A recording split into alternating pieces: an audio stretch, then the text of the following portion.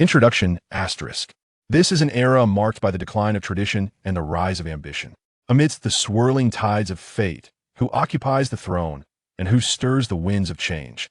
It is only in darkness that one can perceive the purest light. I vow to seize the brightest star in the night sky. This is the tale of a humble alchemist, yearning for tranquility, who is gradually propelled onto the path of a power-hungry tyrant. He bathes in the flames of war, treads through shadows, undergoes a transformation in mindset, reflects upon himself, and thus heralds the dawn of a new epic. Volume 1, The Fiery Winter. Prologue, An Unexpected Turn. The graduates of the Tower of Vows step into the hall one by one, clad in pristine white mage robes and pointed hats. The attire of a bygone era carries the blessings of family and friends. The delicate clinking of goblets, the soft murmurs of smiling faces, accompanied by the enchanting melodies from the bard's harp in the corner, create an ambience of elegance. Polite attendants glide gracefully through the crowd, offering golden fruit wine from their trays to the guests. Everyone raises a toast to celebrate, and the raucous graduation ball begins, filled with joyous songs and spirited dances, marking the culmination of 3 years of diligent study. Zerel Wallace sits on a corner sofa, absently opening his crystal pocket watch to gauge the passage of time, yearning for the evening's festivities to conclude swiftly. Opposite him sits a meticulously dressed, middle-aged nobleman. Lord Wallace, he begins, leaning forward with a serious demeanor, reminiscent of a salesman promoting his wares. The terms we, the Habron family, have offered are undoubtedly the most generous among all nobles. A lifetime baron title, the support of an ancient family's connections and wealth, along with a letter of recommendation for the alchemist's rank assessment. Surely no other family can present such sincerity, can they? Zerel nods politely, acknowledging the nobleman's assertions, then pockets his watch and apologetically explains, "Indeed, the Habron family's offer is the most favorable among the nobility, yet I truly cannot acquiesce to your demands." "Are you jesting?" The nobleman's surprise is evident as he reiterates, "The conditions we propose are merely a means for our families to unite. What young man in the entire Duke Timișoara province does not dream of marrying Miss Louise?" Zerel awkwardly touches his nose, his hands raised in resignation. "I understand that Miss Louise is a dream goddess for many, but I am already betrothed." "To that country girl from Worton County?" "Yes. We grew up together, traveling within the duchy. I genuinely hope to marry her one day, to open a small alchemy shop in the countryside, and to accompany each other until old age," Zerel replies. The middle-aged nobleman slumps back onto the sofa, silent for a long while. As Zerel waits for the banquet to end, he sips on the Alchemist Association's special green fruit wine, gradually feeling the effects of intoxication. "It seems we were mistaken. You never intended to accept an invitation from any family in the capital, did you? Soon, I shall return to Worton County to pursue those dreams I mentioned earlier. If the esteemed Lord Lawrence, the Viscount of Worton County, requires my assistance, I would like to serve him." The nobleman adjusts his coat, sighing as he prepares to leave. "Young man, I wish you luck. I hope you do not come to regret today's choice in the days to come." The lively atmosphere continues, and as Zerel bids farewell to many classmates and friends, he indulges in the revelry, welcoming every drink offered. However, as the chief of this year's Tower of Vows, Zerel underestimates his allure in the drinking hall. By the time the festivities draw to a close, the young alchemist finds himself unexpectedly slumped in a corner sofa, inebriated. In a nearby alcove, a young woman in an exquisite evening gown, her face veiled, intently listens to the middle-aged nobleman recounting the conversation. Her slender hands clench into fists behind her back, only to loosen helplessly. "Did Mr. Zerel truly say that?" "Miss, let this matter rest. Everyone should act as if nothing occurred. I genuinely wish to be with him. I do not want to give up just like that. Louise, you have no choice but to let go." In the deep of night, silence envelopes the surroundings. The sentinels on the city wall struggle against sleep, while outside, a plume of dust rises as a group of blood-soaked knights gallop towards the city gates, gritting their teeth. The sound of hooves awakens the guards, who lean over to peer down.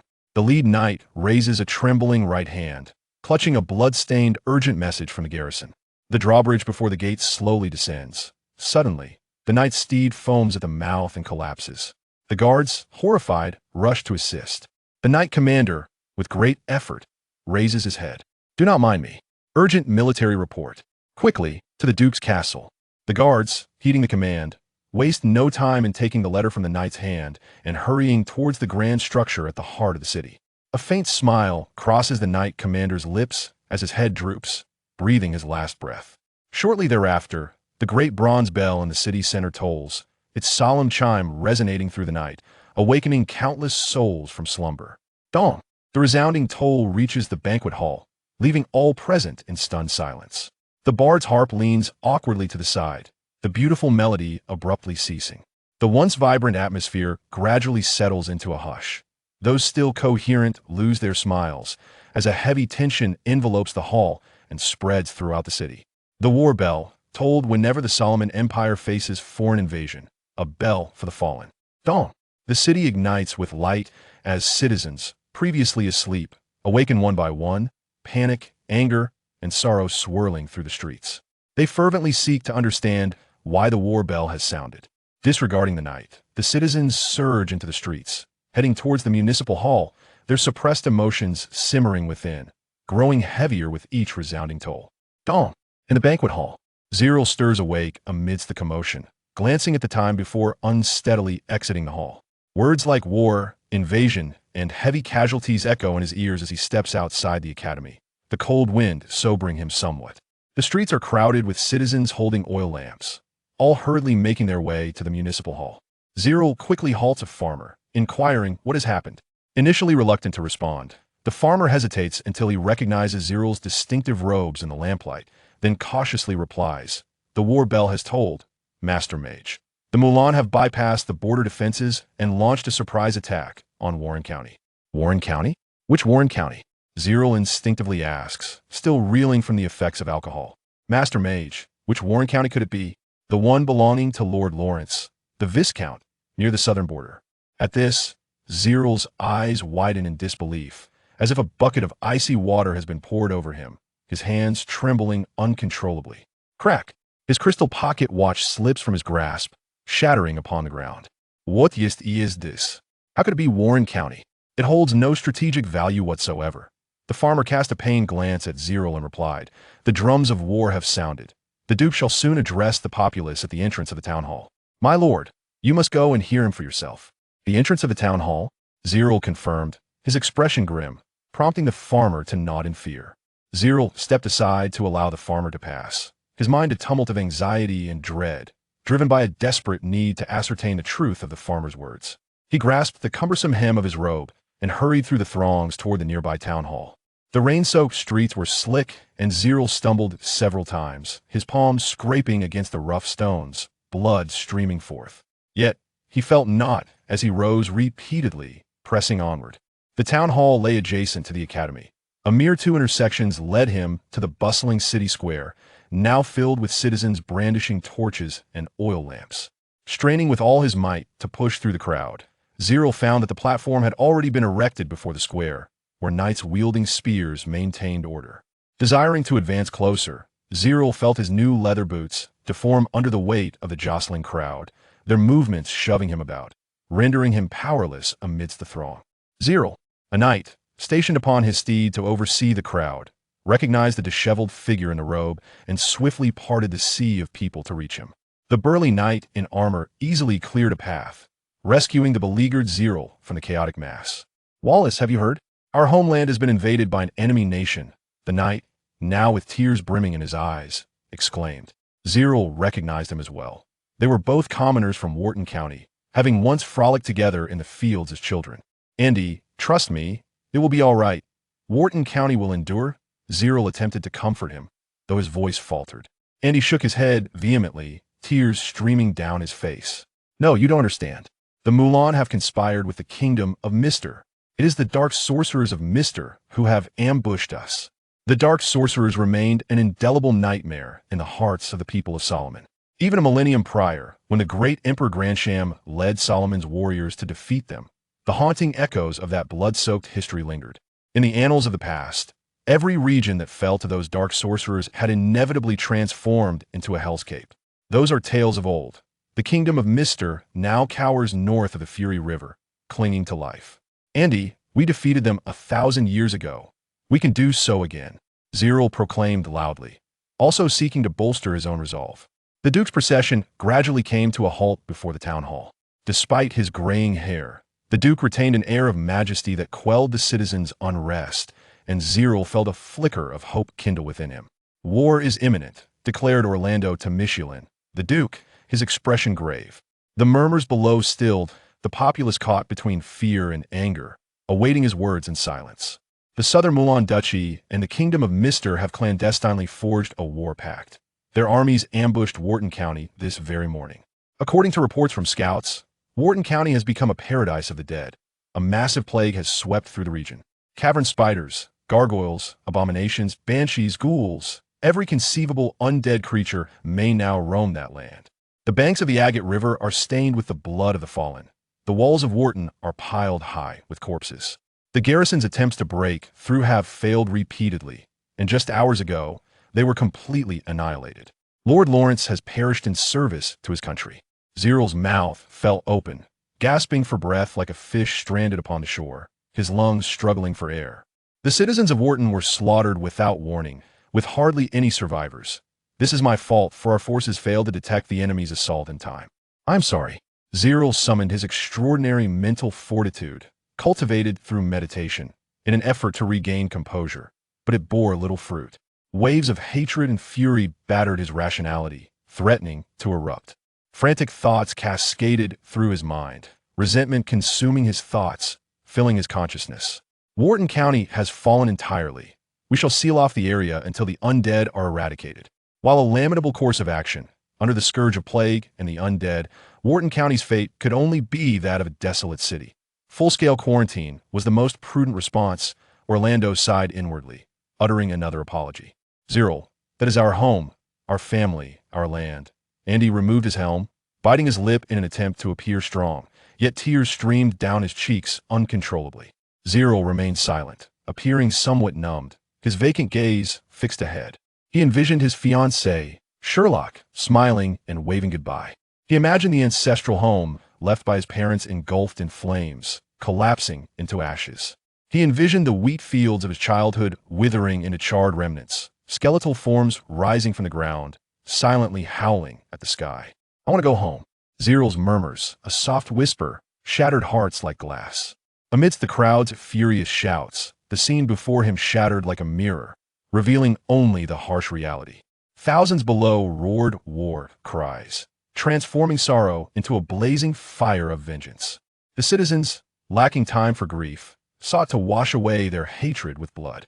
Revenge! Revenge! Annihilate those who hide in the shadows.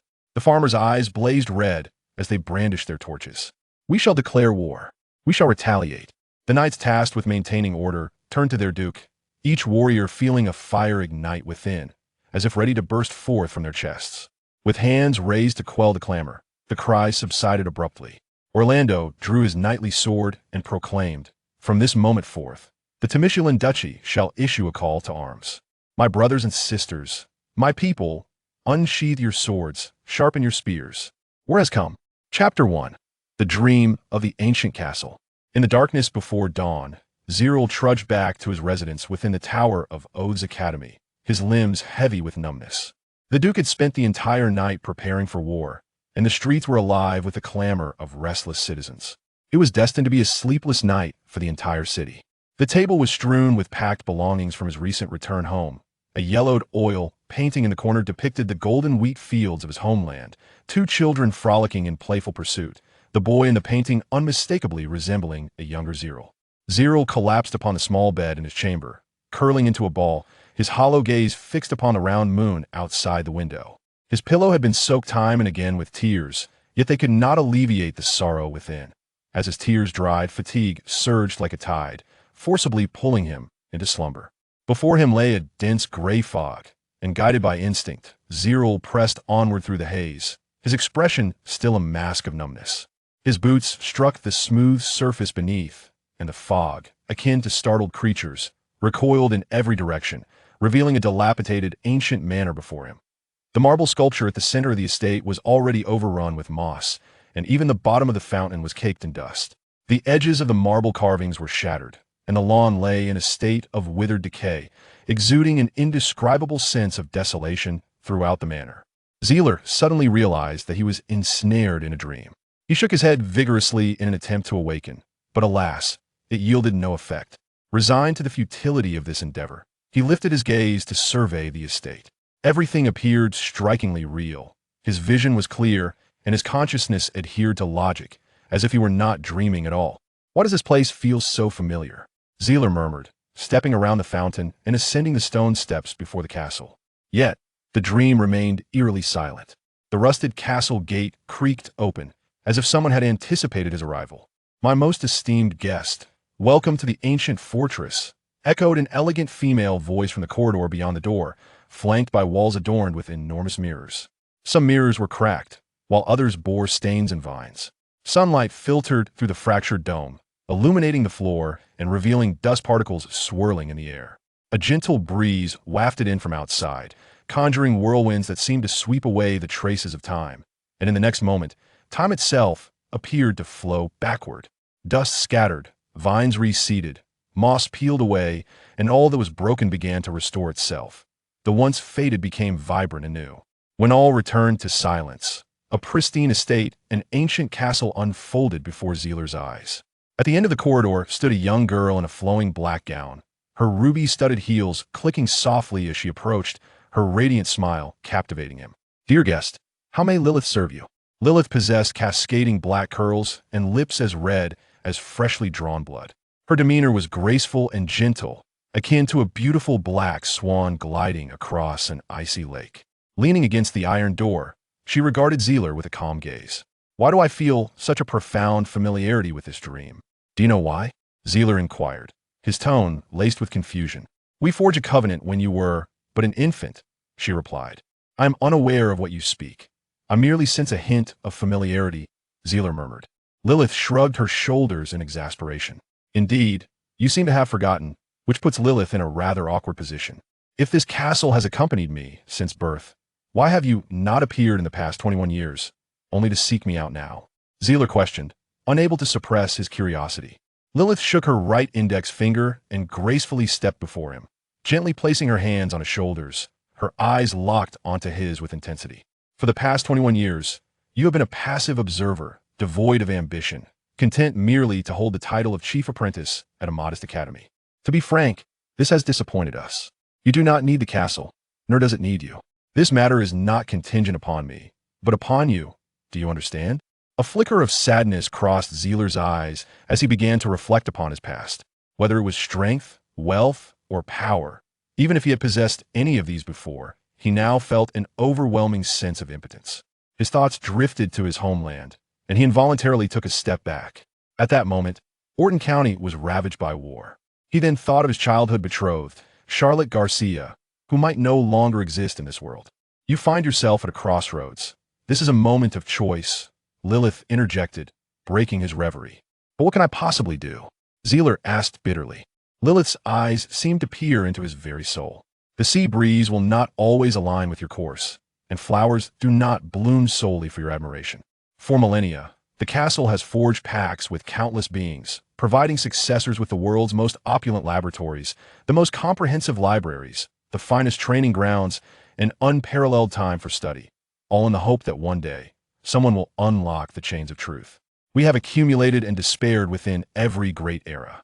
During the First Epoch War, the twilight of the gods, in the glorious century, the grand assembly of kings, we embarked upon our journey. Amidst the eternal night, the calamity of extinction, during the age of magical renaissance, the council of sages, we endured great trials. During the rise of the knightly orders, and even in the Second Epoch War, against the undead empire, we danced with heroes. The castle has witnessed the trajectory of history while experiencing failure time and again. Do you comprehend this sentiment?" Zieler, somewhat bewildered, nodded before shaking his head, unsure of how to respond. "Without action, success will remain forever elusive. Yet if you persevere, perhaps one day in the future, your aspirations may be realized." Lilith spoke earnestly, her gaze imbued with an unwavering determination that added to her allure. Comparing himself to her, Zieler felt a deep sense of shame, reflecting upon his past complacency and cowardice, realizing it was indeed time for change.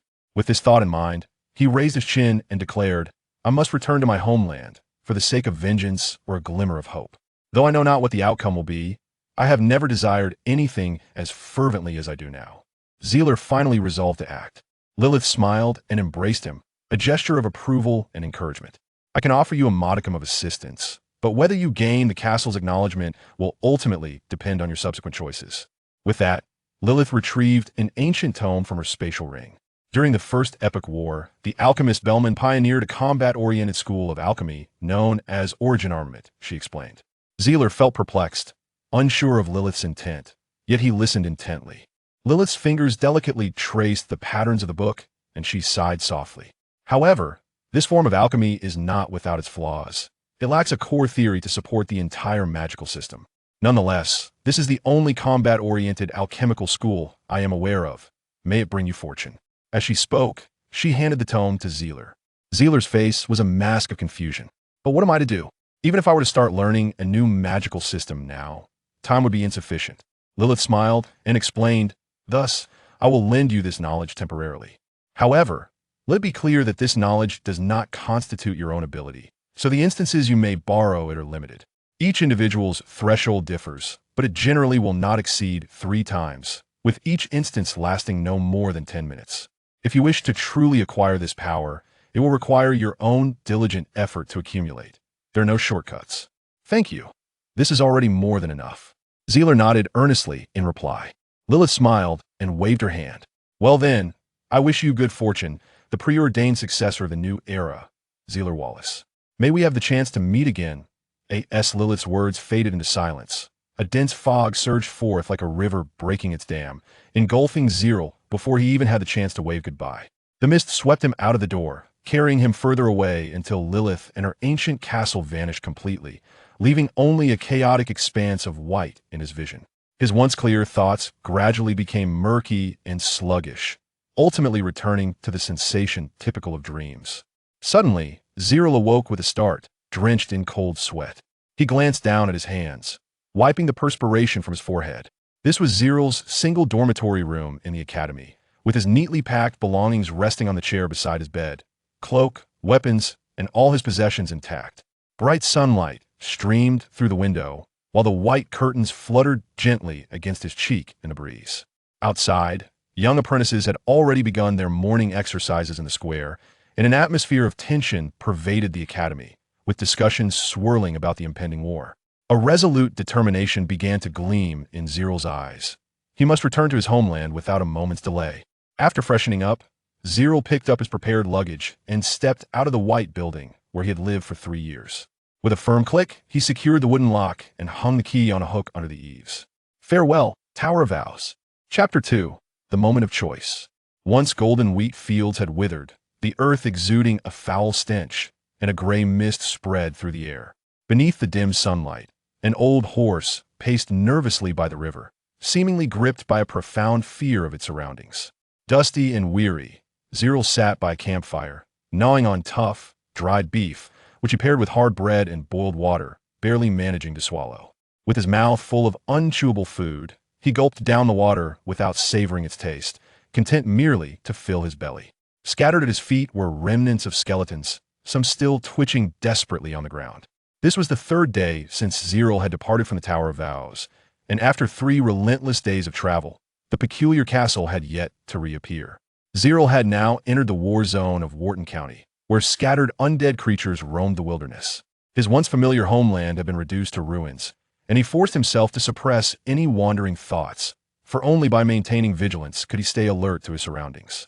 A cry of an eagle pierced the sky as a blue-feathered falcon descended, its forehead adorned with a striking tuft of golden feathers.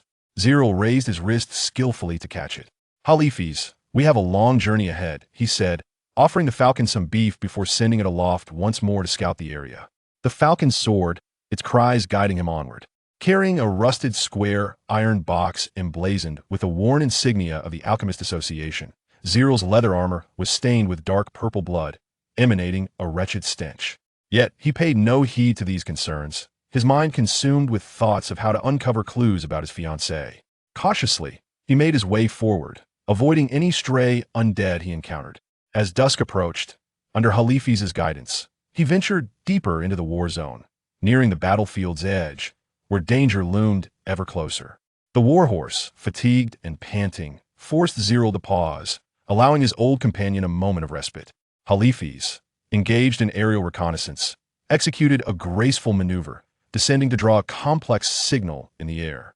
It indicated the discovery of fellow humans.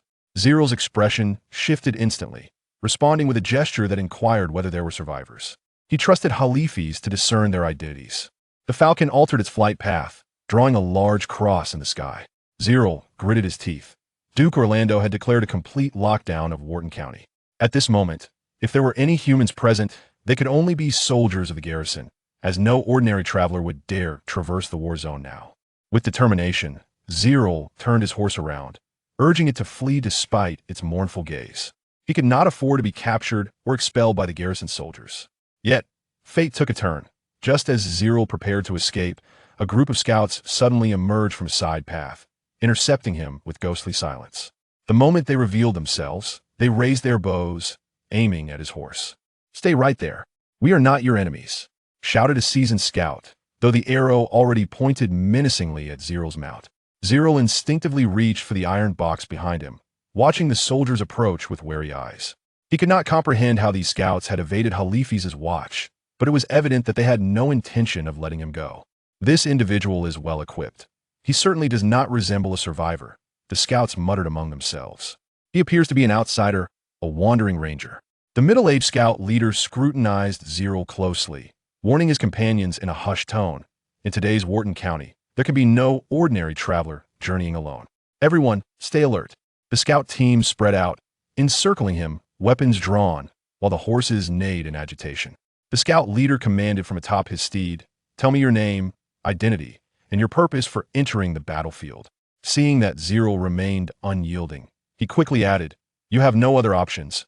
According to the Solomon Empire's war laws, we are fully entitled to execute you on the spot." Zerel's mental acuity expanded outward as he clasped his hands before him, a small alchemical array quietly blossoming, radiating an ethereal blue magical aura. Witnessing the sudden display of magic, the scouts momentarily recoiled in astonishment, allowing Zerel to seize the opportunity to charge through their ranks. The crack of his whip echoed in the air as his old horse reared up, instinctively protecting its rider from impending danger. A flash of cold light suddenly pierced through the air, sending ripples of energy swirling around. Without a moment's hesitation, Zerel drew his knight's sword, bracing it before him just as a young thief emerged from the chaos, darting forward like a leopard. Before Zerel could react, the thief yanked him off his horse. Dust erupted around them as the violent impact left Zerel momentarily dazed. Instinctively, he rolled forward to evade the subsequent attack, but a significant question loomed in his mind.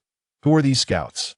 If the garrison soldiers possess such skills, how could they possibly be mere third-rate troops of the Empire? The young thief, undeterred by their successful ambush, retreated cautiously, while Zerel's agile evasion astonished the scouts. They had never encountered a spellcaster whose agility rivaled that of a thief. "Everyone, charge together. Let's resolve this swiftly," the scout leader commanded, breaking the brief standoff among them. The scouts were enveloped in a radiant aura of battle spirit, while the knights surrounding them spurred their steeds into a fierce charge, their lances and swords gleaming as they advanced. Zerel, sensing the precariousness of the situation, swiftly retrieved an iron box from behind him. As the lid sprang open, a dazzling array of gemstones leapt forth, orbiting him as miniature alchemical arrays blossomed around, perfectly embedding the gems within. Crystals, amber, diamonds, and pearls dazzled the scout's eyes in an instant. With a delicate touch, his pale fingers pressed against the back of a ruby, causing the alchemical array to extinguish in a ghostly blue shimmer. The ruby at the center melted into a blood-red ring that adorned his wrist. The ring pulsed rhythmically, a crimson beam of light slicing through the crowd, scorching a 10-meter-long mark upon the ground. Zerel's gaze turned icy. He could not truly harm these Imperial soldiers, as doing so would only incite a relentless pursuit by the garrison. Soaring above, Haliphis swooped down and perched on Zerel's shoulder, nuzzling his cheek in a manner that betrayed its urgency. "This lad is quite formidable. You should all retreat." Zerel pivoted sharply, encountering a young man with impeccably groomed facial hair stepping into the fray. He exuded an air of elegance, a colossal azure sword slung across his back, and most strikingly, a knight commander insignia pinned to his cloak. The scout captain, recognizing the newcomer, wore an expression of exasperated amusement and waved for the surrounding scouts to withdraw. Zerel's pupils constricted, a chill running down his spine. The young man before him felt like a slumbering beast of prey, and even his smile seemed to herald an impending storm of bloodshed. The colossal azure sword pointed menacingly at Zerel, the young man beckoning with a curled finger in a taunting gesture. "If you can defeat me, I shall grant you your freedom." Meanwhile, within the garrison's main camp, the wilderness was dotted with black tents, where knights diligently tended to their steeds beside makeshift stables. Buckets of murky water splashed onto the grass, the cacophony of noise saturating the entire encampment.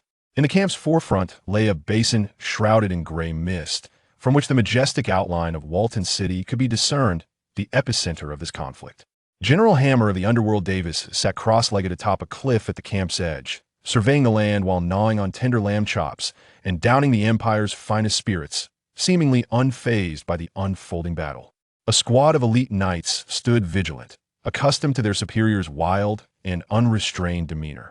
Soon, a freshly dispatched battle report was handed to Davis, his fingers smeared with grease. "General, the Third Banner has successfully sealed the breach and, in conjunction with the noble private forces arriving from the neighboring district, has completed the encirclement of Worton County. Please issue further operational directives. Order the Third Banner to regroup. They may organize a contingent to cleanse the perimeter of Worton County." Davis's command was promptly noted by his secretary, who dispatched scouts post-haste to relay the orders. "When will the First Banner arrive?" Davis inquired, turning to the newly appointed aide. "They have entered the combat zone. If all goes smoothly, Baron Boulens should reach the camp by tonight." The young aide hesitated before continuing. "General, I am concerned that unforeseen events may arise in the ensuing battle." "What sort of unforeseen events?" Davis tilted his head, regarding him curiously. The young aide hastily explained, "The Duchy of Moulin is currently sacrificing their forces to pin down the Imperial main army at the border. Having paid such a hefty price, they cannot merely aim for a massacre. There must be other objectives at play." Davis chuckled. "Do you think the enemy will escape right under our noses?" "That is precisely the issue, General. These foes are not attempting to retreat, but are instead adopting a stance of resolute defense, which is exceedingly abnormal." Wiping the wine stains from his beard, Davis shrugged nonchalantly. "What's your name, new recruit?" "I am Raphael. I introduced myself upon reporting." The young aide bowed. "Well, I couldn't care less what your name is. Cast aside your naive fantasies. Regardless of what the Moulin and Mr. factions are scheming, your duty is to charge under my banner, not to lament the potential for this or that calamity." Davis rudely tossed a lamb bone at Raphael, his countenance betraying the effects of intoxication. Raphael, taken aback by his superior's behavior, stared at the bone at his feet for a moment before regaining his composure. "What are you still standing there for? Waiting for me to change your diaper? Go and assist Baron Boulens' troops." Upon hearing this, Raphael concealed his anger, bowing his head in silence as he walked back into the camp, remaining mute throughout the process. The officers behind him mocked his naivety, while the secretary flattered Davis, with only a few of the elite guards who witnessed the incident casting sympathetic glances. "How does it feel to be so stifled?" An old general approached, attempting to offer comfort. "Why should I feel stifled?" While I was initially taken aback, I soon realized that the lack of acknowledgement is merely a reflection of my acceptance within this group, Raphael replied, his tone contemplative. The old general, noticing Raphael's self-awareness, inquired, "If you understand this, why do you continue to seek out discomfort?" "Perhaps it is because I believe I am in the right," Raphael replied with a self-deprecating smile, waving to the old general before leading a small squad of scouts out of the camp. Chapter 4. The battle standard advances in the command tent of the garrison legion. A grand map of the Temeshulan province hung prominently on the wooden frame at the rear. Raphael, serving as the legion strategist, traced a significant circle on the map with his finger, one that effectively encircled the entirety of Worton County. Turning to face the assembled leaders, he stood before a makeshift long table crafted from wooden crates, flanked by the commanders of various battalions, as well as the heads of the gendarmerie, logistics, and liaison teams. The Temeshulan province is comprised of 30 garrison battalions, with 15 forming the first line of blockade around Worton County in conjunction with a contingent of noble private armies. Simultaneously, we shall deploy a select force to eliminate the scattered, wandering undead in the periphery of the combat zone. Once the area is thoroughly secured, the first line of blockade will advance towards Worton City, gradually constricting the battlefield. Raphael raised both hands before him, forcefully bringing them together in a gesture of compression, effectively embodying the strategic concept he was articulating. Furthermore, the remaining forces of the garrison legion would be fully concentrated here. Currently, the front lines before Worton City, including mercenaries, comprise a total of 17,000 troops. We intend to establish a second encirclement centered around Worton City, which may be referred to as the core encirclement. Raphael marked a smaller circle at the location of Worton City on the map. The focal point of this campaign lies within the city, where the majority of the undead creatures have congregated, numbering approximately 50 to 70,000, including several high-ranking undead and a cabal of dark sorcerers known as the Misters. This indicates that the enemy's objective is to hold this position, although their precise intentions remain unclear. I must caution everyone that the enemy's numbers will continue to swell over time. The longer this conflict drags on, the more disadvantageous it becomes for us. To achieve complete annihilation of the adversary, we must eradicate all dark sorcerers. After respectfully saluting the assembly, Raphael stepped aside. General Davis rapped his knuckles on the table and addressed the gathering. Gentlemen, this is the situation at hand. Do any of you have thoughts to share? Despite our superior soldier quality, the numerical disparity is striking. If we were to assault the city now, it would be tantamount to suicide, expressed Justin, the commander of the 9th Battalion, with a grim countenance, unable to contain his grievances. Davis shot a cold glare at Justin, dismissively snorting. Although the undead are numerous, the majority are but fragile skeletons. Even the enemy's elite high-ranking undead have discernible weaknesses. A spirit knight could easily rout a squad of them without issue. And how many high-ranking undead are we truly facing? A pale-faced middle-aged man inquired coldly from the side, his arms crossed, an expression impassive. A long scar traced from his brow to his jaw, lending him an air of formidable authority rather than grotesqueness. This man was none other than Baron Boulens, the commander of the 1st Battalion. The entire tent was suddenly enveloped in silence. Raphael cleared his throat and responded, if our adversary consists of a complete mage corps, the number of high-level undead will not exceed 10,000. However, if we delay, that number will inevitably multiply. Our ranks are already stretched thin. Each banner's elite spiritual practitioners number fewer than 100. The apostle-tier individuals present here are essentially all we have. And while the elite of the mercenary corps can barely maintain the balance, we are undeniably at a disadvantage in terms of forces. Borens summarized the situation. The most troublesome factor is the leader of that mage corps, a pinnacle mage of the war tier, Justin added. All eyes turned towards General Davis of the Hammer of Netherfire. He alone among the defensive corps was a formidable presence of the war tier, having earned a prestigious title. Davis raised his hand in assurance, declaring, within a maximum of 15 days, Duke Orlando will lead 50,000 elite troops to the battlefield. The Temishlan Mage Corps, the Bougainvillea Knights, and even the esteemed heads of the Oath Tower and the Elemental Decree will personally arrive at the front line. There is no need for concern. He stood, bracing himself on the table, and commanded loudly, the current mission of the defensive corps is to pin the enemy firmly in Worton City, allowing them no chance of escape. Everyone, including Borens, furrowed their brows. Although each leader of the 4 major organizations was a peak war tier, and the Duke's family boasted 2 eminent sage-tier figures, surviving until the Duke's arrival was no trivial task. Lord Borens, how is the 1st Banner's recovery progressing? Davis turned to inquire. A tightness gripped Borens' heart as he sensed a mission was imminent. We have received a plea for help from survivors. The 1st Banner must act swiftly. It is crucial for us to understand, from a political standpoint, the significance of these survivors. Borens hesitated, voicing his doubts. It has already been 4 days. Is it truly possible that anyone has survived? Davis scoffed. Worton County has hundreds of thousands of residents. It's hardly surprising. Their refuge is an abandoned monastery on the southern outskirts of Worton City, perhaps due to the formidable strength of the 1st Banner. General Davis's demeanor towards Borens was markedly different from that directed at his other subordinates. Had anyone else expressed such skepticism, they would have faced rebuke. But Borens was evidently an exception. I need the 1st Banner to proceed there first to rescue the survivors, and ideally, establish a forward camp within the abandoned monastery. Davis said, handing a blood-stained envelope to Zerel. We shall depart at once. The residents of Worton County have endured too much suffering. Borens saluted and turned to exit the meeting tent. Zerel sat cross-legged in his tent, cradling an ancient and weathered tome of magic, engrossed in reading, occasionally drifting into contemplation. This tome of magic, though seemingly authentic, is entirely composed of concentrated mental energy. Each line of text can be directly impressed upon the mind, rather than merely perusing. One is absorbing knowledge. The ethereal magic book chronicles the fundamentals of ancient origin alchemy, a discipline reminiscent of an unconventional swordplay. In the extensive notes of the great alchemist Bellman, a compelling logic is articulated. If alchemy is the manipulation, analysis, and reconstitution of matter, why not apply it to the human body itself?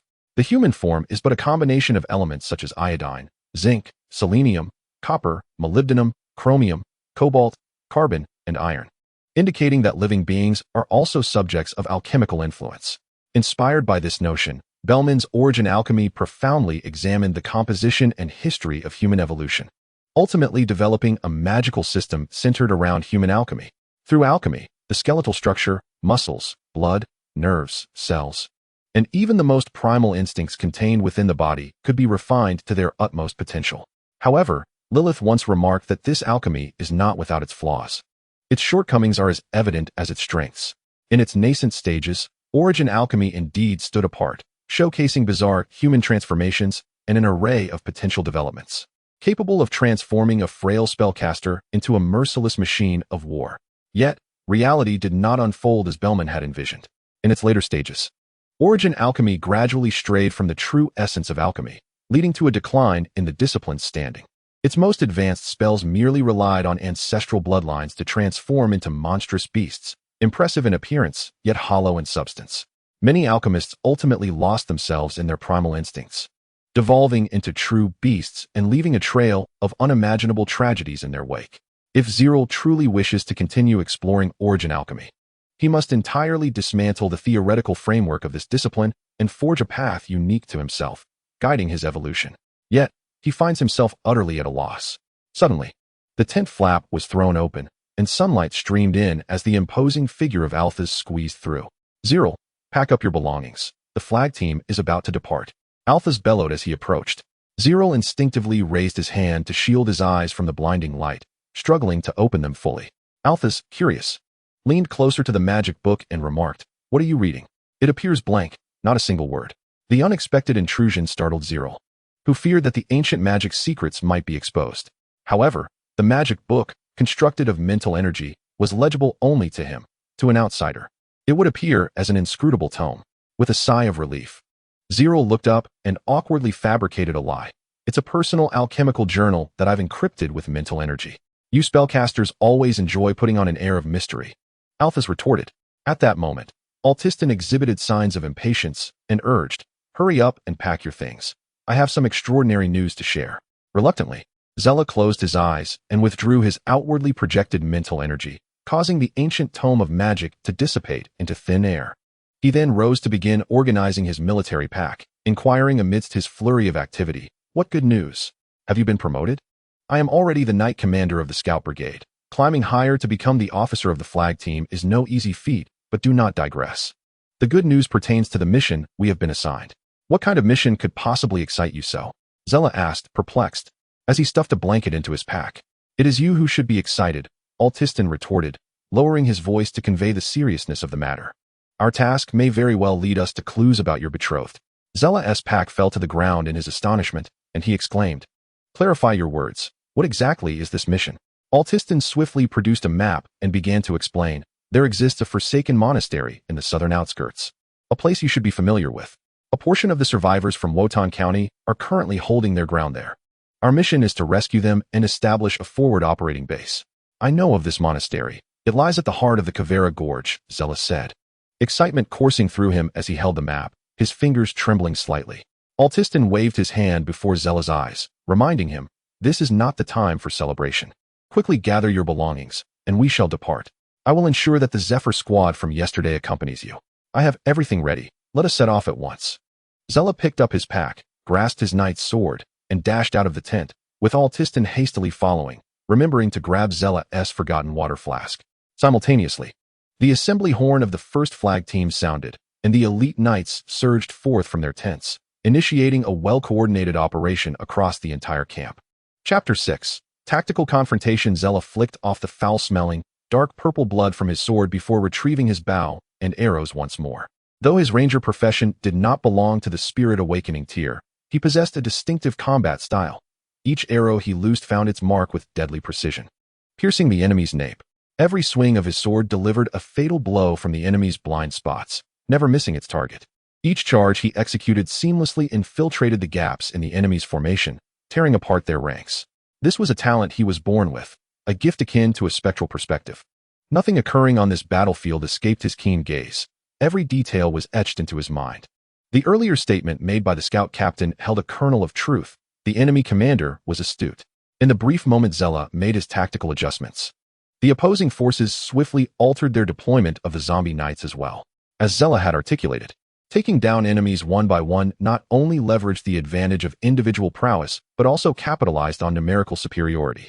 Clearly, these zombie knights intended to utilize the latter in a counteroffensive. Moreover, once the zombie knights have coalesced, they will also impede the reconnaissance forces. The enemy's sea of skeletons has begun to extend to the flanks, encircling the center of the battlefield in a pocket formation.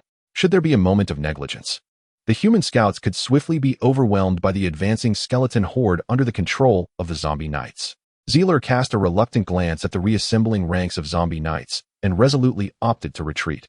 Everyone, fall back and do not halt until new orders are issued. Zepha galloped forward, questioning. We could easily crush the remaining knights with a charge. Why retreat? There is no time, Zerel replied. By the time we eliminate these cavalry, we will be surrounded by the sea of skeletons. He gestured towards the expanding flanks of the skeleton army. A subtle change that would only reveal itself over time amidst the chaos of battle. However, Zepha, being an experienced veteran, recognized the enemy's intentions upon being reminded. Once all had withdrawn to regroup, Altais arrived, accompanied by the robed Dino, dispatched by Zepha to report, and the 300 regular knights of their unit. Prepare for a charge to breach their ranks. Altais commanded, pointing his colossal sword, viewing the enemy as mere fodder. The newly arrived knights erupted with fervor, their morale soaring to its zenith. The combat prowess of the undead is not particularly formidable. If employed effectively, ordinary soldiers could contend tenfold against them. Even high-ranking undead would face similar odds when confronted by knights of elevated stature. The challenge lies in the sheer number of the enemy, which is continually replenished. The Mr. Empire excels in prolonged warfare. The longer the conflict persists, the stronger they become. Given sufficient time, they could unleash cataclysmic waves capable of shaking the world. As demonstrated during the Second Era War. Altais, hold on a moment. Let us deliberate on our strategy, Zerel interjected, halting the charge of his cavalry. All the scout leaders gathered around, convening a small military conference. Have we discerned the location of their commander? Zepha inquired quietly. The surrounding scout leaders shook their heads. The weakness of the undead army lay in its over-reliance on a singular leader, making them vulnerable to decapitation tactics aimed directly at the Dark Sorcerer. There is no Dark Sorcerer present in this army. I am certain of it, Zerel declared. He had been searching for the enemy commander from the outset. But if even his talents could not uncover them, it indicated that the commander was not physically present on the battlefield. How is that possible? If there is no Dark Sorcerer here, how can they command? One scout leader questioned. I cannot fathom how this is achieved. Perhaps it is some newly developed magic of the Mr. Kingdom.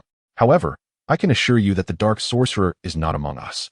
If there were any other mages present, they would certainly not escape my notice, Zerel explained. Altais approached, coincidentally overhearing Zerel's words. This is troublesome. Even if we manage to vanquish these skeletal figures, they will resurrect after a while as soon as we leave. The scout captains displayed awkward expressions, internally cursing. With over 10,000 skeletons present, even if they refrained from fighting back, they would exhaust the living to death. Only a madman like Altais would obsess over defeating the enemy. My concern lies not with these. A dark sorcerer capable of summoning such a vast horde of skeletons must be at the apostle level or higher. Zerel murmured to himself, supporting his chin with a finger. Lost in thought. Do not fret about that. The Baron is at the pinnacle of the apostle level, Altais optimistically replied. You misunderstand. What I mean is that an apostle-level dark sorcerer can summon far more than just the two types before us. I fear there may be other undead lurking nearby, cave spiders, gargoyles, banshees, or even abominations.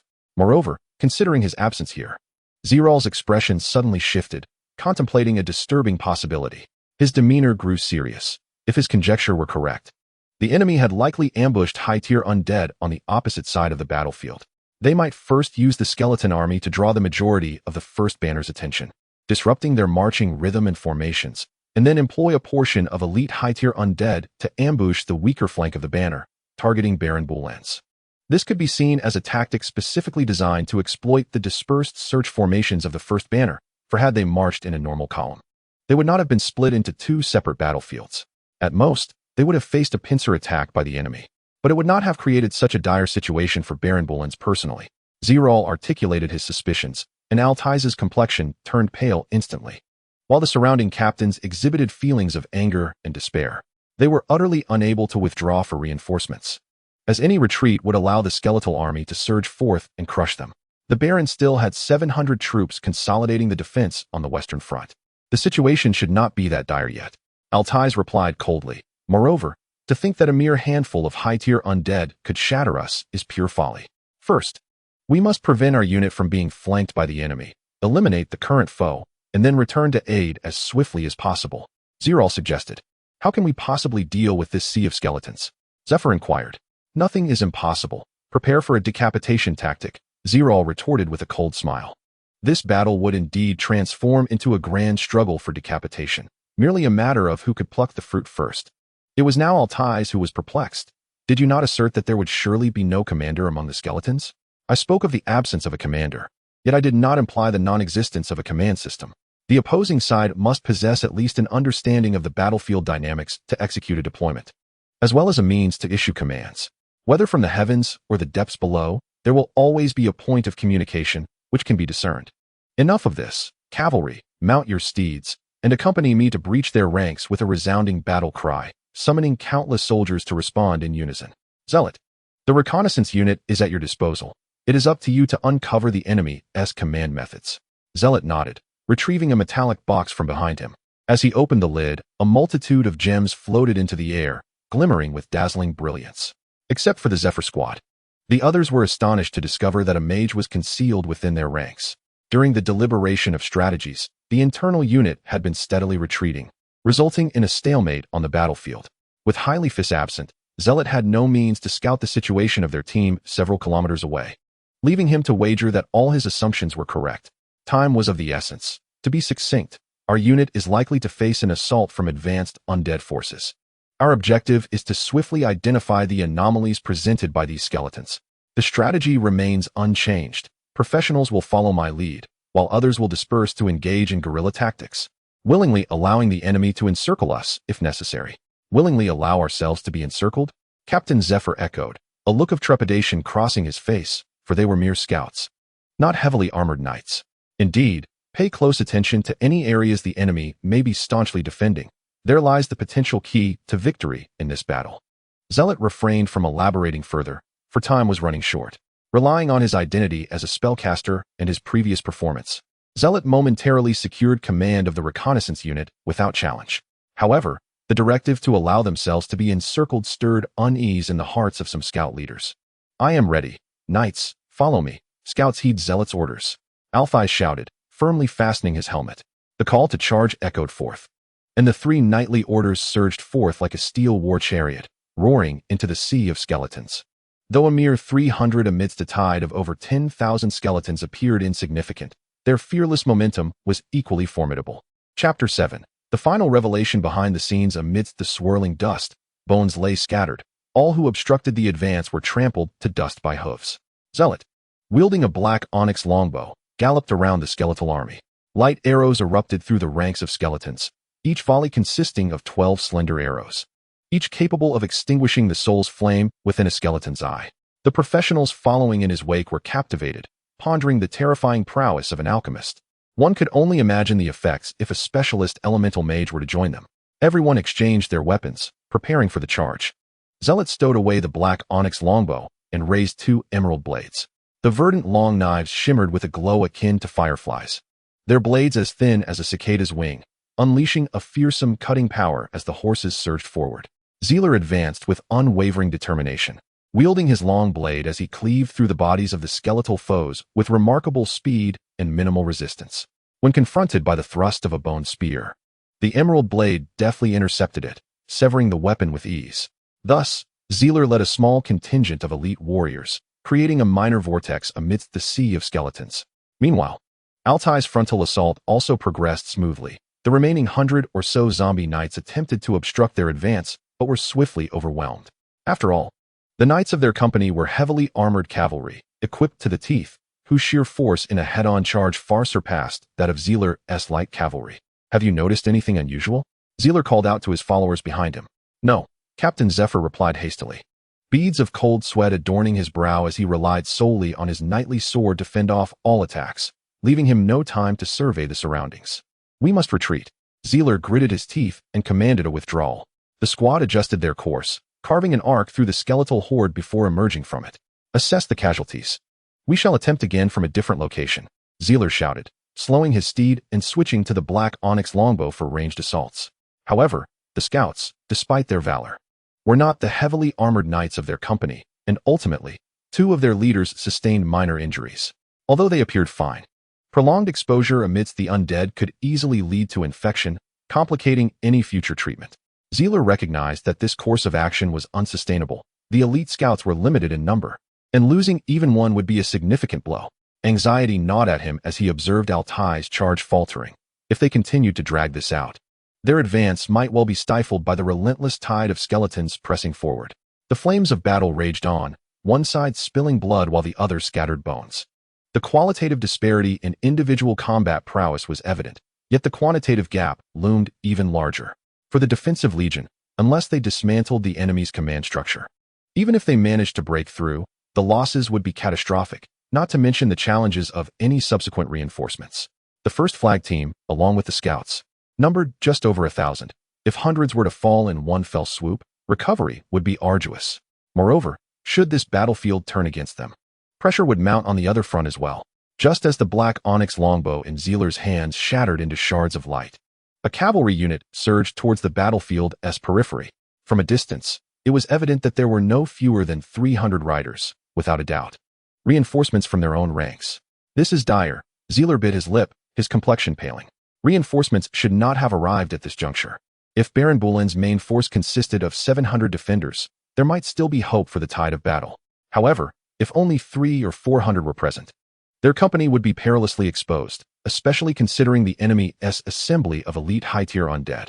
"Scouts, regroup and flank the battlefield," Zealer bellowed, realizing that their only option was to strike swiftly and decisively, placing all bets on a rapid resolution. The aura of battle energy emanating from the professionals surrounding Zerel was strikingly prominent, indicating their roles as battlefield commanders. Before they could take action, the newly arrived cavalry unit swiftly pursued and intercepted the scout team's renewed charge.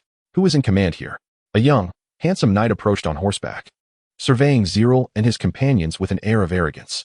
Zephyr leaned closer to Zerel and whispered, "This man is the commander of the 3rd Cavalry Corps, Lord Dewey. He possesses formidable strength and has already passed the rank assessment in the imperial capital. However, he is generally amiable, though occasionally overly conceited." Zerel nodded and rode forward to greet him, stating, "I am the temporary commander of the scouts." Dewey paused momentarily, taken aback by the array of gemstones and alchemical symbols floating beside Zerel, and then performed a restrained noble salute. As it was an unwritten military custom to show respect to mages, "Our unit has been attacked by gargoyles, and the situation is dire. Lord Boulin's has dispatched me to assist you in swiftly defeating these skeletons and then return to support our team." Zerel almost thought he had misheard and struggled to comprehend the order. "Your unit has been attacked, yet you send reinforcements?" Dewey chuckled lightly. "Do not underestimate the combat prowess of Baron Boulin's and our knights. Our goal is to consolidate all forces quickly and decisively defeat the enemy. So please clarify your battle plan." At this moment, Baron Boulin's was risking his life to divert the attention of the enemy's elite undead, drawing strength to resolve the conflict at hand before regrouping the entire First Banner's forces to strike the foe unexpectedly and regain the initiative in battle. This strategy mirrored Zerel's thoughts, albeit with greater peril. Boulin sought not merely to defeat, but to annihilate the enemy. With his thoughts aligned, Zerel resigned himself to the situation. After all, Baron Boulin's was the supreme commander of the First Banner, and if he wished to proceed in this manner, others had no choice but to comply. Zerel raised his head and inquired, "I now need to get as close as possible to the heart of the skeleton horde. Do you have a way?" His mood was far from pleasant. What had once seemed a sure victory was now thrown into disarray by Boulin's command, leaving him with little patience for Dewey. Dewey initially furrowed his brow, but then smiled, saying, "That's quite simple. We will charge in with you." He then turned to begin issuing orders. Although Zerel harbored dissatisfaction with Baron Boulin's plan for introducing unnecessary risks into the battle, He could not deny that this formidable reinforcement arrived at a most opportune moment. The ground trembled as Dewey's charge proved significantly more professional and threatening than that of Altais the scout.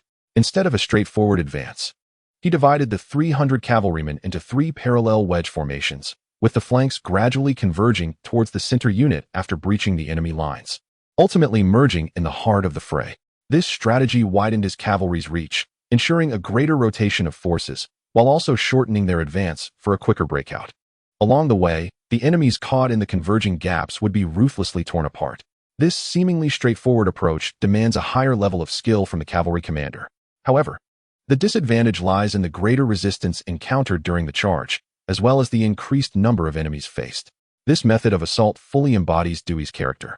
Marked by an arrogant disdain for the opposing skeletal horde, Zerel found himself at the center of the middle forces, shielded by those surrounding him, allowing him to devote his full attention to observing the enemy.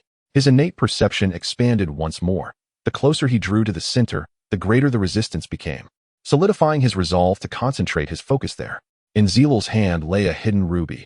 The opportunity was singular and must not be squandered. Dewey's 3rd Cavalry tore through the skeletal sea like a cutting machine, while Altais advanced towards the center, the 2 formations forming a 30-degree angle. At that moment, Zerel discerned a clue. Within the skeleton horde, a line of shield-bearing skeletons moved swiftly in a circular formation, the surrounding skeletons orderly parting to make way. There it was. He must pursue those shielded skeleton soldiers. Zerel raised his hand, alerting Dewey, then diverged from the cavalry's charge, galloping alone towards the line of shielded skeletons. Altering the charge route amidst enemy ranks required not only exceptional horsemanship, but also a measure of time, and after calling out to warn, Zerel had to take the initiative. Upon recognizing his target, the skeletons went into a frenzy. The entire skeletal sea surged forth like a true tide. The radiance of the ruby emanated. Without a moment's hesitation, a miniature alchemical array erupted before Zerel, releasing a crimson beam the width of a barrel. The ruby visibly turned to ash within the array. However, the power of the light beam warranted such a sacrifice. Every skeleton caught in its direct path disintegrated into wisps of smoke, and a fissure appeared in the circular formation of shielded skeletons not far off. Through this breach, a figure clad in a black hooded cloak emerged, a skeletal presence that manifested a dark barrier to block the beam. The dark sorcerer, of course, remained a humanoid entity. Transforming into a lich was a feat reserved for those of sage rank and above. An apostle-tier dark sorcerer could not present themselves in the form of a skeleton. Was this a decoy, a magical construct, or some special undead? Zerel thought in astonishment. The eerie skeleton's jaw opened and closed as if in laughter, its pallid fingers gesturing towards Zerel, unleashing a jet of murky green liquid that pierced the air, filling it with a noxious stench. Zerel had no time to defend himself and could only roll off his steed, yet he still sensed the imminent danger and quickly activated the sapphire shield. The liquid arrow struck the horse's back with a resounding explosion, splattering murky green droplets that hissed unpleasantly. The steed, drenched in the corrosive liquid, revealed its bones and flesh almost instantaneously, collapsing at Zerel's feet before it could utter a sound, visibly transforming into a skeletal form of deep green. Zerel wiped the cold sweat from his brow. Even the sapphire shield was marred by corrosive spots. Fortunately, the alchemical effects continued to function, and the breaches were swiftly mended. However, this resistance did not last long. Within mere seconds, the magical shield shattered completely. Beware of his corrosive arrows. Suppress his incantation with a hail of arrows, Zerel warned, drenched in cold sweat, urging those around him. In such dire moments, only a relentless barrage of arrows could momentarily alleviate the crisis. Before he could rise again, an immense force yanked at his belt, propelling him forward. Zerel grasped the saddle within arm's reach and vaulted onto the back of a cavalry horse. Well done, mate. A bearded knight grinned back at him. Chapter 9. The retreat of the army. The vast sea of skeletons had dissipated significantly. These low-tier undead, bereft of their commander, reverted to instinctual behavior, scattering into small clusters of skeleton warriors that posed no further threat to the defending forces. They would pursue the scent of the living, engaging in solitary battles, dull and listless, yet could no longer form a unified battalion, granting the knights the opportunity to eliminate them one by one. Their menace had diminished even below that of mere cannon fodder. However, time was of the essence. Altais and Captain Dewey were no longer able to thoroughly cleanse these scattered stragglers. In the distance, a dense formation of gargoyles circled above, clearly visible even from this battlefield. as smoke billowed and roars echoed from afar, occasionally accompanied by a subtle tremor of the earth. The predicament of Baron Boulens was undoubtedly more dire than that faced by Zerel and his companions. Quickly, gather your gear. The scouting regiment will advance first to provide support. All who are able, mount up and stand ready. Altais bellowed anxiously from atop a stone platform. Zerel arranged his gemstone box, the situation appearing grim. 2 rubies. 3 black onyx stones. This constituted his entire stock. Relying on these to endure until the battle's conclusion seemed nearly impossible. Compounded by the fact that his magical energy had been nearly depleted from the earlier charge, leaving him unable to recover in the short term. Altais gasped for breath. Collapsing beside Zerel.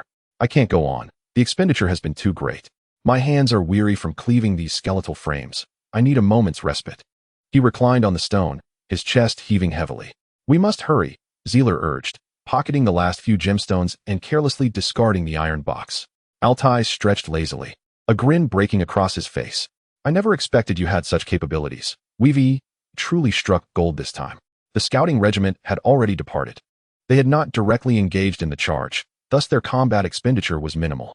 The rallying horn sounded once more as Captain Douay approached, his expression grave. The casualties have exceeded my expectations. 217 brothers will forever remain here. Dewey's voice trembled as he spoke the grim tally of losses. War is invariably accompanied by sacrifice. The enemy vastly outnumbers us, making victory a formidable challenge, Zerel offered kindly. Dewey cast a sidelong glance at him. Shaking his head, you do not understand. Each member of the first flag is a child of the Baron. The atmosphere grew somewhat somber, prompting Altais to swiftly change the subject. Zerel, I am curious about where you acquired your military knowledge. You do not appear to be a novice on the battlefield. Zerel paused, then replied, as you may know, due to the uncontrollable nature of magical power before full physical maturation. Every spellcaster must begin their training only after their coming-of-age ceremony. Prior to that, all common mages essentially fend for themselves. I did not enjoy working in the workshops, so before becoming an alchemist, I spent a period as a mercenary. To gather funds for my tuition and training resources, I relied on adventure and commissions for sustenance, and I found pleasure in this work. The reputation of mercenaries is notoriously poor, Altais remarked, clearly skeptical. Zerel quickly clarified. In pursuit of greater earnings, I endeavored to acquire a wealth of knowledge, encompassing military strategy, politics, history, culture, and even the etiquette of nobility and treasure appraisal. It has since proven to be the right choice. With this knowledge, I have been able to undertake more prestigious tasks, such as serving as a bodyguard for nobles, treasure hunting in ruins, and hunting rare magical beasts. These assignments are not overly challenging yet offer substantial rewards, and they do not often require desperate measures. Much of my understanding, including military knowledge, has been accumulated through these experiences. Dewey and Altais nodded in understanding, and the trio ceased their conversation as the troops nearby completed their assembly. After a brief respite, the cavalry regained some strength, and the urgency of the battlefield left no room for delay.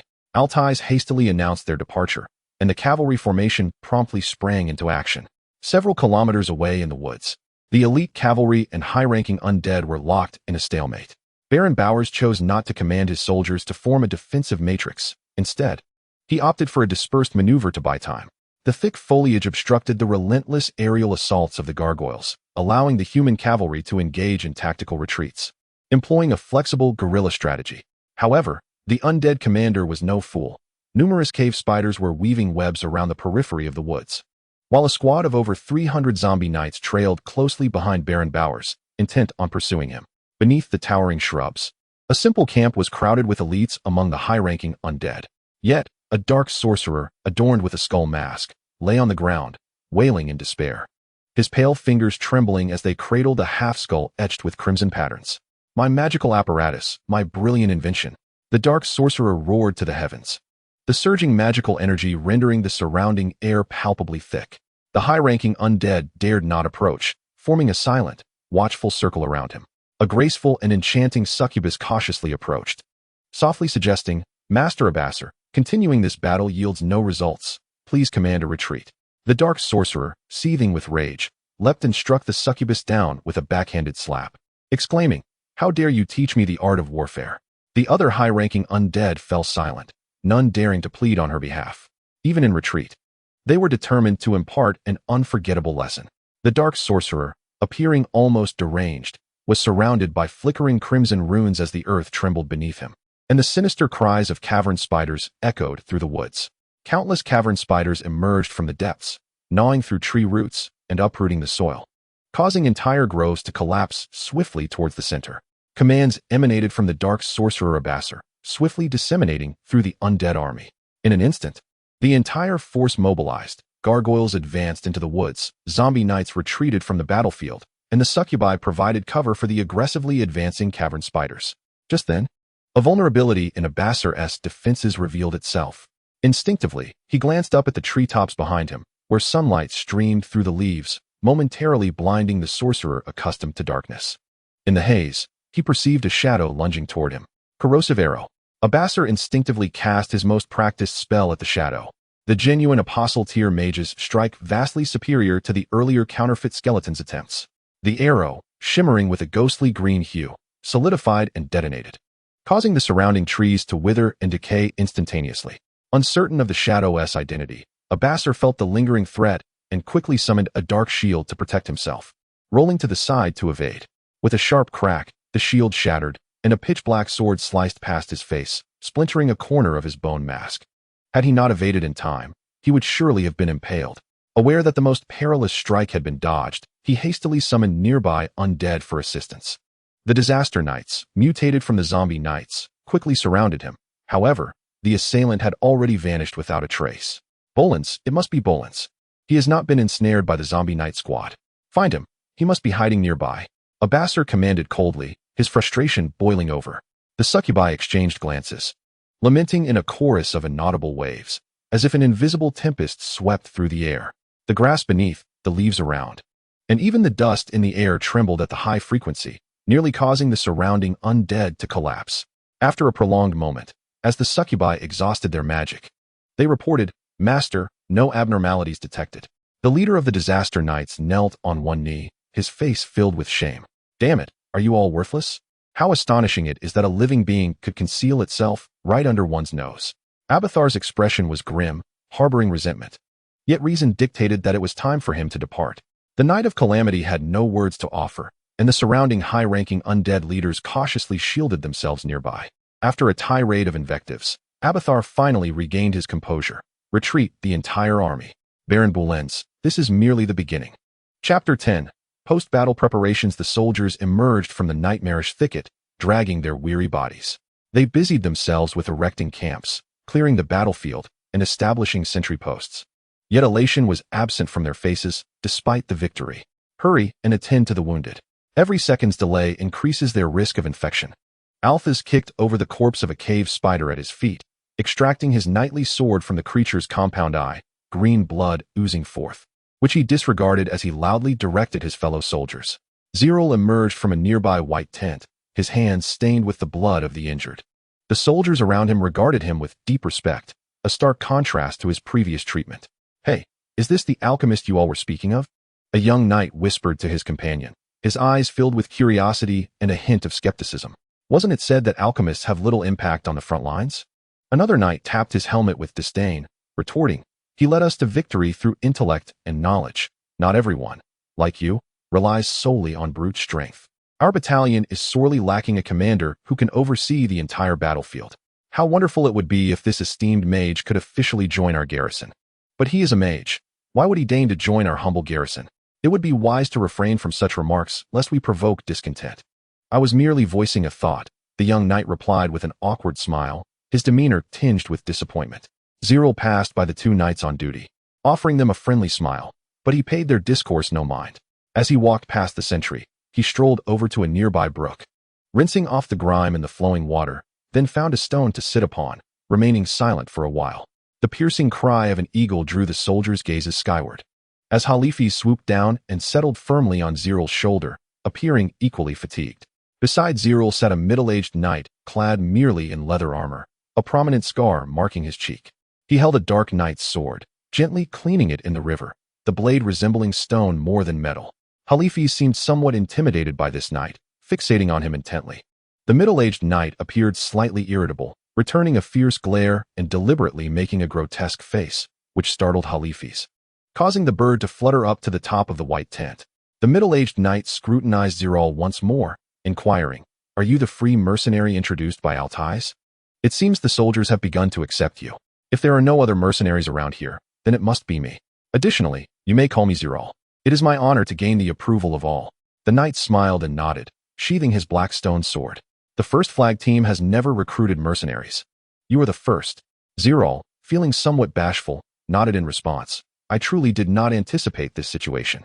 The knight replied, "Do not be overly concerned with traditions. Sometimes breaking them brings new changes. You played a pivotal role in this battle, did you not? I look forward to your even more remarkable performances in the future." He patted Zerel's shoulder and continued on his way, mounting his horse and departing, clearly preoccupied with his own tasks. The remains of the undead gradually transformed into sources of pestilence. The knights excavated a large pit outside the temporary camp, incinerating the collected remains to cleanse the area. Zerel, alongside the Zephyr squad, scoured the forest for the remnants of the undead, dragging them back to the fire pit with their steeds.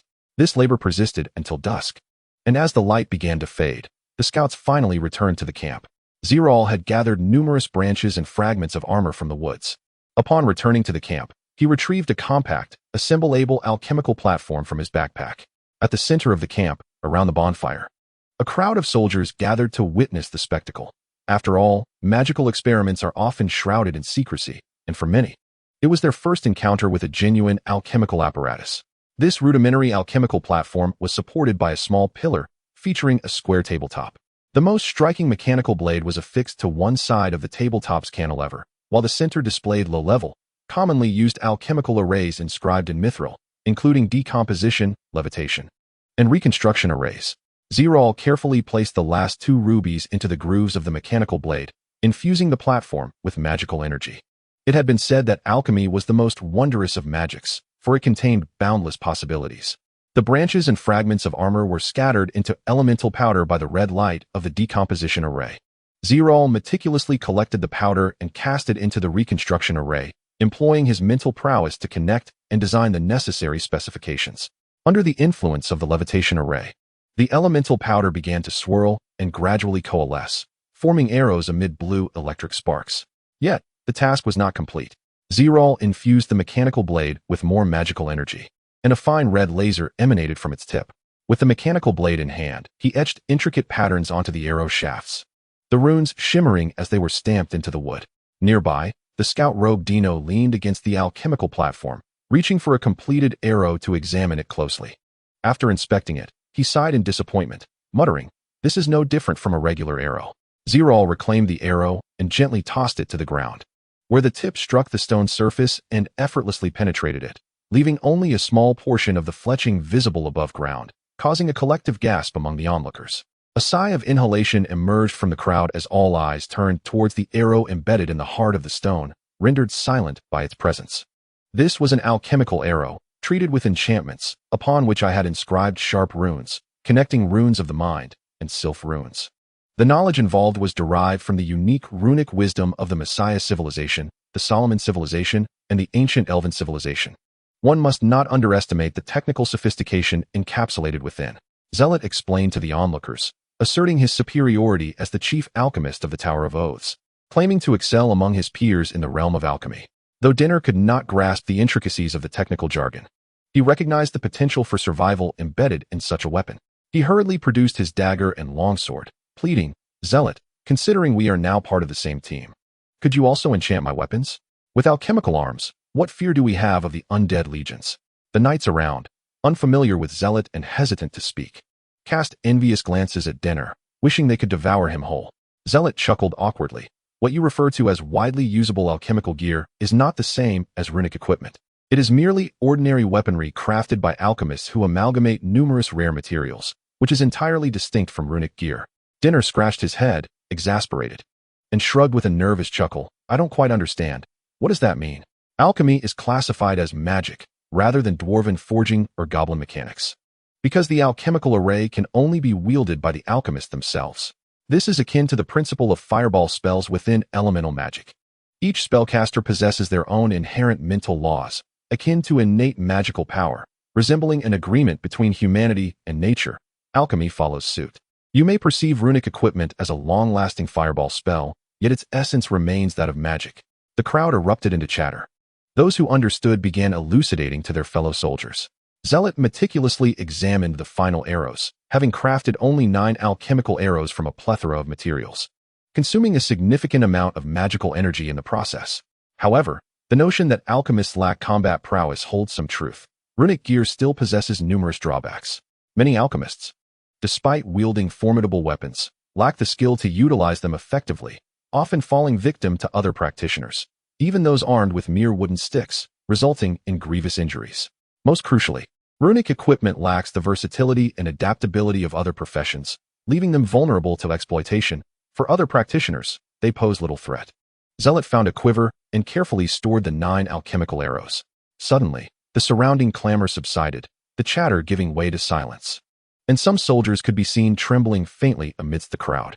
Zealot, bewildered, scanned the area as the throng parted, standing at attention in unison. And soon the solemn figure of Captain Dewey of the 3rd Night Brigade emerged. Influenced by the atmosphere, Zealot's tone turned cautious. Captain Dewey, may I inquire what brings you here?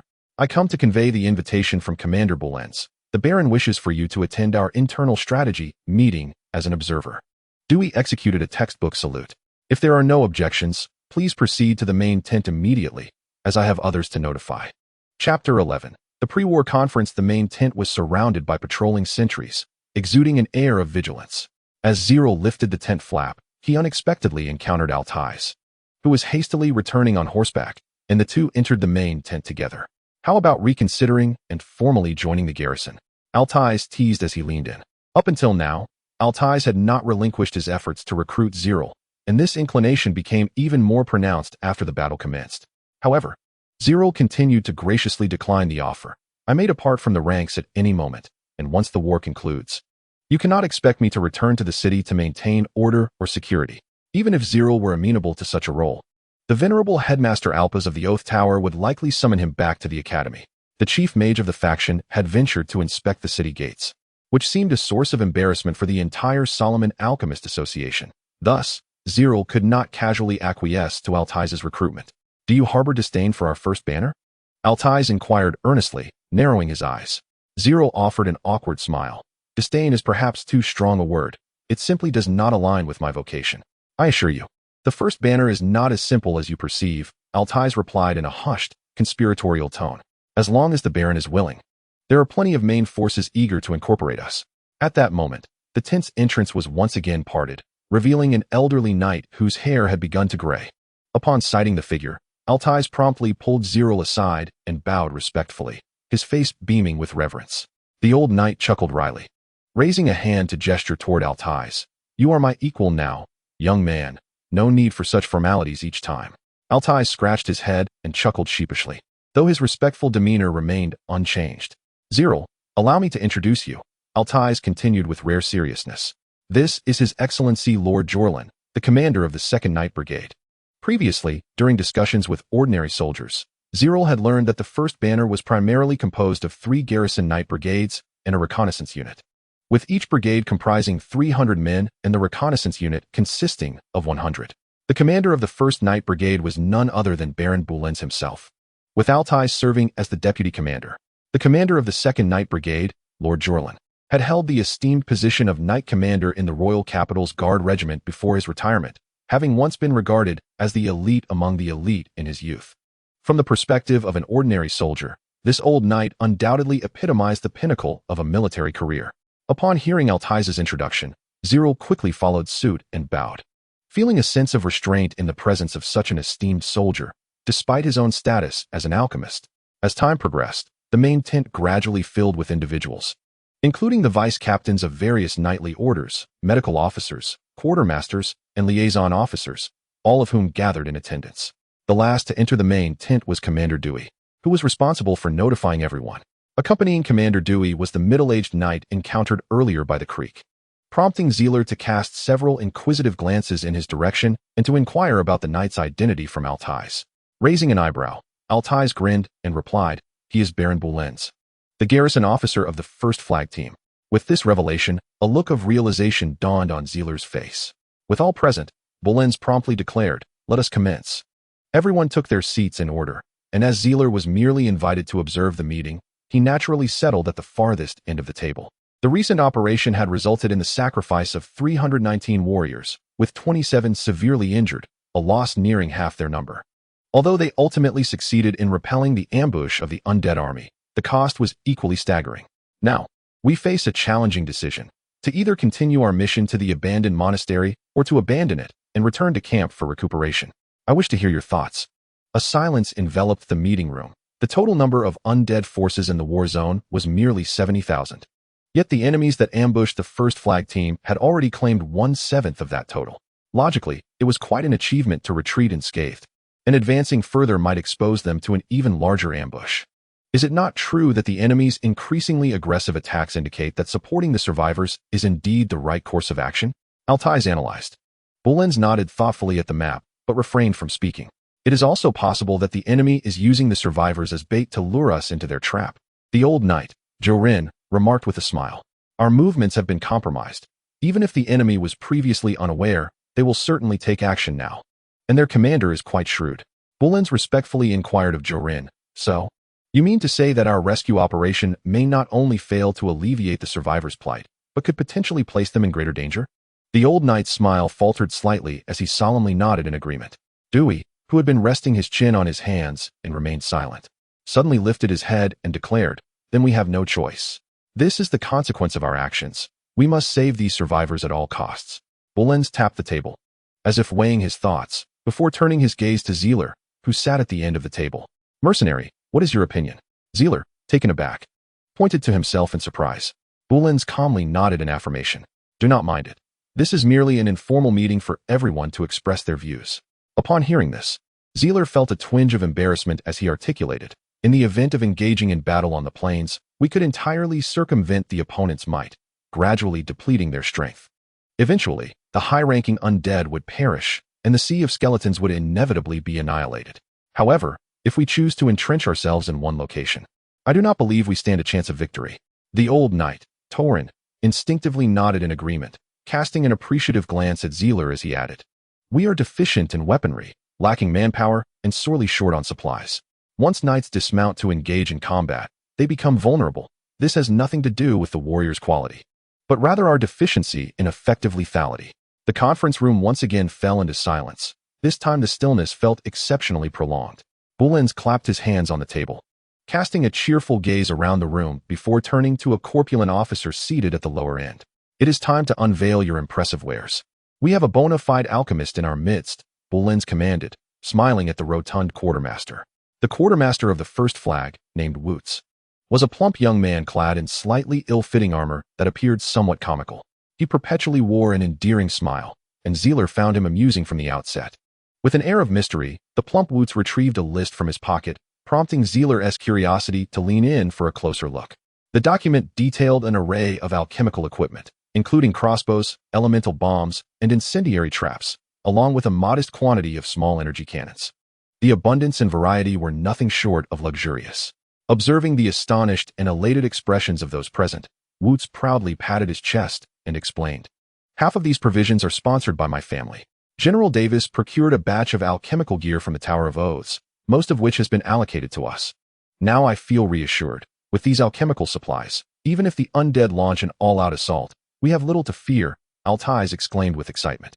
Bulens cleared his throat to interrupt Altais's exuberance, gesturing towards Zerel with a smile. "Let us heed the opinions of the expert." Zerel then took the list, scrutinizing it meticulously. After calculating the worth of this equipment, he inwardly marveled. "I perceive no issues. Aside from the small energy cannons, the remaining gear is straightforward to utilize. If we conserve our resources, we could withstand an assault from the sea of skeletons for a considerable duration. However, these are consumables, and their quantity is ultimately finite. Thus I would not recommend their use as standard weaponry in combat," Zerel stated as he set down the list. "That is acceptable. We shall employ them solely in critical situations," Bulens declared as he rose from his seat, issuing a solemn command. "Inform the troops to prepare their packs. We shall depart under the cover of night, and once we reach the monastery, we will take the time to recuperate. Additionally, dispatch scouts to report the details of this ambush to General Davis and request reinforcements." The green luminescence illuminated the entire cavern, where three robed spellcasters sat in silence around a skeletal round table. "Obey, sir. You are being exceedingly reckless. I will not permit even the slightest misstep in this plan. One of them cautioned. The leader's hoarse voice shattered the silence that enveloped them. A baser absently toyed with the crystal ball in his hands, offering no response. Lost in his own thoughts, the irate individual from earlier slammed his hand on the table, exclaiming loudly, "Abaser, I am speaking to you. I heard you." Abaser replied with a dismissive wave of his hand, returning to his distracted reverie. The previously agitated figure abruptly rose to his feet, while the last of the shadowy sorcerers in the chamber hastily intervened, saying, "Cousin, please calm down. Abaser's actions do possess some rationale, after all. It is disheartening to cast bait only to catch a mere small fish." The sorcerer, known as Cousin, struck the thick stack of documents on the table and continued. "You have all reviewed the information on this garrison. If Davis himself leads his army against us, can you withstand it?" Edward awkwardly returned to his seat, offering a nervous chuckle, too intimidated to interject further. "I admit I underestimated them before. The first flag corps is no mere small fish. And this time we have indeed gained something." Abaser suddenly concurred with Cousin's assessment. The other two shadowy sorcerers exchanged surprised glances, uncertain if his words concealed a deeper meaning. Abaser, disinterested in clarifying, rose and strode towards his laboratory. Before departing, he coolly reminded them to mobilize all the high-level undead forces previously retained, as this battle would not be easily won. "I have had enough. Why must the leader assign me to a group with this lunatic?" Cousin cursed under his breath. Glaring at Abaser's retreating figure, Edward contemplated for a moment before standing up. "Where are you going?" Cousin called out, puzzled. Edward scratched his head, replying sheepishly, "Lord Cousin, I intend to mobilize all high-level undead forces." Chapter 13. A sudden change in mindset 3 days prior. Sherlock Garcia led her small team tasked with escorting the surviving residents of Worton City to safety. However, the vast army of undead relentlessly pursued them from behind, and the sheer disparity in numbers left this group with no place to hide. Each day on their flight saw many sacrifices, deaths, and disappearances. In their desperation, someone proposed seeking refuge in the dilapidated, abandoned monastery located in the central Kavira Valley, a remote corner long erased from maps that had yet to attract the attention of the undead sentinels, a perfect hiding spot. Sherlock initially dismissed this suggestion, aware that their only chance of survival lay in leaving Worton County. However, the elderly and children were too exhausted to flee, their rations severely depleted, and the warriors were physically and mentally drained, with weapons in dire need of repair and a multitude of wounded awaiting care. Thus, the forsaken monastery became their sole option. Reluctantly, Sherlock conceded to the group's wishes, and those survivors who believed they had found sanctuary joyfully began their journey to the abandoned monastery, unaware that they had never escaped the watchful eyes of the gargoyles above, pursued by the dark sorcerers, who toyed with the survivors like a cat with its prey. A lethal miasma of plague had already been prepared ahead. Unbeknownst to many, they fell victim to infection, and an uncontrollable panic began to spread throughout the monastery. The valley had been completely sealed off by the army of the undead, and the shattering of their last hope plunged everyone into utter despair. Unable to endure such a humiliating demise, some of the survivors gradually descended into madness, choosing to fight to the death or take their own lives rather than succumb to the plague under the enemy's torment. Yet, none who rushed from the monastery to confront death managed to escape. Their bodies were arranged outside the monastery in a grotesque parody of the Mistral reverse cross, a cruel mockery that left the remaining souls to continue their feeble existence. Such is the nature of war. It is not a tale of heroism nor a fairy story, devoid of champions or saviors. On the third day at midnight, Sherlock suddenly fainted while inventorying supplies, plagued by a relentless fever and coughing up blood, her energy fluctuating erratically. In a state of half-consciousness, she repeatedly murmured the name of her beloved, the only companion by her side being Alice. In her final moments, Captain Sherlock commanded the incineration of all the deceased within the monastery, including herself. Alice discreetly wiped away the tears from the corners of her eyes. In the dim cellar, shrouded in cobwebs and dust, a humble cot lay against the wall. Beside it stood a knight's sword, crafted through alchemical artistry, quietly resting against the headboard. The pristine pillowcase bore the imprints of dark, dried bloodstains. Zerel sat cross-legged beside the cot, tugging at his hair, already weeping uncontrollably as Alice recounted the harrowing tale. "We burned all the bodies of the deceased and ultimately abandoned most of the sick. Only then did we manage to survive the dreadful plague." Yet the nightmare did not end there. A fearsome dark sorceress emerged from the ranks of the undead, capable of summoning bone dragons. Those high-ranking undead launched a single assault and utterly dismantled the monastery's defenses. We could only hide in the cellar, praying day and night not to be discovered. But our true salvation came from the soldiers of the guard, who shielded the entrance to the cellar with their bodies. Before her passing, Captain Sherlock repeatedly insisted that you would come to find her. She entrusted me with her ashes, wishing for you to find a better resting place. Zerel tilted his head back, allowing tears to cascade down his cheeks, weeping like a child. I will avenge you, Sherlock. I swear that one day, those enemies will taste the pain I endure now. The seed of hatred took root deep within him, and from that moment, Zerel cast aside his original kindness and tranquility. At the monastery gates, soldiers from the first flag began to arrive in succession. Altais, Dewey, you two must immediately organize personnel to set up watchpoints. Seize the surrounding high ground and clear the debris. Baron Boleyn stood methodically by the collapsed fountain, issuing commands with unwavering authority. Quartermaster, Fatwoods, distribute those alchemical weapons. Set traps around the monastery and investigate whether there are any resources left to exploit within. He turned to the medic. Find a way to cleanse this place of the lingering plague and conduct thorough examinations for these unfortunate survivors. Old Jolin, sword at his side, squinted at the rising sun on the horizon. A new day had dawned. Despite a sleepless night, the soldiers of the first flag displayed no signs of complaint. Such is often the grim reality of the battlefield. Everyone must simply follow orders. Zephyr was tasked with guarding the mysterious magical array in the hall, yet, regrettably, Baron Boleyn found himself equally at a loss after inspecting it. It must have been crafted by the enemy's mage commander. Do you have any suggestions, Zephyr? Boleyn inquired of the captain beside him. Zephyr hesitated, then quietly remarked, His Excellency Zerel's mental state is quite unstable. When the knight commander carried him out from the cellar, he had already fainted from tears. Boleyn sighed. Let us hope this array does not lead to a significant disaster. The sound of footsteps echoed in the corridor, somewhat weightless. This array would summon a creature of hero rank, one of the totem beasts of the Duchy of Milan. Goddess, beastman, ancient spirit, I am uncertain which crown would descend upon us. Zerel, weakly leaning against the doorframe, explained to the assembly in the hall, while behind him, Altais helplessly shrugged at Baron Boleyn, indicating his inability to intervene. Boleyn furrowed his brow, intending to urge Zerel to rest, but then Zerel dropped a heavy bombshell. The entire rescue operation is a trap. Do you remember that initial distress letter? What of the distress letter? Was there an issue? Altais queried, bewildered. Boleyn found himself swallowing back his words of comfort. Zerel elaborated to Altais, the survivors of the monastery never escaped. How could they possibly relay a distress signal to the garrison? Upon hearing this, Baron Boleyn's countenance turned ashen. His fists clenched with a cracking sound. My lord, please, give the order to retreat. Altais, his complexion pale, pleaded hesitantly. At that moment, a piercing eagle's cry resonated in their ears.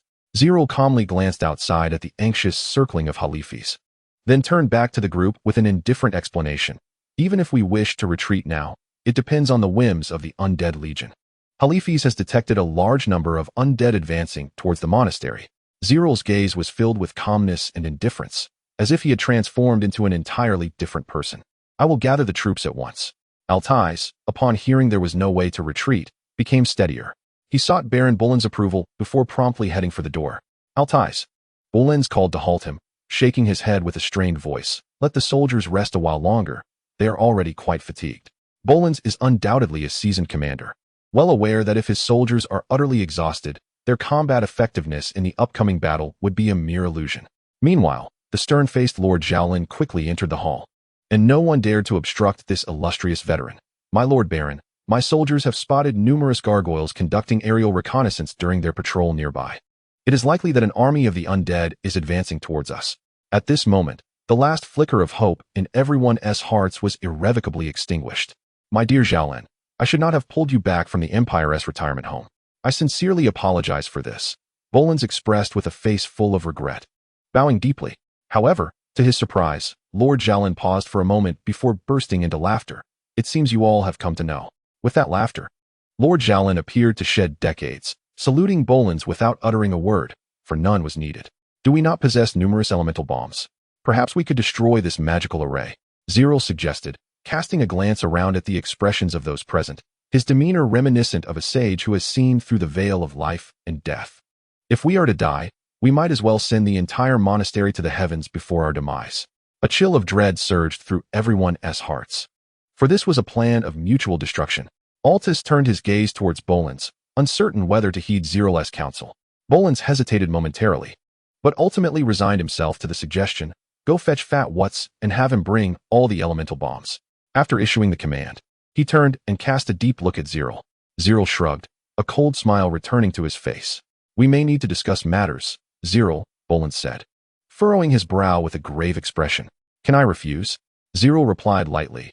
Oh, rest assured, I would never act against the interests of the First Flag. Bolins retorted. You know that this is not what I meant, Sir Wallace. Zerel tilted his head, seemingly unable to comprehend what further discussion could be necessary. Bolins continued to fixate on him with unwavering resolve, leading to a stalemate between them. Zerel shrugged again. If you insist, very well, let us converse. Chapter 14. Who's in the dilapidated dining hall of the monastery had not welcomed a stranger in many years. Bolins took the lead, kicking the door open and stirring up a cloud of choking dust, while the cobwebs at the entrance were torn into shreds, glimmering in the sunlight that filtered through the air. Zerel, this war has come to an end. What do you intend to do next? Captain Bolins inquired. Either intentionally or inadvertently. Zerel smiled calmly and replied nonchalantly, what will I do next? I haven't truly considered that yet. Perhaps I shall take a position within the association. However, isn't it a bit premature to discuss such matters now? Bolins could not ascertain whether Zerel was lying. Yet it was evident that this was not his genuine sentiment at that moment. I am curious to learn about Charlotte Garcia, her life from childhood to the present. Could you enlighten me?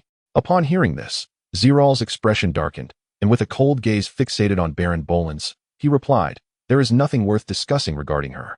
Bolins locked his eyes onto Zerel's, as if attempting to penetrate his very soul. I have witnessed countless battlefields. From the raging waters of the northern Angry Wave River to the vast grasslands of the southern Tarmaclan, I have seen innumerable sacrifices, vengeance, and slaughter. None of this can elude me, Sir Wallace. Your heart is already filled with a desire for death.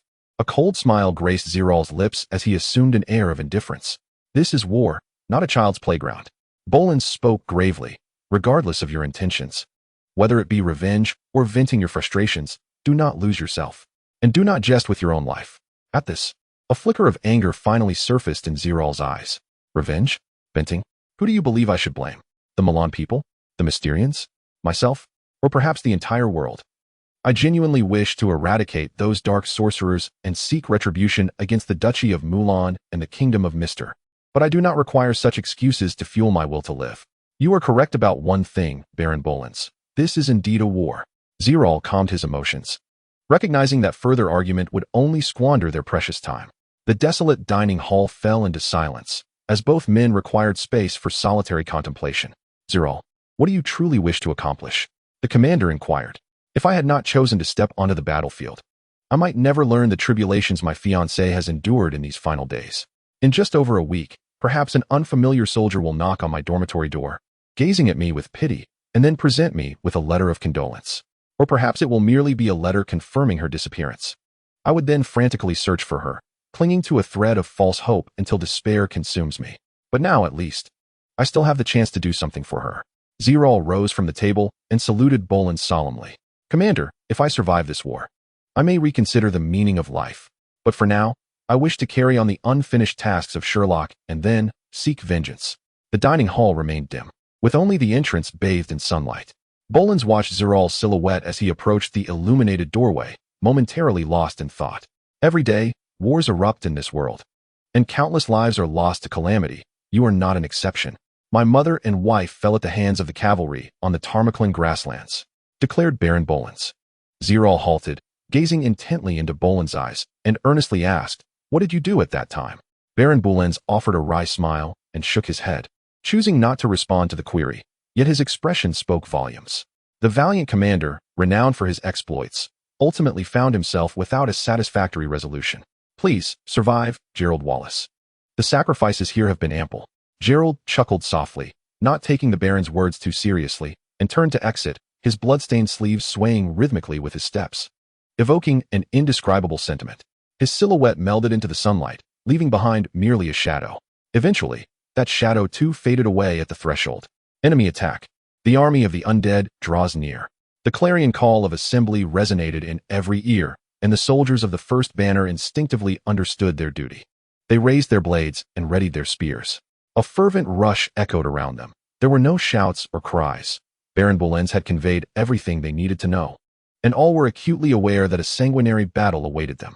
Alphas ascended the elevated platform, shouldering a crimson metal-forged mechanical crossbow, poised to unleash devastation. Peering outside, he aimed the alchemical crossbow at his target. However, the trigger that should have been pressed swiftly remained inert. His atoms apple-bobbed with difficulty, and it was not just Alphas who found himself immobilized. At that moment, all soldiers poised for attack stood frozen in place, deathly pale. The sight before them was filled with ghastly white skeletons, heedless of the terrain, leaping from the cliffs in a cascade reminiscent of an avalanche, akin to titanic waves crashing forth. The sea of skeletons, this was the true skeletal tide. Kill. It was uncertain which soldier ultimately summoned the courage. Yet the trained warriors snapped back to reality. Like a row of dominoes toppling in succession, they pulled the triggers, and a dazzling storm of crossbow bolts coalesced into a deluge of arrows, momentarily obscuring the sky. Baron Bolens observed in silence as the white tide was torn asunder, the skeletal soldiers collapsing in swathes, akin to wheat harvested by a scythe. Yet this was insufficient, far from enough. The skeletal warriors continued their relentless charge. Undeterred by the dense storm of arrows, they were the finest fodder of the continent. The bolts sliced through the air with a piercing shriek, while skeletons fell upon the path of their advance. The vanguard of the undead surged into the forbidden zone, the faces of those wretched humans now within reach. Boom! A thunderous sound reverberated across the battlefield as a flaming skull was propelled high into the air, landing squarely in the courtyard. The fiery traps set by Woods began to take effect. Flames erupted at the corners, a colossal explosion vividly manifesting before all eyes. The struggling skeletal soldiers, intent on advancing, were reduced to ashes in the blink of an eye. Ceasefire. Conserve ammunition. Old Zorlan issued a new command to the soldiers, his gaze fixated solely on the heart of the flames. The volley of crossbow bolts dwindled, and the battlefield sank into a brief silence. A series of faint rumblings emanated from the courtyard, resonating with an unusual clarity. The soldiers, filled with curiosity, scanned their surroundings, puzzled by the eerie sound's origin. Watch your feet. The burrowing spiders are attacking. Everyone, retreat from the courtyard.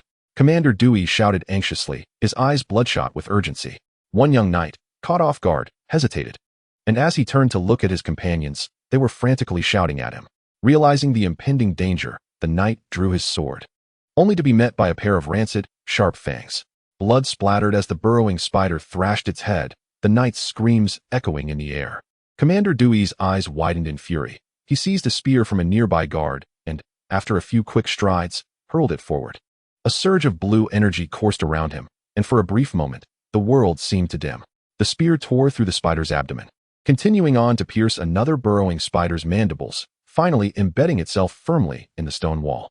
Amidst the crackling energy, a web-like fissure, half a meter in diameter, spread across the wall. The attacked knight was dragged to safety beneath the eaves by his comrades. Yet the steel armor forged from the finest materials provided no protection. Two gaping, bloody holes in his chest revealed a distorted steel plate behind. His gaze was unfocused, staring vacantly into the sky, as he coughed up blood uncontrollably. Medic! Medic! Chapter 15. The Origin Armament. The remnants of skeletons littered the ravine beneath the monastery's walls, the steps of white bones steadily rising in height. 1 meter. The knights of the garrison aimed their alchemical crossbows at the ground, an unending rain of arrows pouring forth from the firing ports, drowning wave after wave of the undead army that came forth to meet their demise. 3 meters. Fire traps erupted within the sea of skeletons, turning all enemies within the radius to ash, yet this did not halt the advance of the skeletal horde. 5 meters. The battlefield, shrouded in smoke, was strewn with remnants of bones, and in the distance, a chilling shriek pierced the air as a legion of gargoyles descended from the sky, instantly tearing through the defenses of the first banner stationed at the walls. 8 meters. The monastery stood like a small pebble buried in a snowstorm, valiantly resisting the onslaught of bone waves, the very top of the walls now within reach. 10 meters. The 10-meter hill of bones finally took shape. Looking out from the wall, the skeletal slope descended from the summit to the ground outside the monastery, allowing a mere leap to breach the courtyard. The knights had long abandoned their precious alchemical crossbows, engaging in close combat with swords and spears. The burrowing spider legion in the courtyard was systematically dismantled, surrounded by groups of soldiers, rendered powerless despite their immense strength. The circling gargoyle legion, facing knights on the rooftops wielding lassos and grinning wickedly, had lost their previous arrogance. From dawn until noon, the two sides engaged in relentless combat, each gaining and losing ground in turn. The first banner squad momentarily stifled the onslaught of the high-tier undead. Yet they were helpless as the ocean of skeletons filled the outer wall. Though the skeletal horde breached the courtyard, they paid a heavy toll, nearly annihilating themselves in the process. The undead achieved their objective, while the humans, retreating to the courtyard, displayed an even greater tenacity, obliterating the encroaching cave spiders, plunging the situation back into a stalemate. However, would the dark sorcerers relinquish the victory so easily within their grasp? The human skin war drums resounded, filling the valley with an indescribable stench as the ground began to tremble rhythmically. The sound of hooves drew near, accompanied by the infuriating roars of zombie knights. Initially faint, but growing louder until they echoed in the ears of all present. The humans immediately congregated at the center of the courtyard. Old Xiaolin stood atop a pile of corpses, slowly sheathing his twin blades stained with green blood, his brows furrowed in deep thought. Balins gazed from the tall tower, observing the 10-meter drop between the wall and the ground, utterly perplexed by the enemy's intention to deploy cavalry at this moment. Suddenly, a dull thud reverberated in everyone's ears. The heavy iron gates of the abbey deformed violently before the watchful eyes of the crowd, caving inward as the entire wall shook, sending plumes of dust cascading down. The knights guarding the gate recoiled in alarm, and before they could recover, a second impact struck. The iron gate burst open with a gaping maw, a massive blade slicing through, its bloodied edge ominously seeping outward. Before the crowd could process the shock, the giant blade retracted, plunging the courtyard into a profound silence. Through the crack, a gigantic crimson eye peered into the courtyard, devoid of any humanity. The soldiers' hearts felt as if gripped by an invisible giant hand, an uncontrollable dread spreading within. Abomination. Damn it. There must be an abomination lurking behind that door. A knight suddenly collapsed, crawling frantically towards the rear of the crowd, screaming the name of the abomination with frenzied desperation. The fierce battering outside resumed, the bolts on the iron door beginning to warp and twist. A rivet from the upper left corner was suddenly hurled into the air, tracing an arc before landing at the feet of an alchemist. Old Xiaolin rushed from a distance, deftly parting the obstructing soldiers with his knightly blades, moving with remarkable speed. The soldiers retreated step by step with each impact, many dropping their weapons in sheer terror. Zerel advanced slowly, a smile creeping onto his face. At this moment, his eyes were entirely white, a crystalline purity outlined by the brilliance of starlight, resembling the gaze of a beast. He continued forward, brushing past soldiers enveloped in fear, unnoticed in his passage. The iron gate, twisted and deformed, stubbornly resisted the onslaught. Yet the monstrosity outside persisted, the giant blade cleaving down repeatedly, shattering the bolts securing the door frame. Bang! The iron gate hurtled forth like a cannonball, and the ferocious wind even toppled the soldiers in the front row. The colossal abomination, riddled with sewing scars, propelled the iron gate, effortlessly overturning the sturdy stone barricade, its momentum unabated as it charged toward the crowd. The fallen warriors could only watch in despair as the mountainous figure bore down upon them, their hearts heavy with dread. The ground beneath them shattered, and the abomination, with its head thrown back, charged forward, unleashing a furious roar. An ordinary middle-aged knight, seated on the ground, gazed unwillingly at the grotesque figure of the abomination, his fervent anger ultimately yielding to an abyss of despair. He closed his eyes in anguish, awaiting the arrival of death. Unbeknownst to him, a frail silhouette had approached from behind. A pair of pale arms seized the knight's collar and yanked him backward. The knight opened his eyes in astonishment, only to catch a fleeting glimpse of a blurred figure. After pulling the knight to safety, the slender form stood resolutely in front of him, ready to face the oncoming threat. The vicious wind whipped around them as the massive abomination loomed dangerously close, mere meters away from crushing the crowd and unleashing a storm of blood and flesh. Zealot squinted, turned sideways, and with a swift kick, struck the oncoming iron gate. The middle-aged knight instinctively shielded his head with both hands, too terrified to look back. The resounding crash echoed in his ears, yet the anticipated death did not come. Confused, the knight lifted his gaze once more, only to find the familiar battlefield before him. The ground beneath Zealot's feet had cracked from the impact, a vast web of fissures spreading from his position to the walls of the surrounding buildings. The massive abomination knelt in fury, its muscular shoulders straining under the weight of the iron gate, while its colossal sword lay abandoned at its feet. Furrowing his brow, Zealot pressed down with greater force. The gate emitted a mournful creak under the burden, and the abomination's expression twisted in agony as it was gradually forced into the earth. At that moment, Zealot broke into a delighted smile, his beastly eyes brimming with savagery bloodlust, and rage. Trash, he muttered disdainfully. A cacophony of brutal roars erupted from beyond the shattered gate, where a sea of skeletal corpses lay. Suddenly, 7 abominations surged into the courtyard. The tainted blood pooled beneath their feet, and open wounds that extended from their jaws to their navels released thick clouds of toxic mist as their bloodthirsty eyes fixated on the massive abomination beneath Zealot's foot, and they charged forth in unison. These abominations wielded an array of weapons: chains, heavy hammers, massive blades, and iron poles, all launched at Zealot in a frenzied assault.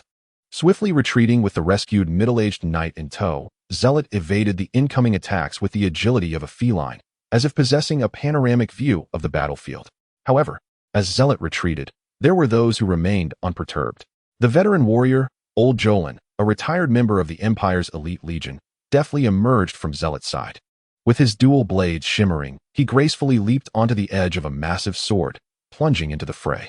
The blue electricity crackled as he wielded the most fundamental techniques of the Empire's swordsmanship, effortlessly fending off all assaults from the abominations, even gaining the upper hand in the skirmish. As a fellow practitioner of the awakening level, the prowess displayed by Old Jolin seemed to defy the very laws of nature.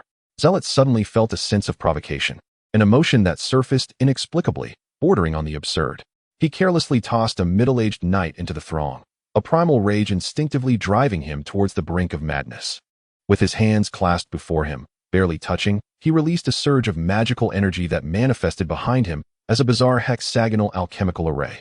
Should a high-ranking alchemist be present, they would recognize it as the forbidden art of living alchemy.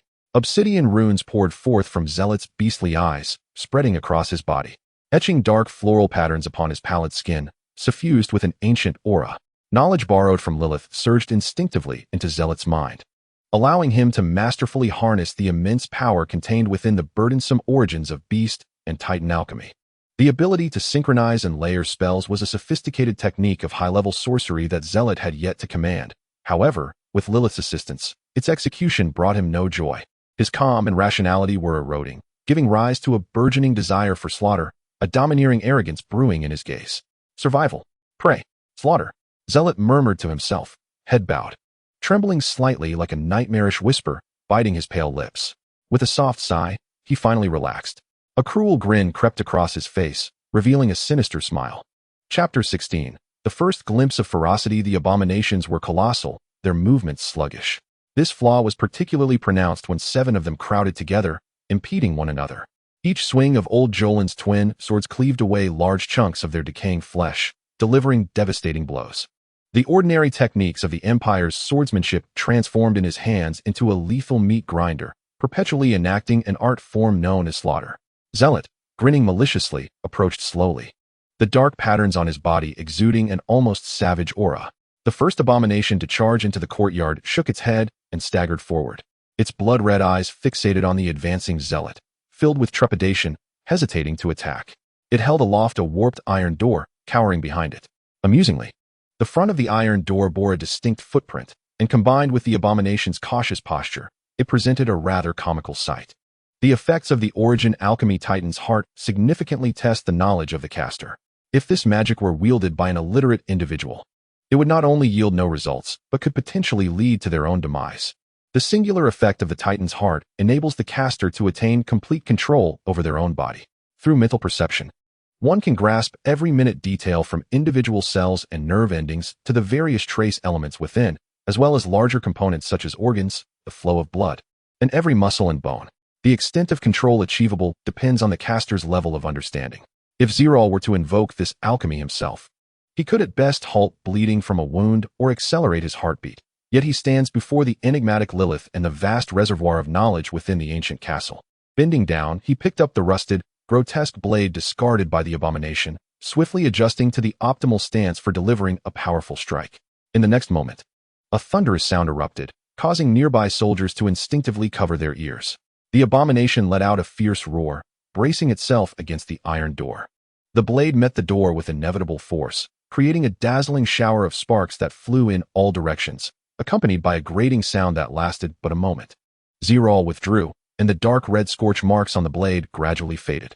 Green blood gushed forth like a fountain, splattering the ground, as a portion of the iron door, along with a foul-smelling, robust arm, clattered to the ground. Before the abomination could emit a scream, the blade slashed downwards again, from above to waist level, dispersing the toxic mists that surrounded it. Without pause, the blade reversed direction, striking upward once more.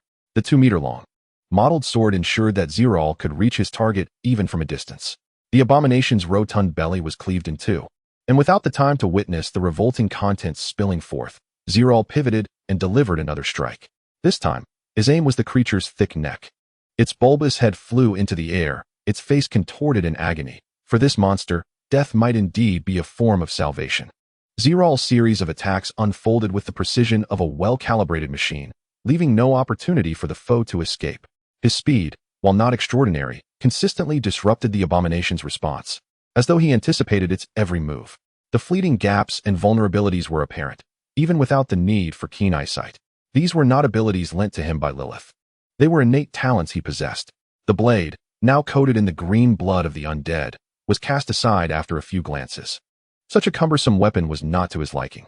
Suddenly, the soldiers erupted in fervent cheers, wildly releasing the pent-up tension they had previously endured.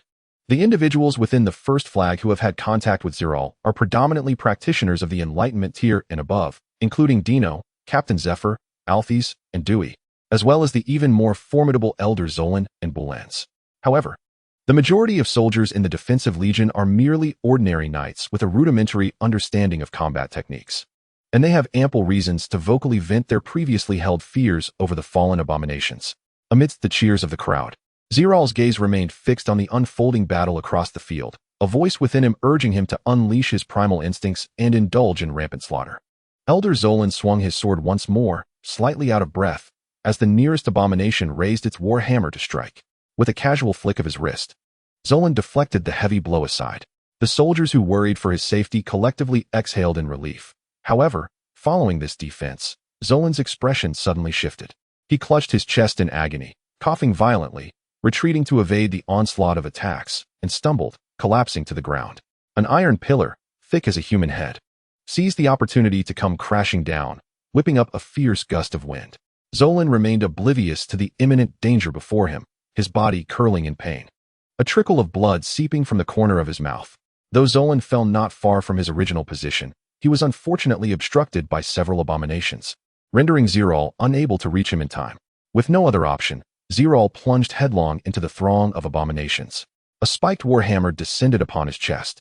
Zerel's body was enveloped in a layer of obsidian-like armor, and he chose not to evade, merely crossing his arms before him in a simple defensive gesture.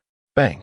The ground buckled once more, debris scattering. Yet Zerel staggered but did not fall. Instead, the exaggeratedly large spiked hammer was sent flying. The paper-thin armor on Zerel's chest bore not a single crack, nor even a scratch, as this dark shell was composed entirely of pure carbon, a substance renowned as one of the hardest in nature.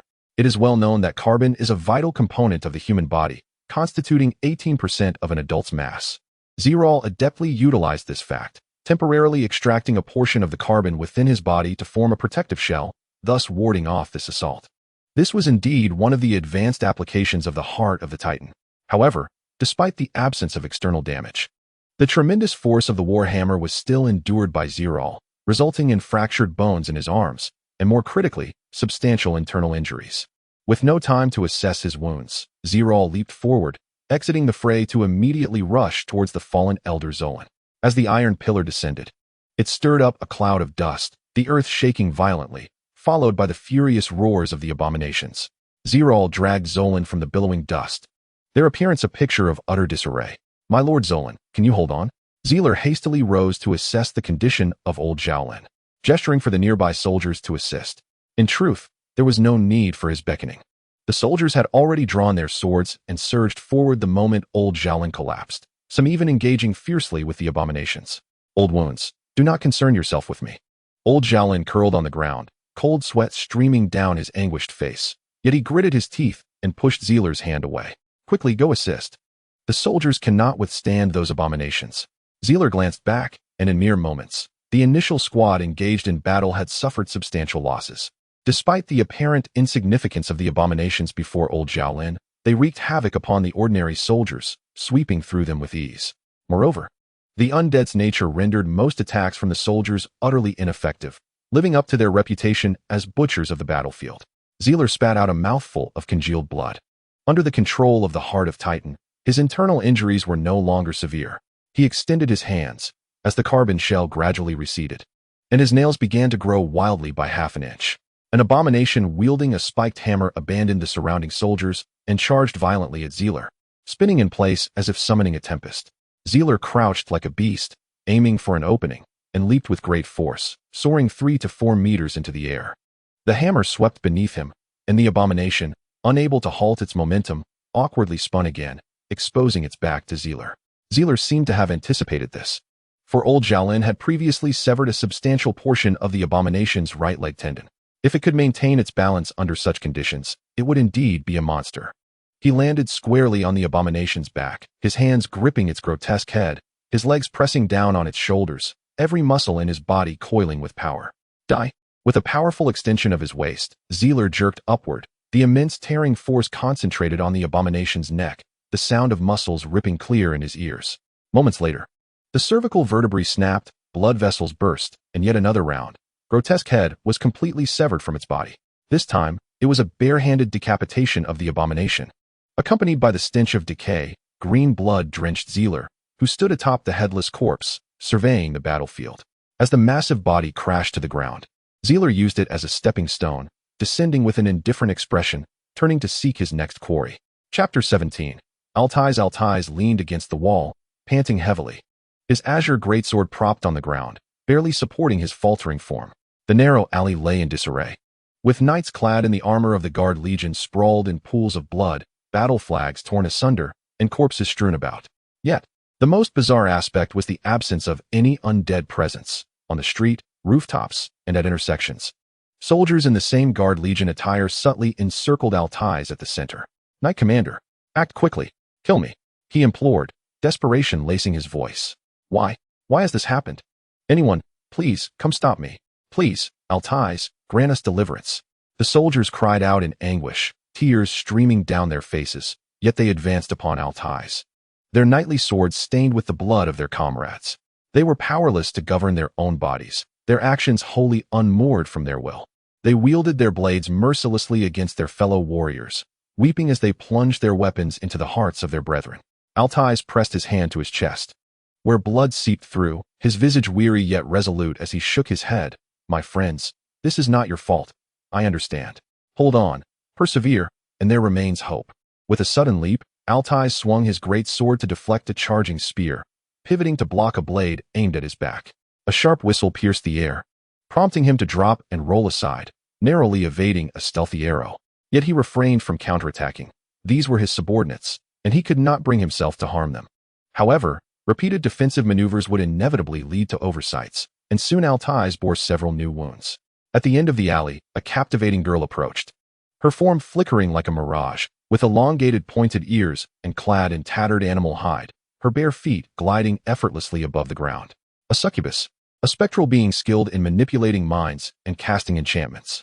In her grasp, she held the severed head of a middle-aged man, his eyes wide open in eternal terror. Upon closer inspection, Altais recognized the face of Captain Zephyr from the scouts. Ah, here is a stubborn one, the succubus chuckled softly. Altais's eyes turned crimson, his breath coming in ragged gasps as waves of fury and hatred crashed against his heart's defenses. How dare she mock my warriors? The azure aura of his fighting spirit surged wildly, crackling with blue lightning, as if a storm had gathered at his feet. In an instant, the hue of his power shifted to a deep crimson, the surrounding thunder morphing into streaks of bloodlight. Why was it that Altais, the youngest among the 3 high-ranking commanders of the First Banner, had remained at the side of Baron Boulenz, not only commanding the entire scout unit, but often functioning as the de facto leader of the First Knight Order? The root of it lay in his strength. He surpassed the aging Zor and the prodigious knight Dewey by far. Altais's lineage bore the blood of ancient barbarian tribes, and upon awakening his innate talents, he transformed into a dual-class warrior, a rare berserker capable of retaining his sanity. The azure greatsword split in two, its blade dividing into twin war knives. Altais's imposing figure surged forward, a streak of crimson light trailing in his wake. The succubus's beauty faltered, her once enchanting visage contorting into a grotesque snarl. Scales of armor enveloping her body, her mouth stretching grotesquely to reveal jagged fangs. transforming her into a sight of pure revulsion. As Altus raised his gaze once more, the figure of the she-demon abruptly vanished, leaving her drenched in cold sweat, poised in a state of vigilance. Above and below, there was nothing, no trace of that human knight. Did your mother not teach you? In battle, one must learn to remain composed. Suddenly, Altus's voice resonated behind the she-demon. Imperial basic swordsmanship. Serpent's kiss. Two battle blades crossed and plunged down from above the she-demon, akin to a python's retaliatory strike, sinking its fangs into its prey. The she-demon let out a wail, unleashing an invisible wave of sound that radiated outward, fracturing the walls, floor, and eaves with fine cracks. Simultaneously, it formed a brief, all-encompassing shield around her. Altus's blades were deflected as the she-demon darted forward, narrowly escaping with her life. A leader-level foe? All the better, splendid indeed. Altus gazed at the swiftly retreating figure, his smile tinged with a hint of wild madness. His dual blades crossed, aiming at the she-demon's silhouette as she ascended the rooftop. Imperial basic swordsmanship. Tiger's roar. With a ferocious shout, the blades clashed, igniting a shower of sparks, a thunderous roar emanating from them, reminiscent of a tiger patrolling the forest, causing all beasts to cower. A visible crimson shockwave swept over the heads of the surviving soldiers, instantly engulfing the she-demon leader. From above, the monastery appeared to explode in a halo of red light. The walls, previously ravaged by the she-demon's wail, collapsed significantly, and as the dust settled, the surroundings were strewn with ruins. Human, take one more step, and I shall slay these soldiers. The she-demon emerged from the rubble, her voice a haunting threat. The soldiers' hands trembled uncontrollably as they raised their swords to their own throats. Yet their eyes bore no trace of fear. Captain, kill her. Avenge us all. A knight shouted, his gaze filled with determination. Do not concern yourselves with us. Even if we survive, we will endure a lifetime of torment. Strike now. At these words, the she-demon's composure faltered, with a flick of her fingers. The two soldiers who had spoken took their swords and ended their own lives. Upon witnessing this, Altus halted, frozen in place. The soldiers, bound by some malevolent force, wore expressions of sorrow, and seeing Altus pause, their guilt intensified. Damn the undead, if you dare, kill me. Come on, do it. This cry jolted the soldiers awake. Wretched creature, come and slay me if you have the courage. Ugly fiend, your appearance enrages me. Are all you she-demons so grotesque? Grant me a swift end. I wish not to endure another moment in this world. The ruins echoed with the soldiers' fury-laden curses, a poignant lamentation. Altus gripped his dual blades tightly, tears cascading down to the ground, pooling into small puddles. Since you wish to perish so fervently, then let you all meet your demise. The she-demon leader, utterly bereft of reason, swept her hands violently before her. A cluster of crimson blossoms erupted amidst the throng, as warriors fell, their faces adorned with smiles. Cease, you scoundrel! Altais roared, propelling himself forward with utmost speed. The sanguine hue emerged, life extinguished. Gently, Altais closed the furious eyes of Captain Zephyr and knelt desolately upon the ground. Surrounding him lay the lifeless forms of soldiers. Not far off, a heap of fish-scaled flesh lay scattered, the ruins splattered with the green blood of the departed.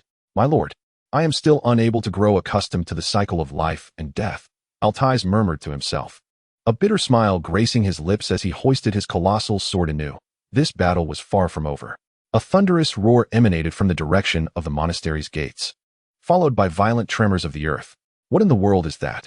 Altais stared in astonishment at the source. A colossal undead creature, towering over 10 meters, stood proudly, its grotesque form oozing dark green blood, wielding a massive iron hammer capable of collapsing city walls. Atop the spire of the dining hall, a hazy figure stood in stark contrast, a vast hexagram alchemical array shimmering behind them. With keen vision, Altais discerned the familiar silhouette. Noting the empty space where the figure's left arm should have been, blood gushing forth. An arm vanished without a trace. Chapter 18, A Path to Self-Destruction. Is this the abomination of a leader? Zerel whispered within his mind. The soldiers at the gates had long retreated, the area now a morass of undead corpses, abominations, banshees, necromancers, a plethora of varieties, with seeds of a new plague nest already sown in this place. With merely half a minute remaining, what could be accomplished? Zerel closed his eyes, envisioning a panoramic view encompassing the entire battlefield, each detail vividly captured. This was not true sight, but a model computed from an inexplicable insight. Utilizing all gathered information, calculation and simulation are fundamental skills for any spellcaster, and Zerel, as a skilled alchemist, excelled in this domain. Captain Dewey commanded his troops, unable to depart lightly, as hordes of zombie knights loitered around the monastery's perimeter, poised to charge forth at any moment and unleash carnage within. In the distance, Altais approached. Though his previously unleashed power had been formidable, facing this abominable leader directly seemed a futile endeavor. Zelard opened his eyes, brows furrowed. It appeared reliance on other strength was no longer an option. The left hand, regenerated by the heart of the Titan, remained somewhat unwieldy. The process of regrowth had consumed excessive cellular energy, and should he sustain further injury, he could not depend on such miraculous healing again. Ultimately, no matter how wondrous the might of magic, it could not transcend the laws of nature. This was the ultimate tenet for all spellcasters. The laws of energy conservation, equivalent exchange, mass effects, and universal gravitation, among others, are impervious to the influence of magic. Any attempt to desecrate these principles would only invoke cataclysms unbearable for the entire world. Stretching his newly awakened arms, although fair and smooth, he still felt a twinge of unfamiliarity. After the battle, he must indulge in a hearty feast to replenish the energy expended. Zerel knocked his refined longbow again, the runic arrows brimming with magical power emanating a suffocating aura as they pointed forward. The colossal abomination leader, a kilometer away, sensed the threat and cautiously braced itself, resuming its standoff with Zerel. Its wounds had healed during this interval. The ability of the battlefield to self-repair was never a monopoly of any single being. A thunderous roar erupted once more, the stench from the abomination leader's maw wafting even across the distance. Lilith, grant me your knowledge for another 10 minutes, Zerel uttered softly. A familiar and enchanting voice echoed in his mind, tinged with fatigue. Your soul can endure approximately 3 transmissions throughout your life, and the first is nearing its end. Should you persist in this state for more than 10 minutes, not to mention whether your soul can withstand it, your mental realm will surely shatter. I see. Well, if I'm going to die, I might as well do so in a spectacular manner, Zerel replied with a nonchalant tone. Without Lilith's assistance, survival against the abomination leader for even half a minute would be impossible. The battlefield had long since become a dead end. He found himself devoid of options. Lilith's voice fell silent for a moment, seemingly lost in thought, yet the transmission sensation did not cease. Zerel Wallace, if you wish to embrace death, I shall oblige. It merely entails relinquishing this era and awaiting the birth of the next successor. Have you made your decision? I'm sorry, Lilith, but I fear I am not the person you seek, Zerel murmured softly. Then, farewell, foolish one. Lilith's voice dripped with anger and an indescribable disappointment. Zerel paused, a bitter smile crossing his face as he shook his head, resolute in his decision. The abomination leader advanced with heavy strides, crushing countless debris along its path. Zerel's fingertips delicately released the runic arrow, which soared through the air, tracing a magnificent tricolored halo before piercing the massive form of the abomination leader. The formidable tearing force granted by the wind spirit rune instantly carved a gaping wound into the creature. Green blood splattered across the thoroughfare, and chunks of flesh flew. The second arrow, the third arrow, came in rapid succession, relentless. The battlefield echoed with the anguished howls, as the runic arrows shattered half of its skull, leaving a crisscrossed gash upon its corpulent belly. Zerel took a breath, then loosed the 4th, 5th, and 6th arrows until the last of the runic arrows had been expended. Altis gazed at the unfolding scene, once again rendered speechless. The towering figure of the abomination leader, a veritable mountain of loathing, staggered and fell to the ground. His body riddled with horrifyingly massive penetrating wounds, green blood oozing from his wounds and nearly staining the street crimson. With a roar, the abomination leader rose once more, his colossal form wielding a war hammer weighing several tons, its mere presence instilling fear from afar. The entire restaurant collapsed like a child's block tower, debris flying hundreds of meters away. Such might exceeded the limits of the spirit awakening stage. Dust and smoke billowed skyward, obscuring the vision of all present. From the heart of the chaos, whirlpools began to form, and white streaks of light shot forth, embedding themselves deep into the abomination leader's flesh. The tremendous impact forcing the giant to stagger backward. Upon closer inspection, these were spears crafted from pure bone, their tips adorned with barbed serrations. Origin alchemy. The spear of shattered bones. Zerel endured excruciating pain as he extracted his ribs from his own torso, transforming these bones into a barrage of flying white spears. His already dwindling cellular energy plummeted to a life-threatening low. As a result of the extensive depletion of his cellular tissue, Zerel's once lustrous black hair visibly withered, transforming into a grayish hue. and his skin began to lose its vitality, taking on a lifeless, slack appearance. It must be said that origin alchemy is an exceedingly perilous form of magic. A single misstep could lead to the caster's own demise in a most ambiguous manner. At this moment, Zerel's consciousness began to blur, his mind pierced with a cool, stinging sensation that was difficult to quantify as either comfort or discomfort. Lilith was indeed correct. His mental realm was on the verge of collapse. He fought purely on instinct, or rather, he was so detached that he no longer recognized his own instincts, oblivious to the actions he was undertaking. Enough. Zerel, stop this at once. Do you not still have to assist Sherlock in completing her unfinished business? A thunderous voice erupted in Zerel's mind. His awareness was jolted awake, yet he found himself incapable of making any alterations. His body had taken over entirely, leaving his thoughts as mere bystanders. The ensuing battle could only be described as savage and brutal, as alchemical arts typically reserved for the spirit awakening stage surged within him, seemingly devoid of any side effects. Wild awakening, Titan's heart, beast's power, elemental devouring array. In that moment, Zerel resembled not a human, but an unadulterated monster. A dark carbon shell enveloped his entire being, silver hair and white eyes contrasting sharply, while a 1-meter diameter alchemical array behind him continuously drew the necessary elements from the surrounding environment to replenish his losses. Zerel and the abomination leader faced each other in a primal clash, devoid of flourish or finesse, merely colliding, separating, and colliding again, falling, rising, falling once more, bleeding, healing, and bleeding anew. The warhammer wielded by the abomination leader hurled Zerel hundreds of meters away, carving deep furrows into the ground, and in the next moment, Zerel toppled the abomination leader, trampling it underfoot with fierce kicks. Amidst the ruins of the restaurant, these two machines of slaughter became entwined, embodying violence in its most extreme form. Ultimately, it was Zerel, bolstered by the elemental devouring formation that replenished his energy, who endured a bit longer. The swordbone storm and bone-breaking spear, two forms of alchemy, coordinated both at close and distant range, almost transforming the abomination leader's massive form into a porcupine.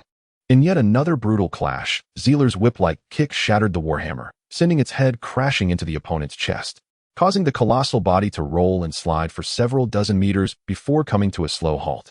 By this point, the abomination leader could rise no more. It was already too exhausted to continue fighting, merely clinging to life through sheer tenacity and the insatiable desire for carnage. Indeed, the abomination leader had reached its end. Yet Zerel continued his relentless assault, causing the earth to tremble repeatedly, unleashing the last vestiges of madness from the depths of his soul. Neither the undead nor humans dared to approach this perilous area. A ripple emerged in the void, and a black sword leapt forth from its center, instantly severing the skeletal longsword and shattering the carbon elemental shell. Zerel, hunched like a beast, regarded the furrowed brow of Baron Bowens with an expressionless gaze. His eyes were devoid of emotion, so cold that it seemed he possessed no soul. Even the most savage beast would not bear such a gaze. It was a look reserved for machines, for soulless entities of slaughter. The air around Zerel twisted as if disturbed by ripples in a lake, with translucent blades, both tangible and ethereal, suspended in the air, ominously aimed at Bowens. Tentatively, Baron Bowens stepped forward, and the transparent blades retracted in unison. In that fleeting moment, Bowens felt as though a sword were pressed against his throat, the terrifying awareness that death could come in an instant. An unknown dream unfolded amidst the dense fog, where the ancient castle stood in eerie silence. Lilith, clad in a flowing black gown, swirled her goblet of red wine, her demeanor betraying a deep sense of disappointment, rendering her all the more fragile. With a crash, the goblet shattered on the ground, spilling blood-red wine everywhere. Yet, Lilith paid no heed. She lifted her skirt and dashed out of the castle hall, her expression one of bewilderment. The verifier of the foundational hypothesis, she sighed softly, why must it be him? Before the castle, Zerel lay quietly on the lawn, sinking into a deeper slumber. What a fortunate wretch, Lilith murmured, shaking her head gently. Chapter 19. The foundational hypothesis. Zerel reached out to unlock the door, peering halfway into the corridor and scanning the surroundings. Is anyone there? He called, summoning his courage. The echo trailing off ominously, sending a chill through the air. Sleeping Beauty, I thought you would never awaken. A familiar voice emerged from behind Zealot. Dressed in a black tulle gown with her long hair simply tied back in a ponytail, Lilith held a small black parasol in hand, embodying the spirit of a youthful girl. Zealot felt a pang of anxiety, his gaze towards Lilith deliberately evasive. How does it feel to have returned from the dead? Lilith remarked with a hint of sarcasm. Zealot fell silent for a moment, bowing in remorse as he apologized. Lilith, I am truly sorry. Let us skip that for now. My anger still lingers, and don't expect me to forgive you so easily, Lilith replied, crossing her arms and pouting discontentedly. Zealot forced a couple of awkward chuckles. I assure you, once this war concludes, everything will be restored to normal. Lilith nodded, her expression softening slightly. Now, I have some good and bad news for you. Which would you prefer to hear first? She said, lifting her chin with an air of anticipation. Zealot shrugged nonchalantly. Let us start with the bad news. All right then. The bad news is that you have died once. Your mental realm collapsed, leading to brain death and the disintegration of your soul. Although you were forcibly salvaged by the castle, your lifespan may be curtailed. Furthermore, during the 14 hours you lay in bed like a sleeping beauty, humanity has suffered tremendous losses, and the war has reached a stalemate. The situation is dire, so prepare yourself mentally. Zealot remained silent for an extended period, lost in thought and showing no particular reaction, merely staring downwards. Lilith furrowed her brow. Hey, there's good news too. Do you want to hear it? Zealot blinked, sighing with a wry smile. So, what is this good news? First, congratulations. The castle has officially recognized you as the sole inheritor of this era. All the infrastructure within the castle will gradually be open to you. However, you are merely a guest. I'm the true master of the castle, understand? Zealot knew that at this moment, a simple smile and nod of acquiescence would suffice. As your mental realm begins to coalesce anew, it has shattered the invisible shackles. Though its purpose remains uncertain for now, I suspect it is not as simple as it appears. The mysterious ancient kingdom in the Western continent seems to place great emphasis on the cultivation of mental prowess, yet no one has ever witnessed it, Zealot queried. Lilith's expression grew serious, her brow furrowing tightly. The Procious dynasty is a product of the post-First Era War, existing for millennia without any contact with the outside world. I know just as little about them. The castle has never chosen an inheritor from that dynasty. From the fragments of historical documents, one can only conclude that this ancient nation is exceedingly dangerous. It is best that no one harbors intentions against them. As for the purpose of the mental realm, I believe you will come to understand it in due time. Lilith smiled mysteriously, her expression cunning like that of a small fox. Do you know something? Zealot squinted suspiciously. Lilith hurriedly waved her hand, insisting, absolutely not. I know nothing. Zerel's suspicion deepened at once. That's enough. There is still one final piece of good news. Do you not wish to hear it? Lilith swiftly shifted the topic. With no choice but to refrain from further inquiries, Zerel acquiesced. Have you heard of the foundational conjecture theory? Lilith inquired with a serious expression. Without a moment's hesitation, Zerel nodded. Of course, it is quite renowned among spellcasters. He then added, I even sought the counsel of Dean Alpas regarding this matter. Well, it appears you possess a modicum of knowledge. So I shall succinctly elucidate your current situation. First and foremost, congratulations. You have successfully validated the existence of the foundational conjecture. Zerel, wide-eyed, pointed at himself in disbelief. Me? Lilith nodded affirmatively. The teachings of Dean Pargus echoed in her mind. When it comes to the origins of magic, a prevalent question arises. Did the first hero-tier spellcaster emerge before a complete magical system, or vice versa? It is widely understood that only hero-tier spellcasters can touch upon the truth and genuinely create new magic, thereby integrating the theoretical framework of magic. Throughout the millennia, all historical records have corroborated this without exception. However, there exists a counterargument. If the first spellcaster was unable to learn magic, how could they ascend to the hero tier? And if there were no hero tier spellcasters, how could magic have been born? From this counterargument, two distinct perspectives have emerged among spellcasters. The first posits that magic was created by the primordial gods or deities, as they inherently possess powers beyond the hero tier. This notion is documented in numerous religious texts and is known as the theory of divine creation. The second perspective suggests that a sentient being, not yet of hero tier strength, inadvertently touched upon the truth, thereby acquiring the ability to independently create magic. This is the foundational conjecture, also referred to as the theory of artificial creation. Zerel, in this moment, has become the sentient being that unexpectedly came into existence within the conjecture, the one who has glimpsed part of the truth. So, I can now create my own magic? Zerel asked, somewhat astonished. Lilith, frowning and looking down, nodded. Theoretically, yes.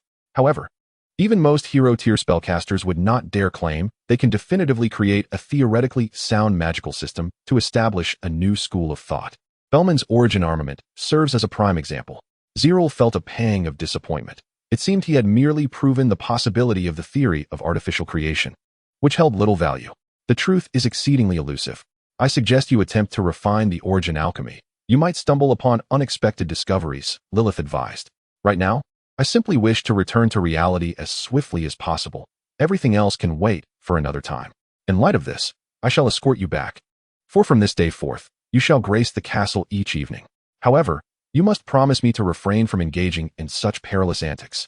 Lilith once again pouted in admonition. It was no trifling matter to rescue you this time. Your life, as it stands, now shares a portion of my own. Do not allow me to face ruin alongside the castle's investments. Zerel fell silent for a moment, then smiled, replying, I promise you. A dense fog began to coalesce around Zerel, reminiscent of the first time he departed from the castle. Gradually, the castle faded into the mist, and his thoughts grew increasingly sluggish. Within the confines of the abbey's cellar, Zerel lay ensconced in bandages, resembling a mummy just exhumed from a pyramid. The remaining soldiers were strewn upon the ground, while Zerel luxuriated in a small bed. Fat Wood sat on a chair beside the bed, sporting dark circles beneath his eyes, akin to a large panda. The cellar door creaked open, and Bullens descended quietly, cautious not to disturb the weary soldiers around him. Woods patted his plump face, striving to rouse himself, then approached. My lord, Zerel's condition has stabilized. I believe he will awaken soon, Fat Woods murmured with a sense of relief. Bullens glanced at the mummified figure on the bed, a long-forgotten smile gracing his lips. How fares the situation outside? Fat Woods inquired with curiosity. Terribly. The higher-tier undead and the leaders within the abbey have been nearly eradicated, yet our losses are equally grievous. Many brothers have perished, and the survivors are all wounded. Bullens sighed, deciding to refrain from further discussion on the matter, allowing the atmosphere to grow heavy with silence. With a deep breath, Bullens remarked, if we grant the dark sorcerers a little more time, they will surely amass another wave of cannon fodder, which is precisely what I dread. The longer this conflict drags on, the more unbearable it becomes. We must devise a plan for our escape, my lord. You, too, have not rested in quite some time. Go and sleep for a while, Woods. Bullens placed a reassuring hand on Fat Wood's shoulder, withholding the grim truth. They faced an enemy force nearly half the size of all the undead in Worton County, and with only a few hundred ragtag soldiers and a handful of surviving civilians. The prospect of a forced breakout seemed utterly bleak to Baron Bullens. Indeed, he was an apostolic tier assassin, yet the enemy ranks boasted 3 apostolic tier mages. To survive this crisis, they could only rely on the element of surprise. Bullens gripped the hilt of his sword tightly, his knuckles paling. On the bed, Zerel struggled to move his fingers, his raspy voice emerging from beneath the bandages. Could you fetch me some water? My throat is parched. Chapter 20. Casual conversations on the battlefield. Zerel sat beside the flickering campfire, diluting his coarse rations with hot water, his body swathed in bandages. Although the injuries were predominantly on a microscopic level, the most prudent remedy would be to indulge in a period of tranquil recuperation. Yet, the battlefield offered no such luxury. Piles of crumpled tin foil, remnants of military provisions, lay at his feet, yet he found himself plagued by an insatiable hunger. Altais, observing with a twitch at the corner of his mouth, remarked, this is your 12th portion. Is your stomach a bottomless pit? Struggling to swallow his food, Zerel grimaced before reaching for another unopened ration. Old Julien watched the 2 young men with a knowing smile, his left hand bandaged and secured with a wooden splint around his neck. His old injury, sustained near the heart, had been stabilized by the medic's intervention. As long as he refrained from strenuous activity, it would not easily resurface. However, a recent misstep had resulted in a sprained wrist, leading to his current appearance. After hastily finishing his last ration, Zerel exhaled deeply and inquired, have you ever contemplated the origin of those abominable high-level undead, and where they breached our defenses? Altais turned his gaze toward old Julien, who appeared equally perplexed. Regrettably, Julien merely raised his left hand, indicating his ongoing treatment. After you fell unconscious, I led the troops to investigate that area. Captain Dewey approached, fatigue etched on his face. The bone slopes below have been excavated by cave spiders, revealing a labyrinth of intricate tunnels. The enemy's commander is quite astute, Zerel said, shaking his head, his teeth clenched in frustration. It appears we have been outmaneuvered. Indeed. Dewey nodded in agreement as he seated himself nearby. The initial ambush by the cave spiders was designed to mislead us into believing we had eradicated that particular threat. The annihilation of the skeletal army was also premeditated, leading us to erroneously conclude that they intended to mount a direct assault from the bone slopes. Zerel quickly countered. That cannot be the whole story. Had we not deployed the alchemical crossbows to eliminate these cannon fodder, the skeletal forces would have surely surged forward. In that vein, those roaming zombie knights on the periphery were likely distractions to divert our attention, old Julian added with a thoughtful nod. Where did the enemy summon such a multitude of cave spiders? The number we eradicated must have reached the summoning threshold for their apostles. Yet they still managed to excavate tunnels beneath the bone piles, Altais interjected. Zeeler and Dewey exchanged glances, resignedly explaining, it does not require a vast quantity. This is merely a detail we overlooked at the time. Other undead factions have birthed their leaders. Why would the cave spiders be an exception? If they too possess a leader, where might this cave spider leader have been during the onslaught? It must undoubtedly be a spider queen, the most formidable entity among the leaders of the insect realm. Such an oversight is truly inexcusable. Old Julian felt a pang of guilt.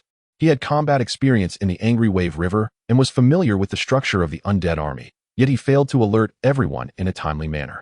The initial wave of undead attackers did not deploy any leaders. We indeed underestimated the situation, Dewey remarked through gritted teeth. Why would they sacrifice vast numbers of skeletons as a decoy? Why not simply extend the tunnels into the monastery? Altais posed a new conundrum. The group began to ponder.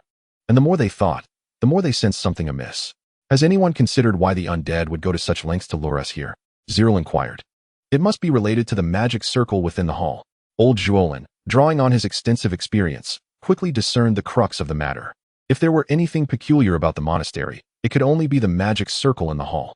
Dewey and Altais turned their gaze to the contemplative Zerel, for he alone among them had some understanding of that magic circle. I have never comprehended from where such a vast energy supply could be gathered for a ritual capable of summoning beings of the hero tier. Zerel's eyes grew increasingly cold. Now, I believe I have some inkling. Death, souls, fear, anything can serve as a pure source of energy. Why do the dark sorcerers cling to Worton County, even risking a siege? Because they require more energy, whether it be the soul flames of the undead or the souls of humans. Whichever side sacrifices here will ultimately fulfill their purpose.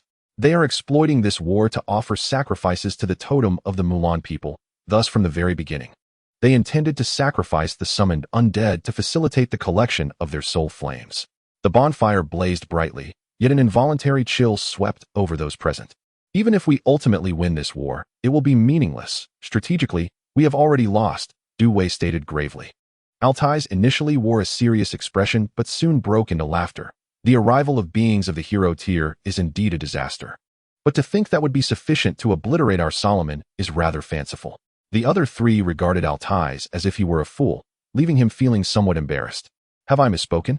The empire is vast. Surely we can find a few powerful beings of the hero tier? Zerel shook his head and sketched a rudimentary map of Worton County on the ground. Their objective is not the empire but the southern defensive line of Temishulin. If the totem beast were to depart from Worton County, traversing the Kavira Gorge to assault the southern defensive line held by the Agareth Legion, Zerel indicated the marching route and border positions with a twig on the makeshift map. Leaving the rest unsaid, though the implications were clear to all, the Agareth Legion is one of the Empire's principal forces, long stationed at the border while contending with the Duchy of Mulan and the Kingdom of Talmaclan, serving as the southern gateway of the Solomon Empire. Should this defense line fall, how could the Messiah Federation possibly let such a splendid opportunity slip away? At that moment, the allied forces of the three great kingdoms, Nashmode, Bruzel, and Talmaclan, would surge forth, and who within the Empire could stand against them? We must break through. We cannot all perish here. Someone must carry this message back. Old Zolan suddenly rose, tearing off the bandage from his arm. Old man, perhaps you should first report to the Baron. Besides, the situation isn't as dire as it seems, Zerel urged. Have you forgotten? The elemental bombs have already been installed and can destroy the magic array at any moment. It would not be so simple for their plans to succeed. Dewey remained silent, instead extracting a genuine operational map from his bag, measuring it with a ruler as he traced lines upon it. Once the others had quieted down, Dewey handed the map to Zerel. It was marked with various professional military annotations, rendering the enemy's plans unmistakably clear. Your conjectures are quite plausible, yet ultimately futile. We are still faced with a deadlock. Dewey stated solemnly. No, we should not be in immediate danger. The number of the first Flag-S troops is insufficient to meet the sacrificial demands. Thus they will buy time until our reinforcements arrive, thereby escalating the scale of the conflict, Zerel explained. Dewey furrowed his brow, interrupting Zerel. You are mistaken. You experienced today's battle firsthand. Not to mention our significant losses, the high-tier undead on their side also suffered devastating blows. This is not merely a tactic of delay. Zerel chuckled awkwardly. Well, I'm not entirely sure how things unfolded. Perhaps internal divisions have arisen among them. The expressions of the group grew grave. At this rate, how much longer could the remnants of the first flag endure? By the way, where has the Baron gone? Our discussions here are in vain if we ultimately defer to him, Zerel inquired. The others exchanged glances and shook their heads in unison. It was no surprise to them that the Baron had gone missing. He often did so during his tenure in Gasperlo. Altais idly poked at the campfire. Suddenly, Zerel recalled something and asked curiously, with your combat prowess, you could easily secure a position within the main forces. Why would you willingly join the garrison? The three commanders of the first flag exchanged glances, frowning in unison. Seeing their reaction, Zerel quickly waved his hands. If this touches on something sensitive, please disregard my question. In truth, it was no secret. Old Zolan squinted, stroking his beard with a resigned expression. The Baroness' full name is Boulens Temishulin. Temishulin? Zerel felt a wave of dizziness wash over him. What was the name of this land beneath his feet? The Duchy of Temishulin. Is he a descendant of a ducal family? Zerel asked, astounded. While there may be many ducal titles within the empire, only 6 families possess hereditary rights. And the Temishulin family is one of them. Old Jolan nodded, intending to elaborate further, but was abruptly halted by a sudden commotion among the soldiers in the camp, who began to gather in throngs towards the gates. The conversation was cut short as everyone hastened to their feet, preparing for battle. Could it be an enemy attack? Altai sprang to his feet, seizing his massive sword, and dashed away. Jolan squinted at the raucous crowd and shook his head at Dewey, who was organizing the soldiers. It likely isn't an enemy assault. Let us go and see. Pushing through the throng, Zerel and the others made their way forward. Fortunately, due to the status of Dewey and Old Jolan, the soldiers quickly parted to allow passage. There, a colossal spider beast lay languidly on the ground, ensnared by iron chains. Baron Boulens sat cross-legged by a nearby campfire, while the medic tended to the wound on his arm. Zerel stood frozen in place. Has your supreme commander always acted alone? Old Jolan chuckled awkwardly, explaining. After all, the Baron is an assassin and ranks higher than any of us, if he wishes to conceal his whereabouts. Others are powerless to intervene. Zerel furrowed his brow, at a loss for words. Even so, he is still our highest officer. This seems rather reckless. Old Jolan and Dewey sighed deeply, their expressions heavy with exhaustion and resignation. Our usual duties involve maintaining public order and capturing bandits. Over time, we have grown accustomed to it. And at the time, I truly saw no issue. Old Jolan finally remarked with a wry smile. This is the persistent flaw of the garrison, of which Zerel could only remain silent. Seeking a new topic, Zerel shifted his gaze to the ailing spider beast. I wonder which is stronger, it or the chief of abominations. He looked up at the mountain-like spider queen, unable to resist the urge to poke at her. Her body was adorned with stripes reminiscent of a tiger, while her upper half bore the semblance of a human woman, though her form was encased in an exoskeleton. Her lovely features still discernible. 8 legs, glinting coldly in the firelight, clattered against the ground, producing a sound reminiscent of metal striking metal. As Zerel's fingers brushed against the dark shell, he felt an icy chill. Why not simply kill her? Why go through the trouble of bringing her back? Altais, hefting his great sword, frowned and turned to Baron Boulens for an answer. The medic had finished bandaging, and as Boulens moved his shoulder, wincing in pain, he quickly stepped forward to pull Altais back a few paces. This creature is our last hope for escape. You mustn't harm her. Zerel glanced at the unconscious spider queen and then at the confident Boulens, feeling utterly perplexed. Chapter 22. The final battle at the entrance of the Cavalier Canyon. Zombie knights moved about, while skeletal laborers transported stones and timber. In the span of merely half a day, the rudimentary fortress had risen from the ground. The palisades and walls, along with the watchtowers and caverns, were arranged with a certain artistry, creating an emergent bastion that seemed to take shape before our very eyes. This was the stronghold of the undead. While revealing one's position is a grave error for a dark sorcerer, the urgency of safeguarding the sole ingress and egress of the Kavira Gorge necessitated a departure from caution. As for the potential perils, it is doubtful anyone would believe that the remnants of the monastery could muster the strength to retaliate, and the gargoyles patrolling the hills were certainly not mere decorations. The conference room at the heart of the makeshift fortress had been fortified with heavy guards, and the commander of the zombie knights was tasked with sealing the area, forbidding any living creature from approaching. Coulson paced anxiously before the table, brandishing a rather weighty report of casualties. Abassar, look what your actions have wrought. Our elite forces have suffered devastating losses, the skeletal tribes nearly decimated. What do you propose we use to ambush the impending human reinforcements? The heavy stack of documents slammed onto the table, reverberating through the room, causing the succubi serving tea to hastily bow their heads and retreat to the corners. Edward quickly stepped forward, attempting to placate the situation with a forced smile, urging Coulson to return to his seat. Wasn't it part of the plan to anticipate such heavy losses? Why the fury? At this juncture, Abasser stoked the flames further. The undead can be summoned anew. But if the humans manage to escape, who will bear the consequences? You or I? We have assembled a formidable army of 30,000 here. We cannot allow those remnants to flee. Our foremost objective must now be to ambush the human reinforcements that could arrive at any moment. The two dark sorcerers of the apostle rank stood at odds, neither willing to yield. The sole sorcerer of the spirit rank, Edward, awkwardly returned to his seat, summoning a succubus to bring him coffee.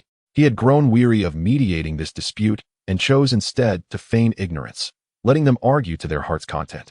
You were the one who suggested threatening captives to send for reinforcements. I merely acted according to your plan, Abasser retorted coldly. Coulson, infuriated, struggled to find his words before countering. The first banner's few hundred remnants do not meet the original plan standards. Do you expect your forces to fill that gap? Few hundred remnants? How ludicrous.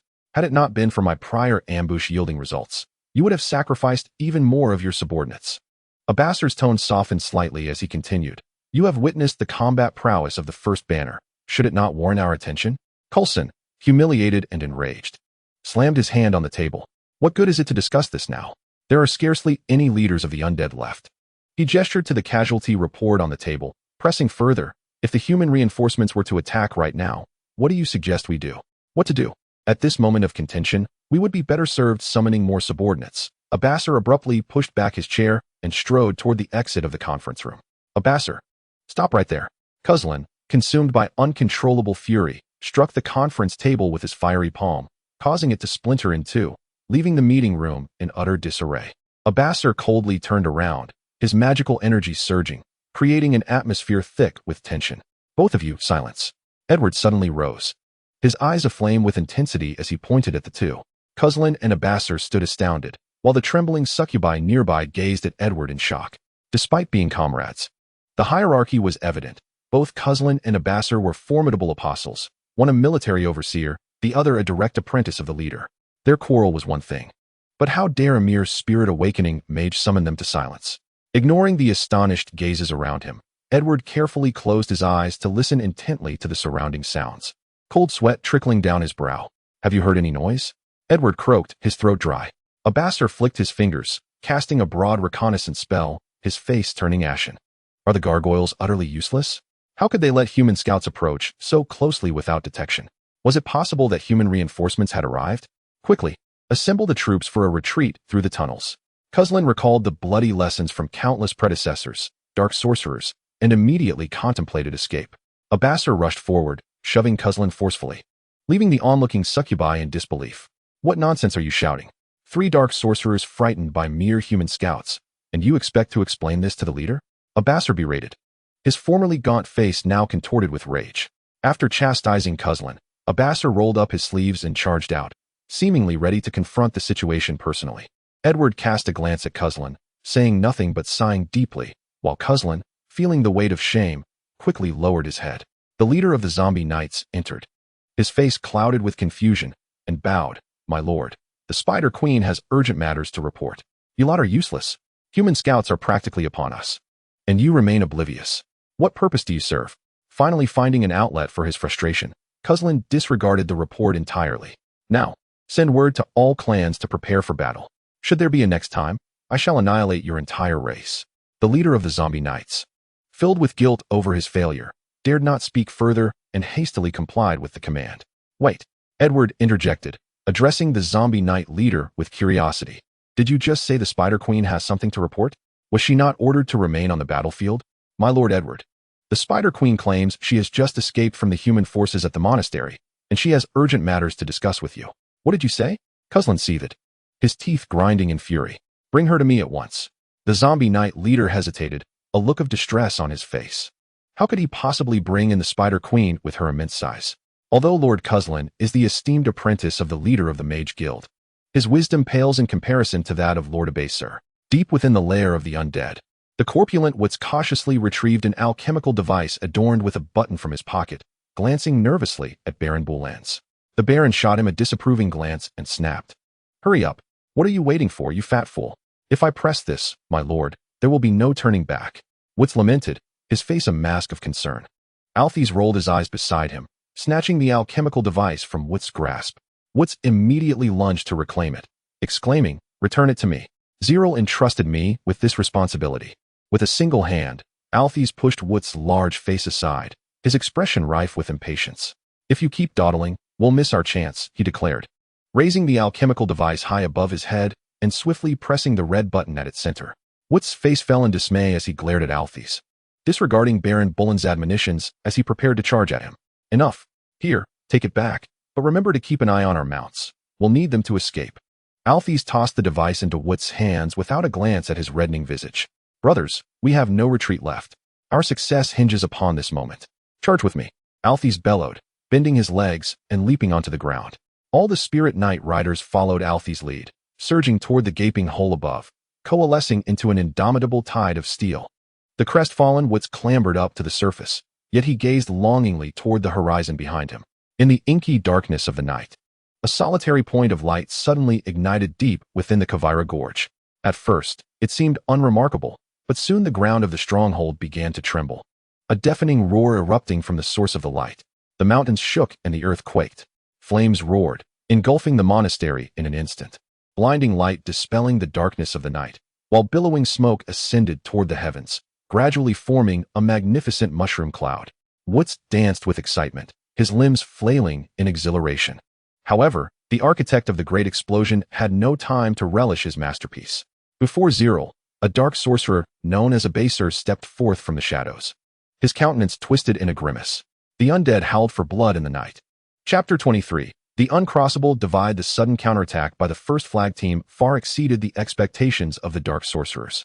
On the battlefield, nearly every warrior of the first flag bore wounds, having endured the sacrifice of nearly 700 valiant soldiers to reach this day of breakout.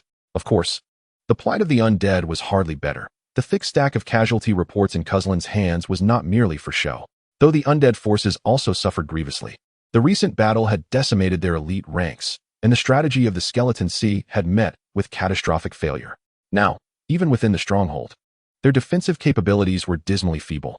300 zombie cavalrymen, tasked with the role of guardians, barely possess any commendable prowess, while the over 1,000 newly risen skeleton soldiers lying buried in the grave are scarcely more than mere decorations.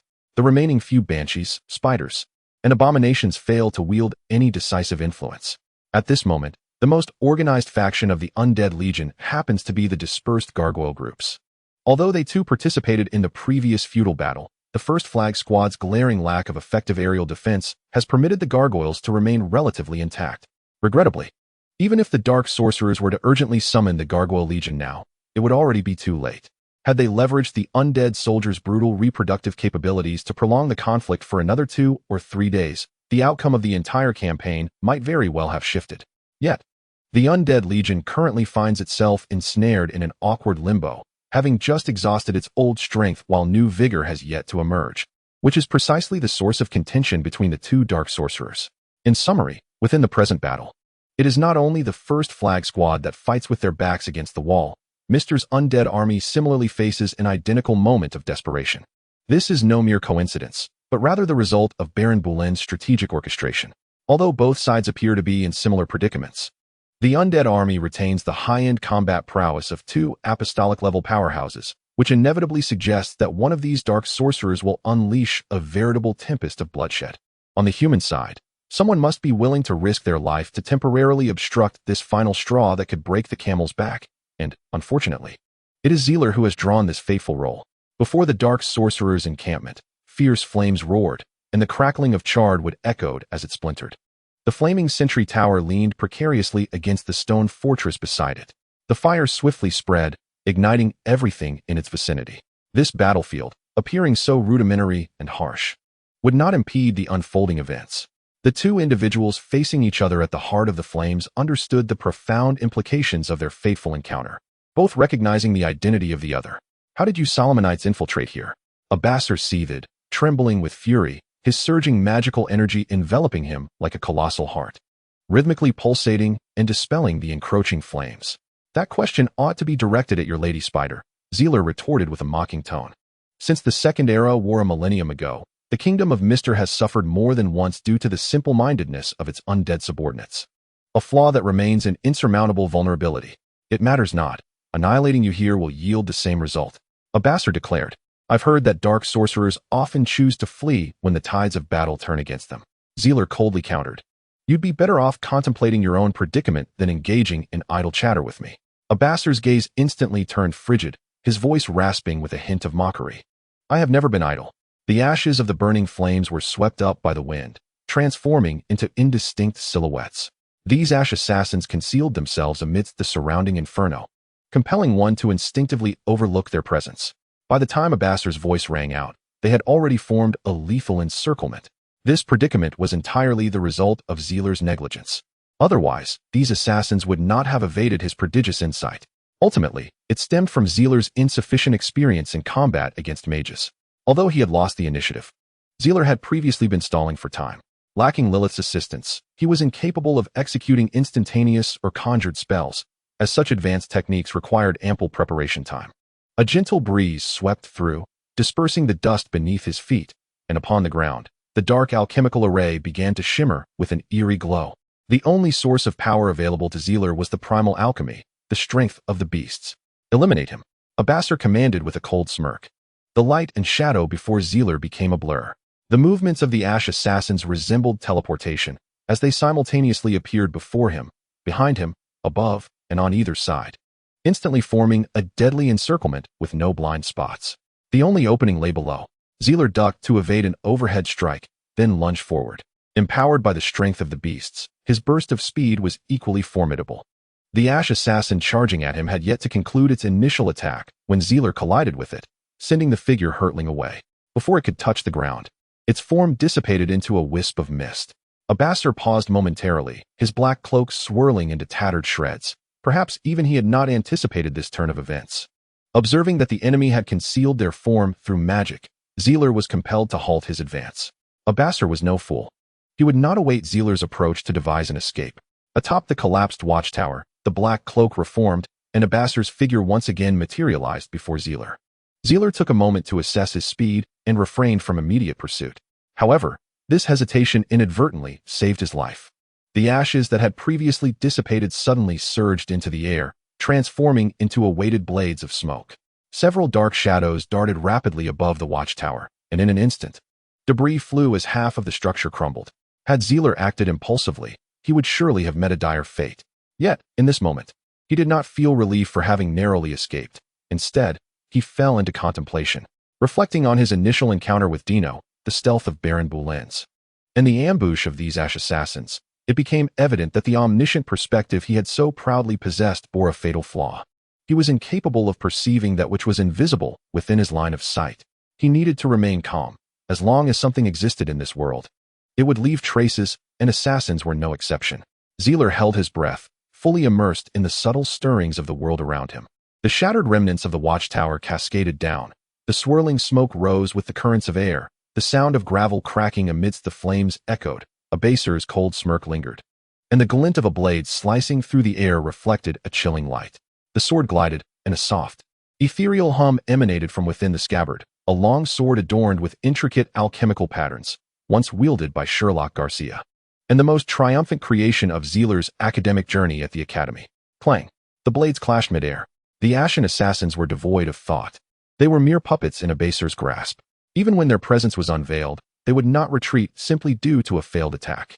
The fatal sword strike unleashed a dazzling spray of sparks. The blade traced a brilliant arc through the air, and even the puppets did not flinch. Thus Zerel would not yield either. Empowered by the strength of myriad beasts, Zerel pressed his sword against his adversary. The vast disparity in strength and weaponry became unmistakable as the swordlight effortlessly sliced through the shadow, cleaving both blade and body in twain. Indeed, there was a semblance of effectiveness. Zerel murmured softly to himself, reflecting on his previous experiences, yet it still lacked clarity. Atop the watchtower, encircled by roaring flames, Oathspire's countenance darkened. Battles among low-ranking mages rarely hinged on the sheer volume of spells learned, their potency or the magnitude of their magical reserves, for none among them possessed the capacity to wield grand spells. In this confrontation, victory would favor the one who orchestrated spells with greater finesse, whose personal control over magic was superior, and whose comprehension of magical combat was profound. Oathspire, with his wealth of experience, could have easily secured this battle. Yet Zerel was equally cognizant of this fact. Thus, he opted for brute strength to counter cunning, adopting a knightly approach against the spellcaster, effectively sidestepping the unfavorable contest of spell manipulation. Consequently, their clash inevitably devolved into a stalemate, transforming into a mere battle of magical endurance. Oathspire recognized that his greatest advantage was cleverly curtailed by his opponent. Should this continue, even if he achieved personal victory, what significance would it hold for the overall campaign? Realizing this, Oathspire resolved to conclude the battle swiftly, intending to instill in his adversary an understanding of the true meaning and terror behind the title of apostle. The blood-red patterned skull floated ominously before him, and with a malevolent expression, Oathspire gazed down at the sword-wielding Zerel, a trace of scorn curling at the corners of his mouth. The gulf between us is not merely defined by the limits of magical reserves, the levels of spell potency, or the dry statistics of spellcasting techniques. Zerel furrowed his brow, sensing an ominous turn in the tide. Oathspire announced with a sinister expression, "The insurmountable chasm between the awakened and the apostles, the unbridgeable celestial ridge, is, in truth, the magical apparatus." Chapter 24. A singular opportunity. The world was awash in crimson, a fiery blaze, blood-soaked earth, and a moonlight tinged with red. From a lofty vantage point, a spherical phantom, 100 meters in diameter, enveloped the battlefield, its surface as smooth as glass, revealing a realm steeped in blood. Empowered by the primal force of the origin armament, Zerel achieved an apex of strength, speed, endurance, neural response, and overall coordination that surpassed that of ordinary humans. When combined with his inherent ranger skills, he stood as a formidable contender even against the pinnacle knights of the awakened. Yet, the sudden transformation of his surroundings into this sanguine world stirred an instinctual dread within him, a primal warning of impending peril. With a swift pivot, he unsheathed his long sword and executed a simple horizontal slash, the speed of which was astonishing, leaving behind a fleeting shimmer that quickly dissipated. The faint scent of rust wafted through the air as a shadow behind him fractured into two, dissolving helplessly into sand. Another ash-colored assassin fell beneath his blade. Yet Zerel remained unfazed, his gaze shifting to his shoulder where a slender wound oozed crimson. Has my reaction slowed? He pondered, perplexed by the strangeness of his sensations.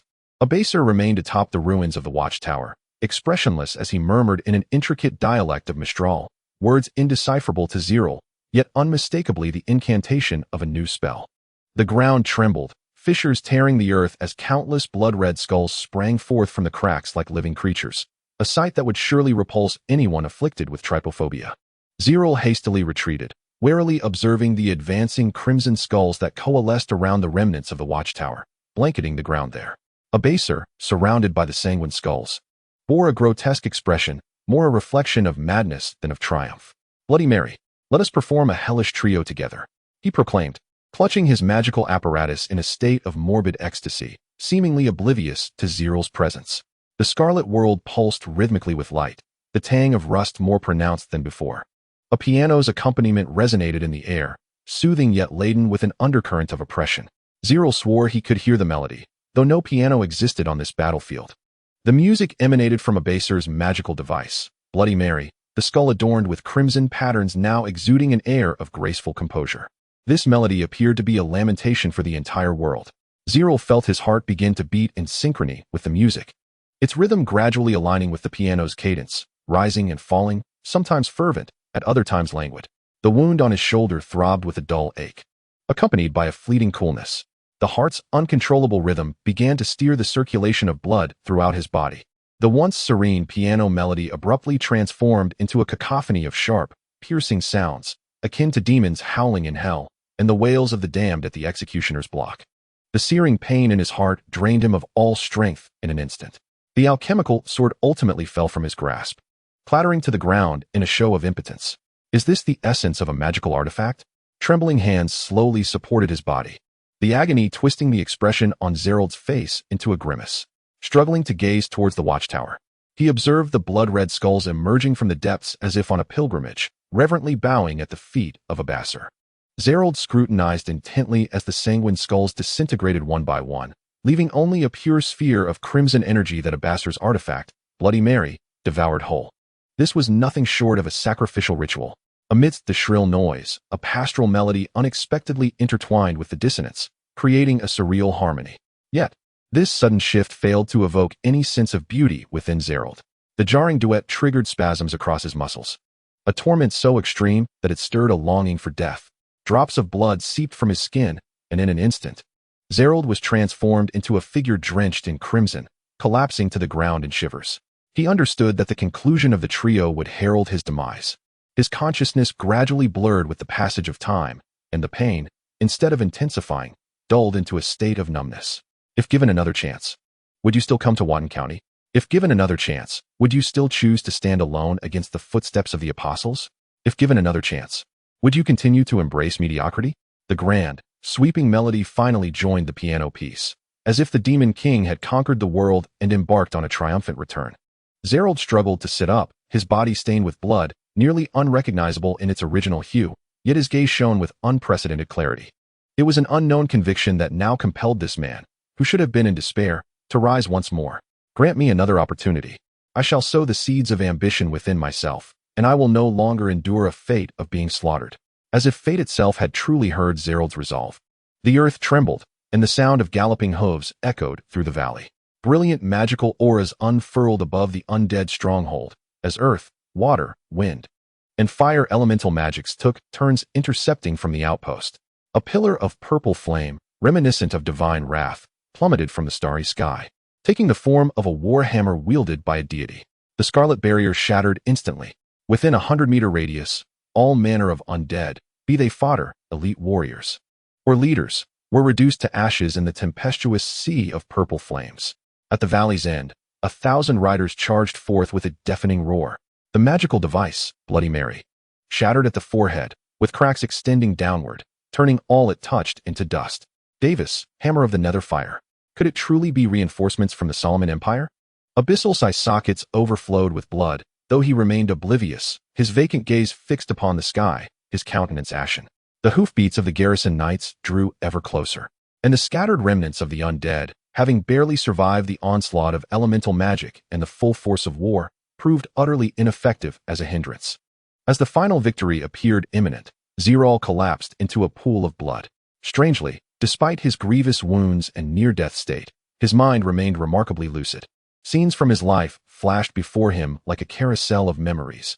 As a child, abandoned on the streets, fortunate to be taken in by the Garcia couple, coerced by Charlotte into sword training, causing chaos during his first magic surge. The Great Famine in Temishulin compelled him to register as a free mercenary to support his family. Gradually earning renown in the mercenary realm, the engagement ceremony at his coming-of-age celebration, the alchemical studies at the Tower of Oaths, the honor of receiving the title of chief. The images continued to flicker, but the latter parts grew indistinct. He could feel his blood slowly ebbing away, inching toward the end of life. The hazy visuals continued to swirl, yet Zerel paid them no heed.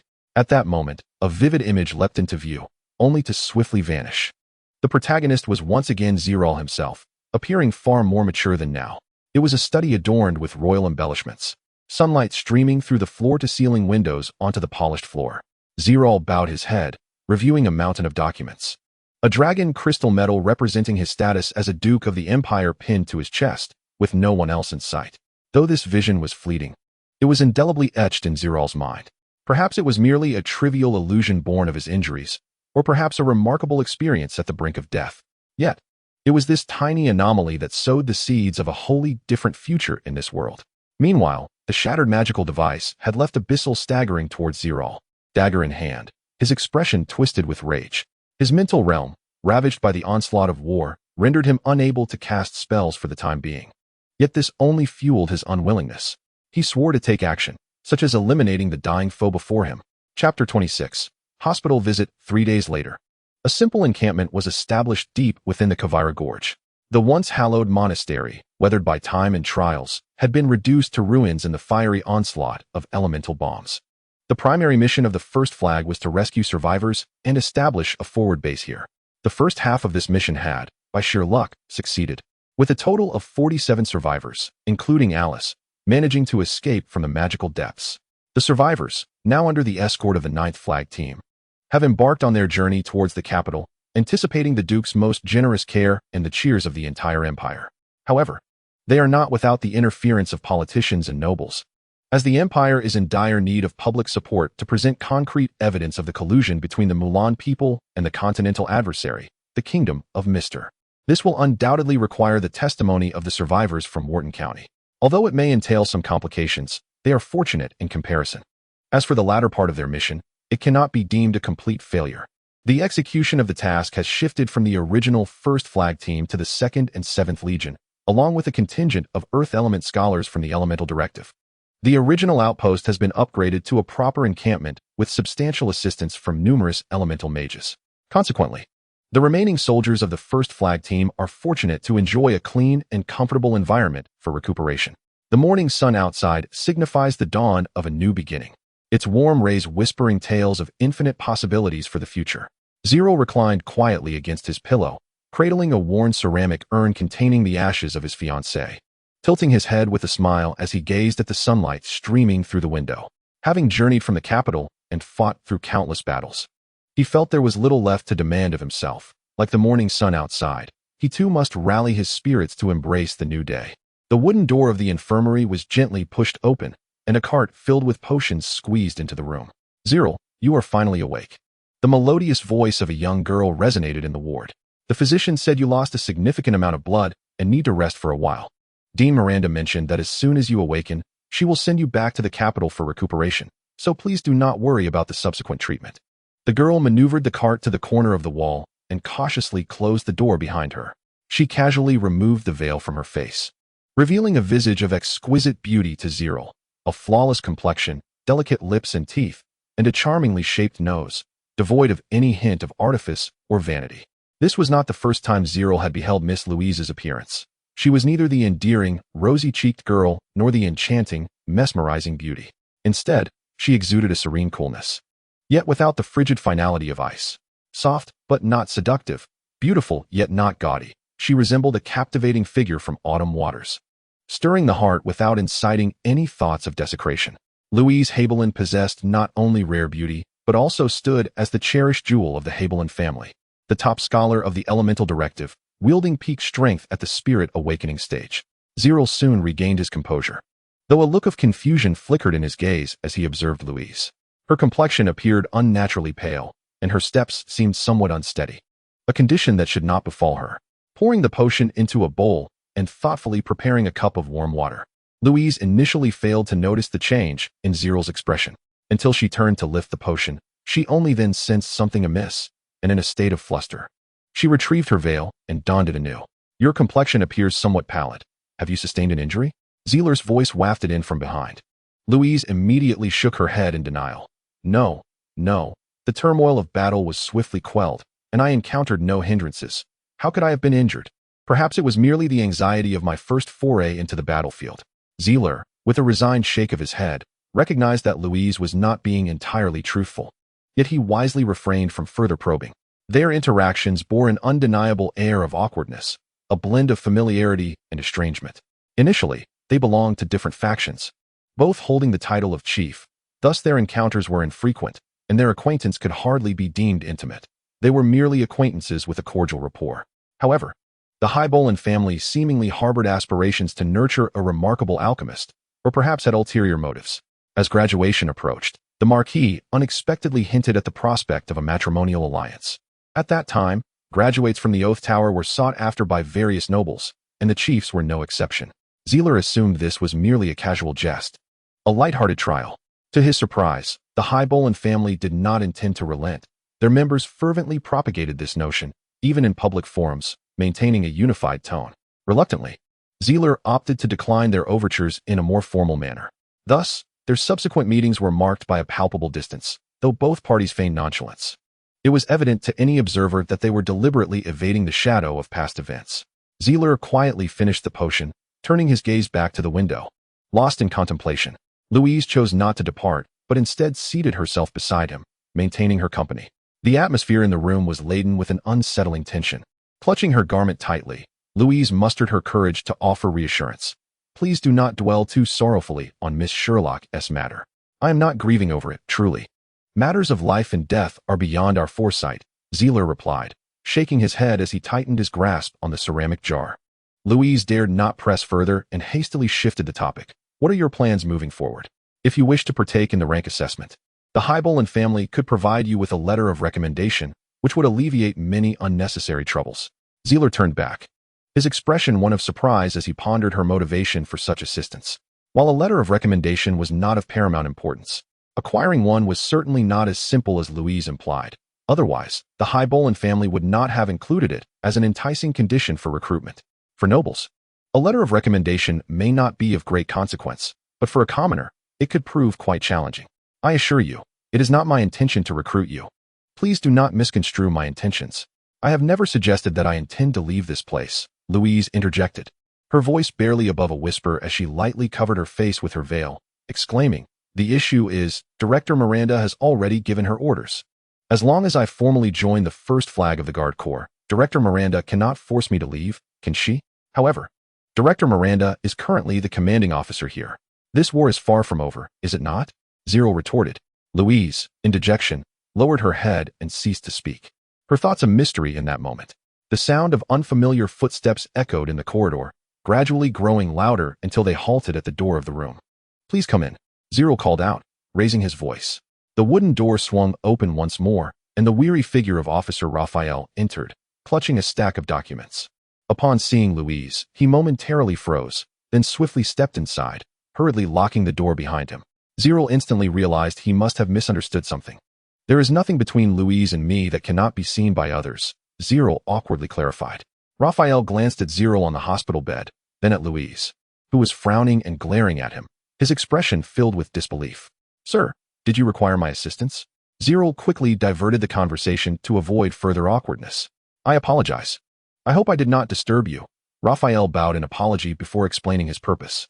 "I came to inquire about the magic circle in the hall of the monastery, as it is of great importance, and I must apologize for the intrusion." Zerel's demeanor shifted to seriousness. Raphael was correct. The magic circle was indeed the most pressing matter at hand. "This is indeed crucial. I will share all that I know with you. However, after that, could you explain why your reinforcements fortuitously arrived during our breakout? The main camp is not close to the Kavira Gorge. Even if the camp sensed something amiss on the day of our loss of contact, it would take several days at the earliest to reach us. Yet you arrived at the battlefield in an incredibly short time after we lost contact. This implies that shortly after we departed, or even before, you must have detected something unusual and were certain it was a trap." Zerel paused, seemingly reluctant to accept his own deductions. "Moreover, you organized a rescue operation immediately, abandoning the possibility of sending someone to retrieve us, mobilizing the entire army. This defies logic." Raphael squinted, not responding immediately, and the atmosphere in the room dropped to a chilling silence.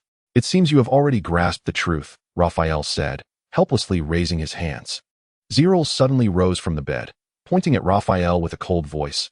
"This is not difficult to analyze. You have treated the first flag as a stepping stone. Or perhaps we were merely bait." Louise hurriedly stepped forward to assist him, her bright eyes, visible beyond her veil, equally icy as they regarded Officer Raphael.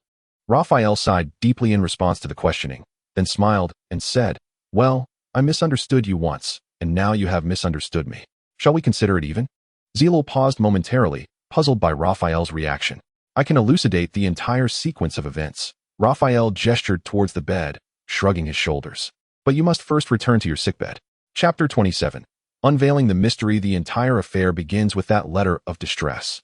Initially, only General Davis was privy to the rescue mission, as it was imperative to maintain confidentiality.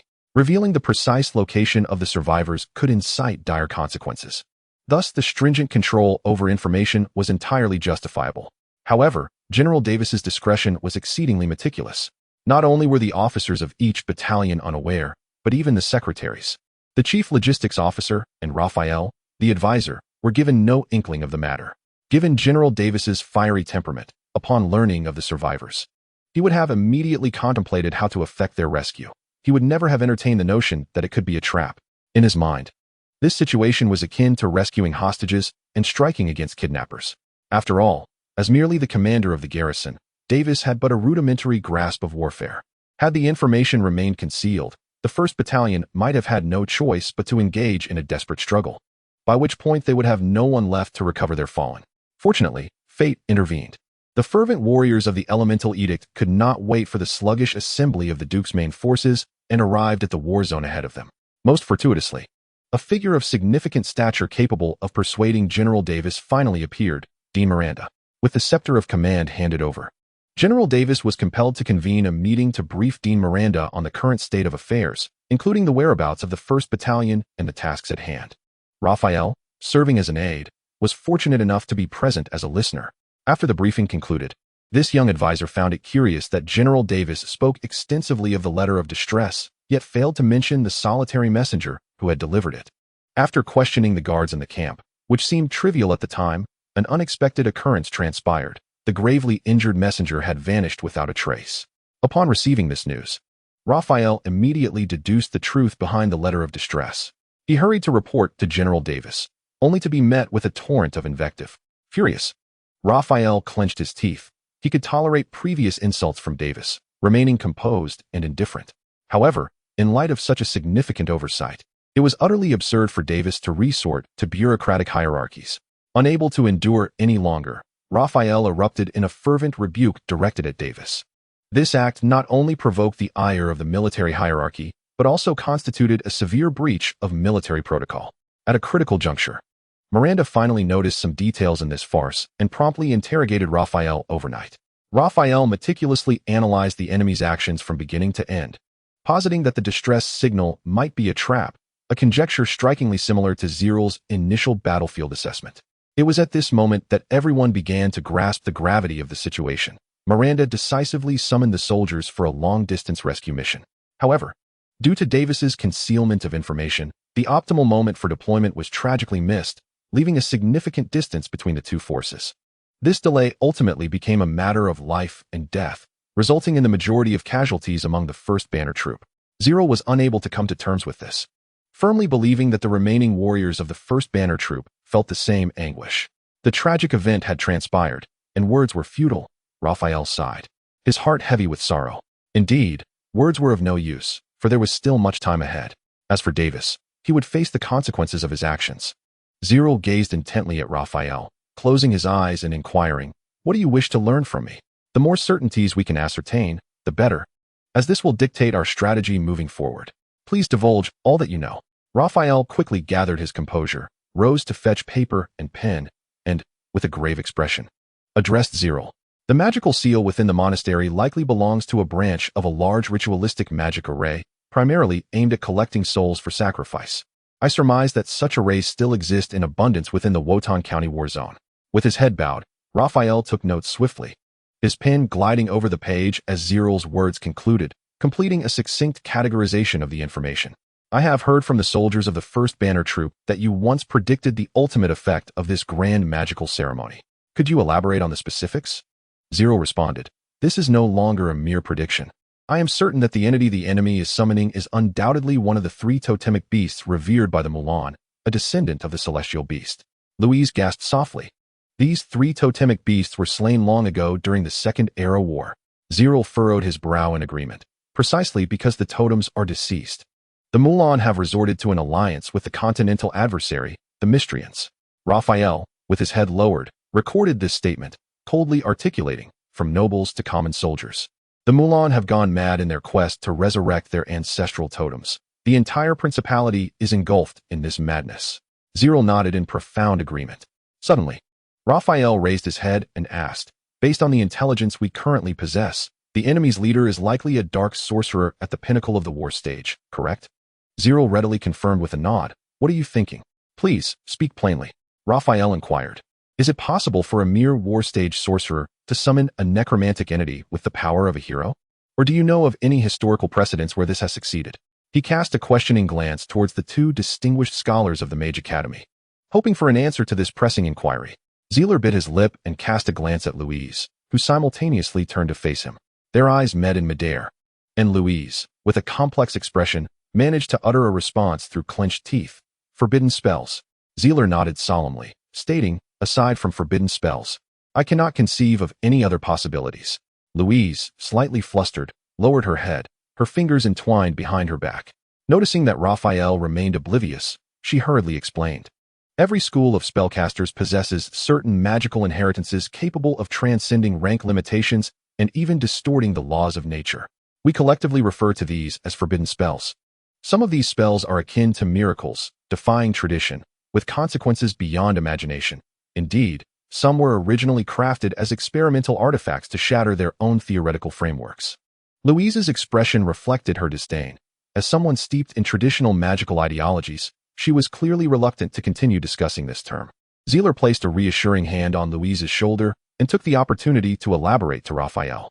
The epochs of war were the most prolific periods for the development of forbidden spells. During the First Epoch War, forbidden spells were wielded to slay gods, while in the Second Epoch War, they were employed to exterminate demons. This was the primordial purpose for which forbidden spells existed. He turned his head and chuckled softly. Raphael, you must have heard of their infamous names. Living alchemy, elemental reversal, the prophecy of Morel's gate, malicious transmutation, the death curse, and the soul-binding spell. These terrifying magics, renowned and legendary epics, all fall within the realm of forbidden spells. After a moment of contemplative silence, Zerel concluded, throughout the ages, the advancement of magical civilization on the continent has essentially been a relentless quest to unravel the mysteries of forbidden spells. Chapter 28. Beneath the castle, if we were to liken the entirety of known magical systems to a pyramid, then all knowledge pertaining to forbidden spells would be the crown atop its apex. Conversely, if we were to compare the unknown magical systems to a vast ocean, then the exploration of forbidden spells would be akin to the expansive and profound constellation-studded night sky. People both fear the terrifying power of forbidden spells and are captivated by the value they embody. Those who seek truth may also succumb to superstition, and forbidden spells represent such superstition among mages. The pursuit of the truths concealed within these superstitions gives rise to science. Louise kept her head bowed in silence, her brow furrowed. She felt conflicted about Zerel's unabashed admiration for forbidden spells, harboring a dislike for such notions, malevolent ideas. Dean Miranda once remarked that forbidden spells only bring endless calamity to living beings. Louise briefly shared her perspective to assert her stance, then resumed her silence. Keeping her head down, Zerel offered an apologetic smile, saying, I sincerely apologize. I had forgotten that elemental mages generally adhere to the doctrine of natural balance. Nevertheless, the insatiable thirst for exploration and the radical ideologies of our alchemical tradition are indeed hallmarks of our craft. Louise appeared momentarily flustered, repeatedly gesturing. That is not what I meant. Among alchemists, there are many great sages, and the friendship between Dean Pargus and Dean Miranda is equally profound. The previously serious atmosphere of discussion lightened considerably, illuminating the entire ward. Raphael prepared to take his leave, rising from his chair to organize the documents he had recorded, jokingly remarking, it seems you two share a strong bond as well. You nearly risked your life to save Zerel. Louise gasped, quickly springing up from beside the sickbed. Ah, that is not the case. Wait. Zerel, with a puzzled expression, turned to Raphael. What do you mean, nearly risking your life to save me? You're not aware? Raphael continued, when Althas carried you back from the battlefield, you had lost blood to a dangerously critical level, and the medical officer was about to give up on resuscitation. Louise's blood type matched yours, and it was her insistence on continuing the transfusion that brought you back to life. Truth be told, your survival has always felt like a miracle to me. As Raphael spoke animatedly, Zerel's expression grew somewhat distant, occasionally furrowing his brow or offering a bitter smile. After Raphael had gathered all his documents, he stood and headed towards the door. Well then, I must gather information from others, so I shall not intrude any longer. He waved at the two with a sly smile as he stood outside the door. Bang! After some contemplation, Louise summoned her courage and returned to her seat. Miss Louise? Zerel called gently, and she turned around anxiously, removing her veil to reveal her pale countenance. I am truly grateful for your life-saving grace. Zerel, seated on the bed, leaned forward sincerely to express his thanks. Suddenly, Louise broke into a radiant smile, sweet and graceful, warming the heart. If my life were in peril, you would choose to save me, wouldn't you? Without waiting for Zerel's response, she continued.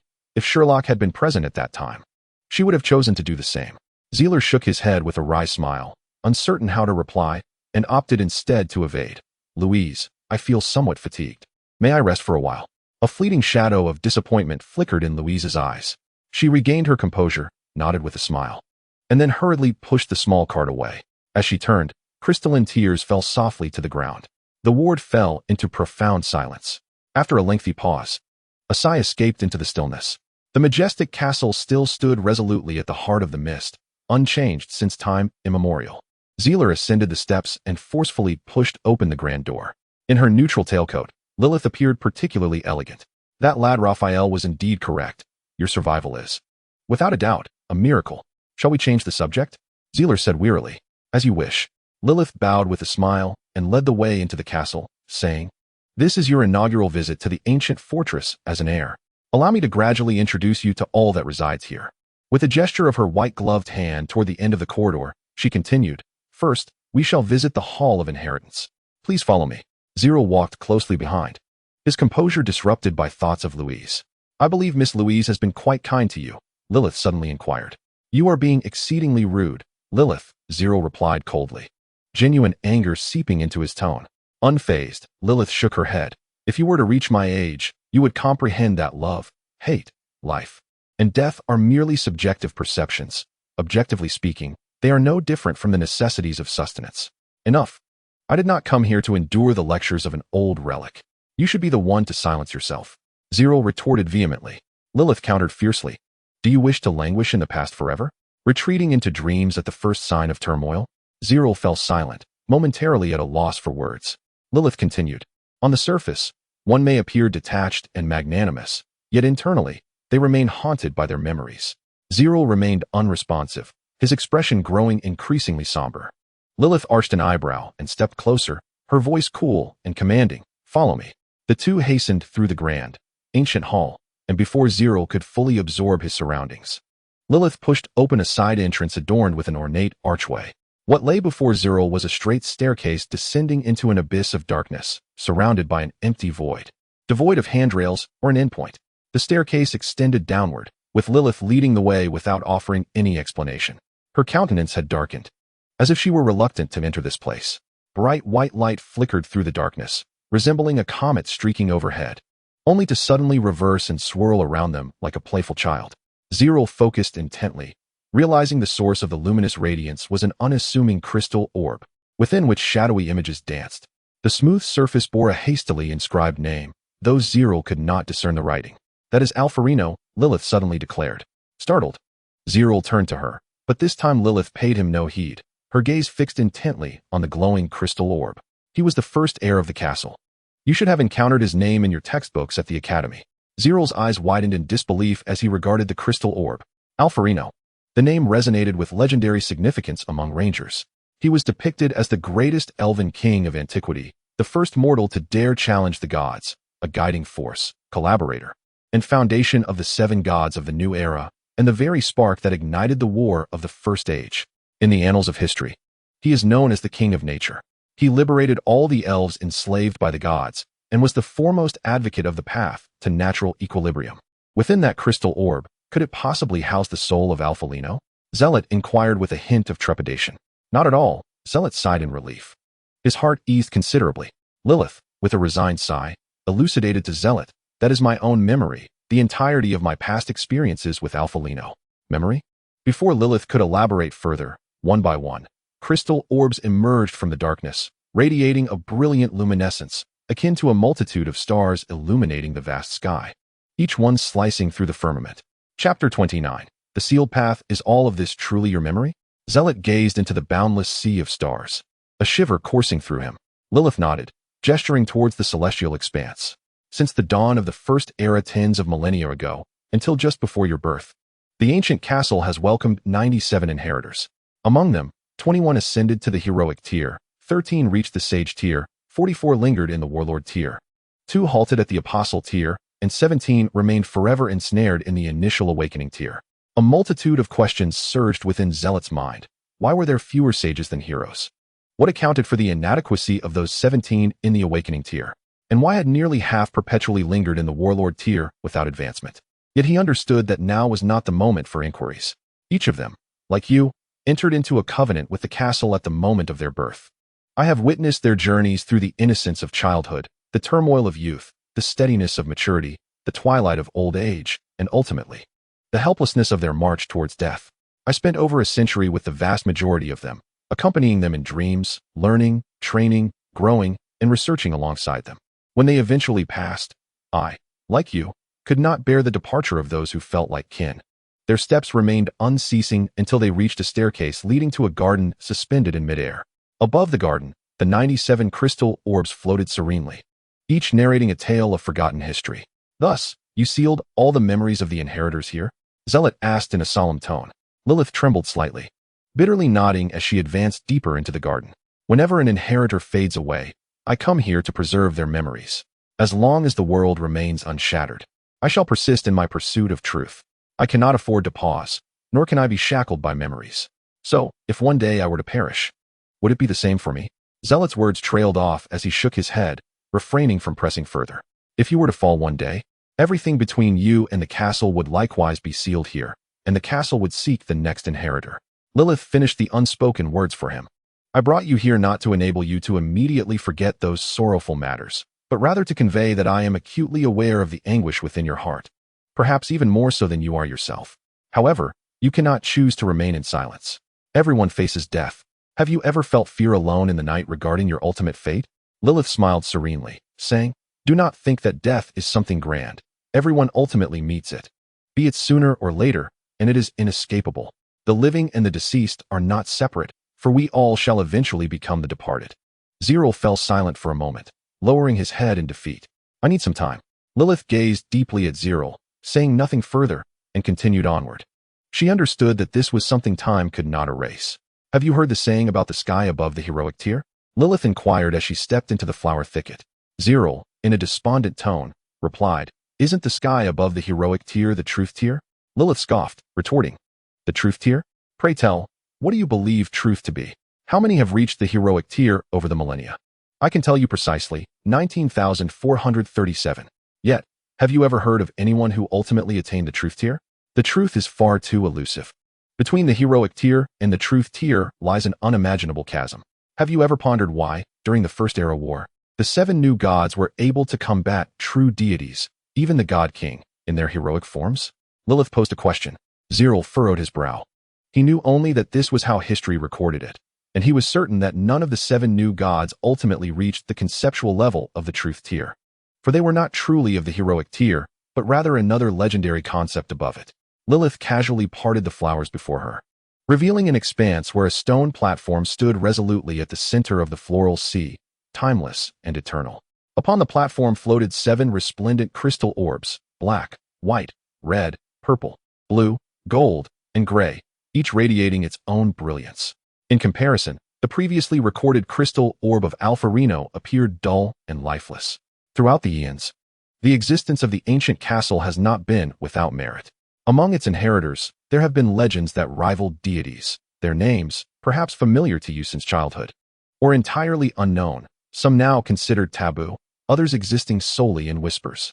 Zerel felt his breath quicken. If what Lilith said was true, then these 7 crystal orbs represented the pinnacle figures in the history of sentient beings. Lilith beckoned the golden crystal orb and handed it to Zerel. He carefully accepted it, scrutinizing the orb, yet the images within flickered only as a blur. This is Bellman, the creator of Origin Alchemy. Though you may not have heard of his illustrious name, you are undoubtedly familiar with his other moniker, the Mason. Zerel, trembling slightly, lifted his gaze and reverently returned the golden crystal orb to its rightful place.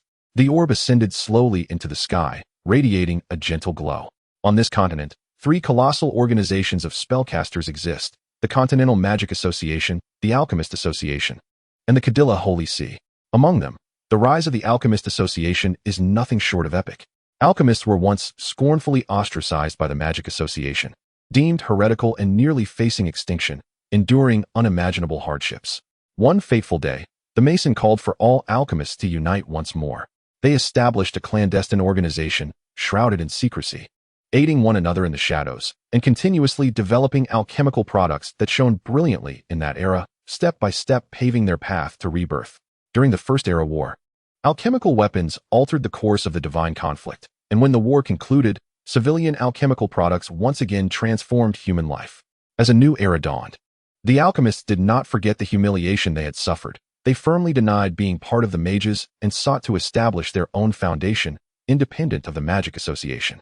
Due to the brutal suppression and persecution from other spellcasters in their early days, The Alchemist Association acquired many secret names, such as the Benefactors and the Firebringers, which are now widely recognized. However, the most enigmatic of these titles is the Freemason Alliance. Bellman, or rather the Mason, was the inaugural president of the Alchemist Association, and the original name he bestowed upon it was the Freemason Alliance. He is not only one of the greatest mages in history, but also serves as a life mentor to all alchemists, holding unparalleled prestige in their hearts. Zerel's cautious demeanor is a reflection of this legacy. I recall that the Mason was the most vehement opponent of conducting research on living alchemy. Yet origin alchemy stands in stark contrast. Lilith glanced at him, retorting, "If your own research leads to countless tragedies, would you still proclaim your failures to the world?" Zerel awkwardly scratched his head and shifted his gaze to the other crystal orbs. If one orb could reach such heights, who might the others represent? They are legends. Yet ultimately they belong to the past. Zerel, Lilith called, snapping him back to reality. Even for the sake of honoring the sacrifices of these martyrs, you cannot afford to falter. Taking a breath, she softened her tone, adding, "You must change yourself to make a difference." "Lilith, I have a favor to ask of you." Zerel suddenly interjected. Lilith frowned, but ultimately nodded in agreement. "Please, seal the memories between Sherlock and me here," Zerel earnestly pleaded. "I know I lack the courage to confront reality, at least not yet."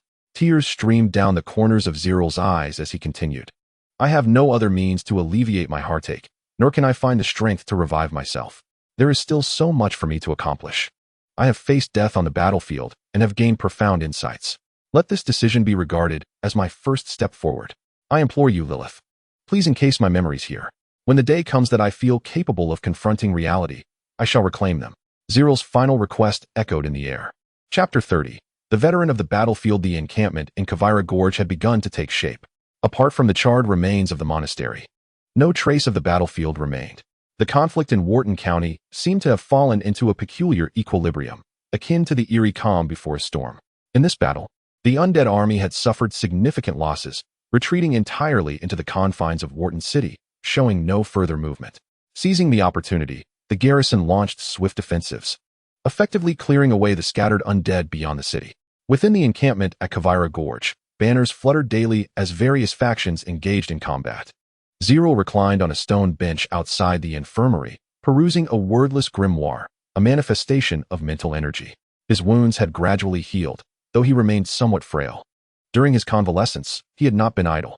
The unique environment of the castle afforded him double the study time compared to others, along with a wealth of resources laying a solid foundation for his endeavors.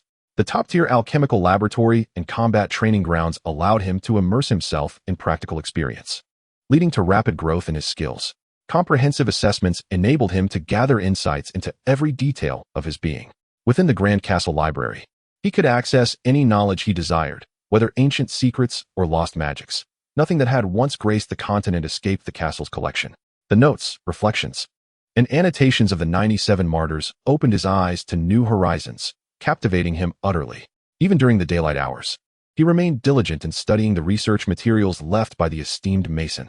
In recent days, Zerel had gradually amassed ideas for improvements based on his circumstances and his studies of origin alchemy, eagerly awaiting Lilith's formulation of a comprehensive research plan. Adjacent to the encampment, the remnants of the first banner had constructed a large cemetery, where all those who perished in the monastery were laid to rest. Be they commoners, nobles, or fallen soldiers of the garrison, they were interred together.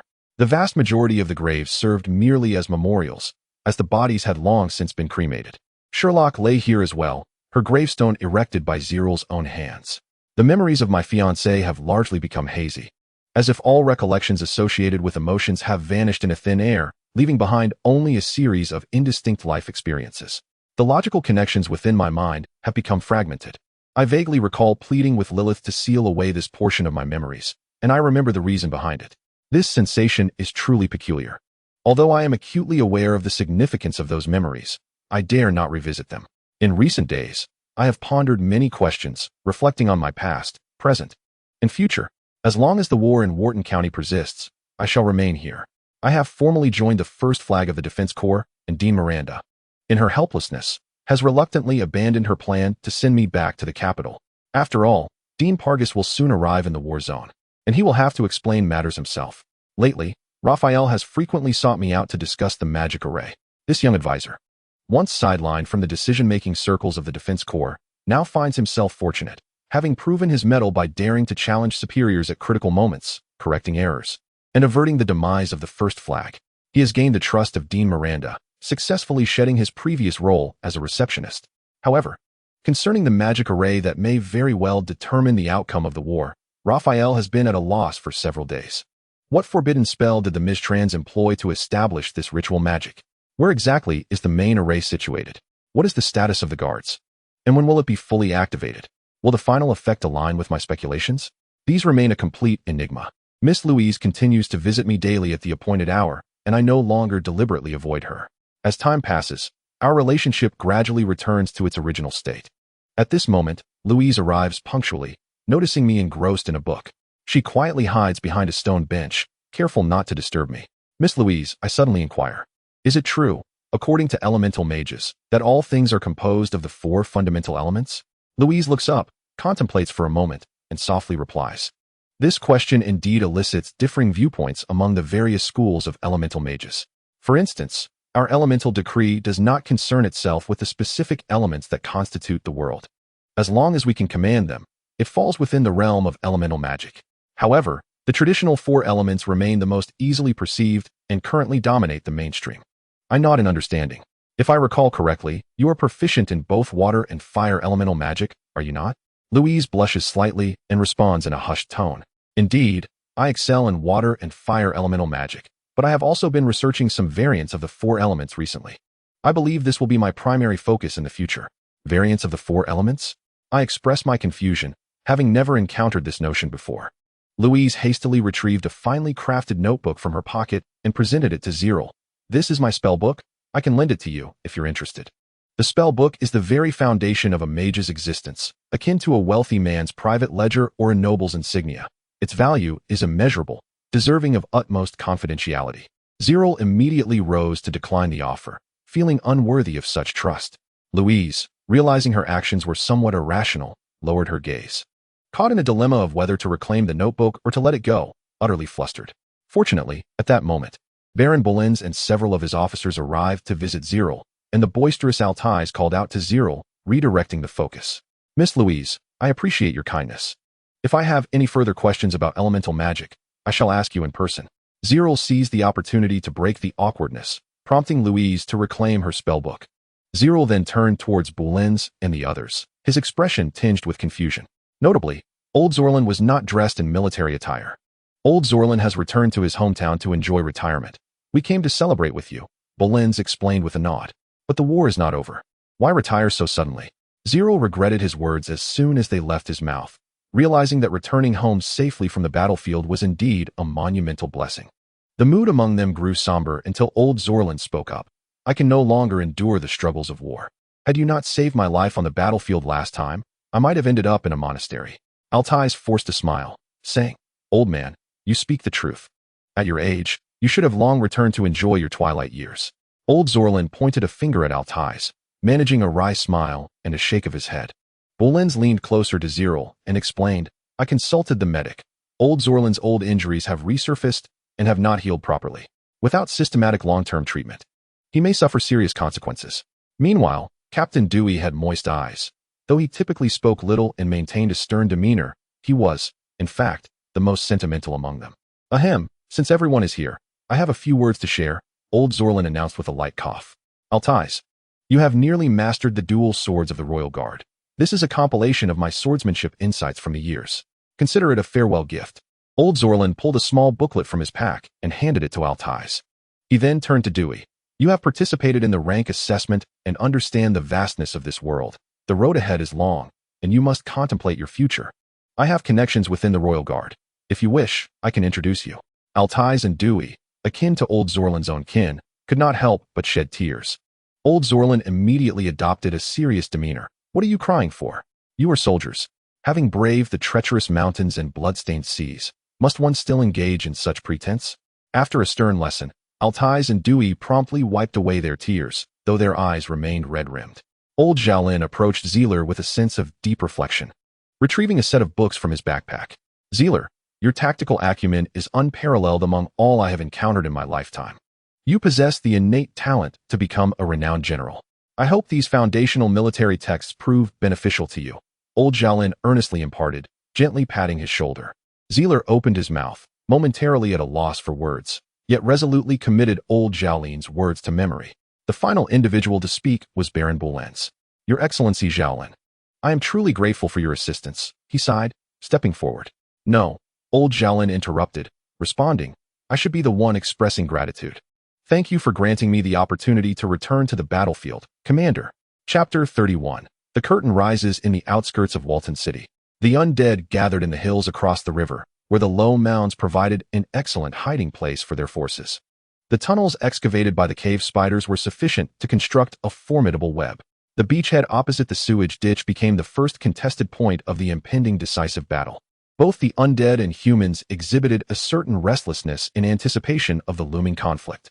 Warhorses galloped, and both sides stood in readiness along the lengthy battle lines.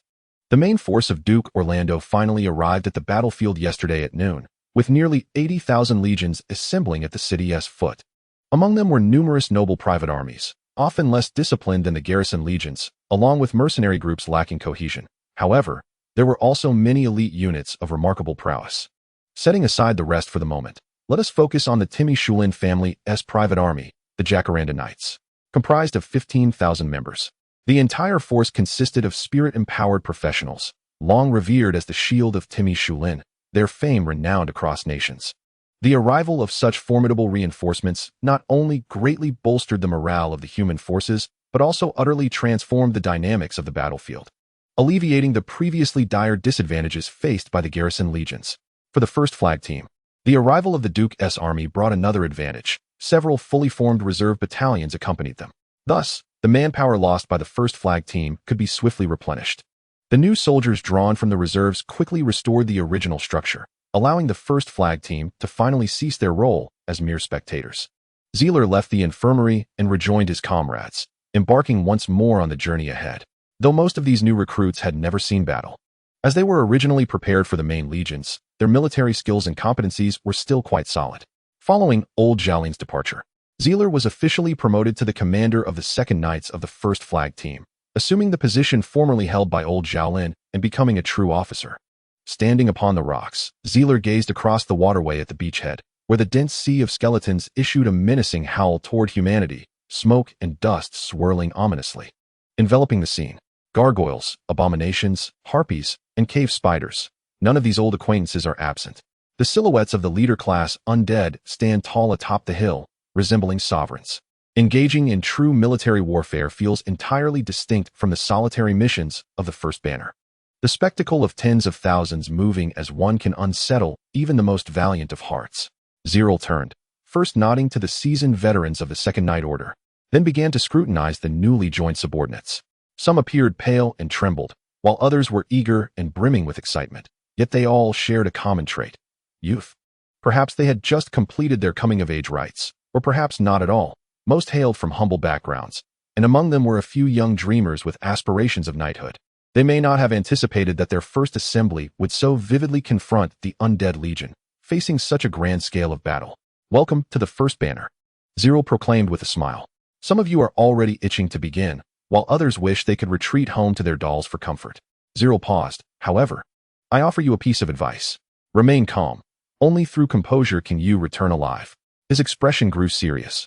All stand at attention. The veterans straightened their backs in unison, their armor clinking in harmony, instantly instilling a somber atmosphere, prompting the new recruits to mimic them and adopt a serious demeanor.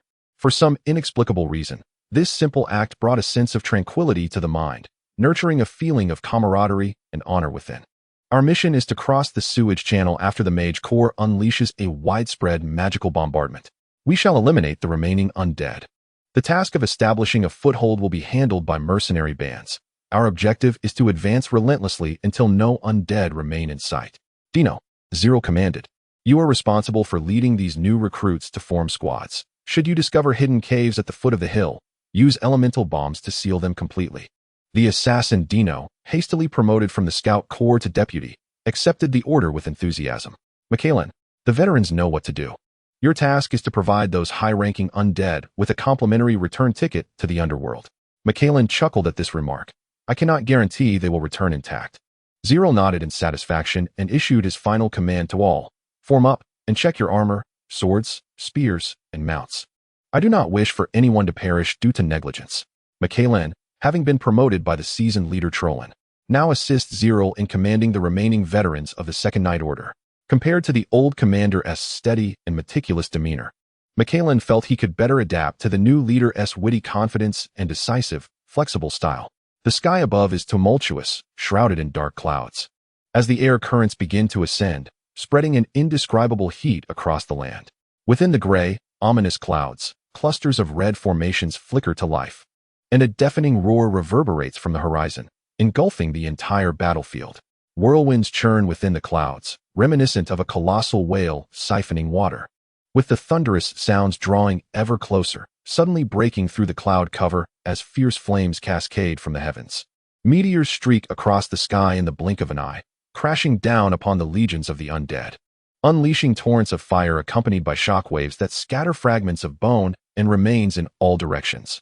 The thunder strikes with increasing swiftness, as bolts of lightning relentlessly cleave the battlefield, akin to divine retribution, systematically eliminating those leaders among the undead.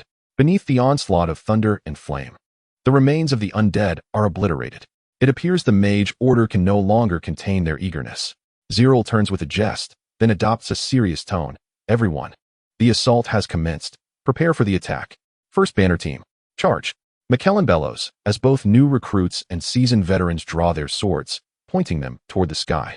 The drainage ditch has entirely frozen into crystalline ice, and under the might of elemental magic, this narrow channel has solidified in an instant. The warhorses gallop forward. As the defensive legion, mercenary bands, noble private armies, and knightly orders collectively unleash a steel tempest formed by tens of thousands of cavalry across a 10-mile front. The beleaguered undead, struck by magic and unable to lift their heads, struggle to muster a counteroffensive, only to be met by a magical barrier conjured by low-ranking mages. At the heart of the undead encampment, a sturdy fortress is driven underground by the impact of meteors, and a squad of zombie knights that has managed to break free from their ranks faces the descent of purple firehammers before they can even charge. General Davis, wielding his warhammer, leads the charge into the enemy ranks.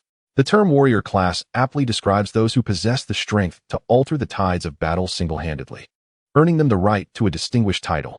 If General Davis has forged the Legion's edge through his overwhelming personal might, then the nearby torrent of purple can only be likened to a cataclysmic force. The Bougainvillea Knight Order, comprising merely 5,000 troops, has directly torn through the lines of the high-ranking undead, plunging into the ocean of the undead, before anyone can gasp in astonishment.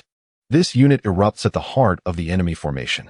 Small groups of just a few individuals disperse, launching surprise attacks in all directions, blossoming like exquisite bougainvillea flowers upon the enemy's stronghold.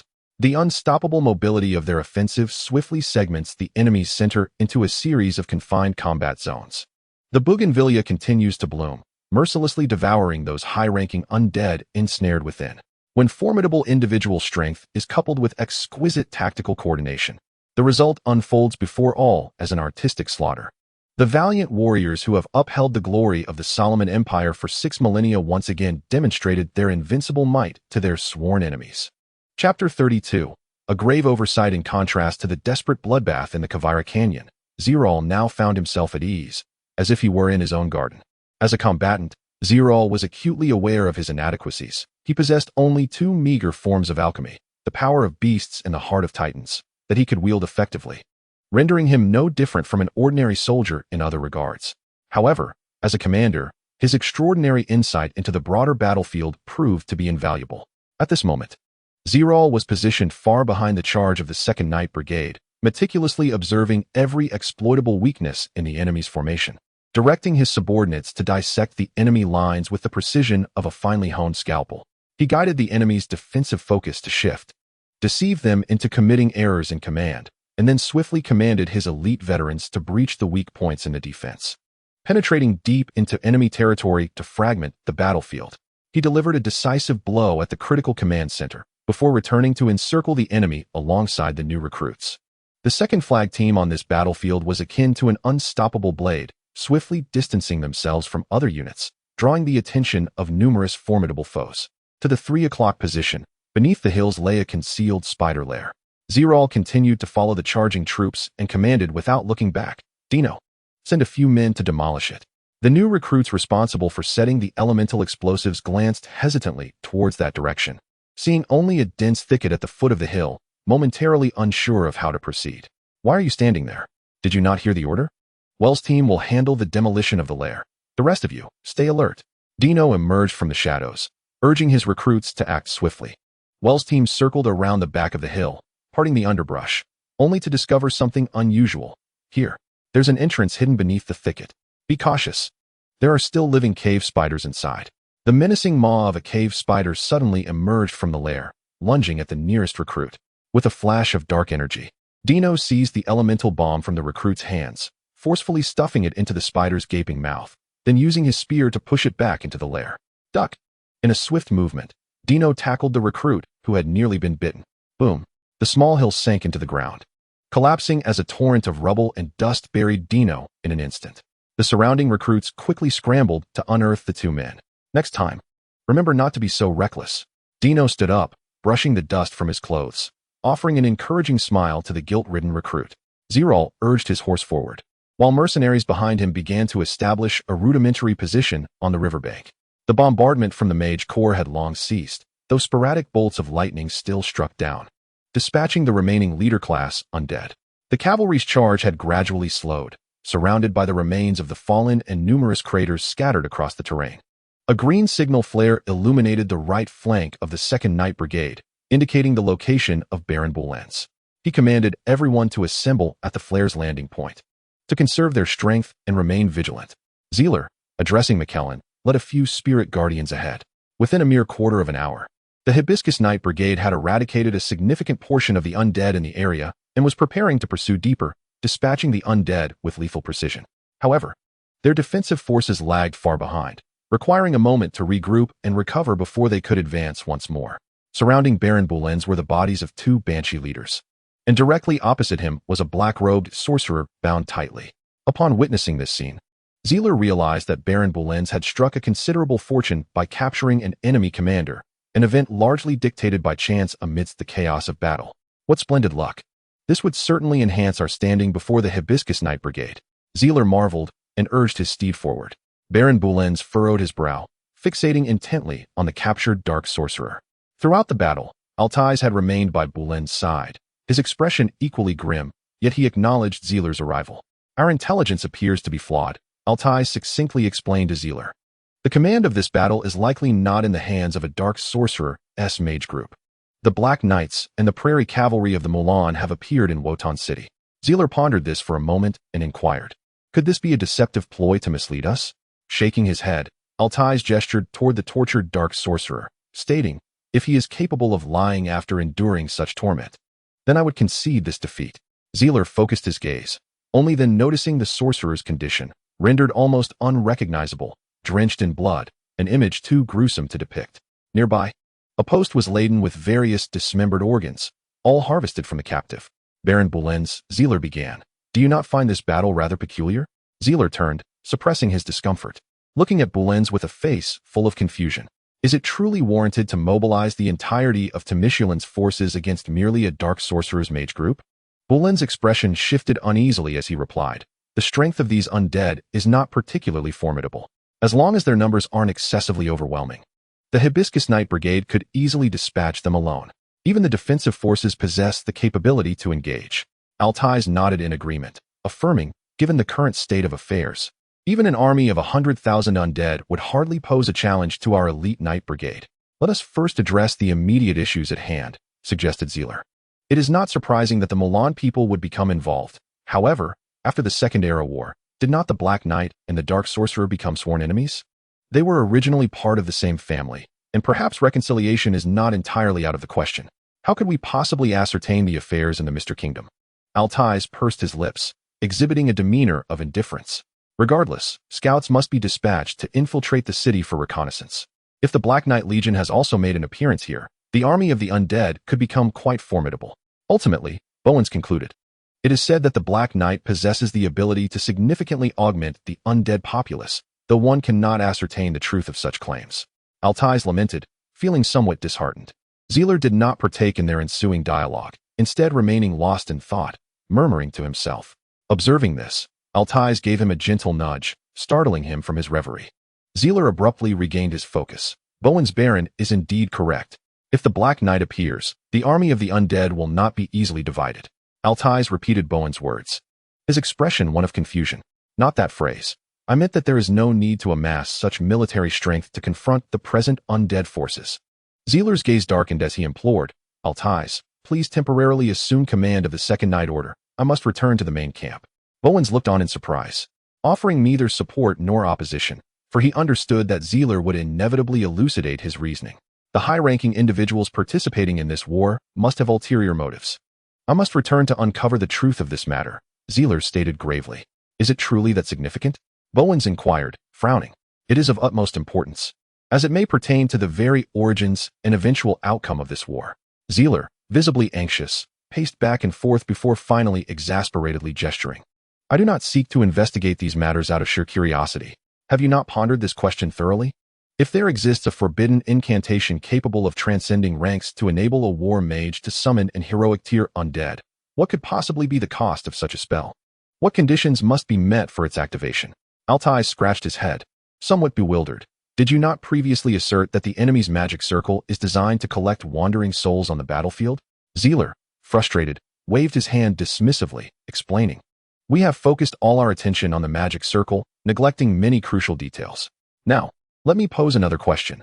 Why must these Mr. and Mulan people conduct a magical ritual amidst the Worton army?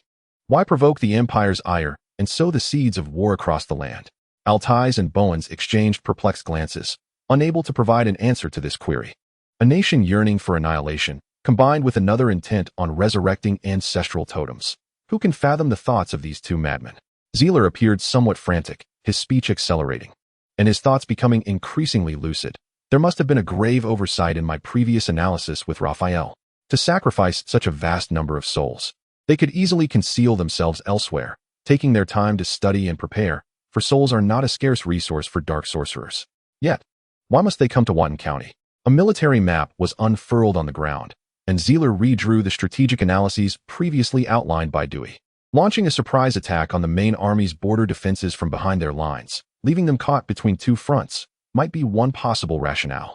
However, if you were to command the undead legions, would you willingly take such immense risks merely for a glimmer of possibility?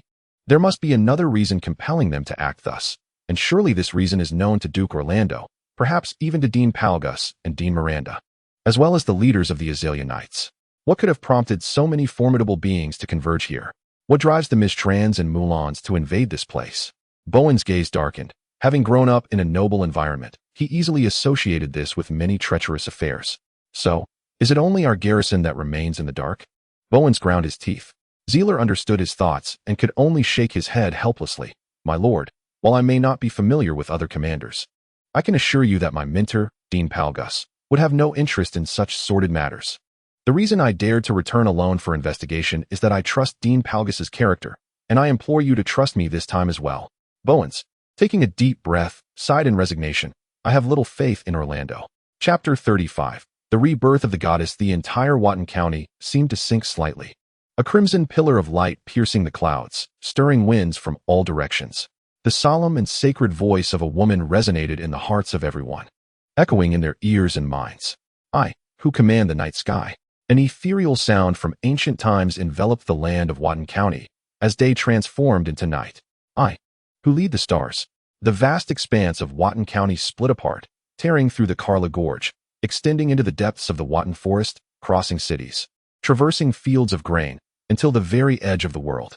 Zerel hurriedly sought refuge in a metallic shelter, his heart filled with astonishment. Born from the sea of stars, vanquishing the malevolent deities of the world, at last, extinguished in the twilight. Hero, I am unworthy.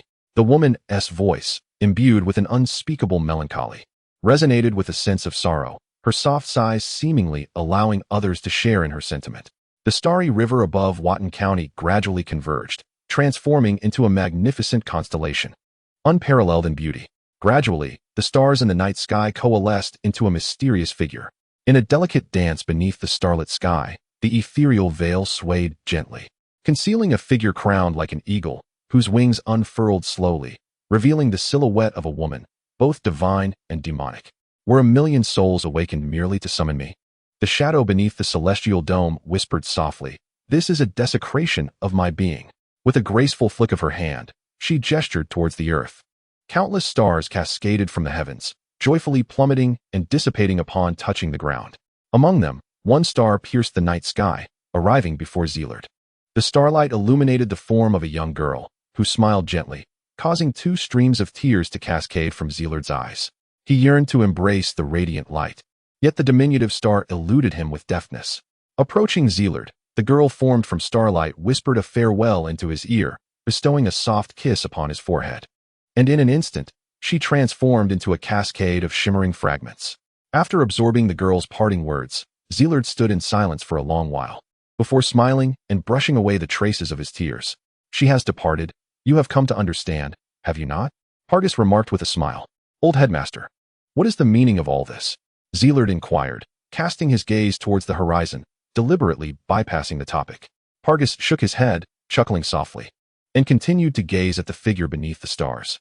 "This is merely a remnant of the Queen's obsession resisting the dark sorcerer's forbidden spell. It does not signify the end of this war." Zerel too lifted his eyes to the Queen amidst the stars.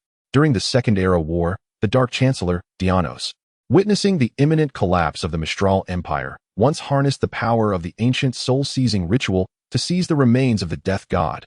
Pargus recounted in hushed tones. "Can such forbidden spells truly transform one into a being of heroic stature?" Zerel asked, his disbelief palpable. Pargus scoffed, dismissing the notion. "Dianos, after all, is a legend. His acquisition of the death god's vessel was merely a step towards a deeper understanding of death's truths. The ignorant mistake it for a shortcut to transcendence. Magic is the power of the mind. It bears little connection to the corporeal form," Pargus concluded with profound significance. The war drums echoed through the heart of the camp, and the sound of horns resonated throughout the encampment. The remaining members of the 10,000-strong Bougainvillea Knights, having prepared for battle, were eager to engage. The aged Duke Orlando, leaning upon his sword, gazed into the distance towards the city, pointing his sword forward. The moment of the final confrontation had arrived. Having found the answers he sought within his heart, Zerel hesitated no longer.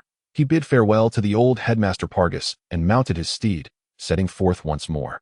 Indeed, from the cliffs ahead of the camp, one could clearly discern the current state of the battlefield. The layers of defenses erected by the undead legion crumbled like paper under the charge of the Solomon Empire's coalition, offering no resistance whatsoever. The Elemental Mage Academy under Headmaster Malata, in swift coordination with the Temisulan Mage Corps, had already reached the outskirts of Worton City, with the defending legion's banners closely trailing behind, clearing the remnants of the undead along their path. In circumstances of numerical parity, the army of the undead can scarcely be deemed a worthy adversary. Indeed, the Duke of Orlando's summoning of such a vast force appears somewhat excessive. This one-sided battlefield dynamic only shifted when the Knights of the Lilac Blossom advanced to the very gates of Worton. The grand entrance of Worton swung wide, and a phalanx of knights, clad entirely in obsidian armor, surged into the fray. The Black Knight Legion. To be candid, the Black Knight Legion does not denote the name of a singular army, but rather signifies a distinct class of warriors. Much like the Steppe Cavalry or the Solomon Heavy Cavalry, it does not represent a unified battalion. This unique class is the sole profession on the continent that still derives its strength through prayers to the ancient deities. Even their archrival, the Paladins of Kadaira, have resorted to self-cultivation to elevate their ranks. This phenomenon arose due to the Dark Speaker's prior resurrection of the Grim Reaper. This new incarnation of death has since been passed down through generations, rekindling divine power.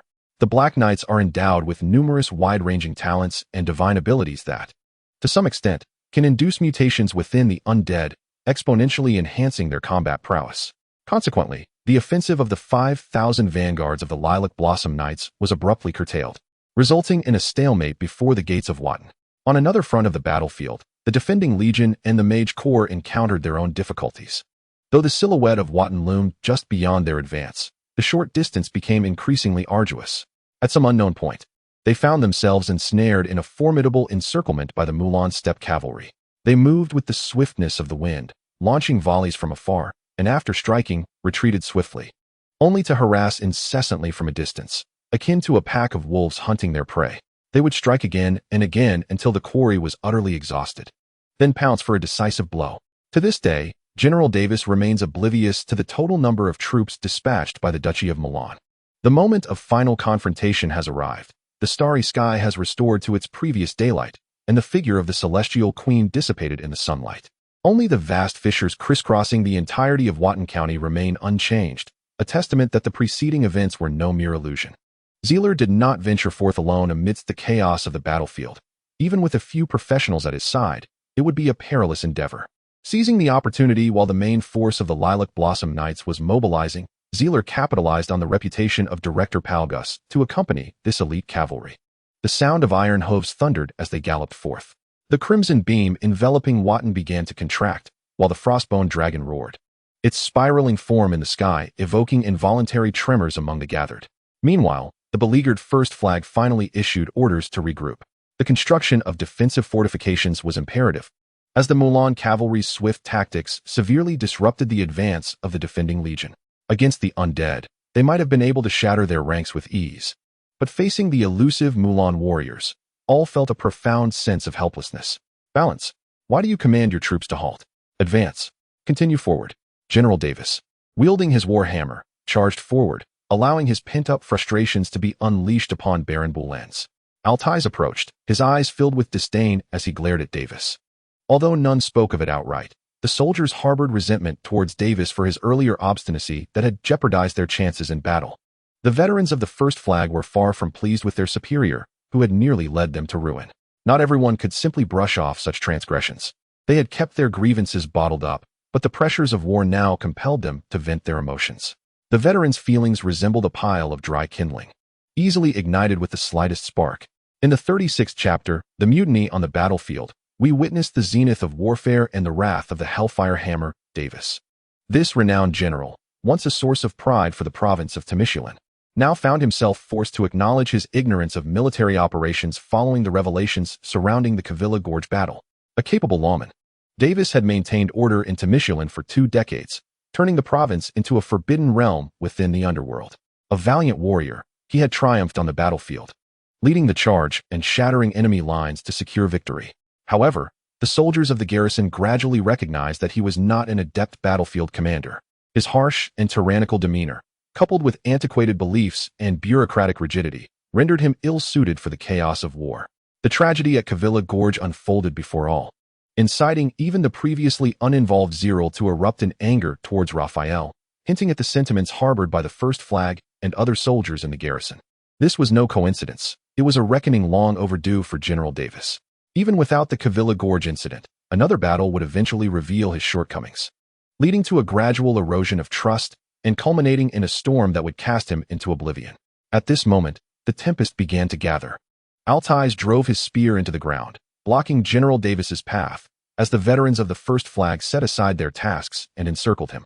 Davis's face flushed with anger. Had it been an enemy humiliating him, he would have reduced them to ashes with his hellfire. Yet, Altais was one of his own, forcing him to stifle his rage. The secretary galloped up, assessing the situation, and immediately shouted, "Bring your garrison commander here." "Is this how he teaches you to treat your superior?" Altais boldly retorted. "This has nothing to do with the garrison commander."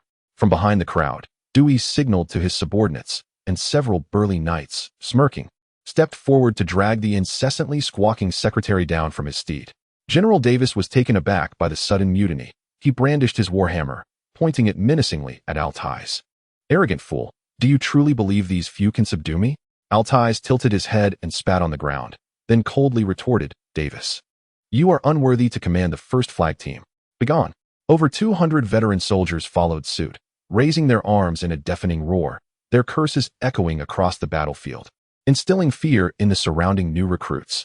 General Davis, already known for his volatile temperament, could no longer contain himself.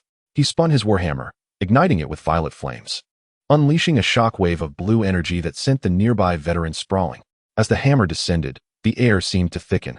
A resounding crash reverberated through the throng, and Altais, wielding his blades, attempted to parry but was instead hurled away by the force of the blast. The crowd gasped, and the unfortunate Baron Boulens, who bore the brunt of the blow, toppled over like a kite severed from its string, scattering those behind him. With a single strike, General Davis had vanquished the 2 strongest individuals in the First Flag team. "Boulens, have I ever wronged you or your First Flag team?" Davis rode forth, warhammer raised. Addressing the Baron, his anger tinged with a hint of sorrow. Comparatively, Bolenz, who was now bleeding from the corner of his mouth, appeared more grievously affected than Altais, who managed to rise to his feet with relative ease.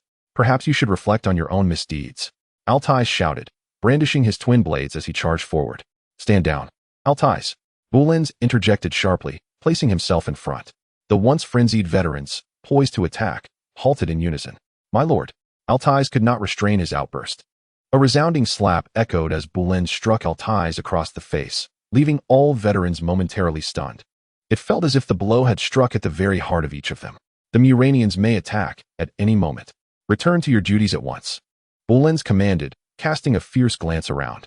Though their hearts simmered with indignation, the veterans begrudgingly obeyed the Baron, heads bowed as they retreated. General Davis coldly asserted, "This is irrefutable evidence of mutiny. Do you believe this will absolve them of their transgressions?" Bolenz cast a detached glance at Davis before turning to his own troops. "Or will you kill me now?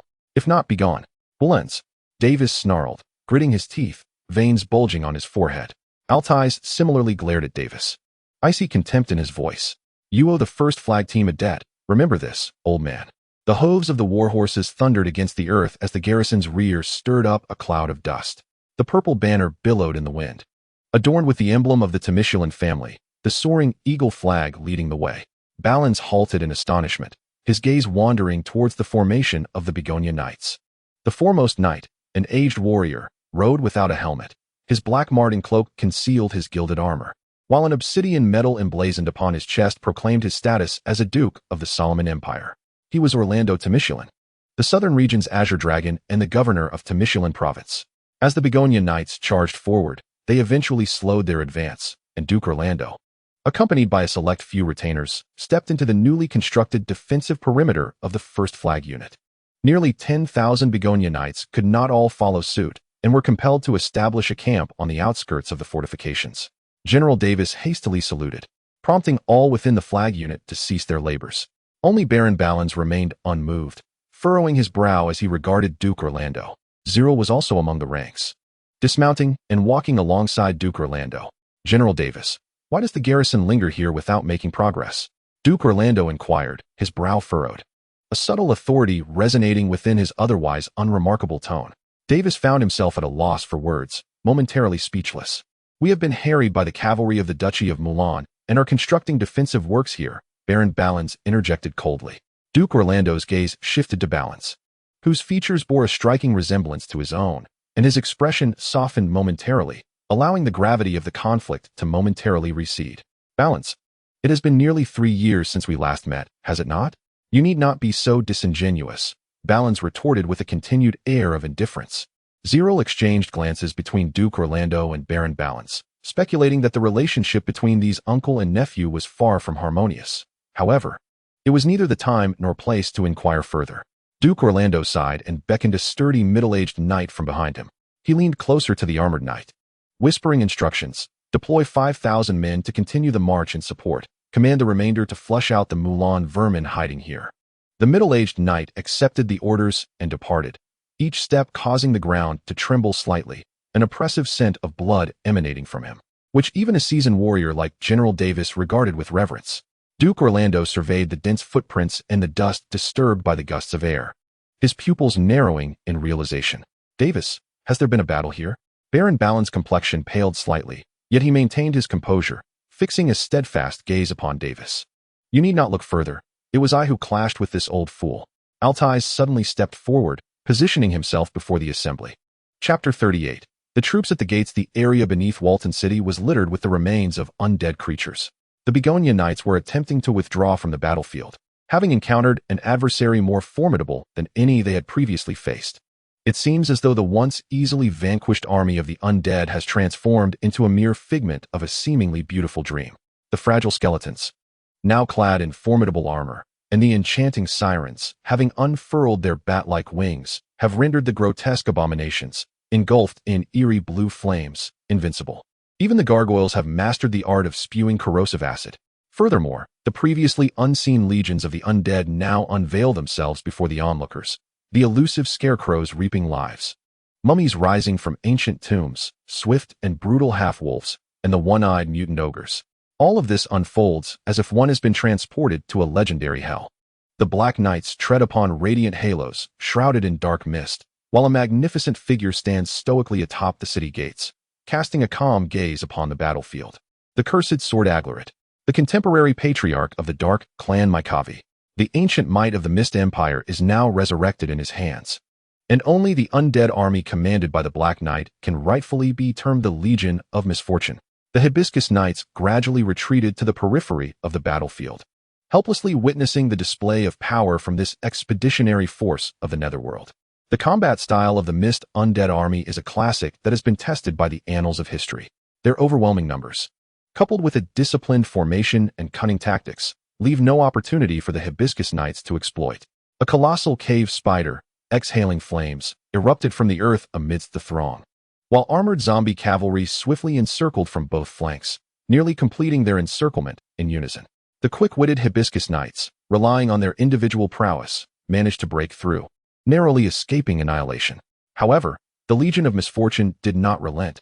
Various factions took turns in their relentless pursuit, leaving the Hibiscus Knights no chance to dismount and catch their breath, forcing them into a continual retreat. It was as if the renowned General Delusion Mykavi of the Mist Empire during the Second Era War had prophesied: hold them back, bite them, surprise them when they let their guard down, and let fear simmer until it culminates in the harvest of the sinners' lives in the name of death. When Duke Orlando and his main forces arrived at the battlefield below the city, they beheld the vast expanse of the undead army, hunting down the once proud Hibiscus Knights.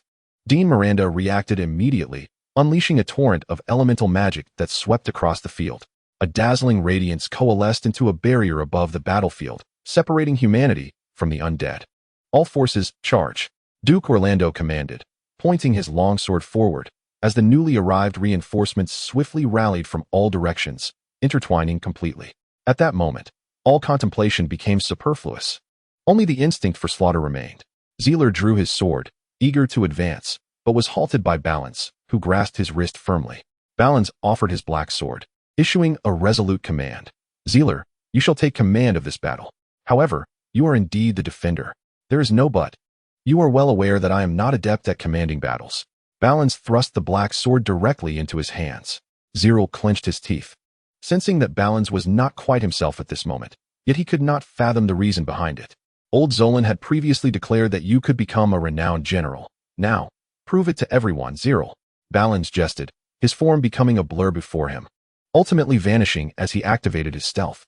Zerel cast aside his distracting thoughts and lifted his gaze to survey the battlefield before him. Shields at the forefront. Charge to the left front. Zerel raised the black sword high and surged forward. At this juncture, the battlefield was ensnared in a deadlock, with the shadow of the undead ever present within the human ranks, while many human cavalrymen had also plunged into the throng of the undead army. The direction Zerel indicated was towards the flank of a group of zombie cavalry. The rain of arrows clattered against shields, creating an unending cacophony, and those who attempted to peek out for a counterattack were forcefully pushed back by Zerel. The first flag unit, employing almost barbaric tactics, disrupted the enemy's formation, causing chaos as bodies and steeds tumbled in the heart of the fray, akin to a dam suddenly breached by a flood. The zombie cavalry that had breached the front ranks now grew anxious to return, yet the path of their advancing cohorts was thoroughly obstructed by their fallen comrades. Due, protect the flank with your men. Organize a counter-response for the enemy's front ranks. Zerel shouted to his side, not pausing to ascertain whether Due acknowledged his command before turning his attention to another part of the battlefield. On the hillside, a small contingent of elemental mages found themselves besieged by the undead army, valiantly resisting the charge of the undead creatures with the advantage of elevation. Dino, go rescue those elemental mages. Zerel pointed towards the hill and dismounted with urgency. Zerel, what are you doing? Get back on your horse. Dino shouted in a panic. Dino, execute your own task. Zerel replied calmly, and then instructed his surrounding guards. Give me 1 minute. The others, unsure of Zerel's intentions but trusting in him, complied. At this moment, Zerel was positioned at the intersection of the clash, surrounded by charging zombie knights. The guards beside Zerel were all elite warriors of the Spirit Awakening class. Yet even they found it challenging to withstand the onslaught of the undead cavalry surging with the force of their steeds.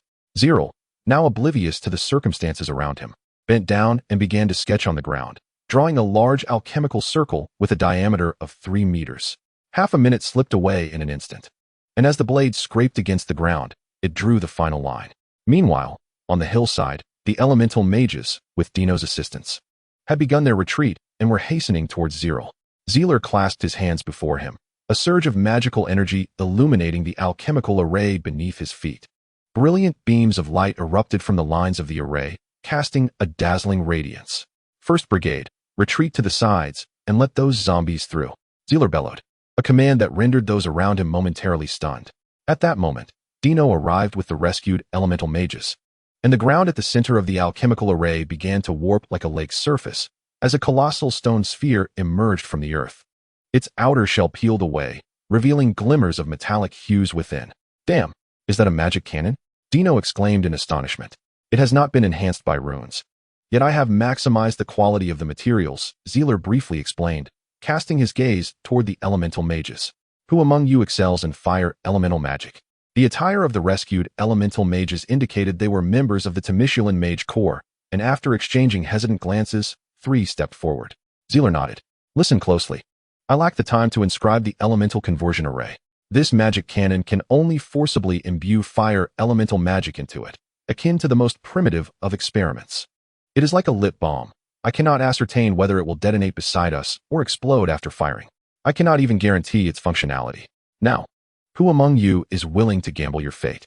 The soldiers of the 1st Brigade had already retreated to the sides, fully exposing the path ahead to the advancing horde of zombie cavalry, which was now mere meters away from Zeler and his companions. Zeler remained unfazed, his attention fixed on the elemental mages as if oblivious to the imminent peril. Among the 3 elemental mages, a middle-aged man with short hair glanced at Zeler before turning his gaze toward the encroaching undead army, a sense of despair welling within him. Zeler had left no room for choice. "Even if I die, I shall not forget you." The middle-aged mage gritted his teeth, declaring, "I bet I will survive this time. And then I shall tear you apart, you bastard." Zeler stepped aside, gesturing for him to proceed. The middle-aged mage, with determination, pressed his hands against the recess of the magic cannon as a torrent of vibrant fire elemental energy converged towards the cannon's mouth. The others hastily dispersed, with seasoned veterans dropping to the ground, their hands clasped over their heads. Only Zeler continued to gaze steadfastly at the advancing undead army. In an instant, the temperature around them soared to unbearable levels. The entire metal cannon glowed a fiery red, as if molten lava coursed within. A blinding flash illuminated the air, and a towering column of fire erupted from the cannon's mouth, surging forward. A searing line of fire traversed the battlefield, followed by an orange fireball that detonated upon impact, sending a hemispherical burst of flames skyward, with shockwaves rippling outward, upending the ground.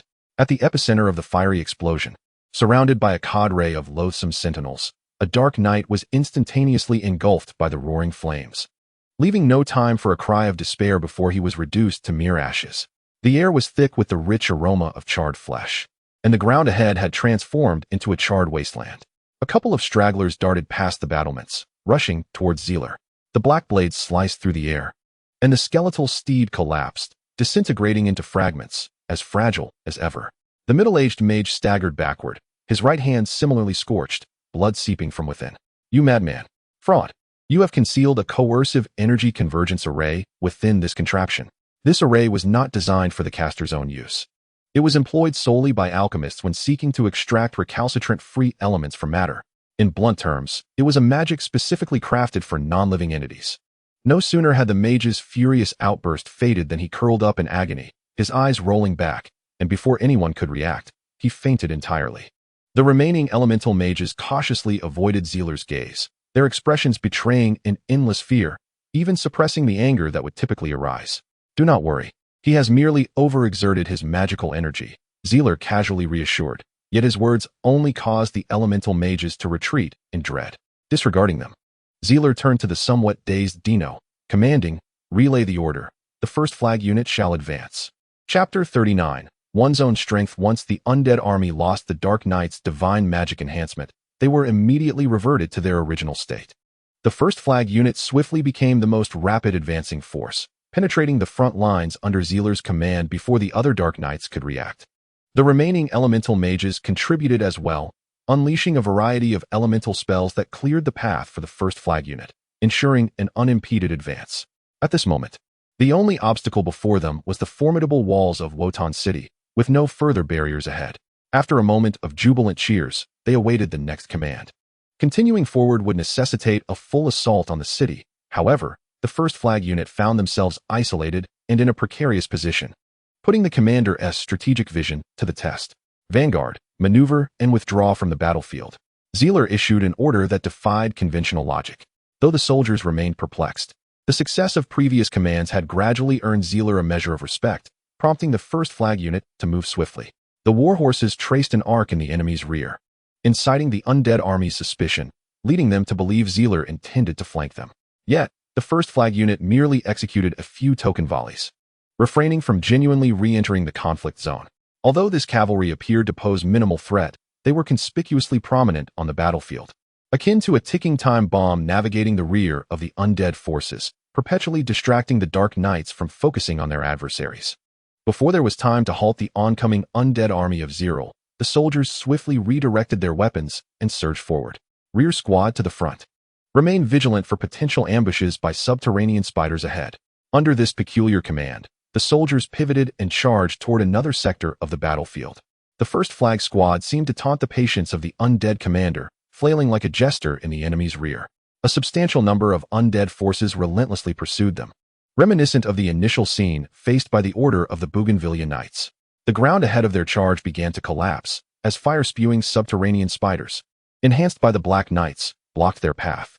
They had anticipated this ambush would obliterate these bothersome humans, yet as the spiders revealed themselves, they were met with a deluge of arrows.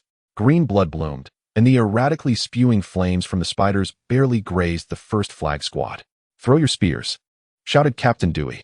The third Knight squad neared the collapsing area, and spears were hurled from the Knights' hands, skimming the ground with unmatched penetrative force, nailing the spiders to the earth. Enraged, the Black Knight commanding these undead creatures bellowed, swinging his war blade as he charged forward with his subordinates. "Should we evade?" Dino asked uneasily, holding the command flag. Zerel glanced in the direction of the Black Knight, sensing a ripple in the air, and a smile broke across his face. "Order the troops to charge." Zerel raised his black sword and pointed forward. The speed of the first flag squad surged dramatically, the Knights lowering their bodies in preparation for the slaughter. The undead blocking their path, bolstered by the Black Knight's sorcery, did not fear a direct confrontation. Heavily armored skeletons surged forward, brandishing their bone spears like a tidal wave. With an overwhelming numerical advantage, the Black Knights among the dense ranks of skeletons felt assured of victory. In the next moment, the air rippled as a cold dagger pierced through the gaps in armor, unleashing a torrent of blood. Baron Boulens fell to the ground, rolling forward to regain his footing, dashing 2 steps before vanishing from sight once more. First flag squad, charge! The cavalry surged forth like a crashing wave, the clash of war spears and bone spears puncturing one another's bodies. The tremendous force of the warhorses was unabated, continuing to overturn vast numbers of skeletons.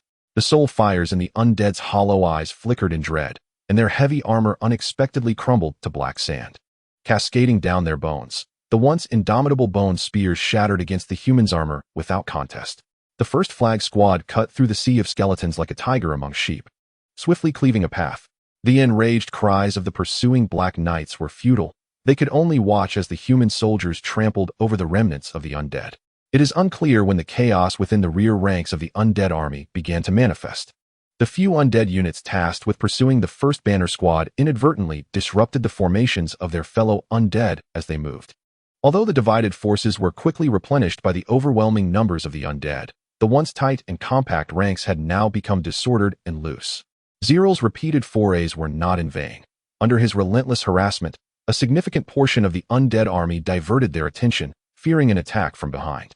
Thus, the dark mass of pursuers behind the first banner squad was left trailing in the dust. Moreover, those undead who opted not to pursue were equally affected, their focus shattered and their formations disrupted by their allies' disarray.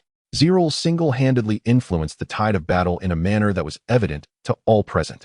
Meanwhile, Orlando decisively dispatched the Wisteria Knights once more into the fray.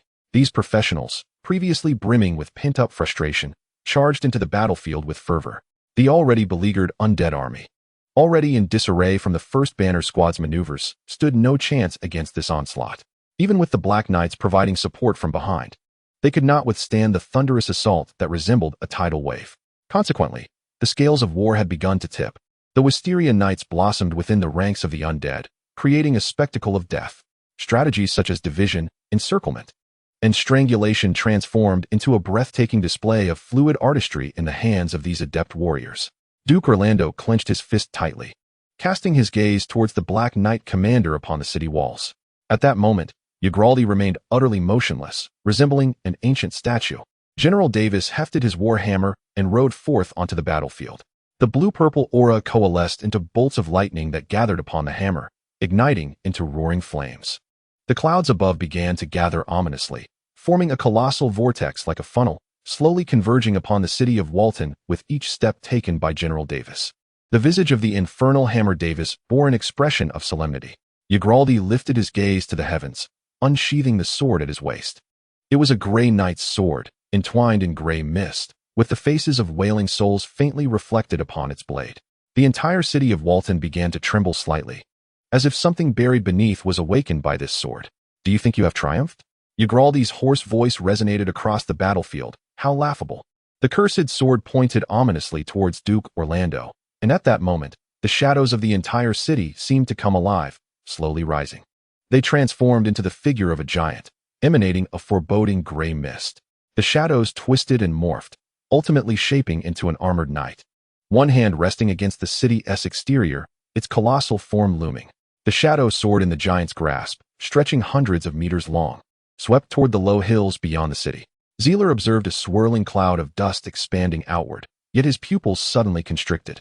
The summit of the low mountain began to slide precariously, and the deafening roar of the landslide resonated in the ears of all present. As the earth was shrouded in dust, this was merely the beginning. Chapter 40. The pinnacle duel. If the hallmark of the awakening stage lies in the mastery of magical power, combat energy, and secret techniques, then the hallmark of the apostle stage is the adept utilization of magical devices and profound mysteries. The warlord stage, serving as a watershed, has ventured into a realm of specialization. Regardless of whether one is a spellcaster or another profession, the most prominent characteristic at this stage is the individual themselves.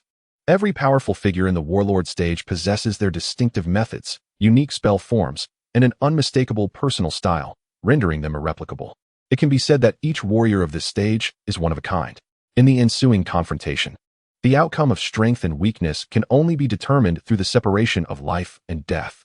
A flickering purple light illuminated the center of the vortex, its radiant colors piercing through the clouds and casting illumination upon the earth and the shadow giant, as though the heavens themselves had opened their eyes. In the next moment, a war hammer engulfed in purple hellfire plummeted from the sky, resembling a shooting star, as if a divine retribution were at hand. This was the origin of General Davis's title, the Hammer of Hellfire. Idealist calmly raised his knight's sword, perfectly synchronizing his movements with those of the shadow giant. As he swung, it felt as though time itself had slowed. The cursed sword clashed against the hellfire hammer. The blade sliced through the air above the city, colliding with the colossal hammer descending from the heavens, creating sparks of plasma-like combat energy that cascaded down like waterfalls. Amidst the hellfire and gray mist, the aftermath enveloped the ground before the city. The combatants instinctively halted their clash, retreating to avoid the residual effects of the warlord confrontation. The purple warhammer erupted violently, exploding into a cloud of purple mist in the sky, and the shadow giant fared no better as the knight's sword fell feebly, embedding itself into the ground before the city, the massive figure now appearing somewhat hunched and disheveled. Idealist doubled over, coughing violently. The Black Knight belonged to the divine magic system among spellcasters, and in a direct confrontation with the combat energy that sought pure destruction, it was evident he was at a disadvantage. General Davis brandished his warhammer, charging through the battlefield mountain, and any unfortunate undead that dared obstruct his path, be they abominable leaders or the Black Knight Legion, wisely chose to retreat. Enveloped in hellfire, Davis raised the hammer above his head once more, the combat energy igniting blue lightning that etched a long scorched line upon the ground, all converging at a single point before him. In an instant, Davis's charging steed seemed to transform into a flying hammer, stirring up a tempest of boulders as it hurtled towards the city gates. Idealist, perched upon the battlements, squinted his eyes, gripping his sword tightly as he leapt from the city walls. The shadow giant mirrored his actions, thrusting downward with both hands on the sword, the sharp tip synchronizing perfectly with Idealist himself. "Get out of the way," Davis roared, raising his war hammer and charging forth. Unstoppable, on one side stood the poised infernal warhammer, while on the other loomed the shadowy blade descending from the heavens. Before the city gates, two orbs of purple and black collided fiercely, intertwining without either yielding an inch. The ground, stretching several dozen meters in diameter, shattered like a spider's web, and the stone-paved thoroughfare leading to the city gates was instantly fractured and flung aside. The war horses stumbled backward, and Davis was the first to withdraw from the fray. However, Agrati's predicament was far more dire, as he was violently hurled back, crashing against the iron gates behind him. The dull thud of impact resonated far and wide, causing the entire gate to concave inward, embedding the Black Knight commander within. The knight's sword, held by the shadow giant, drooped feebly, its blade now completely cracked and fragmented. By all accounts, Agrati should have sustained grave injuries at this moment, yet the Black Knight commander appeared only slightly more shrouded in mist. As he pushed against the gate and returned to his stance, seemingly unscathed, with the tip of his sword pointed skyward, the somewhat disheartened shadow giant folded in midair like a playing card, ultimately coalescing into a black orb. Davis, feeling a tingling in his hands from the earlier collision, sensed that his warhorse was also nearing its limits. Agrati raised his sword, pointing it forward in silence.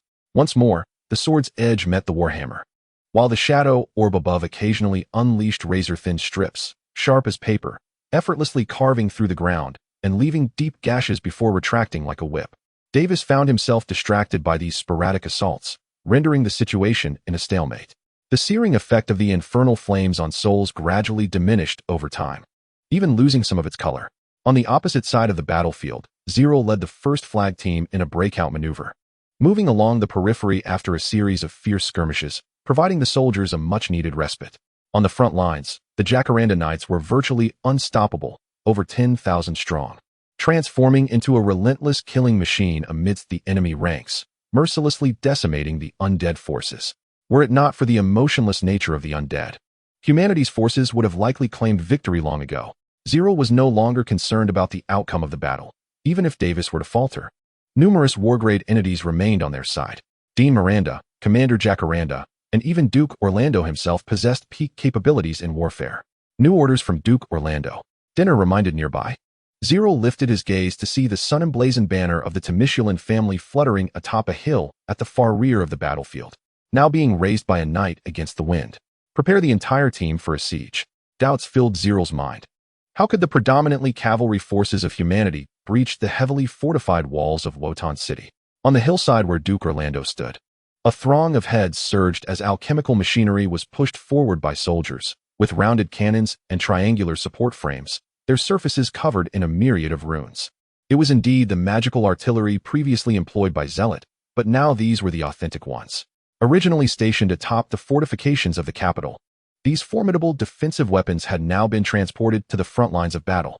Unlike the crude imitations crafted by Zealot before, the magical cannons before them were exquisite masterpieces, meticulously carved by the Tower of Oaths.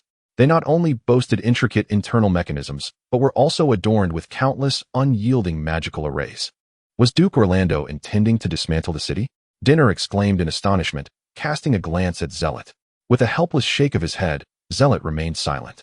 The impending bombardment was to rain down upon his homeland. As each apprentice from the Tower of Oaths deftly operated the cannons, the human army's assault grew increasingly fervent. Pale beams of light sliced through the sky, the earth trembled, and a fierce wind whipped up. The ancient walls of Worton City crumbled under the relentless explosions, collapsing into ruins. Debris flew, and blinding light obscured everyone's vision. This was the reason alchemists were able to rise anew, the very foundation of their dominance in the realm of professions. The indomitable alchemical weaponry once again showcased its devastating power to the world. By the time the magical artillery finally ceased, the streets of Worton City lay bare before all eyes. Numerous buildings had collapsed, with only wisps of black smoke ascending from the rubble. A resounding dragon's roar echoed from within the city, and from the highest spire of the Lawrence Castle, a skeletal claw emerged.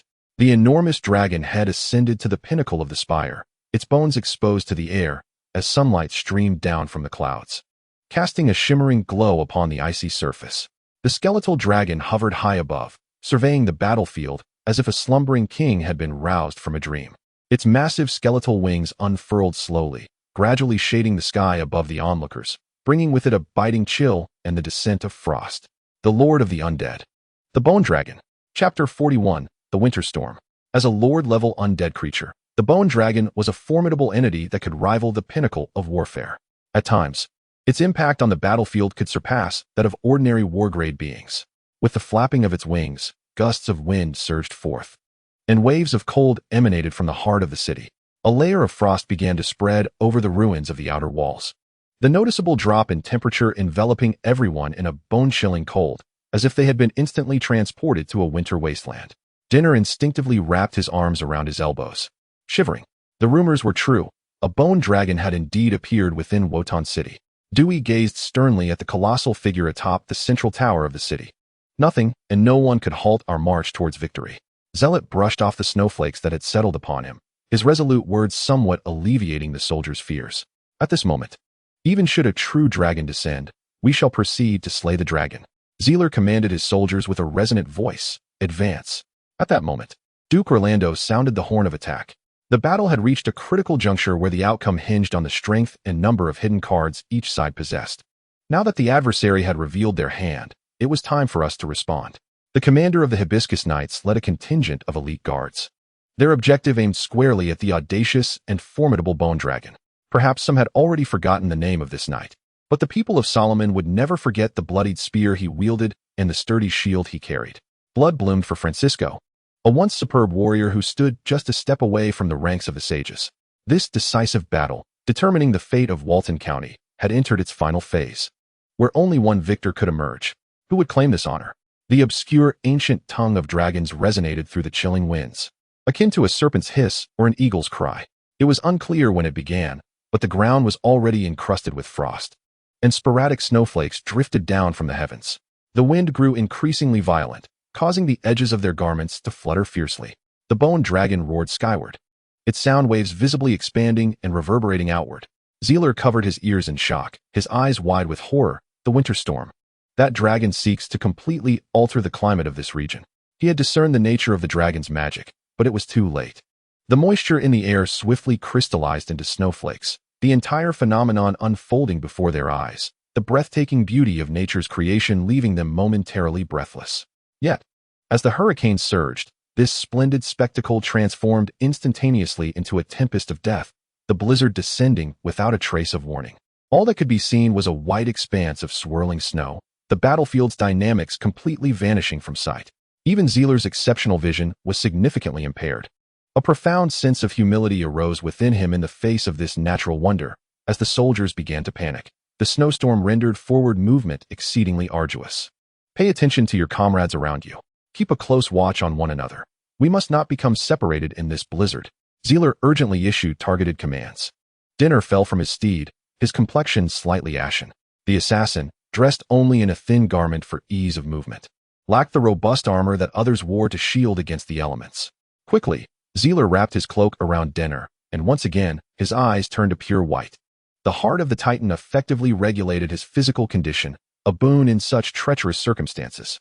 Zealer, the temperature is dropping too rapidly. Some may not endure. Dinner tremulously warned from within the cloak. Zealer inscribed a rudimentary alchemical array in the snow and, as he ignited a campfire, replied, "I understand, Dinner. All those capable of movement, follow me. The rest should ignite the bonfire for warmth. Dewey, you stay behind to take care of them." The individuals able to keep pace with Zealot were predominantly heavily armored knights, while others, such as assassins and rangers, whose professions necessitated minimal encumbrance, were compelled to remain behind. "What do you intend to do?" Dewey inquired. "At this juncture, we are of no further assistance. Now is the opportune moment to enter the city," Zealot replied, gesturing to the troops behind him as he spurred his horse forward. "Ensure sentries are stationed. There will undoubtedly be disoriented undead in the vicinity." Marching through the blizzard was an exceedingly arduous task. Zealot, relying on his innate abilities, managed to discern the defensive line, leading over 500 heavily armored knights as they cautiously navigated toward the ruins of the city walls. Meanwhile, the fierce battle at the city gate had finally subsided. Agrati cleverly utilized the swirling snow as cover, while General Davis, lacking Zealot's talents, remained alert in place. The battlefield had transformed into a delicate state. The front line became chaotic. Officers lost track of their subordinates, and soldiers were unable to receive commands in a timely manner. Each individual began to fight for themselves. The once clear situation of the battle became shrouded in confusion. However, This was insufficient to allow the undead to turn the tide. In terms of individual combat strength, the undead were far inferior to human soldiers. Most skirmishes that transpired amidst the snowstorm ended in resounding human victories. The sole concern was the biting cold. As time passed, the undead could disregard the harsh weather's effects, but the human army, even the heavily armored knights, would gradually be frozen into statues of ice. In a mere moment, the ground was blanketed in snow, making the march of Zealot and the First Flag unit increasingly arduous. The only solace was that they could vaguely discern the ruins left by the collapsed outer walls. Zealot cast several glances at the wreckage, a tinge of melancholy settling in his heart, yet he believed that one day, the war would cease, and the city of Wotan would gradually regain its former visage. Press on. Locate General Davis, Zealot commanded, causing a wave of astonishment among the soldiers of the First Flag unit. Captain Zealot, have you forgotten about Zerel Wallace? What of our brothers who perished in the Kavira Gorge? An old veteran interjected. Zealot offered no explanation but turned to regard the veteran. The man was ensnared by the penetrating gaze of Zealot's pure white eyes, a flicker of fear igniting within him, leaving him momentarily rooted in place. Now, execute the order, Zealot commanded coldly. This time, no one hesitated. The group swiftly began to search along the ruins of the city walls. Zealot understood that this moment of stern resolve was not a remedy for the underlying issues. The soldiers harbored pent-up anger that would eventually need to be released. If mismanaged, he could become the ultimate victim of their backlash. With clenched fists, the resolution of this matter ultimately rests upon the choice of General Davis himself. The city gate's location was conspicuous, and soon the First Flag team arrived at the battlefield. The war horses galloped, expanding the search radius, and before long, a soldier braved the wind and snow to report. Captain Zerel, General Davis is over here. No sign of the Black Knight commander. Surrounded by a group of knights brandishing their lances, Davis sat on the ground, looking somewhat dispirited, embodying the image of a once great hero in decline. Upon witnessing this scene, Zerel was taken aback. Remarkably, Davis had not escalated tensions with the soldiers of the First Flag team. Perhaps he was not as irredeemable as he seemed. You are Zerel, are you not? Davis lifted his head and sighed. If you have come to avenge Altais and the fallen, then please, proceed. This is the fate I deserve. Furrowing his brow, Zerel stepped closer, the power of the beasts enveloping him, causing the surrounding knights to instinctively retreat. Davis closed his eyes, offering no resistance. In truth, had he chosen to fight back, the First Flag team might not have subdued this veteran of the battlefield so easily. Zerel surveyed the soldiers around him, their expressions a mix of excitement and fear, and let out a barely audible sigh. The air crackled, and his fist struck Davis's cheek with tremendous force. Bolstered by the power of the beasts, what appeared to be a feeble blow unleashed an astonishing impact. Davis collapsed into the ground, cracks in the bluestone floor radiating from the point of contact. This punch was in retribution for Lord Altais. Zerel, with an impassive expression, dusted himself off, inciting a chorus of cheers from the surrounding soldiers. Here, apart from the First Flag team, there were no witnesses, and even if Davis later reported to the wartime court, there would be no evidence. As for your dereliction of duty and the delays in our campaign, I trust that, once the war concludes, we will receive an explanation, Zerel said as he pulled General Davis up from the ground. The left side of Davis's face was already swollen, blood staining the corner of his mouth, rendering him a pitiful sight. Zerel brushed the dust from Davis's clothing, leaning in slightly and lowering his voice. General Davis, I must allow my subordinates to vent their emotions. Otherwise, I will not be able to continue leading this unit, and I hope you understand this. Davis wiped at his swollen cheek. The injury was not severe enough to concern a warrior of his caliber, yet he was genuinely astonished by the deeper implications of Zerel's actions. Do you not hate me? Davis asked, a mix of agitation and astonishment in his voice. Zerel shook his head, responding coldly. Please refrain from asking such naive questions. Soldiers do not fear death. We merely wish to avoid being led to ruin by the misguided orders of our superiors.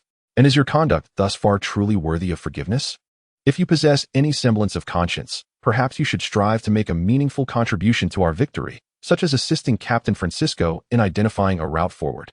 Chapter 42. The indomitable veteran. I retained a vague recollection of the terrain surrounding Walton City, yet I could not ascertain whether Lord Francisco's squad had subsequently shifted their position.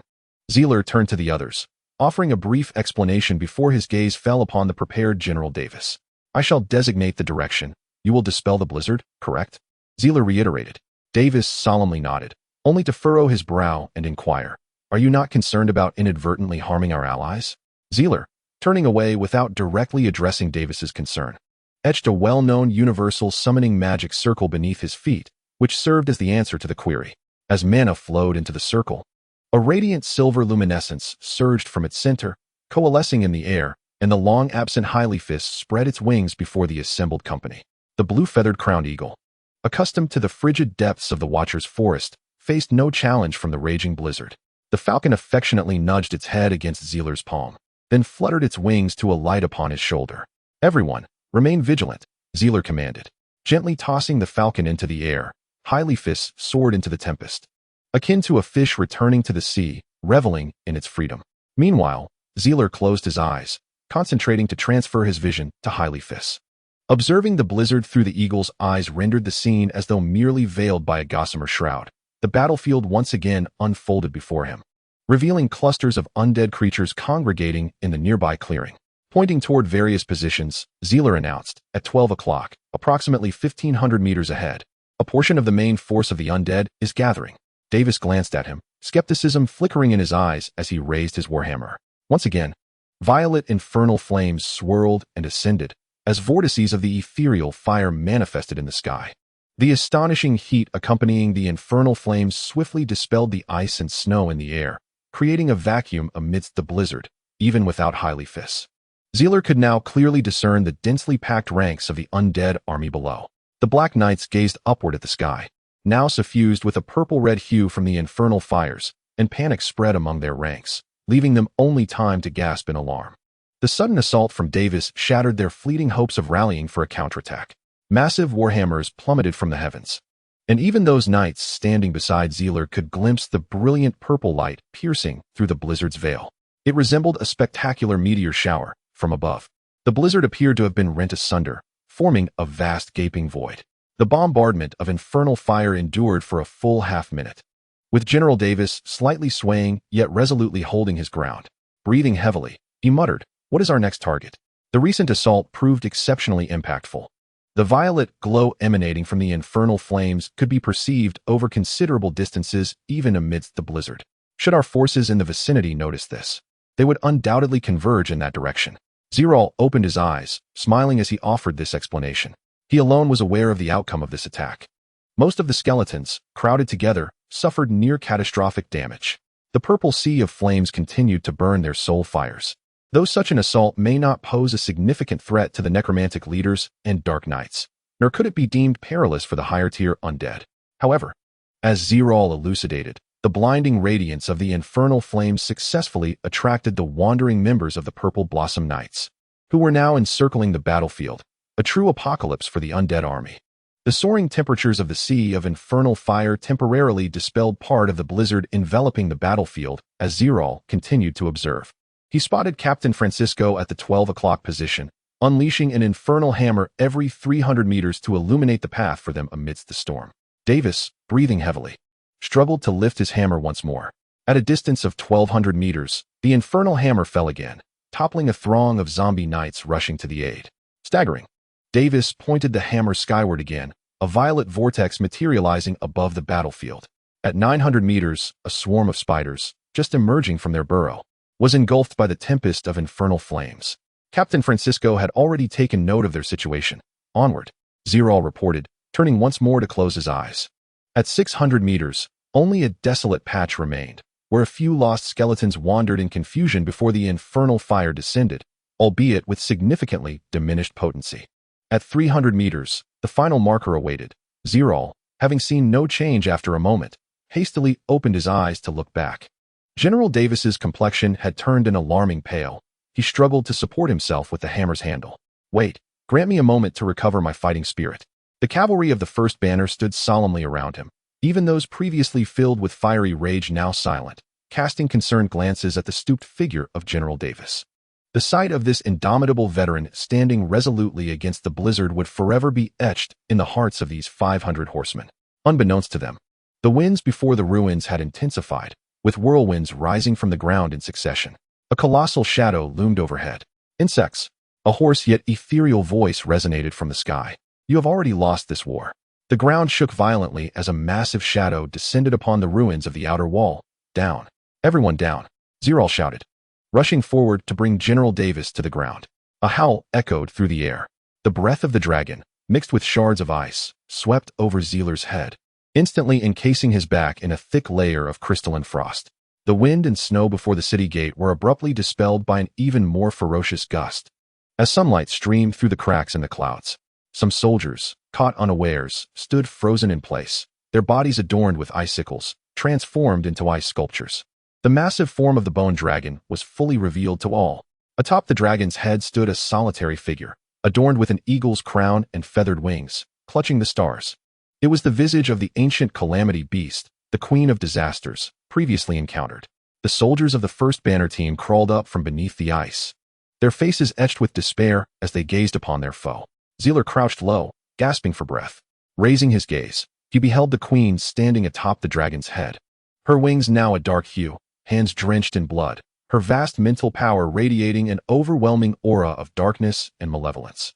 General Davis propped himself up with his warhammer, his pupils narrowing to pinpricks. "A totem beast?" he exclaimed, his voice tinged with fear. "But haven't the calamity beasts been eradicated? That is not the true queen," Zeler interjected, turning his head.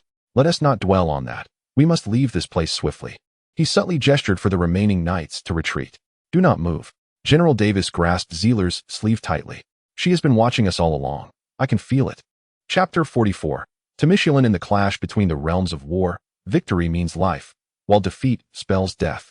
The mist surrounding the cursed sword began to spread in all directions, shadows forming a luminous shield that enveloped him completely. Golden light enveloped him entirely, as countless sword edges sliced through the shadowy shield, producing a cacophony of grating sounds. This was a resounding victory, devoid of any suspense. Who could have anticipated that the Duke of Orlando, long thought to be living in luxury, was in fact the most powerful trump card within the human legion? "I truly did not foresee that you had comprehended the art of infinity." Agrelotti's hoarse voice resonated from within the shadowy shield. "Yet, you are still not a true sage." As the words fell, a shadowy spear, formed entirely of darkness, pierced through the golden light with blinding speed. The Duke of Orlando squinted his eyes, locking onto the lethal intent that sliced through the air. A crisp sound of clashing echoed softly, as the shadow spear was halted mid-flight by the golden light, unable to advance further. But then, a pale right hand seized the spear's tail. A tattered cloak obscured the figure, and beneath the hood, a ghastly skeletal visage faintly emerged. The spear swept across, instantly tearing through the golden light, while shadows coiled and folded at the spear's tip, rapidly extending into a massive scythe. This was the embodiment of the ancient legend of the Grim Reaper. The shadowy dome transformed into tattered fragments, swirling around the Grim Reaper, effortlessly blocking the perilous golden light from penetrating further. The Duke of Orlando sheathed his golden aura, his gaze continuously assessing the new adversary before him. Surrounding the encampment, the Bougainvillea guards had firmly established their positions, engaging in a fierce battle with the remnants of the undead leaders. Both sides were nearly matched in strength and numbers, plunging into a grueling conflict. The true harbinger of death had been eradicated in the first epoch. However, the kingdom of Mr. had never severed ties with this ancient deity. They revered death, willingly consigned themselves to the underworld, and even regarded the remains of the Reaper as a lineage of their supreme leader. Each generation of the Dark Speaker would seize the Reaper's shell, showcasing this honor to the world, though it was merely superficial. Thus did the Duke of Orlando reflect. Aglariti remained unresponsive, or rather, he had lost all sense of self. The manifestation of divine will was Aglariti's final trump card, allowing him to siphon a fragment of the Dark Speaker's will into his own being, binding his soul irrevocably to death, with no freedom remaining. The scythe danced through the air, slicing upwards with ease, shredding the aura shield that enveloped the Duke of Orlando. Aglariti slightly bent his knees. Yet in the blink of an eye, he vanished from sight. Clang!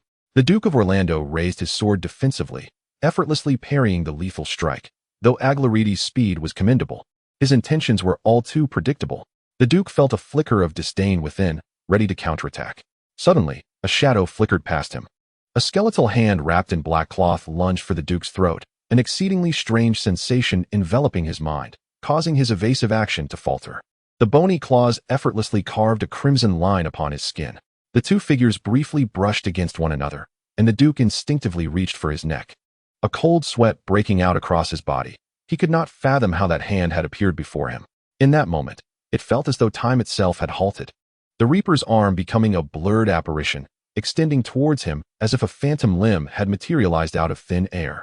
At this moment, the Reaper appeared unchanged, as if all that transpired prior had merely been an illusion. Before he could ponder further, Aglariti vanished once more from view. Reappearing in the blink of an eye mere inches behind the Duke, the two almost pressed against each other. The scythe descended, and the Duke's golden aura erupted explosively, narrowly widening the distance between them. Yet, in the next instant, an uncanny occurrence unfolded anew. The Reaper's figure pursued forward, his speed not particularly swift. However, within 3 strides, he conjured 3 shifting silhouettes before the Duke, as if the very fabric of space were mere playthings at his command. The Duke's pupils constricted sharply. He had no opportunity to evade this strike, utterly unaware of from which direction the attack would come. The blade ignited with a fierce golden flame, instinctively slashing towards the empty expanse ahead. Despite the void before him, Duke Orlando possessed an unwavering confidence in the moment of his strike. The sword, trailing a dragon-shaped inferno, descended as if to meet nothingness. In the next heartbeat, the air shimmered, and the figure of death appeared unexpectedly before the sword's edge. 2 silhouettes crossed paths amidst the golden blaze. Blood erupted. A skeletal hand, wrapped in tattered cloth, gracefully arced through the air. A gamble well played. Duke Orlando was resolute in his conviction, bending low to pursue relentlessly. Though Agrauza's right arm lay severed, he seemed oblivious, wielding his massive scythe just in time to fend off the counterattack. A brilliant golden light surged forth, and the menacing dragon head lunged from the void, viciously sinking its fangs into Death's neck. Like a dagger, the delicate fangs pierced through the tattered garments of the Reaper, and with a violent toss, Death's body spun twice in the air like a rag doll before being hurled away, leaving Agrauza's shoulder and neck in shambles. Duke Orlando believed victory was within his grasp, and, seizing the opportune moment, intended to eliminate his foe entirely. However, the instant he stepped forward, Death enveloped him in an instant. The enormous scythe rested against Duke Orlando's neck, with Death grinning malevolently behind him, a single hand gripping the scythe's handle, ready to reap his life with the slightest tug. Yet, at that moment, Duke Orlando's body remained poised for a forward charge. The tide of fate shifted in the blink of an eye, a turn of events none could have foreseen. In despair, Duke Orlando closed his eyes, filled with regret for his carelessness and overconfidence. Fool! A calm male voice scolded him softly, the air rippling like the surface of a lake, as a dagger bearing the crest of the Temisulan family drove into Agrauza's brow at a crucial moment.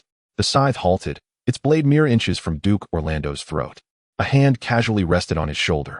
Orlando, you're not going to die of fright, are you? Just having escaped the clutches of death. Duke Orlando recognized the identity of the speaker at once.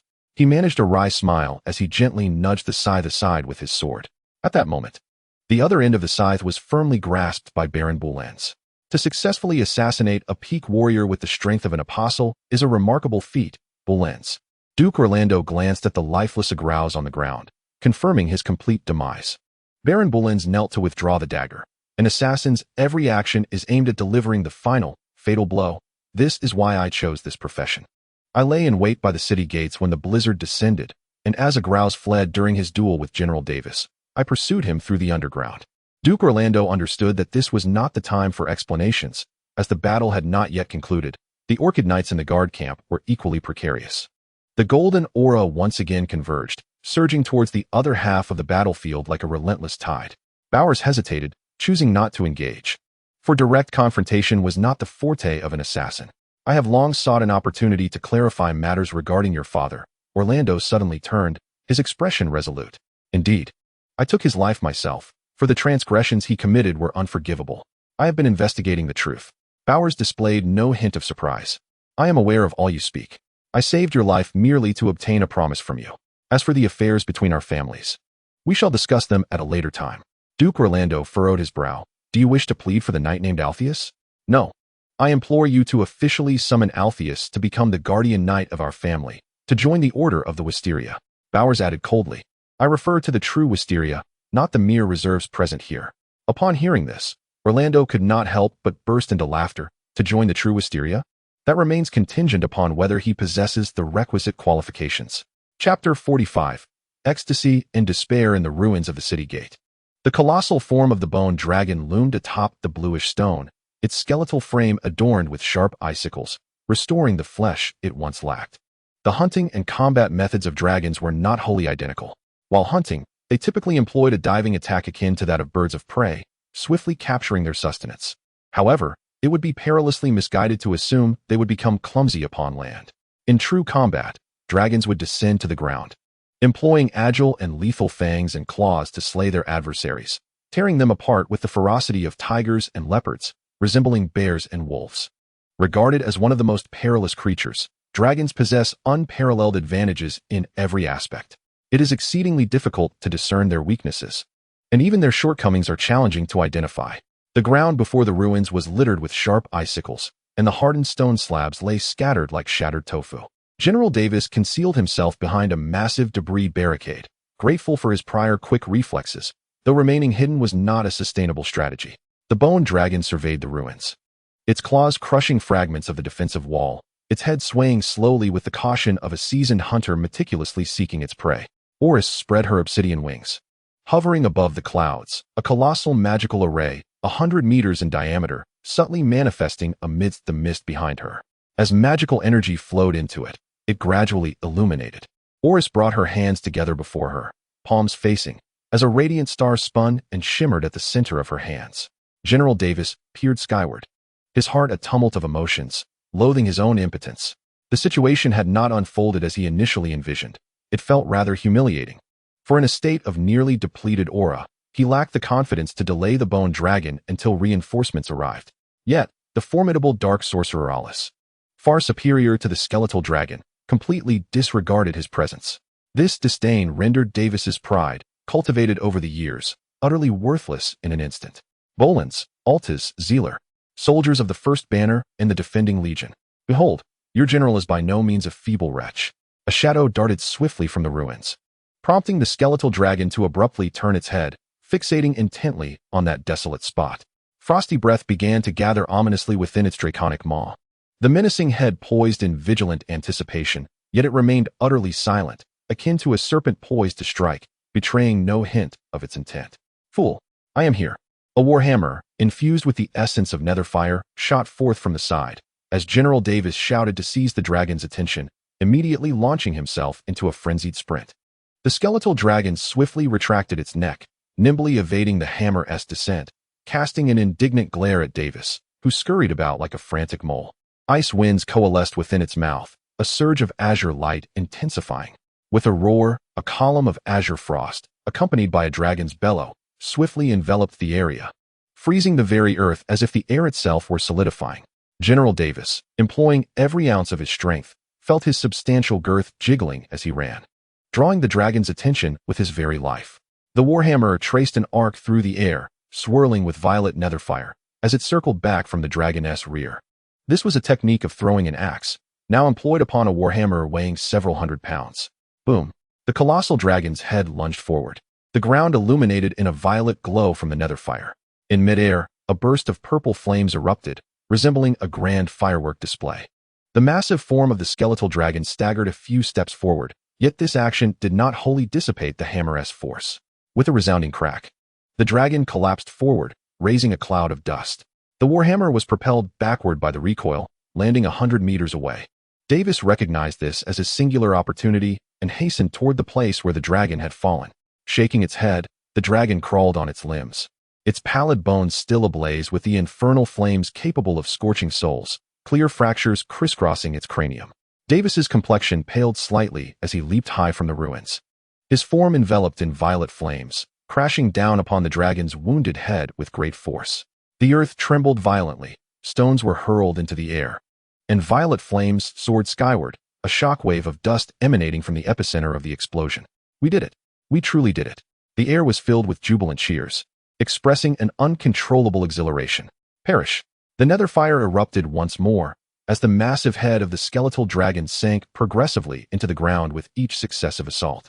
Its claws flailed wildly, thrashing in vain, but the relentless barrage of blows pinned it firmly in place, leaving it to struggle helplessly. Gradually, the dragon's claws began to droop in exhaustion, its wings falling to the ground in defeat. The soul fire within its skeletal frame flickered, nearly dissipating into nothingness. Davis gasped for breath, his legs giving way beneath him as he tumbled from atop the skeletal dragon. At that moment, he lacked even the strength to launch another attack. The sound of galloping warhorses resonated through the blizzard, Traversing through such a furious storm was no trivial task. The human reinforcements had been delayed considerably, arriving only to find the battle nearly concluded. Zerel swiftly spotted the limp form of the skeletal dragon and hurriedly resolved to search the vicinity. General Davis, where are you? Besides Zerel, 50 elite knights of the Jacaranda Order dispersed to seek him out, yet only Captain Francisco remained in place, gazing towards the horizon. Zerel, I am here. Davis managed to call out, mustering the strength to rise and wave at his comrades, leaning against the ruins for support. By this time, Zerel and the others had reached the edge of the ruins, still some distance from the heart of the battle. Amidst the swirling snow, the old general appeared utterly fatigued. Yet the excitement on his face was unmistakable. Zerel, do you see? Go back and tell the soldiers that their general will not disappoint them again. Davis shouted towards the front, as if releasing all the pent-up emotions of the past few moments. Snow and wind swirled violently around him, thickening in an instant.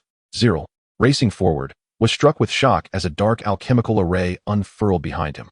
The Jacaranda knights beside him swiftly drew their bows, their formidable energy swirling around the arrows. They were all true members of the Jacaranda Order, each at least of the mid-level apostle rank, yet in this moment, they appeared somewhat flustered. All of this was due to the skeletal dragon rising once more beside General Davis. Roar! The frosty breath of the dragon enveloped Davis in an instant, sweeping toward the others with alarming speed. The blizzard seemed to be drawn into the black maw of the dragon, the winds and snow coalescing into a singular point, as if the entire world had succumbed to a great whirlpool.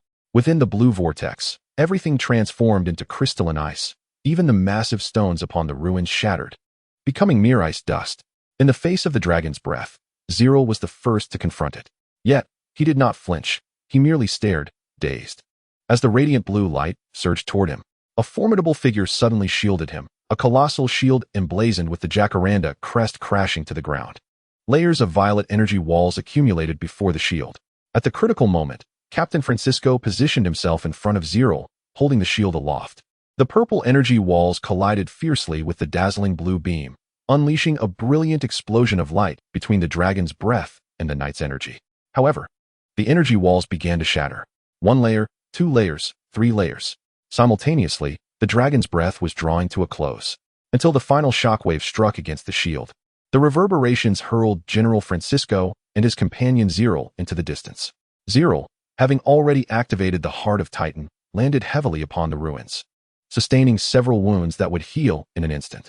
Undeterred, he rose once again, directing his gaze towards the position where General Davis had stood. Yet there remained nothing but a scattering of ice crystals. Chapter 47.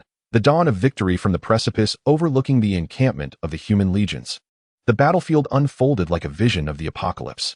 Meteors plummeted from the heavens, trailing long tails of fire, bearing an unmatched force of impact, resembling magnified specks of light. Viewed from the cliff, their descent appeared deceptively slow, an illusion wrought by the vast distance. Should one draw nearer, they might streak past in a flash, too swift for the eye to register. As the first meteor struck the ground, a horrific shockwave combined with a storm of debris, sweeping across the land for miles.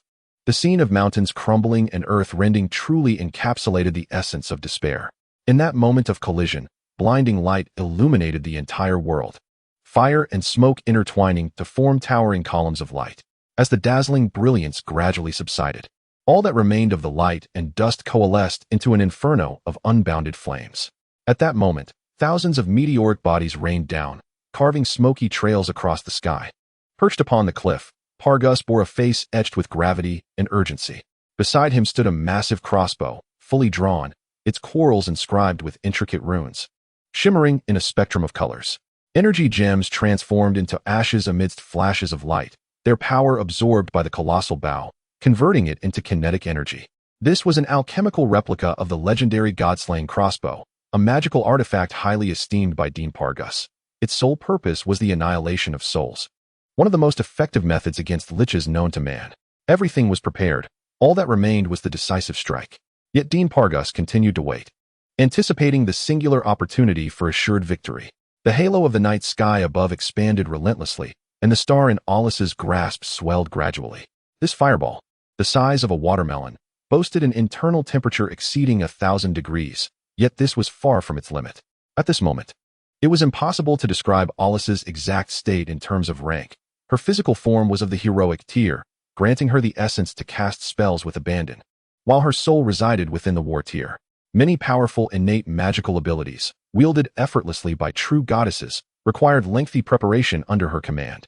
An endless torrent of magical energy coursed within her, as instinctive understandings of the laws of magic flickered through her mind, all of which empowered her audacity. Yet she may remain oblivious to the gradual disintegration and decline of her fragile soul, a fate entwined with the ascension of magic. This process might extend over a year, or perhaps merely half a year, but irrespective of its duration, it constitutes an irreversible demise.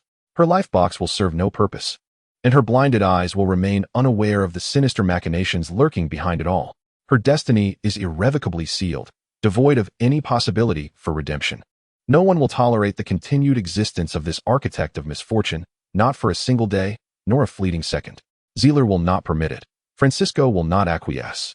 Duke Orlando will not allow it, nor will Baron Boulens. The deceived citizens of Moulin will not stand for it, nor will any of the living whom she has wounded.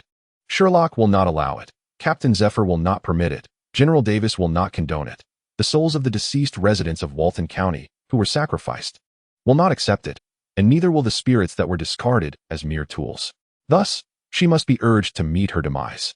A violet pentagram of alchemical design flickered to life amidst the ruins, soon followed by violet rays radiating outward from the center, connecting to metallic apparatuses resembling wooden stakes.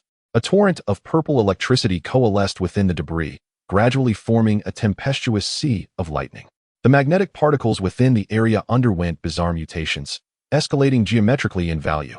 With the miraculous power of magic playing a pivotal role, the gravitational field continually disassembled and restructured, an invisible force compressing towards the center, causing rubble outside the ruins to eerily levitate and drift aimlessly in the air.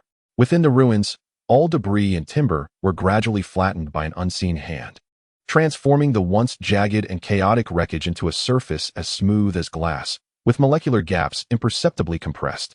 The material shrank further, becoming increasingly uniform, imbued with an uncanny sense of déjà vu. All of this transpired within an astonishingly brief span, to the extent that Alice remained entirely unaware of the strange transformation occurring high above. Suddenly, her body plummeted downward, her wings flapping frantically, even emanating a shimmering aura of magic, allowing her to barely stabilize. The 100-meter diameter magic circle quaked, and the projected night sky above abruptly collapsed inward. It was only at this moment that Alice sensed the impending peril, but alas, it was too late. Like one ensnared in the depths of a mire or the shifting sands of a desert, the gravitational embrace tightened inexorably, and the force intensified with the passage of time. The raging magic surged forth, coalescing into tangible plasma that enveloped her form. Yet, it proved futile. Zerel had never witnessed anyone bound within a gravitational confinement device escape its grasp, especially not when the gravitational field was operating at maximum capacity, functioning in a self-destructive manner. If Eurus were not soaring in the distant skies at this moment, she would have undoubtedly been crushed into mere parchment by the terrifying anomaly of pressure. Boom! Eurus, in a frenzy to break free from her restraints, summoned the immense reservoir of magical power within her divine form, which materialized into a pair of colossal wings spanning hundreds of meters. Even a single, ordinary flap of these wings unleashed a howling tempest. Eurus's figure ascended further, propelled by the wings forged from her magic, akin to a drowning soul desperately striving to rise. Far away at the cliffside camp, Dean Pargus beheld this spectacle and clenched his fist with fervor. The Godslayer crossbow's mechanism underwent delicate adjustments, locking its sights onto Eurus's silhouette.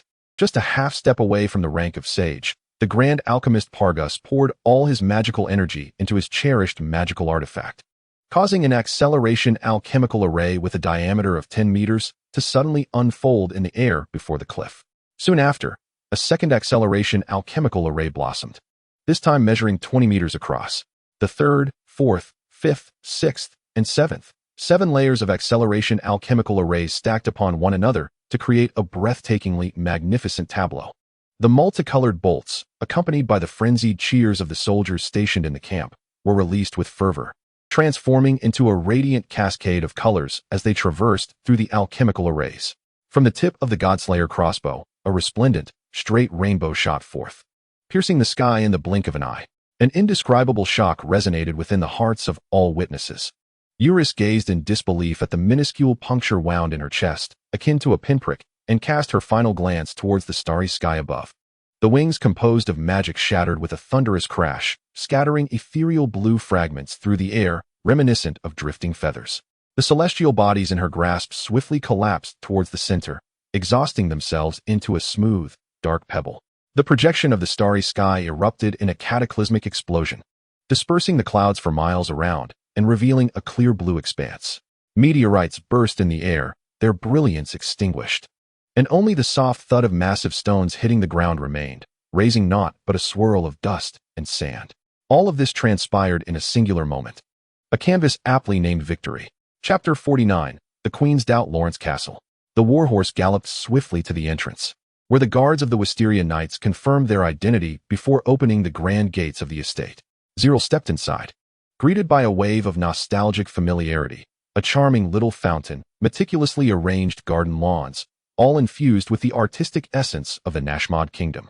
The late wife of the Viscount of Lawrence was a noble woman of Nashmod, sharing the fervent passion for art that all Nash people possess, which is why this castle reflected its owner's unique style. During the lifetime of the former Lord of Worton County, Viscount Lawrence, Zerel frequently visited, and now, returning to this familiar place, he found that everything had changed. Dean Pargus awaited in the conference room of the castle, while Dino led the warhorse to the stables. Zerel, familiar with the path, did not linger but proceeded to the meeting room ahead of him. With hurried steps, he entered the castle at the center of the estate and, as he ascended the stairs, he glanced inside, encountering another individual who was bowing his head as he emerged. It was Advisor Raphael. Zerel recognized him and called out promptly. Raphael, somewhat dazed, turned back, causing the books he held to scatter across the ground. Zerel quickly retreated to assist him, and in passing, noted that all the tomes were historical records of the Lawrence family. Brushing off the dust, Zerel inquired with curiosity, "What is the purpose of your collection?" Though Walton has nearly become a ghost town, it remains part of the Empire, and according to the law of inheritance, someone must inherit this territory, Raphael replied, shaking his head in disappointment. The direct descendants of the Lawrence line have mostly perished in this war. I hope to delve into this family's history to uncover a potential heir. The command of Duke Orlando? Zerel asked, considering the implications. After all, the Lawrence family nominally belonged to the Temisulan family's vassals. Regrettably, this family's history is too ancient, with many details obscured. I recall that the Viscount Lawrence had an illegitimate son studying in some faction in the imperial capital, reputed to be a remarkable knightly prodigy. Perhaps you could investigate further, Zerel suggested. Raphael furrowed his brow and repeated, illegitimate son? Despite his status, it seemed this son was valued by Viscount Lawrence. Zerel shrugged. He was sent away to study from a very young age. I have scarcely laid eyes on him, only having been introduced by Viscount Lawrence with a portrait. The law of inheritance stipulates that illegitimate children have no claim to inheritance, which complicates matters, Raphael explained as he gathered the books once more. Yet, at present, no one seems more suitable for this role. Given the current state of Walton, who would willingly come to oversee reconstruction? The population alone is a significant issue, Zerel concurred, sharing his perspective. This is not a matter for us to deliberate, Raphael reminded with a smile. By the way, what was it you wished to discuss when you called out to me earlier? Zerel sighed, a hint of sorrow in his tone. The warhammer lost by General Davis has been found and is currently secured with our 1st Flag Unit. I am uncertain of his family's contact details and hoped you, as the Legion's advisor, might assist me. Raphael, reflecting on the events that had transpired between her and General Davis throughout the war, nodded. I will look into the Legion's records for you. Await my news upon our return to the capital. Indeed, Dean Pargus is still awaiting me. I shall not impose further. Zerel acknowledged with a nod before making his way into the interior of the castle, his thoughts lingering on the matter of the Viscount Lawrence's illegitimate son. After all, Worton County is his homeland. Even though it is now reduced to mere ruins and skeletal remains, Zerel still yearns to contribute to the reconstruction of Worton County. However, speaking of which, what was the name of that illegitimate child? Herbert Lawrence. Yes, that seems to be the name. Zerel has only gathered bits and pieces of information about this illegitimate child from the scattered praises of Lord Lawrence. One can only hope he will prove to be a worthy lord. Lost in thought, Zerel found himself standing outside the conference room before he realized it. The sounds of heated arguments filtered through the heavy oak door, indicating a considerable number of people were present. The Knight of the Hibiscus, tasked with guarding the conference room, politely confirmed Zerel's identity and knocked on the door. Indeed, most of the commanders of the allied forces were gathered within. Among them were Duke Orlando and his younger brother. The leader of the Temisulan Mage Corps, Count Olas, the heads of two foremost factions, Pargus and Miranda, the leader of the Hibiscus Knights, Francisco, and lastly, Baron Boulens. Representing the garrison, Zerel was unfamiliar with Count Olas, so he felt no particular discomfort. "Zerel, come here and take a look," Pargus beckoned with a stern expression, clearly in a less than pleasant mood. The conference table had been removed, leaving a massive sarcophagus adorned in the ancient Mulan style in its place. Inside lay the totem of the disaster beast goddess, crowned with an eagle's head. Intrigued, Zerel gazed a little longer and immediately sensed something amiss. The goddess's wings remained cloaked in pure black feathers. "The lich was not yet dead," Zerel exclaimed. "How can this be? Historically, there has never been a soul that could continue to exist after being struck by the divine crossbow." Dean Miranda shrugged with a wry smile. "We thought it impossible too. Yet here we are. The true culprit is likely still alive. Her soul must have escaped back into the lich's phylactery." Count Olas opened his mouth to interject, but was quelled by a hand from Duke Orlando. "Until the truth is uncovered, please refrain from jumping to conclusions," Duke Orlando cautioned in a solemn tone. Feeling somewhat ashamed, Zerel apologized and, with the Duke's permission, leaned in closer for a thorough examination. He picked up a black feather from the base of the coffin, scrutinizing it under the sunlight. The feather's translucent areas bore intricate patterns that were difficult to discern with the naked eye, but Zerel's keen observational skills rendered such challenges trivial. "I truly fail to comprehend why a group of us, at the pinnacle of warfare, should seek the counsel of a mere spirit of the awakening tear," Count Olas protested. Visibly disgruntled, Dean Pargus shot him a sidelong glance, his previously amiable demeanor now as cold as frost. "Zerel possesses a natural insight that even I cannot rival. Furthermore, his specialization in the academy lies in the study of runes and energy. Allowing him to perceive the powerful attributes contained within the goddesses remains more acutely than any of us." Miranda immediately seized the opportunity to mock. "It is best to leave matters of expertise to those qualified to draw conclusions. Has your mentor not imparted this wisdom to you, Horace Temishulin?" Among the commanders present, aside from the temporarily appointed Boulens, all were of the pinnacle of wartime leadership. However, in comparison, the Duke Orlando, Dean Pargus, and Captain Francisco, each merely a step away from the ranks of sages, undoubtedly wielded greater authority. "What is your conclusion, Mr. Wallace?" the Duke Orlando inquired, his brow furrowed. Zereth reverently returned the black feather to the coffin, stating, "It bears the deathly energy of the Misterling Tower." Count Horace immediately pressed for clarity. "Are you certain you did not misinterpret? It is widely acknowledged that the pathways of magical energy are constructed from runes, and each school of magic is distinctly characterized by its unique rune patterns. I believe any scholar of runology would not mistake the death runes of the tower. However, without the aid of tools, only I can observe these runes with the naked eye. These runes were originally designed for the ancient god of death, intending to facilitate the flow of divine power within them. This fundamental distinction makes them easily recognizable compared to the runes employed by wizards," Zereth emphasized. Captain Francisco, who had remained silent, suddenly interjected, "Are we contending with a priest or a mage?" "Both," came the response, "a dual entity." Chapter 50. The Eye of the Storm. The Mr. Kingdom has perpetuated a governance structure inherited from the ancient era.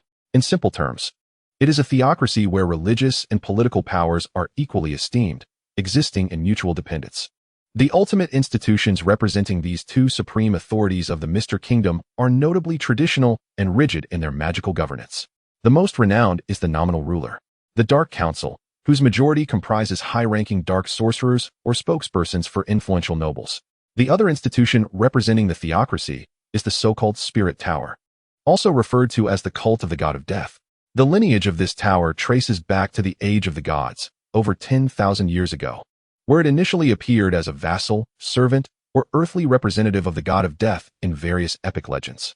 This situation persisted until the outbreak of the First Era War, when the majority of the god's followers were ruthlessly eradicated by the coalition of various races. The Spirit Tower, located in the northernmost reaches of the continent, survived as the sole remnant of ancient religion, thanks to the fortuitous natural barrier of the Angry Wave River. Throughout countless years of bloody turmoil, they have quietly amassed strength, biding their time with patience and maintaining a low profile, gradually rising in the shadowy realm north of the Angry Wave River. Until 3 millennia ago, they even established the Mr. Empire, whose military prowess was deemed the strongest on the continent. The ever-persistent ambition of the Mr. Empire, under the leadership of the Spirit Tower and the Council, unflinchingly initiated the Second Era War. This conflict eventually spread throughout the entirety of the Solomon Empire and its neighboring nations. At that time, the entire realm of the Solomon Empire was on the brink of annihilation. It was the valiant sacrifices of the people of Solomon that momentarily stalled the advance of the army of the dead, providing a fleeting opportunity for the establishment of the Messiah Federation in the rear. This pivotal moment paved the way for the legendary strategies devised by the heroic king for the empire's counteroffensive. The imperial cavalry, traversing across various fronts, coordinated with the coalition of warriors under the banner of the Messiah Queen, gradually pushing the Mistral Empire into an irretrievable abyss. In the final moments, the Dark Speaker, Dianos, attempted to seize the remains of the Grim Reaper, forbidden spells, and countless ancient legacies from the Spirit Tower in a desperate gamble, thus commencing the climactic battle on the banks of the Fury River. This confrontation saw heroes fall and sages perish, with all human nations paying an extraordinarily heavy price. Nevertheless, the overwhelming tide of fate could not be resisted by any individual. The final battle concluded with the catastrophic defeat of the Mistral Empire, as the ancient Dark Empire was utterly vanquished beneath the iron hooves of the human coalition, leaving those madmen who sought to annihilate the world to retreat to the northern banks of the Fury River, barely clinging to existence. However, the repercussions of the Dianos incident did not cease there. The two principal factions of the Mistral leadership transformed into irreconcilable foes, their enmity extending for millennia, even severing the once close ties between dark sorcerers and black knights. Many historians assert that this animosity was the fundamental cause of the eventual downfall of the once mighty Mistral Empire. I am uncertain how she achieved the unity of dual souls, Zerel expressed to the commanders, but I suggest intensifying the collection of background intelligence on this instigator. The truth likely lies hidden within the annals of history. The involvement of the Spirit Tower behind a dark sorcerer suggests that this matter cannot be analyzed merely as a case of war invasion. Lord Francisco concurred. Duke Orlando bowed his head in contemplation, and a profound silence enveloped the conference room. I shall report this matter to His Majesty. Let the imperial capital handle it. Duke Orlando ultimately explained with a hint of resignation. The distance to the Mistral Kingdom is indeed too great for us, and the investigation of the truth has far exceeded our capabilities. The commanders expressed understanding, tacitly choosing to let the matter rest. In truth, the Temisulan family is not without the power to infiltrate the Mistral Kingdom to investigate this issue. However, any significant disturbance could easily provoke the royal family's taboos. Given the current political situation of the Solomon Empire, such risks are exceedingly perilous.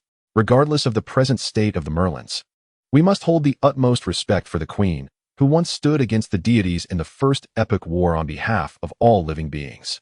Francisco, you shall personally lead the team to Ranger the Queen.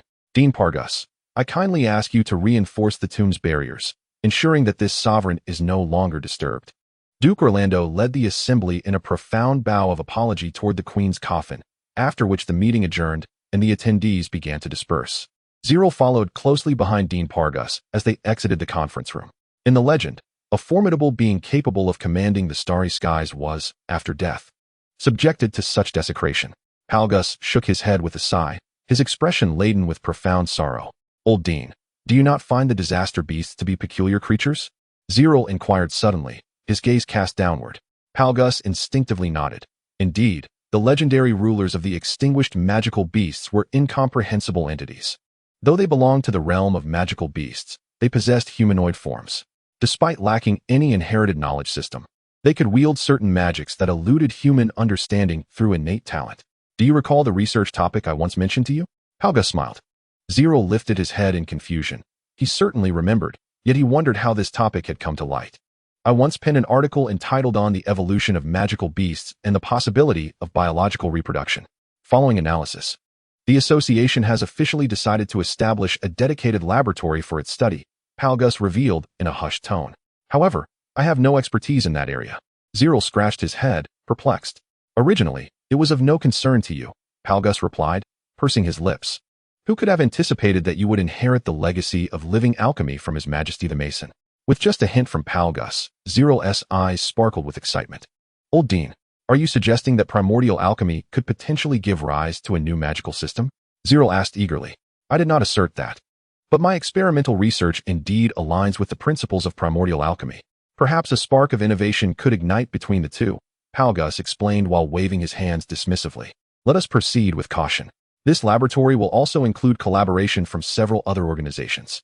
I would like you to establish a peripheral organization under the laboratory, dedicated to the development of applied magic concerning biological theories, as well as the collection of materials and the organization of data. How does that sound? Are you interested? Palgus inquired, a sly smile gracing his face. Zerel danced with excitement. Of course I am interested. With such abundant resources at my disposal, it will be infinitely more convenient than fumbling around alone. Palgus chuckled, stroking his beard thoughtfully. The organizations collaborating with the association will also allocate some elites to assist you. But the primary focus must remain on you. You must cherish this opportunity. Do not solely devote your energy to primordial alchemy. We cannot entirely forsake our foundational expertise at the Tower of Oaths. Zerel awkwardly scratched his head. The Tower of Oaths specialized in the magical discipline of alchemical creations, renowned for producing exquisite alchemical weaponry. He had indeed been somewhat negligent in this regard lately. Your seniors may dabble in small inventions and workshops, but their grasp of the fundamental arts of runes and energy is utterly lacking. Palgus, with profound significance, glanced at Zerel with a look brimming with satisfaction, saying, "The future of our sect rests entirely upon your shoulders." The elder and the youth engaged in conversation as they stepped through the castle's grand entrance, beneath a night sky adorned with an exquisite tapestry of stars. Yet, who could have foreseen that this localized conflict in Worton County would gradually evolve into a tempest capable of altering the very fabric of the continent? At the heart of this maelstrom, Zerel's path would soon become shrouded in uncertainty. Chapter 51. The Book of Plans. Zerel forcefully pushed open the ancient castle doors. Within the mirror-laden corridor, the interplay of reflections from the mirrors on either side conjured an uncanny sensation, as if countless identical versions of oneself traversed the same eerily identical path. However, in recent days, Zerel had grown accustomed to the castle's bizarre manifestations. From the abyss-like cellar to the towering spiral staircase that seemed to reach for the heavens, and the ascending library interspersed with a whimsical alchemical laboratory. It was as if he had stepped into a true dreamscape, where all conventional wisdom could be cast aside. Perhaps it was the architect's wicked sense of humor that had orchestrated such a magical arrangement. By the fireplace in the grand hall, a small round table was accompanied by 2 plush armchairs. Perhaps the reason a third person would never grace this world was due to the castle's design. Tailored solely for 2, one for Zerel, the esteemed guest, and the other for Lilith, the enigmatic mistress. Speaking of Lilith, it had been some time since Zerel had last laid eyes on her. In her quest to devise a practical training plan, Lilith had sequestered herself in the laboratory, tirelessly analyzing various data pertaining to Zerel. Casting speed, knowledge structure, potential test results, applicable spellcasting techniques, tactical thinking, and reaction capabilities. All of these facets of Zerel had been meticulously compiled into a report substantial enough to fill a small storage room. With Lilith dedicated to its study and optimization, Zerel reclined on the sofa, legs crossed, savoring a cup of warm red tea. Entering the castle felt oddly reminiscent of returning home, as if he were stepping into a dream. Suddenly, a heavy stack of paper, thick as a dictionary, crashed onto the table with a resounding thud, startling Zerel into an upright position. "The plan you requested is ready," came a voice from behind the sofa, weary and worn. Lilith, clad in a black nightgown, her disheveled hair concealing dark circles beneath her eyes, slumped into the sofa, casually kicking off her slippers. Drawing her knees to her chest on the opposite sofa, and taking a gentle sip from her own cup of red tea, Zerel appraised her with a hint of surprise, exclaiming, "What on earth happened to you?" Lilith turned her vacant gaze toward him, her voice tinged with exhaustion. "What did you just say?" Zerel shook his head and returned to his sofa, casually picking up a hefty stack of plans to peruse. The first thing that caught his eye was his own name, Zerel Wallace. Race and gender, human, male. Age, rank, core profession, 23 years old, awakening stage, alchemist. Following this, a plethora of data and evaluations unfolded before him. With a mere flick of his hand, he flipped through nearly 100 entries, among which a few particularly striking ones were highlighted in red. Comprehensive spellcasting ability, below average. Casting speed is exceedingly slow, basic techniques are chaotic and imprecise. Non-combat type spellcaster. Comprehensive combat ability, below average. Possesses proficient basic ranger skills. Willpower and stress resistance, below average. An ordinary individual, currently undergoing a transformation in life perspective. Observational and perceptive skills, exceptional. An indescribable personal talent with significant potential for development. Tactical and strategic awareness, average. Lacks formal military training, yet possesses a flexible mindset and rigorous logic. Mental and magical power, exceptional. The reconstructed mental realm remains unaccessible. with remarkable potential for magical development. These details offered a thorough analysis of Zerel's current state, with each title accompanied by a detailed commentary and an additional page number marked at the end. Out of curiosity, Zerel flipped to the corresponding pages regarding combatability. It meticulously documented every instance of physical confrontation he had encountered since childhood, even recounting a bloody skirmish with a stray dog at the age of 3. The sections on willpower and stress resistance, observational and perceptive skills, and tactical awareness were replete with extensive case studies spanning dozens of pages, leaving Zerel in awe. After reviewing the summary report, he was met with a barrage of low, average, and below-average ratings, and he slumped over the table, lamenting, essentially, "Aside from my observational skills and mental realm, I am utterly lacking in all other aspects." Lilith yawned and sleepily interjected, "It's not that dire, is it? The key areas exhibit considerable potential for improvement, and you possess a dazzling personal talent. If that were not the case, the castle would not have chosen you as the inheritor of this era." "Continue flipping through," she urged. "I've only devised the enhancement plan for the awakening stage. Subsequent ranks will depend on your evolution." Zerel eagerly turned the pages, finally uncovering the main content. The first item, enhancement of comprehensive spellcasting ability. From any standpoint, the self-defense capability of the 98th inheritor is woefully inadequate, perpetually remaining in a passive position during confrontations with other professionals. It is recommended to first bolster one's strength before considering other matters. Given the current circumstances of the 98th inheritor, the most significant shortcoming lies in casting speed and the reservoir of combat-relevant spell knowledge. Furthermore, it is imperative to systematically acquire advanced spellcasting techniques to compensate for one's shortcomings in combat prowess.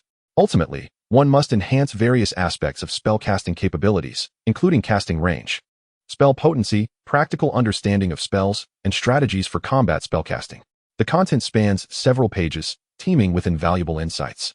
With a sigh, he continued to turn the pages. Yet they remained unyielding. Zerel paused momentarily, then set aside the preceding pages entirely, opting to delve into the next one. "Enough wasting energy. I have inscribed sealing runes on the subsequent content. You shall not access it until you have thoroughly completed the first part of your plan," Lilith explained, her breath sending ripples across her teacup. Although Zerel felt a twinge of reluctance, he had no choice but to place the remaining pages back on the table. "I truly appreciate your assistance, Lilith," Zerel expressed sincerely.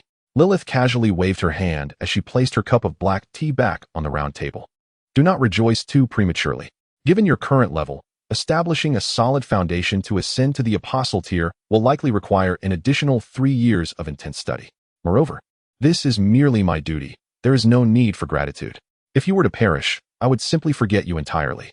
Once more, Zerel recalled the 97 crystal orbs in the depths of the ancient castle, each encapsulating the memories of revered sages. "For the next 6 months, your practice will be confined to 2 areas of the castle, the training grounds and the library. Prepare yourself mentally, young man," Lilith stated as she rose from the sofa and slipped on her slippers. "I have redesigned the training grounds and temporarily restricted certain permissions. You may proceed on your own.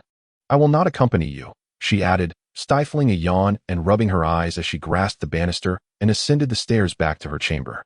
Zerel drained the last sip of his tea, his expression resolute as he gathered the stack of enhancement plans and turned towards the castle exit.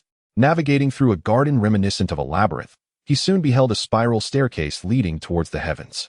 A circular floating platform hovered silently amidst the mist, with the only pathway before Zerel being the staircase, flanked by 2 stone statues.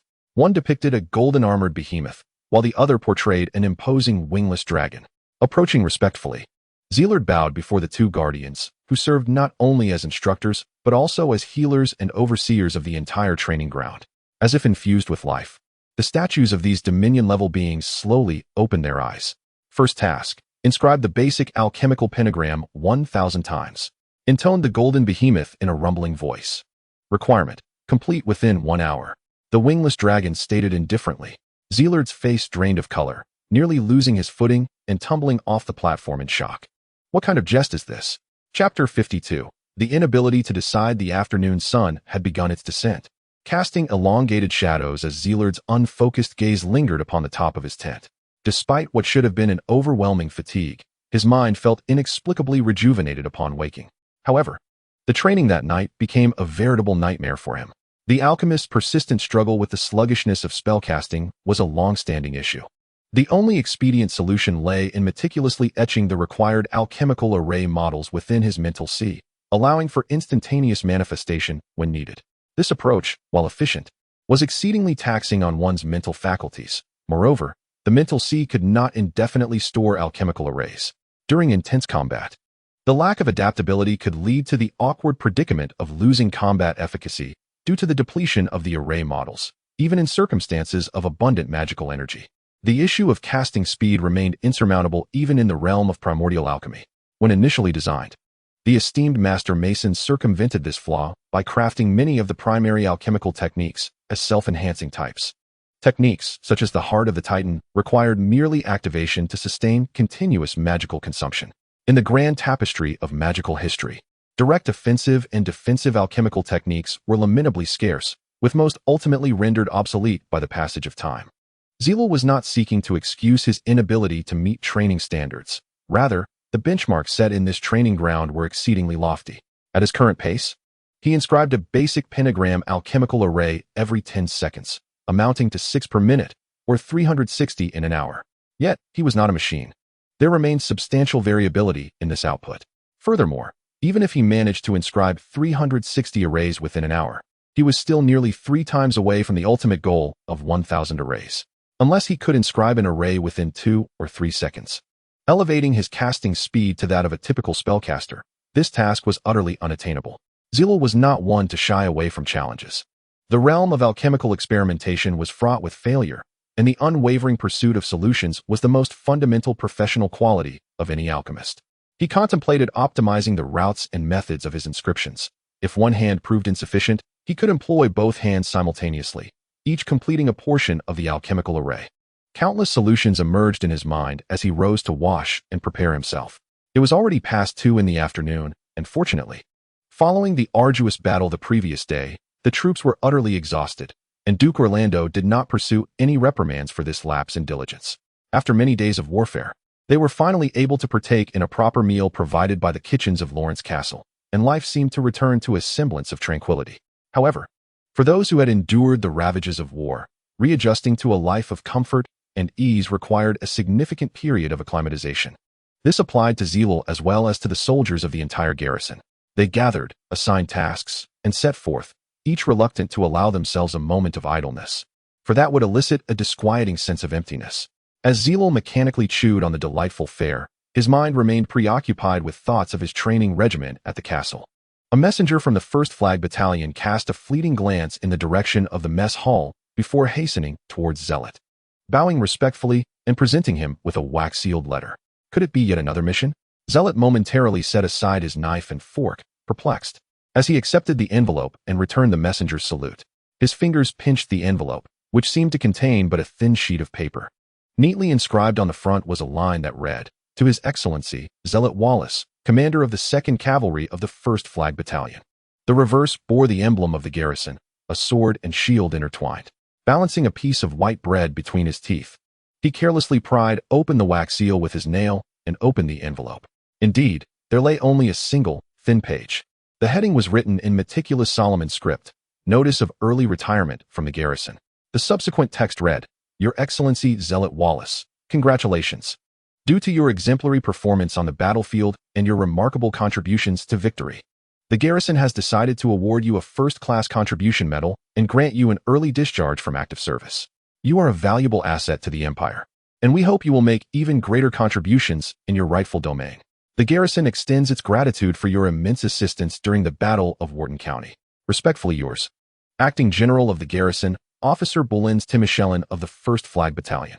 The piece of bread slipped from Zealot's mouth and fell to the floor, and he shakily retrieved it, brushing off the dust before putting it back into his mouth. He chewed mechanically while folding the letter and returning it to the envelope. Calm. He must remain calm. His composure must not be disturbed at any moment. As he rose from the table, he inadvertently knocked over a cup of water, splashing it across his sleeve, yet Zealot appeared oblivious as he walked towards the door. Once outside, as a group of soldiers entered to dine, he finally exited the dining hall. His complexion had paled noticeably, and his lips began to lose color, as if he were ensnared in the chill of a December winter. His nails dug deeply into his flesh, each joint cracking audibly. Soldiers from the 1st Flag Battalion passing by saluted, Yet Zealot seemed to ignore them entirely. Fixated on the ground ahead, the saluting soldiers exchanged glances, tacitly agreeing to remain silent, cautiously trailing behind Zealot, fearful of any misstep on his part.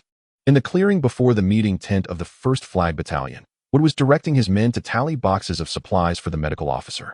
"Zealot, you don't look quite well," he observed. Zealot glanced back at the rotund Woods, his gaze brimming with irritation. "Where's Belenz?" he demanded.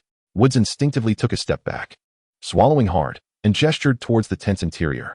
The magical energy of Peak's spirit realm surged outward, his eyes turning pure white.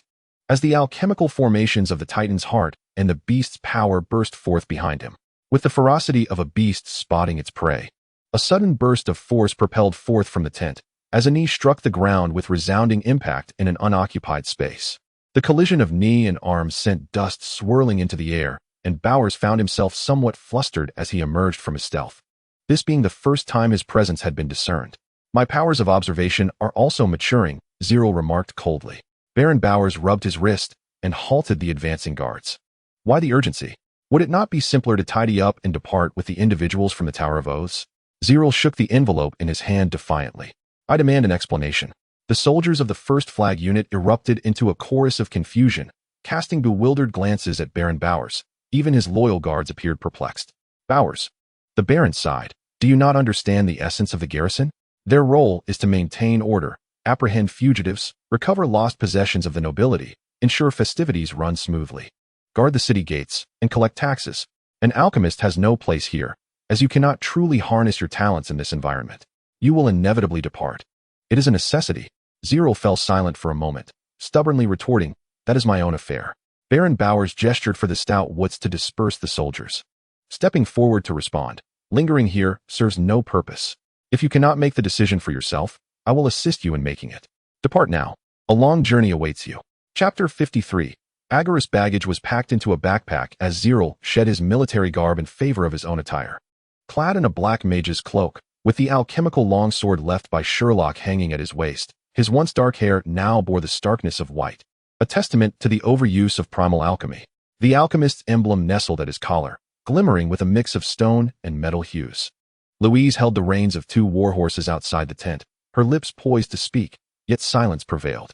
The forces of the Elemental Mandate and the Tower of Oaths had already set forth, and Zerel tightened his grip on the gift box containing the garrison's first-class contribution medal before tossing it into his backpack. Emerging from the tent, he cast a final glance at the city of Worton, now beginning its reconstruction. "Let us be off. My presence is no longer needed here," Zerel sighed lightly, accepting the reins and whip from Louise. The night had deepened, with only the patrolling sentinels traversing the camp. They chose this hour to depart to avoid farewells. The pair led their steeds to the camp's entrance, where the gate guards instinctively saluted. "A slight opening will suffice," Zerel smiled, returning a casual greeting. The guard, realizing the gravity of the moment, straightened further, and only when Zerel began to lead his horse forward did he turn to open the camp gate. In defiance of Zealot's instructions to merely open a narrow passage for passage, the soldier fully swung open the grand doors, a gesture that conveyed profound respect from within. Mounting his steed, he cast a final glance at the encampment of the garrison. With hooves pounding against the earth, the figures of Zealot and Louise gradually faded from the guard's sight, merging seamlessly into the night. Louise discerned the turmoil within Zealot and, being well-mannered, refrained from uttering a word. The two proceeded in silence, hastening away and leaving the camp far behind.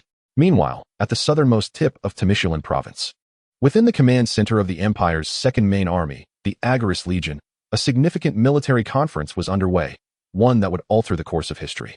The atmosphere within the hall was thick with tension. All officers remained silent, their whispers hushed to the point of near absence. This palpable stillness was due to one individual, a lean middle-aged general seated at the head of the table.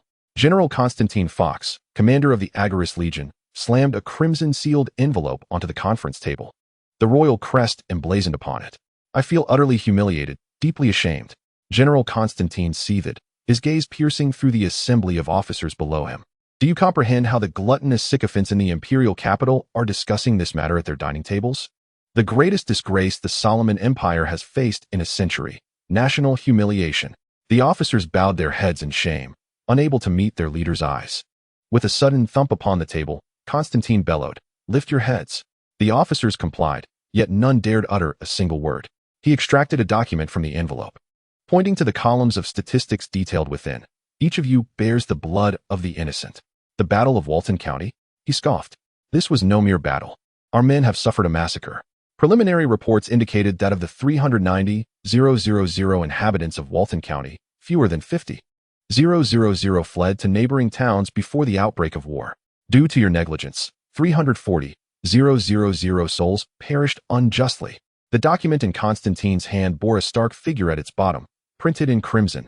Number of casualties, 342,558. And this is merely a preliminary count. Do you grasp the gravity of this? A preliminary count. This figure will only continue to rise. He thundered, his diminutive frame belied by the explosive volume of his voice. After the tempest of his fury subsided, Constantine's tone turned frigid. Someone must pay for this. Generals Demas and Phyllis, he commanded. Two trembling generals immediately stood, quaking with trepidation, yet offering no words of defense. Constantine fixed his steely gaze upon them for a moment before turning to his standing aide. Has the wartime tribunal rendered its decision? The young aide wiped the cold sweat trickling down his temples and cautiously responded, "My lord, the wartime court's decision has yet to be announced." "Then there is no need to trouble them. We shall handle it ourselves," General Constantine retorted, his gaze returning with a chilling indifference. According to the wartime regulations of the Agarist Legion, these two scoundrels are to be executed. It is a debt of blood owed to the victims of the Battle of Worton County. The general's command was imbued with a palpable frostiness. The guards hurriedly advanced to subdue the two generals. General Demas turned pale in an instant, pleading for mercy, while General Phyllis merely sighed deeply, voluntarily extending his hands to be bound. Thus, the two formidable figures of war were led away by the guards before the watchful eyes of all. Now, let us return to the matter at hand. General Constantine's fingers drummed incessantly upon the table, the soft taps resonating distinctly in the hushed assembly.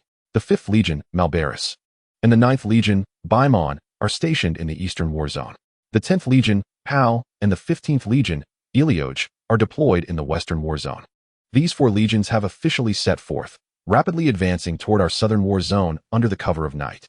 The 9th and 10th Legions will fortify the defenses against the Messiah Federation's front lines, replacing our old allies, the 4th Legion, Samakina. Ultimately, a coalition will be formed here, comprising the Agarist Legion and the 4 legions of Samakina, Malbaris, and Elioj, with the Imperial High Command dispatching a marshal to oversee the forthcoming operations. A murmur of discussion erupted in the assembly, albeit subdued. This time, General Constantine refrained from displaying anger, granting them a moment to absorb the information. Fortunately, the officers present understood their superior's demeanor and did not linger in their deliberations. "You are not mistaken. The Empire is poised for significant action. We are all aware of His Majesty's disposition. This will be a war that enters the annals of history." General Constantine's words captured the attention of the assembly once more. In light of the shameless conduct of the Duchy of Milan, the Empire has resolved to declare total war. Before the arrival of the other 3 main legions, we must first shatter the front lines of the Duchy of Milan and establish a favorable position. Constantine pushed away from the table, rising to take the whip from the aide and approached the vast military map behind him. The offensive plan is delineated in 3 phases. First, we shall concentrate our main forces to assault the northern region of Furslanta County at the border of the Duchy of Milan, creating the appearance of a full frontal assault, encircling and capturing key areas, thereby severing the movement of those accursed cavalrymen who pride themselves on their mobility. Second, we will redeploy elite forces back to Worton County, infiltrating the Empire's rear from the Worton Forest to disrupt enemy supply lines, cleaving the Duchy of Milan in 2 from the center, repaying blood with blood and tooth for tooth. Thirdly, a cavalry unit shall launch an offensive from the borders of the Duchy of Milan against the Commonwealth of Messiah, obstructing any potential reinforcements that may approach. It is imperative to completely seal this lengthy western border, permitting neither ingress nor egress. Today marks the 29th of January in the year 10314 of the new calendar, with the assault tentatively scheduled for the 14th of February, 10314. The precise allocation of tasks for this campaign will be disclosed in the final operational briefing. Now, the command is issued. General Constantine relinquished the whip to his aide and returned to the forefront. Dozens of generals from the Agarist Legion hastily set down their notepads and rose in unison. The atmosphere within the conference room swiftly turned solemn, as if heralding an impending storm. The nightly orders of the Agarist Legion are to recall all personnel on leave, while the Imperial Second Corps of Agris declares a full state of readiness. The generals below saluted in unison, an air of grim determination enveloping them. The Military Intelligence Department convened a meeting to ensure the utmost secrecy of this operation.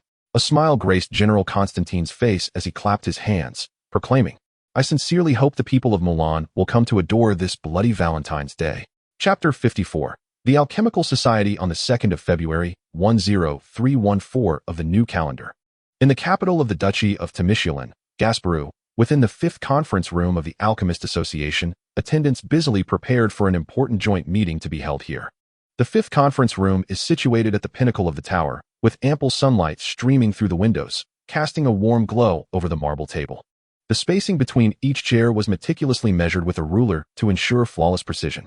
Floral arrangements adorning the walls had been carefully tended by the gardener just the day before, infusing the otherwise austere 5th conference room with a refreshing touch of greenery. An attendant, responsible for this task, knelt on the carpet, cautiously retrieving a strand of a lady's long hair. Behind a pair of square, frameless glasses, his serious and diligent eyes peered out. The attendant, holding the hair delicately, rose again, extracting a pristine white handkerchief from his pocket, unfolding it with care to place the hair upon it, and continued searching for any potential imperfections. The operations of the entire Alchemist Society adhered strictly to the standards set forth by the esteemed president, meticulous, just, natural, and precise. Outside, the sound of a carriage halting echoed, prompting the attendant to hurriedly approach the window for a glance below, his brow furrowed. The carriage of Vice President Palgus had arrived, and everyone was pressed for time. The attendants immediately grew tense, diligently conducting final checks to ensure the 5th conference room bore not a single flaw. Once everything was in readiness, all stood poised at either side of the long table. The sound of heels striking the ground grew closer, heralding the arrival of a white-robed mage, adorned with an ancient pointed hat, cradling a treasured edition of The Path of Natural Equilibrium, published 30 years prior. The cover appears somewhat worn and tattered, yet the owner of the book remains enamored, holding it tenderly in hand. Clad in a flowing white robe, a somewhat aged figure strides slowly into the 5th conference room, each step seemingly measured with precision. This is a true sage, naturally presiding over Lowfield. Dean Pargus follows closely behind, maintaining a respectful half-step distance. Esteemed Chairman, the 5th conference room has been prepared, the attendant announces with a bow. The pointed white hat swivels back and forth, surveying the surroundings before nodding in satisfaction. In a voice that is both frail and serene, he inquires, "Our guests are soon to arrive, are they not?" "There are still half an hour before the meeting officially commences," the attendant replies cheerfully, glancing at his pocket watch. "Very well, you may return to your duties. Vice Chairman Pargus and I have matters to discuss," Lowfield instructs. The attendants file out, and soon the 5th conference room is left with only the two elders. Chairman Lowfield takes his seat at the head of the table, gently placing his pointed hat upon his lap. "Pargus, you have reviewed the analysis report from the General Assembly. Do you believe this research has the potential for success?" At this moment, Dean Pargus's expression turns grave. Upon hearing the question, he shakes his head, appearing unconvinced. "Though the General Assembly has appointed me to lead this research, and I was indeed one of the initial proponents of this theory, I must candidly express that I believe the timing is not yet ripe." Chairman Lowfield lets out a weary sigh, lifting the teacup from the table to sip a small amount. The Assembly's desire to peer into the natural mysteries of the past millions, even tens of millions of years, within a short span is indeed rather presumptuous. I, too, oppose this resolution. We pursue truth, and we should not delude ourselves into thinking we can unveil all mysteries simply because we have made a modicum of progress. Chairman Lowfield states, shaking his head. Pargus nods in agreement. "Though I hold little hope, since the Assembly has issued the task and even allocated the funding in full. We must ultimately present some results for everyone to see," Dean Pargus replies with a confident smile. "I remain optimistic on that front." Chairman Lowfield regards Dean Pargus with surprise. "From where does your confidence stem, Chairman?" Pargus responds with a mysterious smile. "I too have my trump cards." Chairman Lowfield furrows his brow, but refrains from probing further. As the pendulum clock ticks inexorably forward, 20 minutes swiftly elapse. The door to the conference room swings open once more, and Dean Miranda steps into the 5th conference room first. Even she, known as a war enthusiast, appears somewhat hesitant, carefully bowing in greeting. "Chairman Lowfield, the Elemental Mandate is honored to collaborate with the Alchemist Association.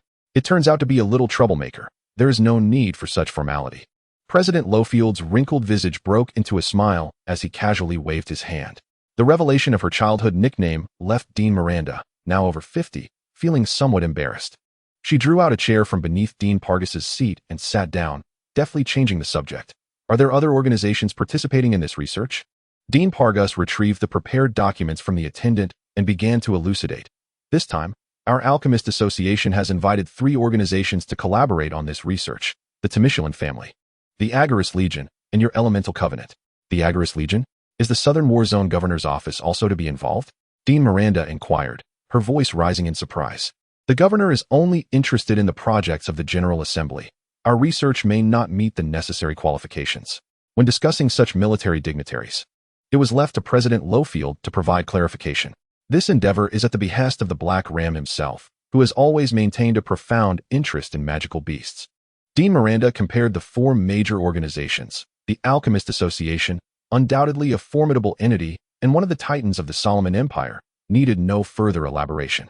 The other 2 included one of the 6 great dukes of Solomon, nominally the rulers of this land, and the other, a principal military legion of the empire, led by the formidable General Black Ram Constantine, possessing a terrifying sage-level strength. In the grand scheme of things, it appeared that the Elemental Covenant was the weakest among them. While supported by the Magic Association, it lacked any significant figures to command respect in this gathering. This realization made Dean Miranda increasingly apprehensive. Perceiving her discomfort, President Lowfield offered reassurance. There is no need for concern. This research requires the assistance of numerous elemental mages, and your position will remain secure.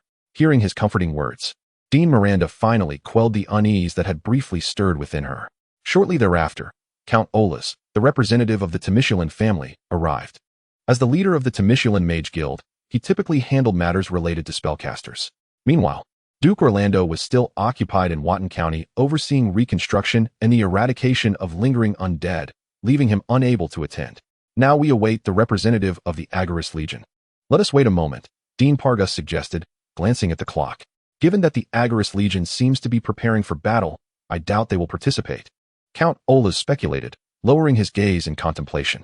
Once again, footsteps echoed from outside, followed by a hearty laughter that resonated at the entrance. To indulge in such unfounded speculation behind one's back certainly lacks noble decorum, Count Olas. As the words were spoken, a general clad in military garb and wielding a long sword entered conference room number 5, accompanied by a mysterious figure cloaked entirely in black. The Chief of Staff of the Agorist Legion, Salatis Habelan, extends the most sincere greetings to you, President Lowfield. The 2nd Legion of the Empire wishes you boundless success on your journey to explore the path of natural equilibrium. All present, including Pargas, could not help but furrow their brows. How could His Excellency Constantine send this individual? Murata inquired discreetly to Pargas. Pargas, with a wry smile, shrugged his shoulders. Equally curious about the answer to that question, President Lowfield, upon hearing Salatis's flattery, appeared quite pleased and invited him to continue. Habelan Scion, might you introduce your companion? Count Olas fixated on the enigmatic figure cloaked in shadows, seemingly striving to recall something. Salatis, with a smile, stepped aside. I am not her companion. It is best she introduces herself. From beneath the cloak emerged a pair of delicate, pale wrists as she removed her hood, revealing a voluptuous noblewoman with cascading black waves and a captivating beauty mark at the corner of her lips. You are the butterfly, Count Olas exclaimed, drawing the attention of all present. Count Olas, you have just been suspected of divulging significant military intelligence of the Empire. If I were you, I would find a quiet place to conceal myself, the noblewoman remarked with a playful smile. Count Olas immediately covered his mouth with both hands, daring not to utter another word. Everyone, including President Lowfield, was enveloped in confusion, unable to fathom the background of this mysterious woman, who could instill such fear in one of the prominent decision-makers of the Timishlan family. President Lowfield, it is a pleasure to meet you. The noblewoman began with a bow before elaborating. It is inconvenient for me to disclose my true name. However, you may refer to me as the Butterfly. The Graceful Butterfly, that is my code name. I currently serve as the highest commander of the Night Watch stationed in the Timishlan province. My intrusion today is because we wish to participate in this research initiative. Should you require support from our intelligence system, professional assassins, or assistance in handling any aftermath, our organization can provide comprehensive support throughout. The 5th conference room fell into profound silence, with all attendees ensnared in an endless hush. Chapter 55, Never Back Down. The sudden visit from the Night Watch cast a shadow over everyone present.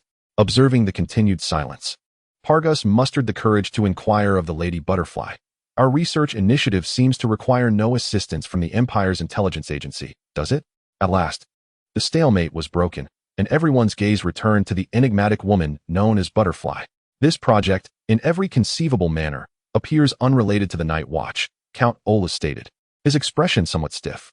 You intend to exploit the Alchemist Association's name to execute some other conspiracy, do you not? The crowd cast curious glances at Count Ola's, their expressions shifting to one of cautious vigilance as they turned their attention to the Butterfly. Dear guests, please refrain from hastily dismissing my proposal, she urged, seemingly anticipating their reactions. While the Night Watchers were indeed indifferent to the academic discourse surrounding the evolution of commonplace magical beasts, they harbored a keen interest in the subject of calamity beasts. Within our organization, research in this area has been ongoing, and we currently possess several specimens of ancient calamity beasts. The Butterfly paused momentarily, having presented her offer, now awaiting the response of her audience. Upon hearing the term calamity beasts, Dean Palgus exhibited a spark of interest. The ancient texts distinctly recount 127 calamity beasts. How many have you managed to collect? The Butterfly smiled enigmatically, sidestepping the inquiry, and instead asked, shall we not sit down first? The members in the fifth conference room exchanged glances, directing their gaze toward President Lowfield, awaiting his ultimate decision. The Alchemist Association is prepared to accept the Night Watchers' participation in this research initiative, Lowfield declared, his voice resonating with authority. Count Olas seemed poised to interject further, yet the Alchemist Association was the principal authority in this matter, with President Lowfield's endorsement. The course was effectively set. Expressing her gratitude, the Butterfly, alongside Salades, gracefully took their seats at the conference table. With all present, President Lowfield announced, let us proceed with Dean Palgus elucidating the details of this research plan. Upon receiving the President's directive, Palgus subdued his burgeoning curiosity and began presenting the meticulously prepared materials. It is well established that within the realm of magical beasts, there exists a perplexing phenomenon of mutual predation. Through extensive observation, we have determined that this behavior is not driven by hunger or the fundamental survival needs of the natural world. Just as humanity can commit cruel acts against its kin while also extending acts of benevolence, so too do magical beasts exhibit a similar complexity. Albeit with motives entirely distinct from our own, Palgus emphasized. The steward unfurled a lengthy scroll upon the conference table, detailing the evolutionary history of notable magical beasts from antiquity to the present. Palgus pointed to the beginning of the scroll, explaining, the existence of magical beasts on this continent predates even the ancient gods, and they possess a societal structure that eludes our comprehension. For ages, alchemists have sought to unravel the mysteries behind their peculiar behaviors. Long ago, it was suggested that magical beasts might engage in internecine conflict to vie for power or resources within their ranks, driven by a desire for mere amusement.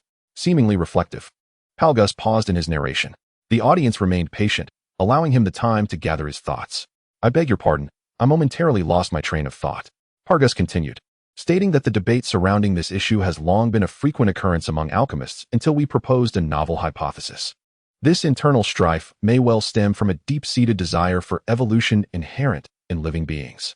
Though we find it difficult to comprehend, it is a possibility that may indeed exist.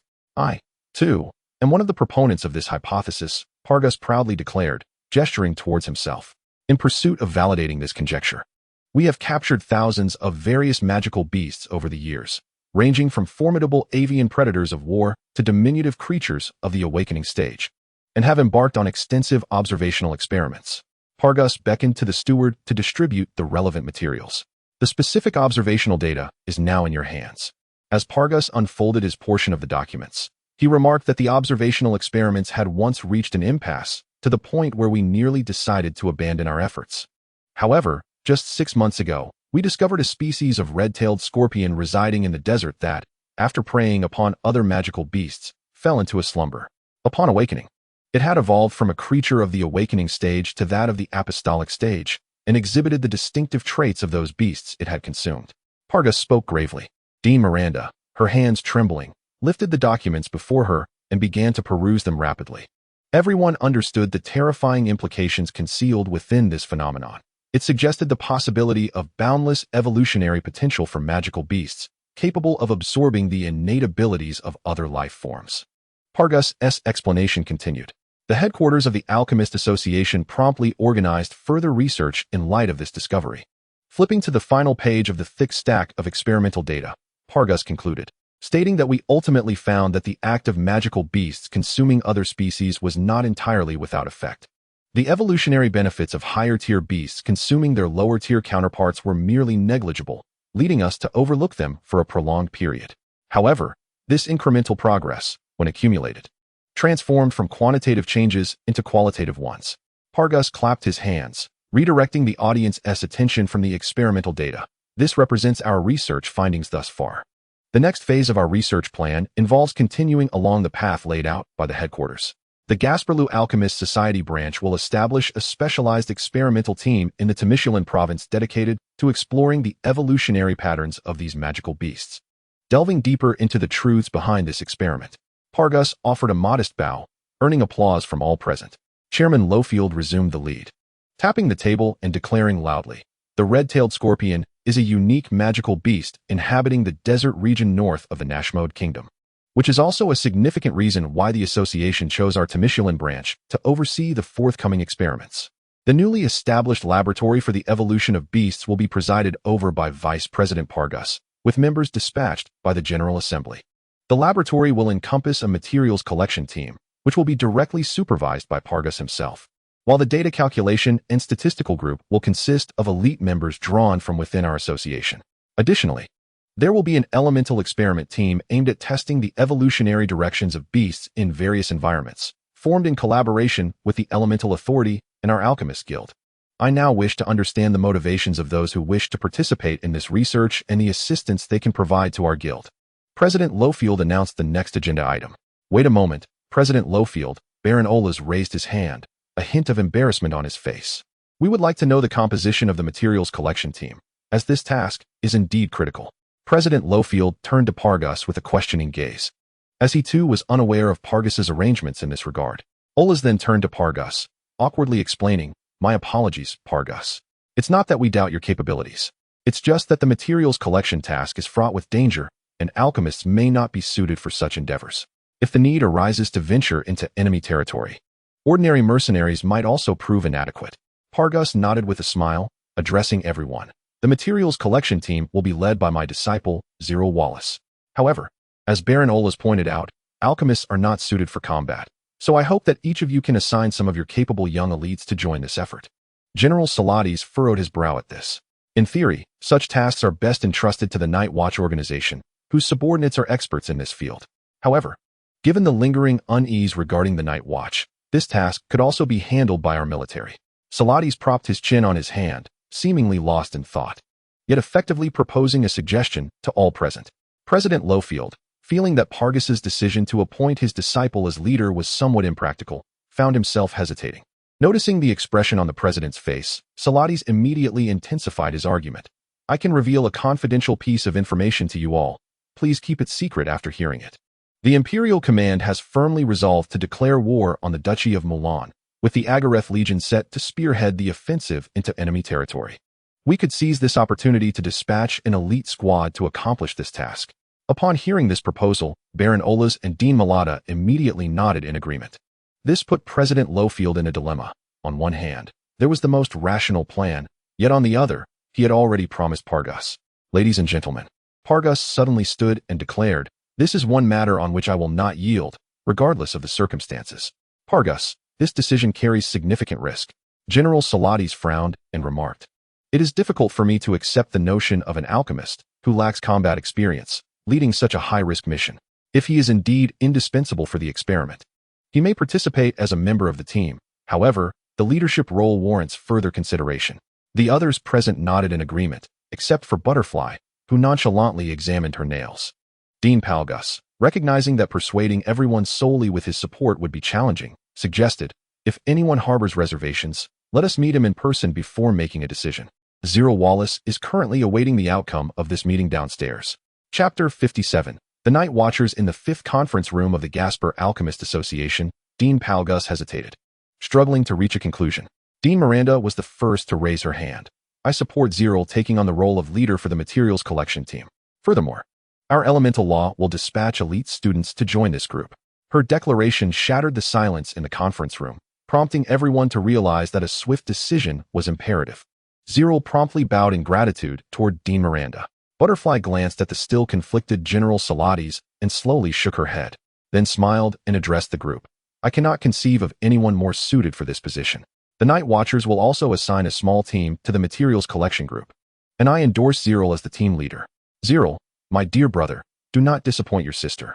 Zerel's pupils constricted slightly, and he nodded timidly, taken aback by the revelation that this woman was a member of the Night Watchers, possibly even a leader among them, presenting yet another significant variable. The Night Watchers of the Solomon Empire's Security Intelligence Committee remain an enigma to the outside world. Their number, structure, and influence are shrouded in mystery, and their records are elusive. Throughout the millennia, they have existed like phantoms. The sole evidence of their existence lies in fleeting mentions within countless historical documents. Throughout the history of the imperial capital, numerous powerful figures have sought to bring the Night Watchers under their command, employing bribery, threats, and even attempts at coercive force. Yet, to this day, no one has dared to take action against them. It is said that those who have truly acted against them have vanished without a trace during significant events. Zerel instinctively distanced himself from the lady known as Butterfly, seeking to evade her piercing gaze. Simultaneously, Count Olas also raised his hand to express his decision. The Temishulin family has no objections. The Jacaranda Knights will dispatch a small team. I anticipate that this collaboration will proceed quite pleasantly. All eyes finally turned to General Salates. Very well, very well. Since you all concur, what more can I say? With a sense of resignation, Salates raised his hands, stating that the Agarist Legion would fully cooperate with the research initiative. If you all do not mind, I suggest that the task of ensuring the safety of His Excellency Zerel be entrusted to our military, General Salates emphasized. He noted that alchemists venturing into the field must have dedicated protection. Dean Pargus and President Lowfield exchanged a glance. This was a long-standing tradition within the Solomon Empire, and thus, they could only acquiesce. President Lowfield, seeing that the dispute had been amicably resolved, nodded in satisfaction. As this is a collaborative research endeavor among our 5 organizations, it is only fitting that we delineate our respective responsibilities clearly. He cleared his throat and announced, should this research yield methods for cultivating new magical beast mounts, priority will be granted to the Agarist Legion, in return for which the Legion will ensure the smooth progress of the research. General Salates promptly nodded in agreement with this arrangement. The Temishulin family would receive the blueprints for the new alchemical weaponry, and they would be responsible for providing all necessary logistical support and the majority of the funding for the research initiative. Count Olas produced a letter of authorization from Duke Orlando and proclaimed, 100,000 Solomon gold coins. This is the total funding the Temishulin family will provide for this research project. Pargus eagerly accepted the document from Duke Orlando, not merely for the funds, but for the official endorsement it represented. With this document in hand, at least the laboratory staff would face no obstacles within the Temishulin province. The Elemental Decree had a long-standing collaboration agreement with the branch, thus allowing for shared results from the research. Dean Miranda had initially thought she was merely invited to lend a small hand and had little hope for any significant outcomes. To her surprise, President Lowfield would still honor their previous agreements, causing her to beam with joy. President Lowfield beckoned for a stack of pre-drafted contracts, finally turning his gaze towards Lady Butterfly. I wonder how the Night Watchers intend to participate in this research initiative? He inquired solemnly. After a brief silence, Butterfly retrieved a document from her pouch and presented it to the assembly.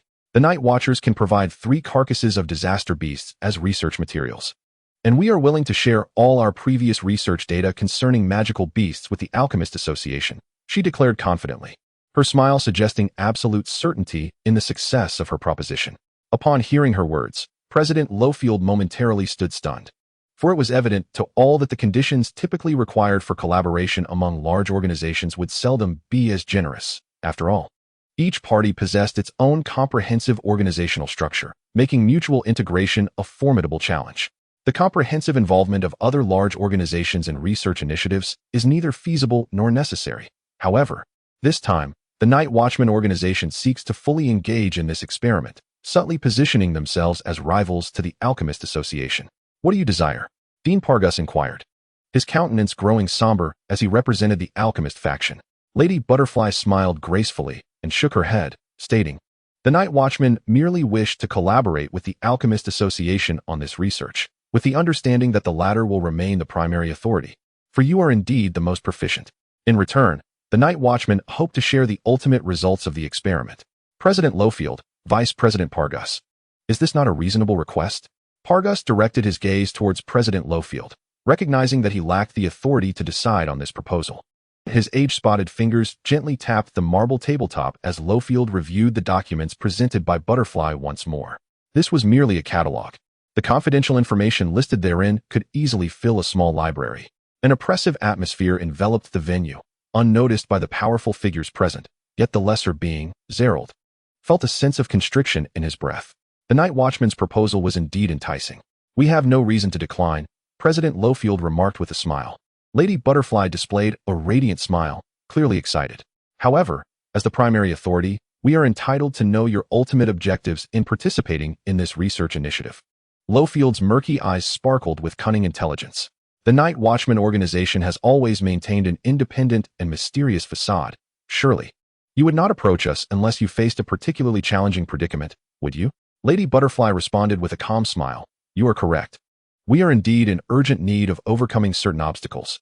The alchemical heritage within the organization significantly differs from that of the orthodox alchemists in the association.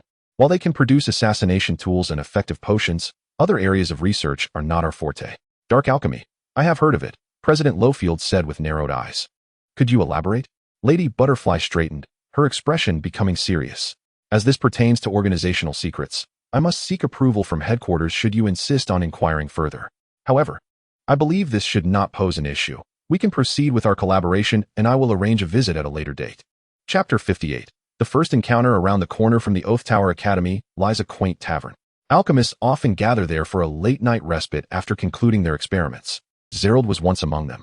The tavern bears a rather peculiar name, the Tipping Cheese, and its proprietor is a retired mercenary with an impressive tolerance for drink. Though referred to as mercenaries, Zella found Joel Martin to be more akin to a middle-aged nobleman trained in the finest etiquette. Perhaps to cater to the primary clientele of the Covenant Tower Academy, the decor and layout of the Tumbler's Cheese exuded an air of sophistication. The crimson-upholstered sofas, wooden flooring, and wallpaper adorned with alchemical patterns all emanated an elegant charm beneath the dim lighting. Zella sat at the bar, wiping the grease from the corners of his mouth with a napkin before raising a tankard of ale and drinking heartily. Joel, the proprietor, turned to collect the empty plate from before Zella, resting his elbows on the bar as he inquired with a smile, "How was the beef stew today? I learned the recipe from a bard." Zella, letting out a satisfied belch, praised, "As delectable as ever. But what prompted you to learn cooking from a bard?" "Do not underestimate those wanderers," Joel replied. "An experienced bard can attract many knights. They know how to make your journey far less tedious." With that, Joel imparted his secret. Leaning back to resume his work, the surrounding sofas were vacant, and a sign reading "Closed" hung at the tavern's entrance. "What important guest are you waiting for? It's not like you to book an entire tavern," Joel jested. Zella, feeling a bit bashful, scratched his head and replied, "I'm awaiting some partners for future collaborations. I need a quiet place for us to get acquainted." As Zella finished speaking, a series of hoofbeats echoed down the street, approaching swiftly before halting abruptly at the door. "Tumbler's Cheese? What a peculiar name," someone muttered from outside. With the chime of the bell, a small contingent of knights clad in black swordsman attire entered. A total of 6, all around the age of 30, each exuding a strong scent of blood, as if freshly returned from battle. The leader of the knights scanned the tavern warily, and upon confirming that there was no danger, his gaze settled upon Zella, the establishment's sole patron. "Leader?" The knight captain confirmed, tilting his head. "The Bougainvillea Knights?" Zella nodded, acknowledging his identity, then smiled and asked in return. The captain whispered to his comrades before nodding in affirmation. "The others from our organization have yet to arrive. Please, take a seat," Zella invited with a cheerful demeanor. The knight captain waved his hand in refusal, stating, "No need for that. Please inform us of the mission details now. We must return to the camp." Zella's smile faded, and he fell silent, choosing instead to scrutinize the 6 knights before him. Joel, lowering his voice, teased, "It seems your subordinates are not particularly obedient." Zella shook his head, recognizing that these individuals were not the elite knights once under Captain Francisco's command. With a jingle, the tavern doors swung open once more, casting a shadow resembling a small mountain that loomed over the 6 knights blocking the entrance. If the Order of the Bauhinia evokes a sense of sharpness, then the newcomer before us resembles a slumbering beast, towering at over 2 meters, clad in formidable dark iron knightly armor, wielding a colossal sword and shield. Heavy breaths emanate from beneath the bullhorn helm. The cold, sonorous voice reverberates throughout the tavern. Lieutenant Johnston of the Agarist Legion reporting for duty. May I inquire? Who is Lord Zerel Wallace? The entrance of this steel giant leaves even Joel, the seasoned mercenary, momentarily speechless. Zerel promptly gestures to welcome his new comrade. The dark Iron Knight removes his bull-horned helm, revealing a cascade of golden locks and a stern visage, as if chiseled from stone. Johnston casually brushes past the Bohemian Knights, striding forward with his helm in hand, his previously austere expression melting into a warm smile. Greetings, Team Leader Zerel. You may call me Johnston. I have recently ascended to the pinnacle of the apostle rank, primarily serving as a heavy knight. Zerel exchanges a brief handshake, nearly being yanked from his seat by the knight's immense strength. Rubbing his wrist, Zerel inquires, if I may be so bold, did General Salades send you alone? Johnston places his helm on the bar. Indeed, the general dispatched only me.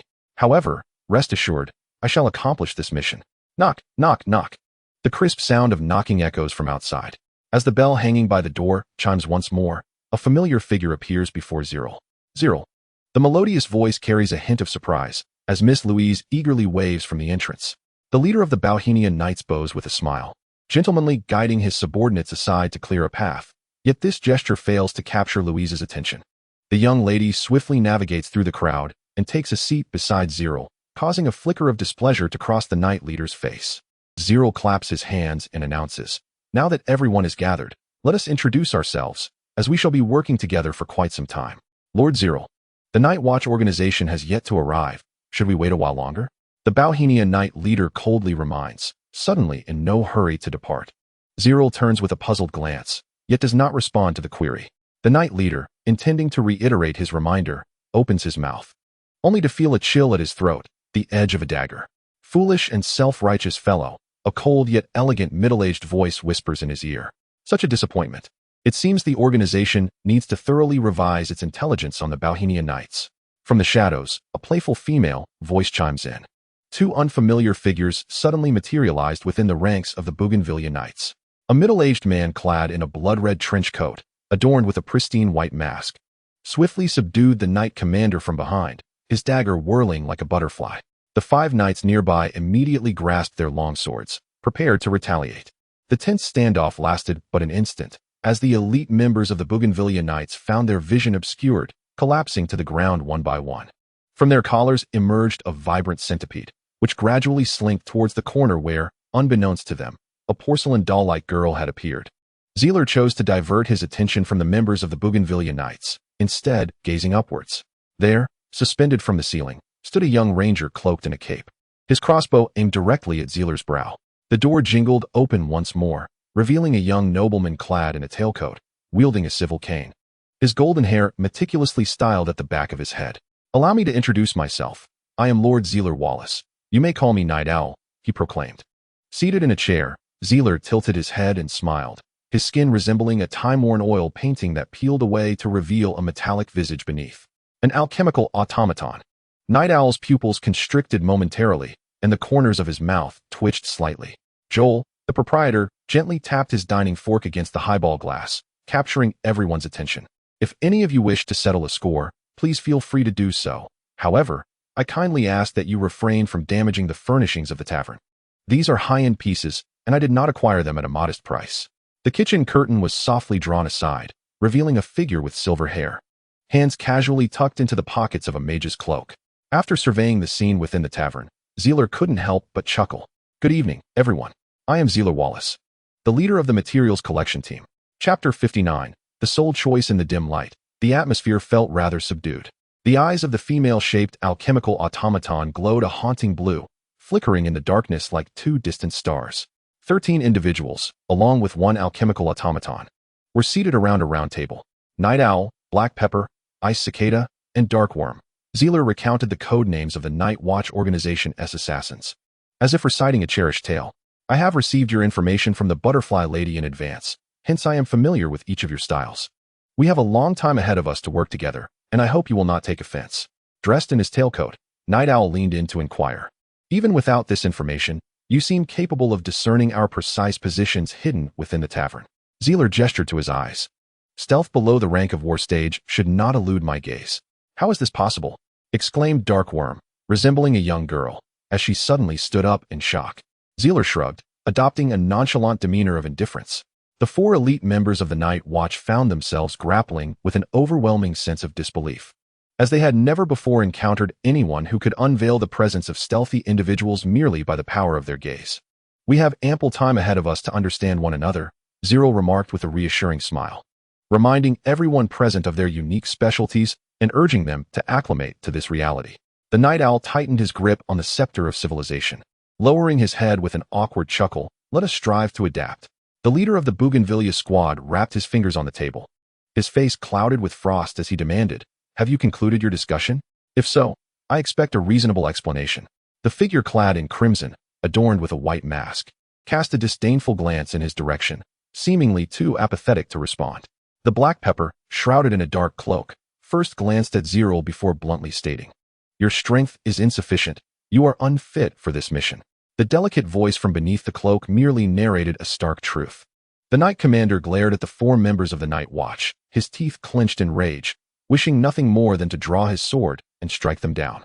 "Gentlemen of the Bougainvillea Knights," Zerel began, a smile breaking the tension of the silent standoff, "didn't you mention that you needed to return to the barracks to report?" With a furrowed brow, the Knight Commander retorted curtly, "We have just returned from a mission. Naturally, we must return home." Zerel nodded in understanding, muttering to himself, "That spares us the trouble of involving others. I have a letter that needs to be delivered to Count Oathspire, and I wonder if you might assist me in this task?"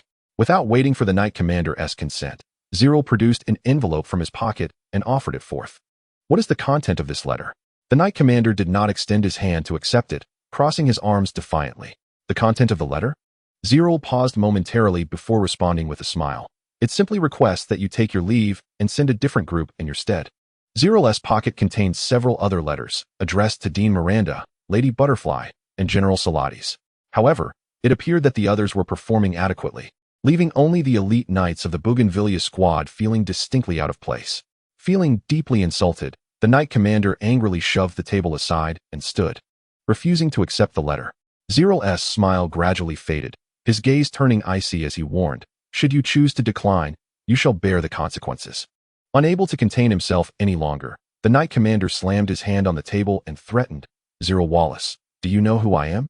"Marta Temishulin," Zerel coldly declared, unceremoniously dismissing him. "Take the letter I have given you and return to your mother's embrace. Do not waste my time." Louise, seated nearby, let out a soft chuckle, as it was her first time witnessing Zerel's sharp tongue. The Night Owl's lips curled into a faint smile as he snapped his fingers at his companions. "What do you think about labeling these fools as traitors?" The little girl, Dark Worm, instantly proposed with excitement. "Why not shift the blame onto the local bandit group and then have the intelligence department leak some scandalous information?" The Night Owl seemed to find Dark Worm's suggestion overly convoluted, shifting his gaze towards the others. Black Pepper, feeling the weight of their scrutiny, softly remarked, "Which noble would dare to involve themselves in a case handled by the Night Watch?" The masked-eyed cicada, idly toying with a dagger, concluded, "Let us simply eliminate them and bury them in the mass grave. No one will ever know." As the discussion among the assassins turned increasingly grim, the Night Leader, Marta, grew paler. Upon hearing Ice Cicada's words, he abruptly stood and, in a fluster, fled the tavern, clutching the letter on the table. Zerel looked at the lively members of the Night Watch with a bemused expression. "You can't be serious, right?" "Of course, it was merely a scare tactic." The Night Owl waved his hand, chuckling. "We've dealt with many noble brats like him. They all act tough until their support crumbles. Then they turn into obedient little lambs." Following Marta's departure, the atmosphere within the materials collection group lightened considerably. The previously unfamiliar faces began to engage in conversation. "I believe everyone is aware of our group's mission, which can be broadly divided into 3 parts: capturing experimental materials, cataloging magical beasts, and studying the ecological patterns of these creatures. In a few days, the headquarters will send a batch of experimental materials, primarily consisting of magical beasts from previous observations. We will need to dispatch someone to receive them." Zerel explained to the group. "The task of cataloging magical beasts is currently being handled by the branch office, which is requisitioning idle alchemical puppets. Thus, we have no responsibilities in that regard for now." Zerel gestured towards one of the alchemical puppets present, introducing, "Aaliyah is one of the chief alchemical puppets at the branch, and we can check the progress of our work through her at any time. Her combat capability reaches the pinnacle of the spirit awakening stage, making her a valuable member of our team." The alchemical puppet Aaliyah subtly nodded in acknowledgement, appearing no different from a living person. Finally, the most challenging aspect remains the study of the ecological patterns of the entire magical beast population. Zerel inquired, "Does anyone have any suggestions regarding this?" Lieutenant John, his head drooping as if on the verge of sleep, had absorbed none of Zerel's lengthy discourse. The Night Watch continued to exhibit their unique characteristics. The Night Owl understood and could offer suggestions, while Darkworm was intrigued but could not comprehend much. Black Pepper listened intently, though it was unclear how much he truly grasped, while Ice Cicada simply excused himself to stand guard outside. "Shall we head to the Watcheress Forest? It is the region with the highest concentration of magical beasts on the continent, and it is home to many rare species," Louise proposed, raising her hand. "I too share this sentiment, yet the timing appears to be unsuitable." Zerel sighed, explaining, "If it is merely our small group making a brief excursion, it would hold little significance for the entire experiment. Are there any locations of beast congregation near to Michelin province?" Night Owl inquired, having been reassigned from another region and still unfamiliar with the conditions of Duke T's province. Zerel patiently elaborated, "Typically, such beast gathering sites also serve as havens for adventurers. Within the Duke's province, there are indeed several such places, like the Sunset Valley in Quell County and the Falling Star Mountains in Fulling County, where numerous beasts congregate.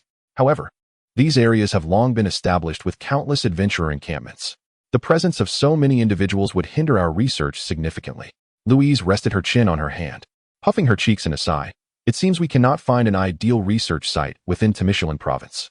Zerel and Night Owl exchanged glances, reluctantly agreeing with this conclusion. "Not so fast."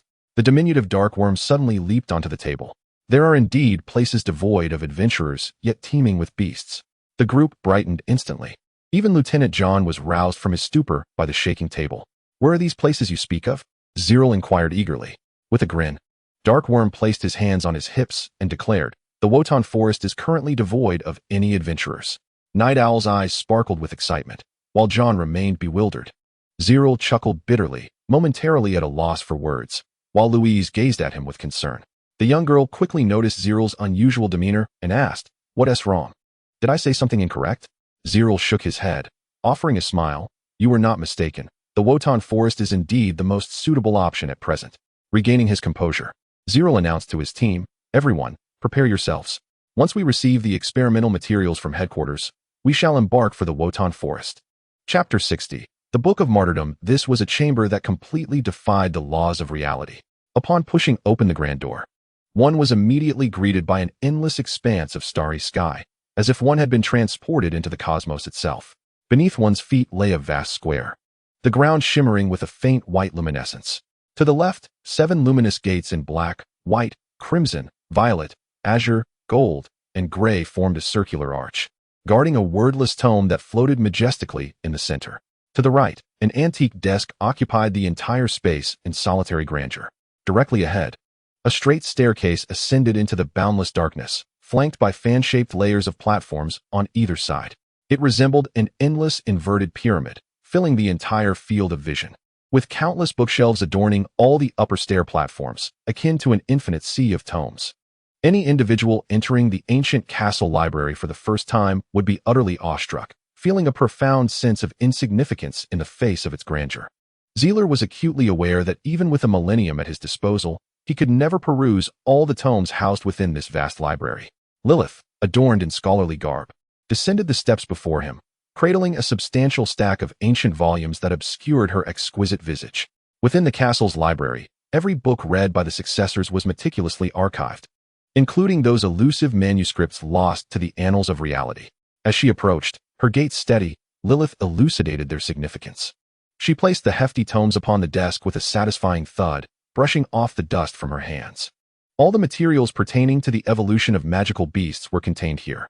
Zerel stepped closer, casually lifting one of the ancient books, its cover resembling a dictionary, and blew away the dust. The gilded title caught his eye: Distribution and Observational Records of Continental Magical Beasts. "How is your research progressing? Have there been any breakthroughs?" Lilith inquired, leaning in with curiosity. Zerel sighed in resignation. "Currently, there has been little advancement. For a magical beast to evolve, a protracted accumulation of time is requisite. Dean Pargus predicts that we won't see the first batch of experimental results until next year. Patience is key. Such research can take decades." Lilith, embodying the wisdom of experience, offered consolation. "Many organizations will not persist indefinitely. I suspect that if results are not forthcoming within 3 years, they may disband. Zerel nonchalantly disclosed, revealing little of himself to Lilith, as he held no secrets. Lilith raised her nose slightly, clearly intrigued by the experimental work. As the castle's mistress, she too harbored an ardent pursuit of truth. Zerel quickly catalogued the volumes on the desk, a frown creasing his brow in puzzlement. Are these truly all the materials in the castle?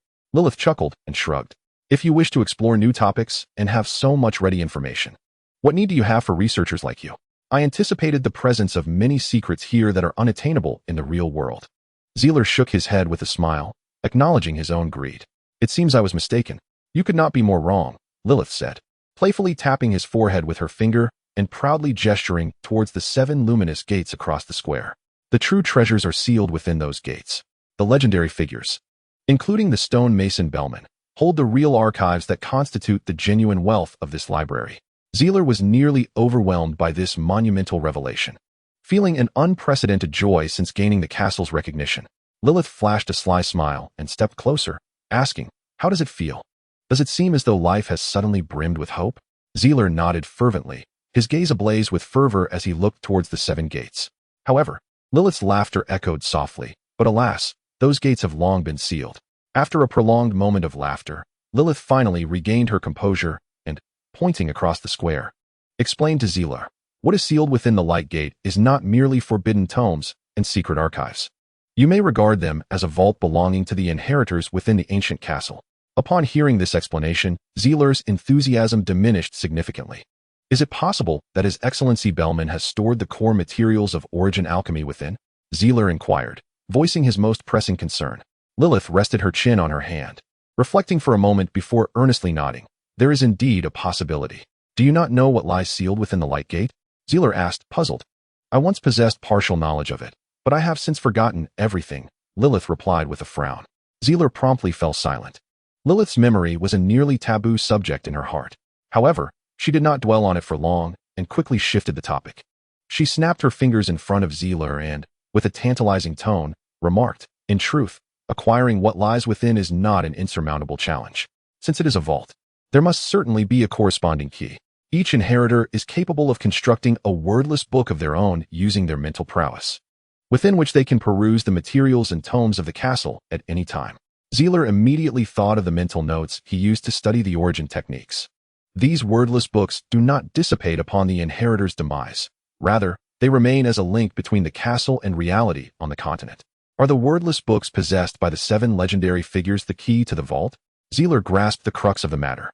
Lilith gestured towards the projection of Zerel's own wordless book encircled by the 7 light gates, and, with a serious expression, added, you may also refer to it as a martyr's tome. The martyr's tome grants you access to the light gates. Otherwise, even I, the rightful master, would be unable to open them. Zerel despondently shook his head. This answer felt utterly hopeless. The relics of ancient strongholds, even if they have survived into the present, would undoubtedly be treasures enshrined within the secret repositories of various organizations, venerated by countless individuals, while those that have been lost are even less likely for me to uncover. He sighed, already contemplating giving up. Do not harbor too much hope. Even if you can indeed unlock these light gates, what lies within is likely to be nothing more than secretive documents. Otherwise, they would not be stored in a library, Lilith consoled, patting Zerel's shoulder. The 7 martyrs' tomes, while they may satisfy your curiosity, hold little significance beyond that. There is no need to force it. Consider this. These legendary figures did not seek the martyrs' tomes of their predecessors, yet they still achieved remarkable feats in the end. The path you tread must be forged by your own steps. There are no shortcuts to be found. Zerel continued to gaze at the luminous gates, expressing a hint of reluctance as he spoke, but those are the legacies of legendary powerhouses, even if they may not significantly benefit you. Do you not wish to uncover the secrets within? Lilith shook her head, mocking him gently. I do not possess such an insatiable curiosity as you do. However, if you truly desire to seek out the 7 tomes of martyrdom, it is not entirely out of reach. Setting aside the tomes that are currently safeguarded by major organizations, there remains a glimmer of hope for those that have been lost in the outside world. As I mentioned earlier, the tomes of martyrdom serve as a vital link between the ancient castle and reality. Their ultimate purpose is to act as an information receptor for the castle to perceive the outside world.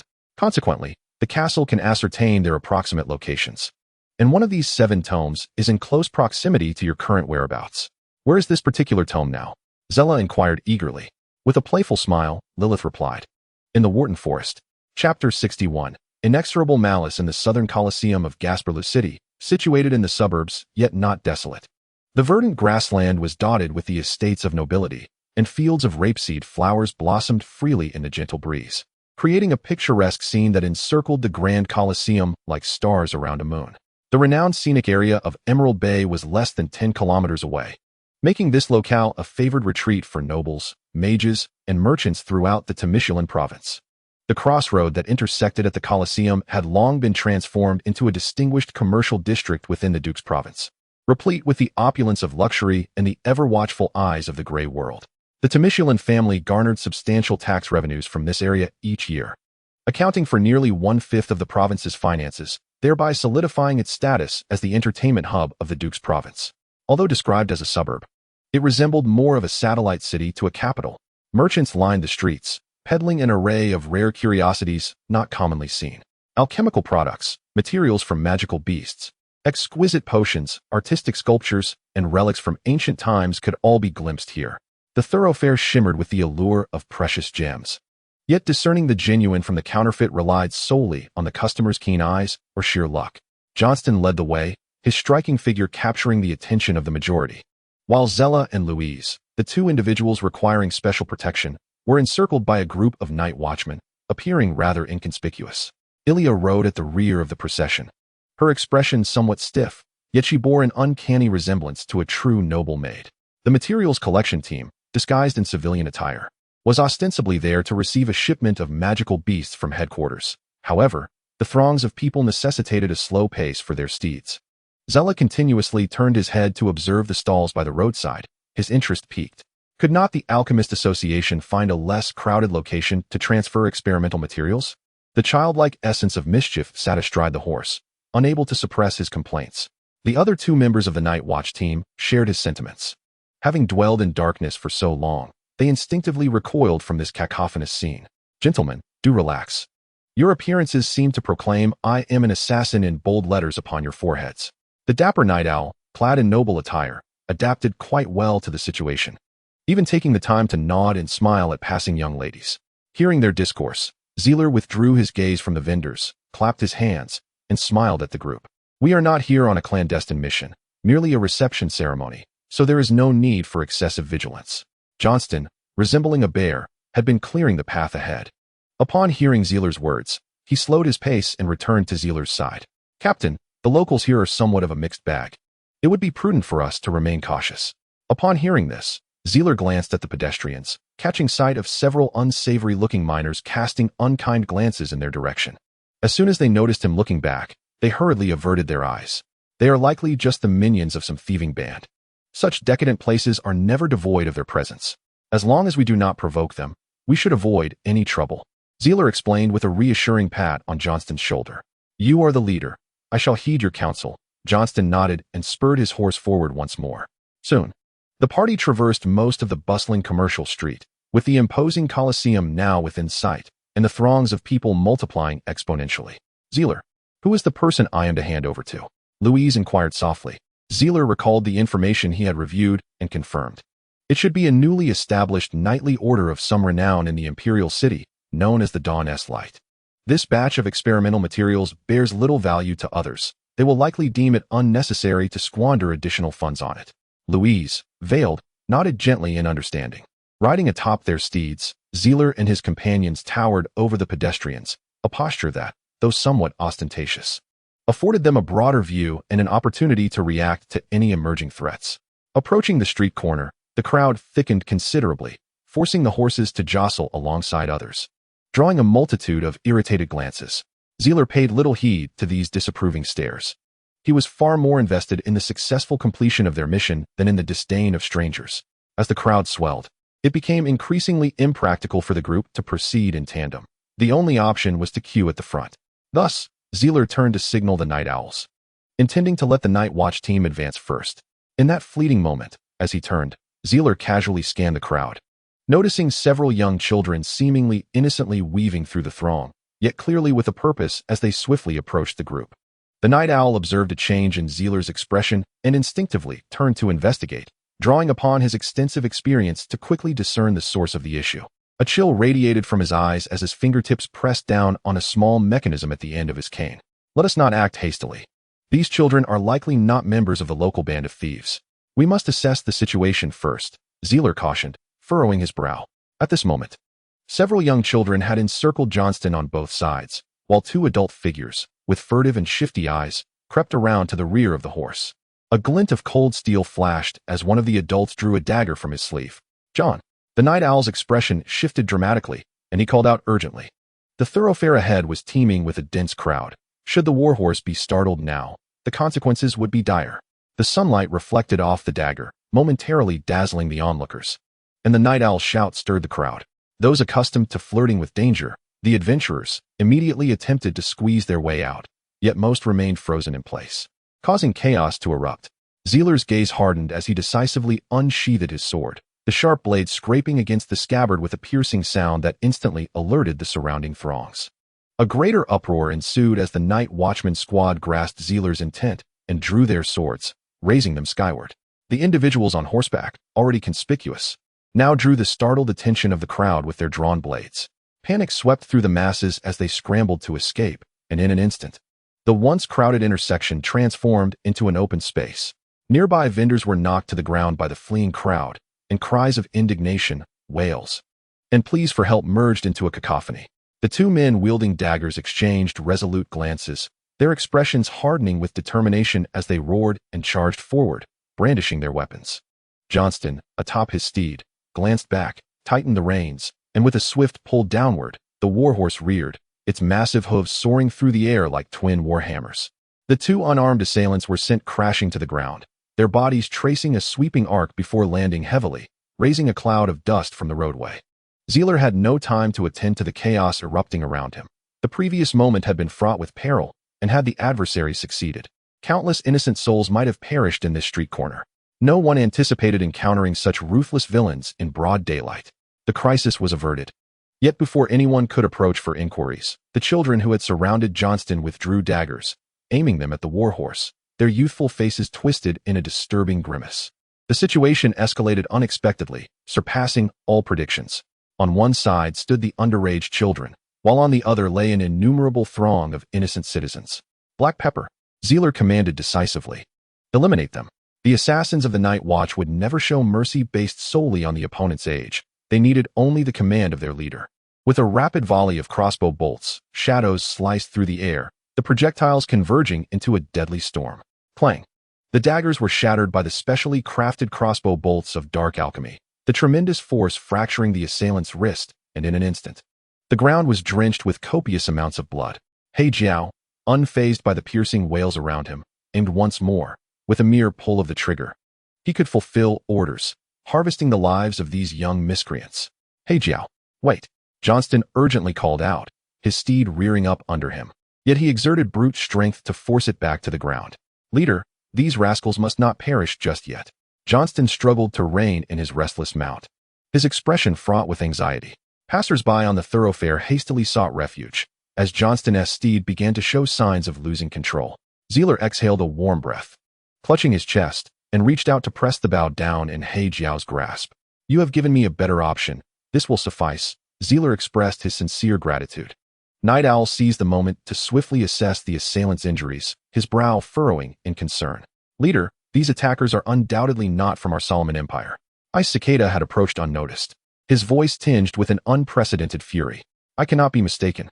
They all hail from the spider organization of the Mulan people. Chapter 62. Escalation. Night Owl bent down to part the assailant's sleeve with his civilized staff, revealing a distinct spider tattoo for all to see. Ice Cicada was correct. These attackers were indeed Mulan. Night Owl's expression remained remarkably calm, as if he were unfazed by this revelation. Zerel surveyed the chaotic street, where the attack had thrown everyone into disarray. Not far off, the patrolling guards were racing towards them. Without hesitation, Zerel made a decisive choice. Night Owl, you must return to Gasperlou immediately. Covertly investigate this attack to ascertain whether it was a deliberate ambush or if there were ulterior motives. Do not let any word slip. Zerel instructed gravely. Night Owl mounted his horse again, nodding in acknowledgement. Rest assured, I know what to do. Zerel hesitated briefly between Ice Cicada and He Jiao before commanding.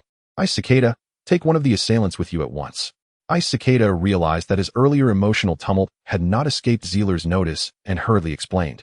I will take him to the Night Watchman's stronghold and find a way to extract all he knows. Zeeler nodded with a smile. Return to me immediately once you have results.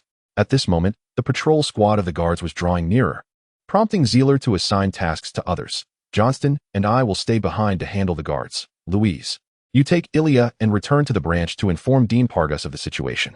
Hey Jiao Darkworm, please infiltrate the arena to locate the Dawnlight Mercenary Corps and continue with the handover task, ensuring the experimental materials reach the alchemist's branch safely. As Zerel issued commands, his team members sprang into action. When Black Pepper and Dark Insect activated their stealth, vanishing from sight, the street corner was left with only him and Johnston. Amidst a throng of trembling citizens, the arrival of the patrol seemed to instill a sense of security among the crowd, which quickly surged forward. Without waiting for the soldiers to inquire, several wealthy merchants and nobles rushed forward, demanding the immediate apprehension of Zerel and Johnston. The captain of this patrol, a gray-haired old man with a nose resembling a wine barrel, bore a flushed complexion, hinting at inebriation. His position in the Colosseum, a gathering place for the elite, indicated he was a seasoned individual. He first sought to soothe the nobles' agitation before feigning to examine the injuries of the assailants. The old captain, mounted on his horse, approached unsteadily, scrutinizing Zerel from his elevated position.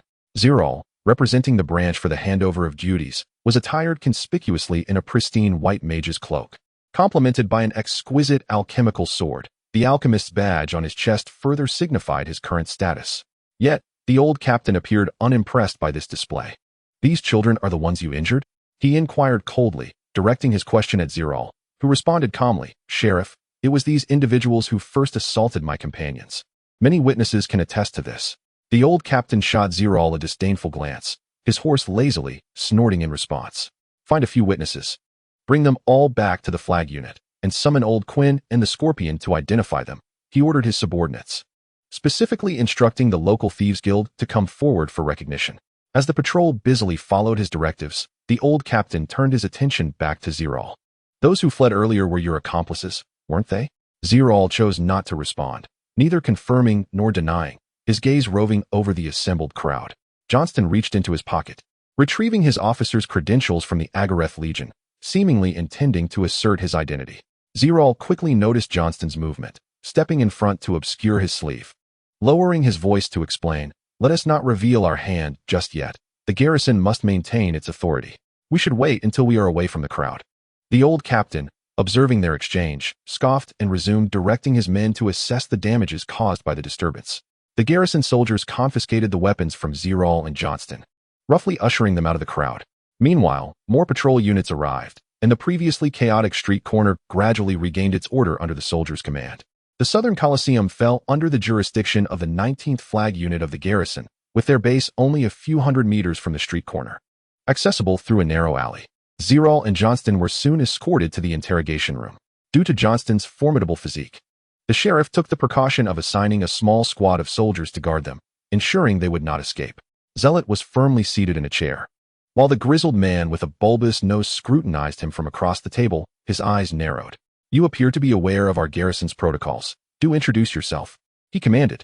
Rubbing his wrists, which were chafed from the shackles, Zealot pointed to himself and calmly replied, I am Zerel Wallace. Currently, I serve as the leader of the materials collection team under the Alchemist Association's laboratory of beast mutation. The soldier at the table diligently recorded this information, while the bulbous-nosed man, accustomed to such proceedings, paid little heed to Zealot's identity.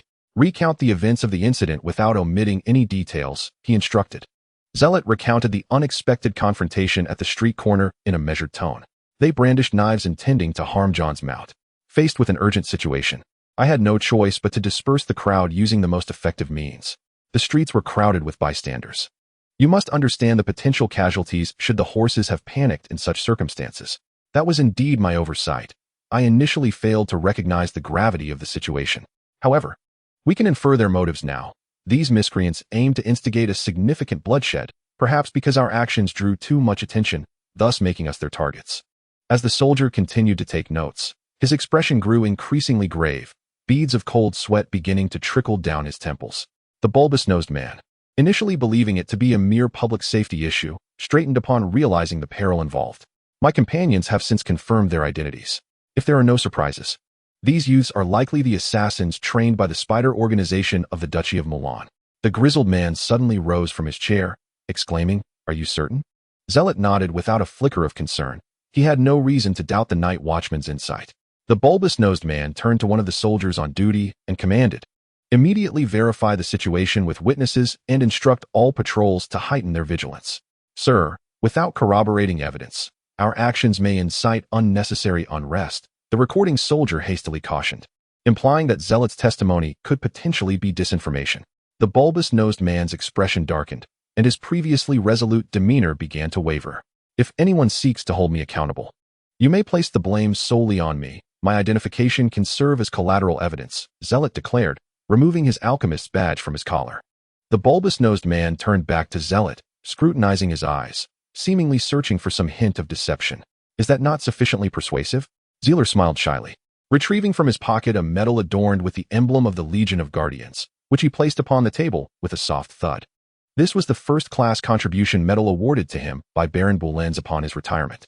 The soldiers in the interrogation room gazed in astonishment, some even beginning to salute him. Before they could fully comprehend the situation, the door to the interrogation room was abruptly flung open by a soldier. "Captain Gustav, a severe fire has erupted in the arena. The commander orders you to lead a team for immediate assistance." Chapter 63, Prelude to Conspiracy from a Distance. The arena resembled a colossal bonfire, with flames licking upward from its base, consuming the ancient walls. The roars of the beasts echoed throughout the streets, mingling with the acrid scent of smoke that clouded the sky. Black Pepper stood before the chaotic entrance of the arena, his brow furrowed in uncertainty. "The blaze has spiraled beyond control. Perhaps we should withdraw?" suggested Dark Insect, biting his finger. Black Pepper tightened his cloak and stepped toward the entrance. "Zealot has entrusted us with the task of ensuring the safety of the experimental materials. But they're merely magical beasts, not valuable items," Dark Insect muttered discontentedly. Black Pepper shot him a glance, choosing silence. Suddenly, a scream erupted from the crowd as a staff member from the arena stumbled out, a gaping wound across his chest. His body drenched in blood. He collapsed at the doorway, struggling to raise a desperate gaze toward the gathering crowd. Moments later, a soldier of the Guardians emerged behind him, halting briefly at the sight of the fallen man before rushing forward to hoist him up. "The magical beasts have all escaped from the arena. Everyone, flee this place," the soldier shouted, waving his arms to disperse the civilians attempting to assist. From the pitch-black entrance, pairs of glowing, beastly eyes lit up, accompanied by the increasing roars. Black Pepper hastily unfastened the crossbow from his back, keeping a vigilant watch on the arena's entrance. Dark Insect, however, brightened at the sight and quickly grasped Black Pepper's arm. "Isn't the team seeking magical beasts?" Black Pepper turned to her, inner turmoil evident as he replied, "Isn't this unwise?" The magical beasts within the arena were rare specimens captured through considerable effort by adventurers. Even wealth could not procure them, and the alchemist would surely be pleased to see them. Seeing Black Pepper wavering, Dark Insect pressed on. "Besides, with the arena in such disarray, where will you find the Dawnlight mercenary group?" With a resigned sigh, Black Pepper finally relented and stowed his crossbow. "Very well, let us see what unfolds." In the interrogation room, Captain Gustav, with his prominent nose, leaned in, fixated on Zealot. "While I believe the veracity of your statements, it is imperative that you remain within the confines of the base until matters are thoroughly investigated." Zealot shook his head in refusal, asserting, "I must return to the city immediately to report to the higher echelons of the Alchemist Association." Captain Gustav paced the interrogation room twice, the furrows on his forehead deepening, his ruddy, bulbous nose swaying beneath the scrutiny of those present. "Please, make a decision swiftly. Our time is limited," Zealot reminded him with an impassive expression. At this, Captain Gustav clenched his jaw, decisively striking the table. "I must assign someone to accompany you." Zealot nodded in immediate agreement. Nearby, the soldiers of the patrol quickly returned the confiscated weapons to them. The entire garrison base was in utter disarray, with soldiers covered in soot and grime rushing past Zealot and his companions. After mounting his horse, Johnston cast a reluctant glance at the arena, ablaze with fierce flames. "Zealot, let me stay behind to extinguish the fire," he implored, gripping the reins tightly. Zealot turned to survey the scene of devastation, where anguished cries for help echoed. Nodding slightly, he cautioned, "The missions involving Black Pepper and the Dark Worm are likely unfeasible now. Find a way to locate them." and do your utmost to rescue the members of the Dawnlight Mercenary Corps. Thank you for your understanding." Johnston inclined his body slightly from the saddle, tugging at the reins to steer his horse towards the arena. The soldier tasked with guarding Zerel and his party opened his mouth as if to speak, but ultimately chose silence, discreetly averting his gaze. "Rest assured, my subordinates will not take the opportunity to flee," Zerel reassured the young soldier, patting his shoulder before brandishing his whip and galloping out of the base's gates. The thick smoke from the arena shrouded the sky, casting a shadow over the entire city, a day destined for the extraordinary. Louise raced back to the alchemist branch, her delicate features glistening with perspiration. "There is a disturbance in the elemental environment ahead," Ilya remarked, scanning the branch's entrance with an emotionless tone. "Forget about that, Ilya. We must find Vice President Pargas," Louise urged, stepping through the association's doors. Unlike any other day, the alchemical lamps, typically aglow 24 hours a day, were inexplicably extinguished.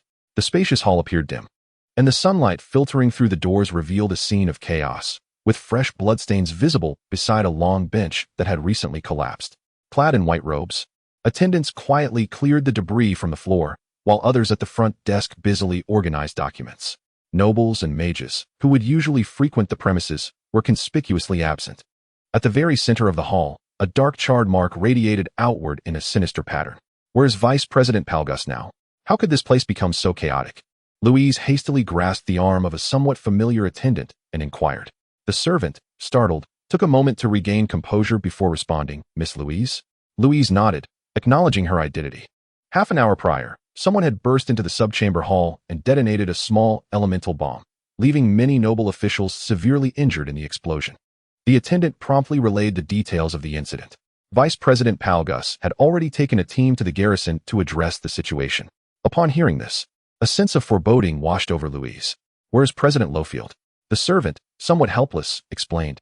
"The president departed by airship yesterday afternoon to attend a high-level meeting at the headquarters and will not return for 3 days." With both laboratory leaders absent from the subchamber, Louise felt momentarily at a loss. After contemplating for a moment, she decisively turned and left the hall. Ilya, after observing the site of the explosion for a brief while, shook her head and followed Louise out. There was no time for rest in the subchamber. They hastily made their way to the garrison located in the city center. On the other side of Gaspalu's city, Night Owl found himself in a predicament as well. He was currently in the underground cellar of a tavern, surrounded by a thick stack of intelligence gathered by the Night Watch organization, each document containing shocking revelations. A severe fire had erupted at the southern arena, which remained unextinguished. An individual had detonated a small elemental bomb in the alchemist's subchamber hall, resulting in numerous injuries among nobles and alchemists. An alarming incident involving professionals had occurred on Gaspalu's main thoroughfare, with storefronts on either side of the street overtaken by criminals, leading to the deaths of dozens of citizens. The 16th banner of the garrison was en route to suppress the situation. Duke Timishiolin's financial minister, Count Faustin Heberlin, had been ambushed by an unidentified assailant at the municipal hall, where a fierce battle erupted between the assassin and General Celadus Heberlin, with Count Faustin himself emerging relatively unscathed. The Gaspalu City Relief Hospital had come under attack from unknown individuals, with casualties currently unaccounted for and investigations underway. Each of these incidents had unfolded within the span of half an hour, and if one were to suggest that there was no connection among them, it would be hard to believe. All these events share a notable characteristic: their profoundly negative impact and the grievous toll they exacted. The Spider Organization, elite death warriors, master assassins of the Warjay. Night Owl rubbed his nose wearily, muttering to himself, "This is bound to make headlines." Without waiting for further intelligence, he swiftly gathered the scattered documents into a file and turned, gradually disappearing into the shadows of the cellar. Chapter 64. Walking into the trap, the moss-covered walls were stained with dried, dark blood. The rusty iron door, accompanied by a jarring sound of friction, was slowly pulled open by the ice cicada. Blinding sunlight streamed from the corner of the spiral staircase, casting a vague shadow upon the stones, while rhythmic blows of a blade struck against the wall, each crisp impact resonating in the prisoner's ears, echoing deep within. Oh, this is a dungeon within an abandoned manor, a facility often constructed in the residences of ancient nobility to indulge certain undisclosed desires. The damp dungeon occasionally echoed with the gentle sound of dripping water, and the assailant whisked away by the ice cicada was now firmly bound to an iron chair. Utterly immobile, blood and cold water mingled together, dark crimson droplets continually sliding off the chair. The prisoner's eyes were shrouded in black cloth, and a piece of gnarled wood, marked by teeth impressions, was secured in his mouth, rendering him voiceless in his cries for help. The ice cicada leisurely reclined on a tattered sofa, gradually removing the mask from his face to reveal a visage marred by burns, a middle-aged man. I am in no hurry. Even if I do not extract any useful information from you, my companions will eventually uncover the truth about your group. Bowing his head while meticulously grooming his nails with a dagger, the ice cicada ignited the charcoal in a nearby iron barrel and prodded the flames with a charred branding iron. Oh, the ice cicada approached the prisoner from behind, placing his hands gently on the man's shoulders, patting the bloodstains above. We still have some time to converse. Do you have anything to say to me now? The gnarled wood was removed, and the prisoner gasped for breath. I will tell you everything I know. Please, grant me a swift end, he pleaded in agony. That depends on the value of the information you provide. There is value, undoubtedly. This is an unprecedented large-scale operation. Even peripheral members like myself have been assigned tasks. The entire web has mobilized, and many significant figures have also arrived in Gasperlo. Tell me about the prominent figures you mentioned, interrupted Lung Chan. I am unaware of their identities. I only know that the leader instructed us to keep our distance from them. They all operate independently, at a war-level strength, and their profession is solely that of assassins. The ice cicada raised an eyebrow and continued to inquire. What are your plans and objectives? I do not know. I truly do not know, the prisoner cried out in despair. Even our leader is completely oblivious. The entire plan is directly commanded by the highest leader of the web. The ice cicada forcefully turned the prisoner's head, forcing him to feel the heat radiating from the barrel. If you do not wish to become a roasted pig, it would be wise to speak clearly. I know the identity of the leader and the whereabouts of his associates. The prisoner, enduring immense internal turmoil, wept profusely while a flicker of survival instinct surged within him. I can guide you, but you must let me leave alive. The ice cicada's eyes glimmered with a cold light. Provide me with precise intelligence, or prepare to meet your end now. Do not kill me, I assure you. I will divulge everything I know. The figure before him, Gustav, the captain of the arena's enforcers, was a madman, an unequivocal lunatic. He commanded the utmost trust from the supreme leader and had been lurking within the Solomon Empire for over 3 decades. If you could capture him, you would unearth the spider's entire scheme. An image of a drunken man, draped in a tattered military cloak with a weathered knight's scabbard, materialized before Bing Chan's eyes. It was he who had taken Zerel and Johnston. The thought sent cold sweat trickling down Bing Chan's brow. Is the Gustav you speak of an old man with a nose like a wine barrel? He happens to be on patrol today. Bing Chan almost shouted. Yes, that would be him. He never drinks, yet he always sprinkles ale on his uniform, pretending to be inebriated during patrols, which keeps everyone off their guard. His strength has already reached the apostle level. There's no way the enforcers would keep him in the position of enforcer if he didn't feign a lack of ambition. Damn it. With a swift motion, Bing Chan knocked the prisoner unconscious, yet he found himself slumped helplessly onto the sofa. He needed to regain his composure, to carve out a moment to unravel the intricacies of the situation. On the thoroughfare of the suburbs of Gasperlo, Zerel was leading the way, with all the team members dispatched, leaving only a solitary enforcer soldier to shadow him. Zerel was acutely aware that the occurrences at the arena were likely not isolated incidents. The city of Gasperlo was possibly rife with hidden perils. The enforcer soldier urged his horse forward, catching his breath before cheerfully stating, "My Lord Zerel, having grown up in the suburbs, I know a shortcut into the city. Allow me to guide you." The young soldier's suggestion momentarily disrupted Zerel's train of thought, but he quickly regained his composure and nodded in agreement. The enforcer, encouraged by the acceptance, spurred his horse onward while explaining. Many nobles from Emerald Bay have constructed various paths through the woods for convenience in returning to the city. After traveling a short distance, the soldier veered off the main road to the south of the city, plunging into a thicket of trees. Zerel tightened his grip on the reins, gazing intently into the woods, his eyes glinting with an icy light. The dense underbrush might obscure the vision of an ordinary person, but it could not elude Zerel's keen sight. Every point within his line of sight could become a vantage for a tactical shift, the tripwires behind the trees, the lurking assassin poised for stealth, and the sinister smile that crept across the young soldier's lips as he turned. Zerel absorbed it all. "My Lord Zerel, is there something troubling you?" the young soldier inquired with a smile from the edge of the forest. Zerel slowly exhaled, steadying his inner turmoil as he urged his horse forward. "I have just thought of a question that I wish to pose to you." Zeller beckoned to the young soldier, inquiring, "Are you aware of the individuals Captain Gustav typically associates with?" The young soldier's face betrayed a look of astonishment, momentarily unable to grasp Zeler's line of thought. Instinctively responding, "Why do you ask this?" By now, Zeler had closed the distance, just a few meters away from the young soldier. The alchemical longsword was drawn, its blade shimmering with radiant runes. Though devoid of battle energy, it remained capable of cleaving through gold and iron. Behind him, a pure black seven-pointed star alchemical array erupted with a thunderous brilliance, the power of 100 beasts already coursing through him. The young soldier's complexion changed dramatically. An azure battle energy enveloped him instantly. In a hurried motion, he raised his shield to defend himself. The light reflected off the blade traced a slender arc in the air, passing by the young knight and extending behind him. Blood flowed, akin to a stream within the crevices of rock, swiftly staining the horse's back crimson. As the two brushed past each other, Zeler softly replied, "I merely wish to know who your companions are." Tightening the reins before the thicket, the warhorse reared, and the blood upon the blade fanned out onto the ground.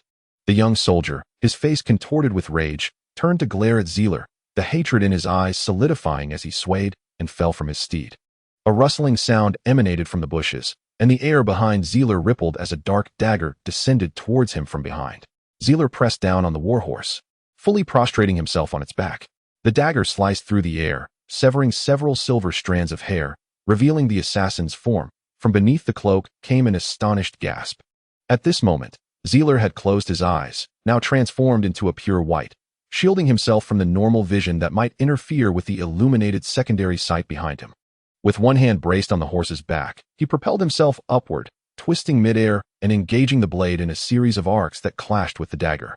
The assassin's wrist flicked, causing Zeler to lean back, the dagger sweeping past his arm, stirring the air with a gentle breeze.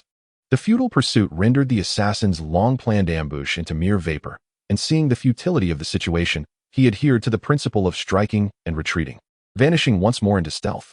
Believing he could withdraw unscathed, the assassin failed to notice the trace of confidence lingering on Zeler's cheek. As his fingers spread open, the knight's sword fell from the air, while Zeler pressed down on his wrist, preparing to grasp forward. A mechanical device sprang forth from his sleeve, unveiling an exquisitely crafted alchemical crossbow. Buzz, like the twilight glow of a setting sun, the rays pierced through the thicket behind him, blood and flesh scattering, illuminating the assassin's eyes, filled with shock. Zeler casually discarded the now ineffective crossbow, his gaze remaining indifferent. Chapter 67, The Terror of Death. Before the entrance of the guardhouse lay a wasteland, blood mingled with earth, taking on an unusually viscous quality. Zeler casually flicked away the droplets of blood from his blade before sheathing it, while 3 small energy cannons behind him lay smoldering on the roadside. The main entrance of the garrison stood firmly shut, a magical barrier charged with electricity seemingly segregating the space into 2 distinct realms. Anxious footsteps and the murmured reports of the guards could be heard from beyond the door. Zeler. The door swung open, and Alice darted out before it was fully ajar, followed closely by the warm smile of Dean Palgus. Zeler gestured towards the gathering crowd and then pointed to his ears, helplessly shrugging his shoulders to indicate that he could hear nothing. Alice blinked her large eyes, realization dawning upon her. The barrier can be lifted now, right? The assailants on the street have all been dealt with. Cancel the magical barrier, Palgus commanded the officer behind him. The officer from the 16th Brigade promptly saluted and turned to relay the order. Do not lift the barrier. The firm voice of Prime Minister Walker resonated from within, causing everyone to turn in astonishment. Walker surveyed the room, his gaze lingering on Zeler for several seconds, a glimmer of pity evident in his eyes. The barrier was established to prevent war-class assassins from infiltrating the garrison. For the safety of the higher-ups, it cannot be lifted. Louise's eyes widened in disbelief as she exclaimed, "War-class assassins?" "Indeed," Walker affirmed. "The rabble outside poses no real threat. The true danger lies in the potential appearance of war-class elites. If we lift the barrier, both Dean Palgus and your father would be in peril. But the thugs at the entrance have all been eliminated, and there are no signs of any war-class individuals." Louise argued anxiously. Walker glanced at Miss Louise, seemingly surprised by her audacity to challenge him. "Do not attempt to match wits with a master assassin, child," he advised, his tone growing decidedly less amiable. Standing outside the barrier, Zeler discerned the general content of the conversation through the expressions of those around him. Though he could not read lips, he grasped that formidable enemies still lurked beyond the barrier, instilling fear in the higher echelons. Realizing that he was in genuine danger, Zeler hastily signaled Dean Palgus for a temporary withdrawal. A gentle breeze stirred the dust from the ground. A black cloak obscured Zeler's vision. and a cold hidden blade pressed against his throat. The self-proclaimed nemesis of assassins, his keen senses had, astonishingly, failed to detect the presence of his foe. Is this the stealth technique of the war class? Zerel thought, filled with dread, momentarily forgetting his dire predicament. Truly impressive, wise one, to see through my intentions. A frail voice emerged from behind him, the speaker's breath seemingly labored. Before Zerel could ponder further, the assassin's blade lightly grazed his neck, leaving a thin line of crimson in its wake. In an instant, with unyielding decisiveness and an unparalleled ferocity, blood flowed forth, as the severed vein rendered Zerel powerless. He gazed in disbelief as his collar became gradually stained crimson, all his strength seemingly siphoned away in that moment, devoid of any sensation of pain. He reached out, attempting to grasp the assailant's sleeve, but his hand fell helplessly. The master assassin carelessly discarded Zerel onto the ground, as one might cast aside a lifeless dog. The figure of the cloaked assassin slowly receded into the shadows before the eyes of the onlookers, vanishing completely. Mission failed, retreat immediately, came the aged assassin's command from the corner shadows. Zerel lay on the ground, his gaze vacant, struggling to cover the wound at his neck, feeling the warm, damp blood trickle through his fingers. "No," Louise cried out, her voice echoing like the mournful call of a cuckoo, haunting and melodious. In the next moment, she seemed to disregard the barrier entirely, charging forward as biodetection sensors honed in on her movement. "Do not act rashly," Prime Minister Walker reprimanded, gripping Louise's wrist with a cold tone. "Their aim is to throw us into chaos. Lower the barrier," Director Pargus commanded, tossing his staff aside, turning to issue orders to the soldiers. "Pargus," Prime Minister Walker exclaimed in shock. Director Pargus fixed a steely gaze upon Walker, his voice grave. "Are you willing to watch your disciple perish before your very eyes? Do not forget, you two are of the war echelon. Yet the enemy's numbers remain uncertain. We cannot wager the fate of the entire city on a certainty of victory. We must wait a moment longer. The Azalea Knights are on their way." "Enough," Director Pargus interrupted with a roar. Zerel understood that the war echelon assassin had no intention of retreating. He could have delivered a fatal blow, severing his head or piercing his heart. Even a slight deviation of the blade to sever an artery would have swiftly ended his life. Yet, he chose not to do so. What was the purpose of this? The master assassin had cut Zerel's vein not to bring about immediate death, but to afford those within the barrier a moment of choice, the time to decide whether to abandon the barrier in order to save him. "Do not lower the barrier," Zerel whispered to Director Pargus. Though his voice was barely audible, he knew Pargus could read his lips. Director Pargus stood frozen, 2 tears tracing down his weathered cheeks. Zerel managed a feeble smile before turning his gaze to Louise, whose face was now streaked with tears, her veil clinging to her cheeks, revealing exquisite contours. Why was Louise so heartbroken? Zerel found himself perplexed. Is this truly the moment to give up? Lilith's voice suddenly resonated within Zerel's mind. "Do you not feel a sense of satisfaction, watching others weep for you?" Lilith sneered with a tone laced with uncontainable fury. "Do you still not understand? Cowardice is your original sin." "Damn Lilith, I am no coward," Zealot roared, his clenched teeth echoing his wrath as his fading consciousness abruptly rekindled. The black alchemical array unfurled upon the ground, resembling a colossal black lotus, its intricate 7-pointed star casting crimson electric flashes. This was the most primal of forbidden spells, an organic alchemical array. Gray mist surged around him, and the wound on his neck healed almost instantaneously. With the scarlet current composed entirely of Zealot's blood, wherein one could even discern bizarre faces forming within the blood cells under a microscope. Staggering towards the barrier, Zealot was enveloped by the crimson current, which wound around him like silken ribbons. No one anticipated such a scene, not even the ever-vigilant master assassin, who seemed utterly entranced. His right hand pierced the barrier first, and the plasma surged forth, almost instantaneously melting flesh and even shattering bone. Yet the scarlet current swiftly followed, effortlessly traversing the barrier, as if the two were existing in entirely different dimensions, devoid of collision. In an instant, the electric light flickered past Zealot's right hand, restoring it to its original state, albeit paler than before. Next came the elbow, shoulder, cheek, viscera, back, and calf. It was as if Zealot had been wholly remade, his essence cloned anew before the eyes of the onlookers. All living matter had been reduced to ashes by the magical barrier. Yet the blood-red electric light seemed impervious to this dissolution. His dust-covered garments remained impeccably draped upon him, as if all prior events had been mere illusions. Lifeless and devoid of vitality, this shell that bore Zealot's likeness appeared to have its soul extracted during the passage through the barrier. No heartbeat, no breath, no pulsation of veins, and eyes filled with the hollow gaze of a corpse. Zealot.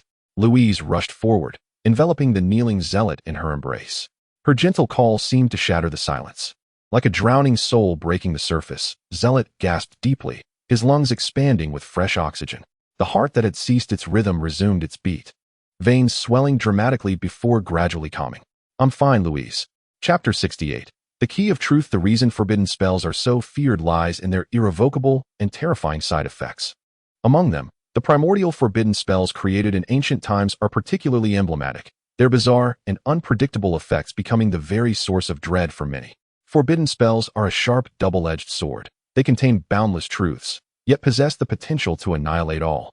Throughout history, countless formidable individuals have devoted their lives to the study of forbidden spells, relentlessly refining this miraculous creation, which has led to the flourishing and ascendance of contemporary magic. Yet, there is no doubt that living beings have likewise acquired the power to annihilate worlds. They wield the sword of Damocles, grasping the essence of existence. With a single thought, they can manifest paradise or conjure hell.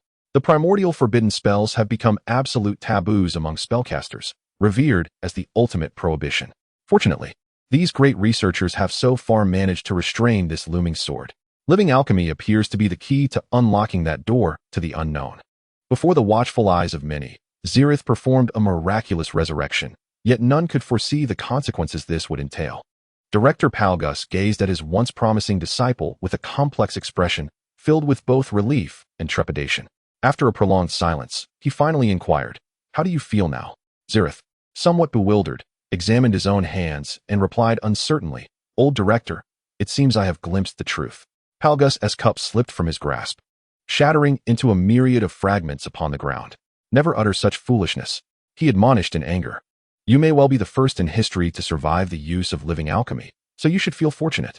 Zereth shook his head with a smile. "I am certainly not the first. His Majesty the Mason Bellman has personally experienced numerous primordial forbidden spells, including living alchemy, thereby establishing an entirely new system of alchemy." Palgus, having previously heard Zereth mention the origins of alchemy, widened his eyes in astonishment. The notes of His Majesty the Mason detail these primordial forbidden spells in alchemy, Zereth elucidated. "The most significant side effect of living alchemy is the creation of a black hole in the sea of consciousness that devours souls. The fact that I am still alive indicates that the ordeal has concluded." Zereth closed his eyes to perceive his transformation. The barrier between the sea of consciousness and the external world had been utterly shattered, turning from azure to pristine white, as if merging seamlessly with his innate perspective. Focusing his intent on the shattered teacup on the ground, the glass shards began to levitate, gradually converging towards the center. Piece by piece, the fragments reformed into the shape of the teacup, though it remained marred by cracks. His pure white mental energy, akin to an invisible chisel, meticulously etched a basic alchemical array of a pentagram into the air. Though the process was exceedingly slow, it achieved true remote inscription. The alchemical effect produced a radiant blue light that blossomed in the air, electric currents swirling around, and in an instant, the teacup was restored to its original state. My mental power can now manipulate any alchemical creation, and I can gather it into a singular point, temporarily materializing it as an extension of my own body. Zealer extended his hand to retrieve the teacup, offering it once more to Dean Pargus. "Do you still remember Her Majesty the Queen?" Dean Pargus, somewhat lost in thought, accepted the cup, utterly astonished. Zealer waved his hand before Pargus's eyes, pulling his mind back to the present. "Do you not perceive the resemblance I share with these calamities?" Dean Pargus turned the cup in his hands, reminiscing about the Queen's divine presence during the Battle of Worton County. "The magic of the Queen is exceedingly enigmatic. I am yet unable to reach that echelon," Pargus mused, reflecting. "From the perspective of remotely inscribing magical arrays, there are indeed striking similarities between you. However, further examination and research are necessary to delineate the specifics." Dean Pargus appeared to momentarily set aside his distractions, immersing himself in academic contemplation. "The most emblematic aspect of the Queen's magic was that meteor shower," Zealer gently reminded him. "The stars in the night sky are so distant from us. I do not believe that mere mortals can capture the stars." Dean Pargus shook his head, analyzing. "After we vanquished the leader of the dark sorcerers, the meteor shower extinguished its flames as well. If they were truly celestial bodies, how could they so blatantly contravene the laws of nature? Once a meteor succumbs to gravitational pull and enters orbit, it becomes irreversible. That spectacle appeared to be mere elemental magic, yet its essence is entirely different. Thus, all of it is an illusion, a manifestation that is both real and ethereal. Dean Pargus had grasped the point Zeler sought to convey. His murky eyes brightened. Zeler, invigorated, reminded him, however, the colossal explosion caused by the first meteor's descent was undeniably real. A vast crater still remains outside Worton City. The meteor shower did not completely dissipate after extinguishing the flames. It merely transformed into ordinary stones. Thus the Queen's magic exists in the liminal space between the illusory and the tangible, Pargus added, nodding. Mental energy, every spell of the Queen is woven from mental prowess. Zeler suddenly exclaimed with excitement, I comprehend. The principle behind this magic must be thus. The ultimate evolutionary trajectory of the beast races should have birthed a power akin to that of the sea of consciousness. We, as alchemists, initially overlooked the most crucial factor. The soul is likewise an inseparable part of life. Zeler felt he was on the cusp of the answer, just one step away from uncovering the truth. Zeler, Dean Pargus suddenly cautioned gravely, you must not disclose your experience with living alchemy to others. Zeler was taken aback, perplexed by Pargus's sudden mention of the subject. Living alchemy exists solely in the secret archives of alchemists and the legends recounted by bards. No one has truly witnessed it. And now everyone believes you merely employed a modified version of a forbidden spell. You must diligently safeguard this secret, especially when it concerns high-ranking individuals within the Alchemist Association, such as myself. However, I cannot simply seal my mental sea, can I? Zealot said with a look of astonishment, raising his hands in exasperation. You may attribute it to a natural aberration of the mental sea. Precedents exist for such phenomena. Dean Pargus seemed to have already devised a strategy. Any magical organization on the continent regards the original forbidden spells as top secret. Should this information leak, it could potentially expose even the existence of the ancient castle. Zealot promptly nodded in agreement, pledging not to disclose the secret to anyone. Dean Pargus rose with a smile, patting his shoulder, and said, this turmoil will soon subside. Your decision to have Louise return with intelligence is indeed a significant accomplishment. Now, you should take some well-deserved rest.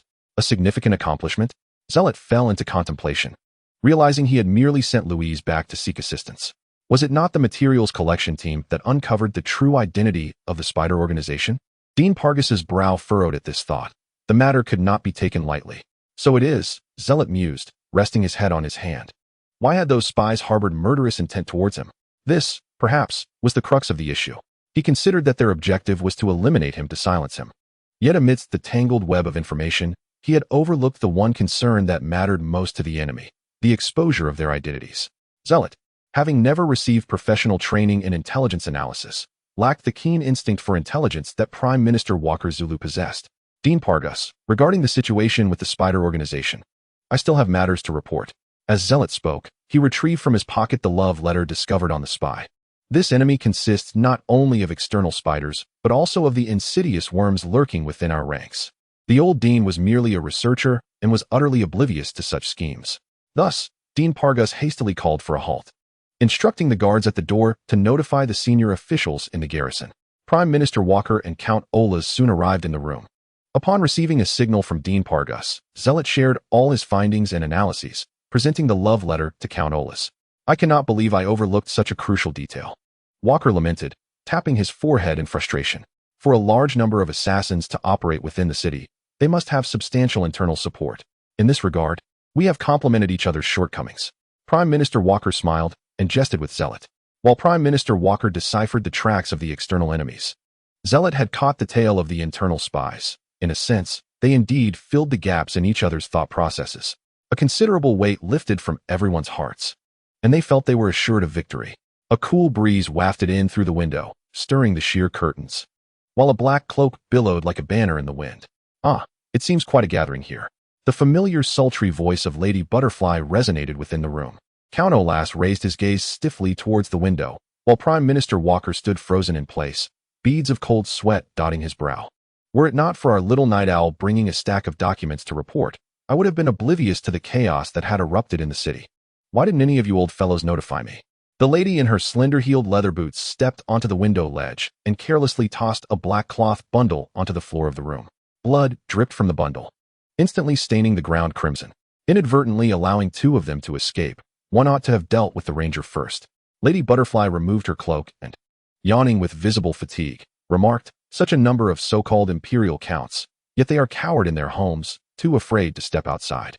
Prime Minister Walker unwrapped the black bundle, revealing an aged human head that retained the expression of terror from its final moments, its mouth agape, displaying a set of decayed teeth. Zerel's pupils constricted in an instant. He vividly recalled the assassin master who had cornered him, whose voice had been unmistakably breathy. Count Alas, trembling yet fierce, interrogated, "How did you breach the defenses?" "There are barriers in place." "Such barriers serve only to deter the war class," Lady Butterfly retorted disdainfully. "I am of the sage class, did I not inform you?" Ignoring the astonishment etched on the faces of those present, Butterfly approached the bedside and affectionately ruffled Zerel's hair, then turned to the assembly to declare, "From this moment forth, Gasparrow City shall be under the guardianship of the Night Watch." Count Alas hesitated. Seeking a glance of assistance from Prime Minister Walker, Butterfly shot him a sidelong glance, her voice cold with threat. "What, do you have an issue?" Chapter 69, The Madman Boom. The colossal sword-backed porcupine collapsed onto the street, its momentum unyielding as it rolled several times before crashing down, frothing at the mouth. The vibrant six-winged blood-poisoned scorpion took to the skies, seeking its next target. The arena had devolved into a raging inferno, the stone walls, having succumbed to the searing heat, crumbled repeatedly, claiming countless lives in the process. At the street corner lay dozens of unconscious rare magical beasts, forming what appeared to be a small mountain from a distance. Black Pepper stood atop this mound, vigilant with a repeating crossbow in hand. Johnston braced himself at the corner, his sturdy azure battle aura intricately woven into his pure black armor, while his massive sword stirred up gusts of wind with each swing.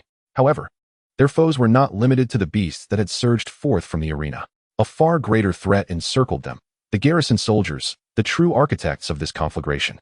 Let not a single one escape. Captain Gustav glared furiously at the members of the material collection team, issuing commands to the surrounding soldiers. Johnston slammed his heavy shield against the ground, his gaze, visible through the crevices of his helmet, icy and resolute. Buzz, buzz. A swarm of insects hovered above the street corner, resembling a black tornado. These venomous creatures occasionally assumed an aggressive stance, causing the soldiers of the garrison to retreat in alarm. A pack of rodents, sneered the dark insect, disdain evident on its face. Turning to the imposing figure at the street corner, it chastised, "Johnston, is it not your legion's duty to protect the leader's safety? How could you abandon him so recklessly?"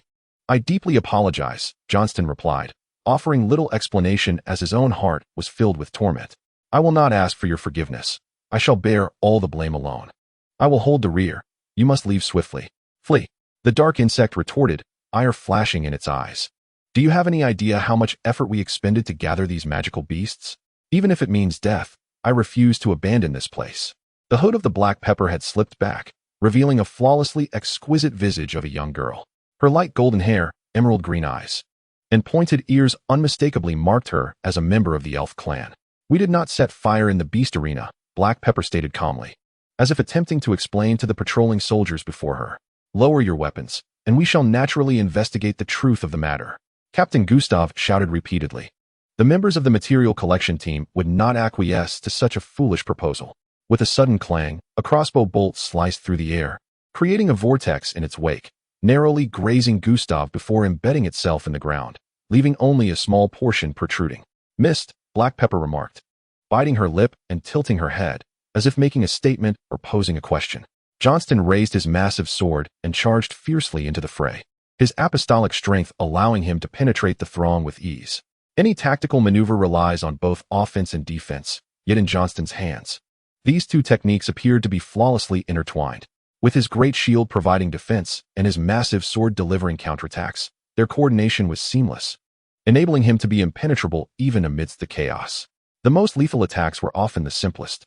Wielding his colossal sword with tremendous force could effortlessly tear through the enemy's defenses.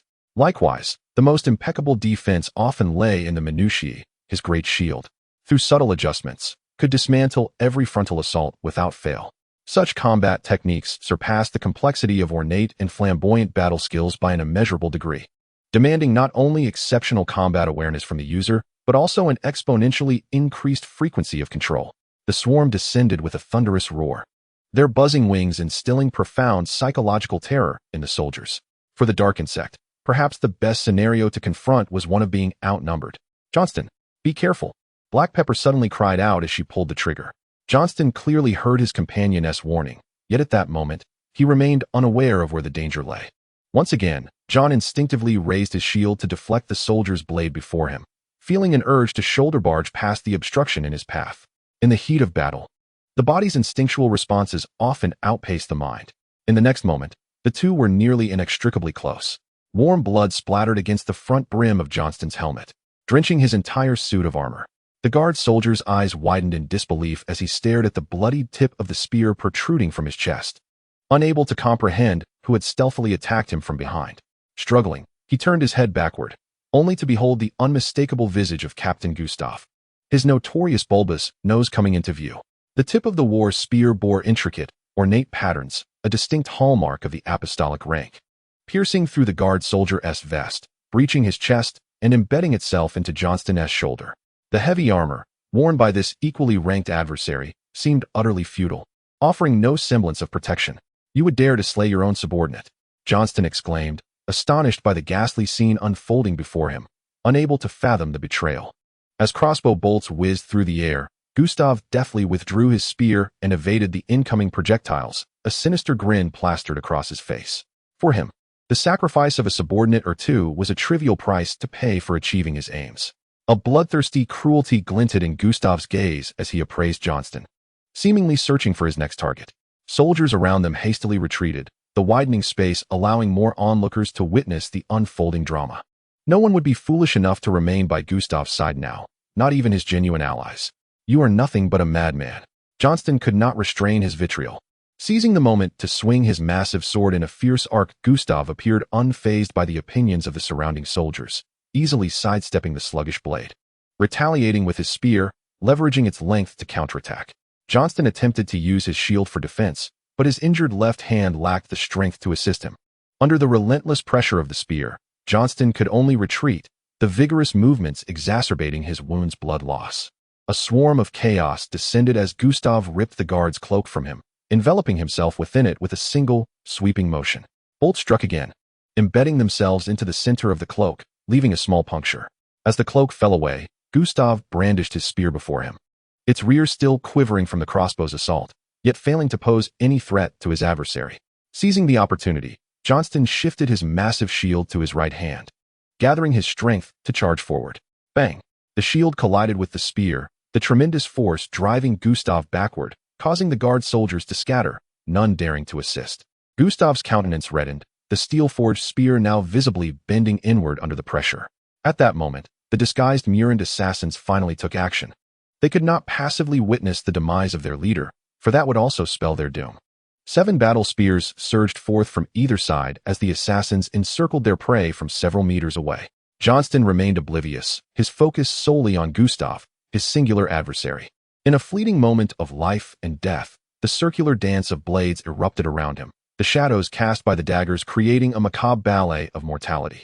Blood splattered as the figure of the ice cicada emerged behind Gustav, the assassins collapsing in unison to the ground, each with a dagger embedded deep in their foreheads.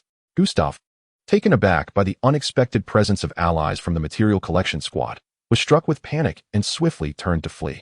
However, Johnston awaited that very moment. With a sudden retraction of his shield, he crouched and swung his great sword low, cleaving through the air and leaving a luminous arc reminiscent of a disc. A line of blood marked Gustav's knee as his legs faltered, remaining rooted in place despite his attempts to run. With a resounding thud, the deranged enemy tumbled to the ground, his distinctive nose smashing against the bluestone below. Johnston, clutching the wound on his shoulder, offered a brief smile to the suddenly appearing ice cicada, uttering a word of thanks. "Just a trivial task," replied the ice cicada nonchalantly, drawing a dagger from his waist as he approached the crawling Gustav. "So you are Gustav?"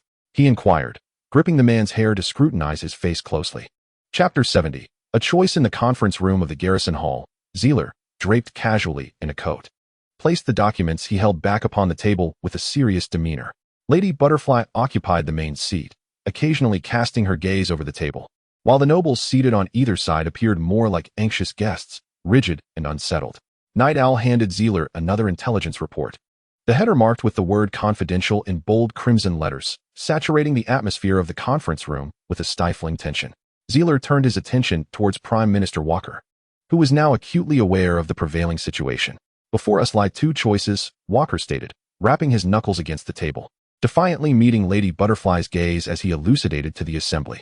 "One is the solution anticipated by all the nobles, and the other is the proposal put forth by the clandestine front. As the Prime Minister of Temeshulan Province, I hereby present the following proposal on behalf of all the nobles." Walker rose and bowed to the assembly, retrieving a prepared document from the table.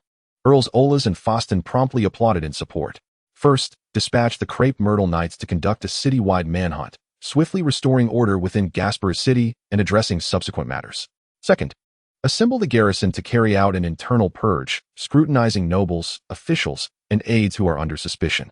Third, convene a citizens' assembly led by Earl Olas on behalf of Duke Temeshulan to assuage the residents' concerns.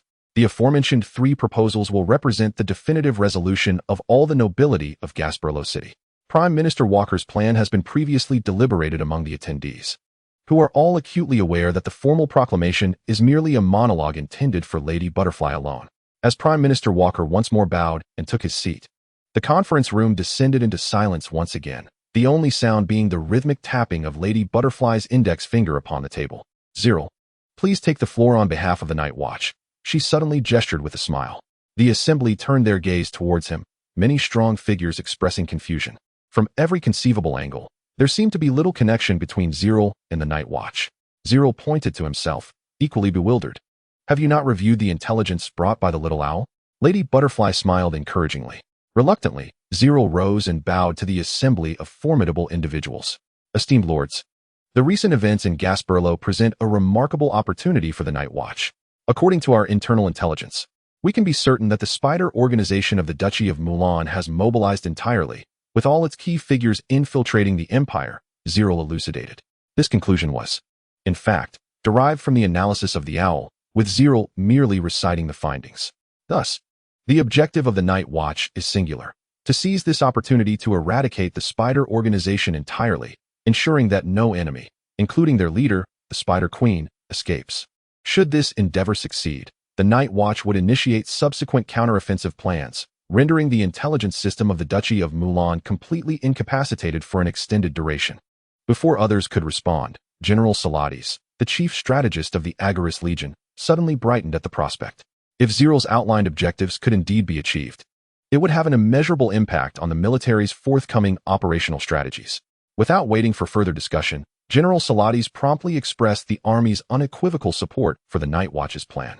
Lady Butterfly cast a triumphant glance at the three noble representatives.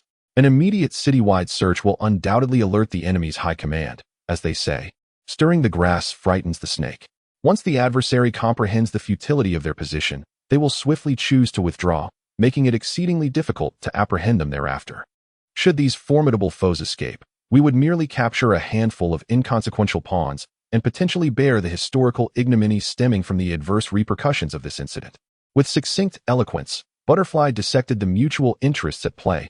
While there were indeed elements of inducement, it was nonetheless a plausible scenario. To utterly annihilate the spider organization, it is imperative to maintain the current status quo, both to afford the Night Watch an opportunity for decisive action and to allow for adequate preparation in managing the aftermath for all involved. The Butterfly surveyed the room, noting that no one opposed her, and could not help but smile as she remarked, "Some may claim I am autocratic afterward." Lady Butterfly clapped her hands upon the table and declared, "Let us proceed to vote. Shall we endorse Prime Minister Walker or support Zerel's proposal?" Every individual present in this conference room possesses the right to choose. The three Imperial Earls exchanged glances, resigned to their decision to abstain. The outcome of the vote was unmistakable, 8-0, with the Night Watchmen emerging victorious. The assembly soon busied themselves with various tasks, while Zerel rose, intending to exit the conference room. As the door swung open, Louise entered exuberantly, followed by a figure clad in a striking red trench coat. "Leader."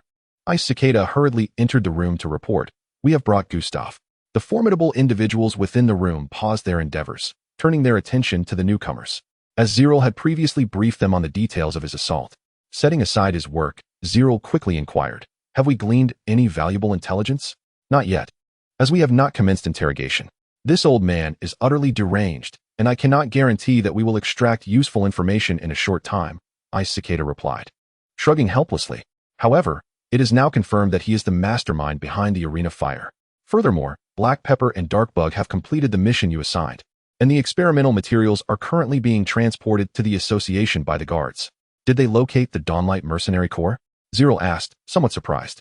Well, Ice Cicada stammered. The process was somewhat unexpected, but the outcome was ultimately satisfactory.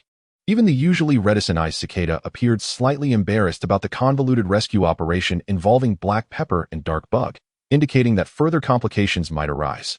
Zerel cast a dubious glance in his direction, but chose not to press further. We shall discuss this later. First, take me to see Gustav.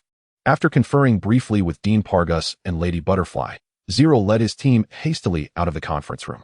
In the underground interrogation chamber of the guard hall, Black Pepper, Dark Bug, and Johnston, 3 elite members of the team, diligently watched over Gustav, who had undergone rudimentary treatment.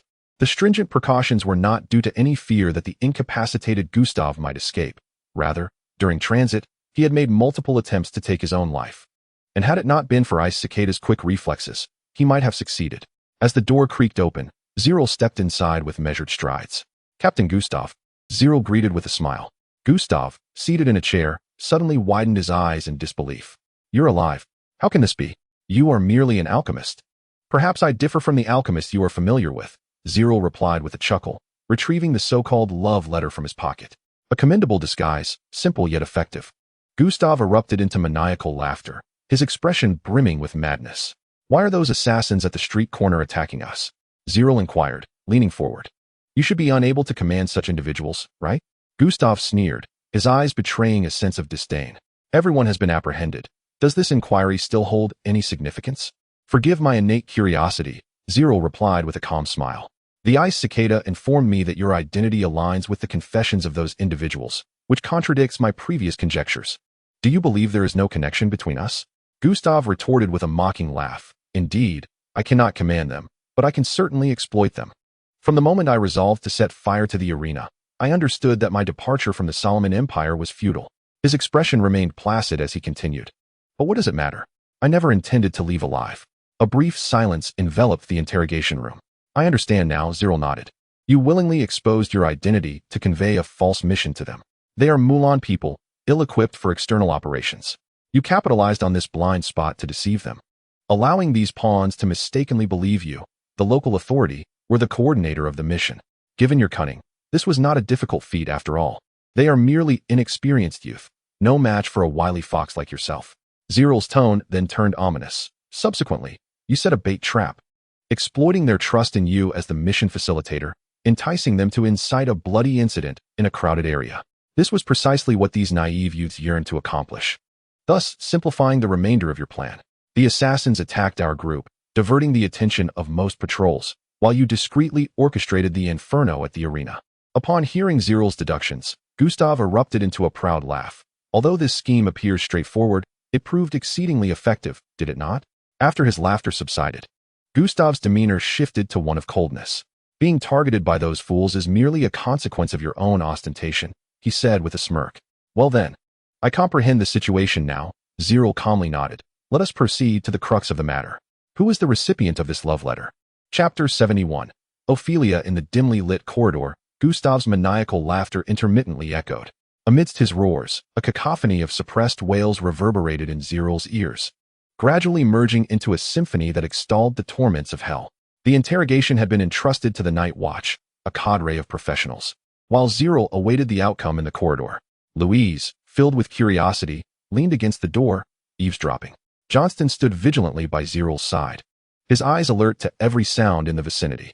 Observing Johnston's demeanor, Zerel felt a twinge of confusion. John, what are you doing?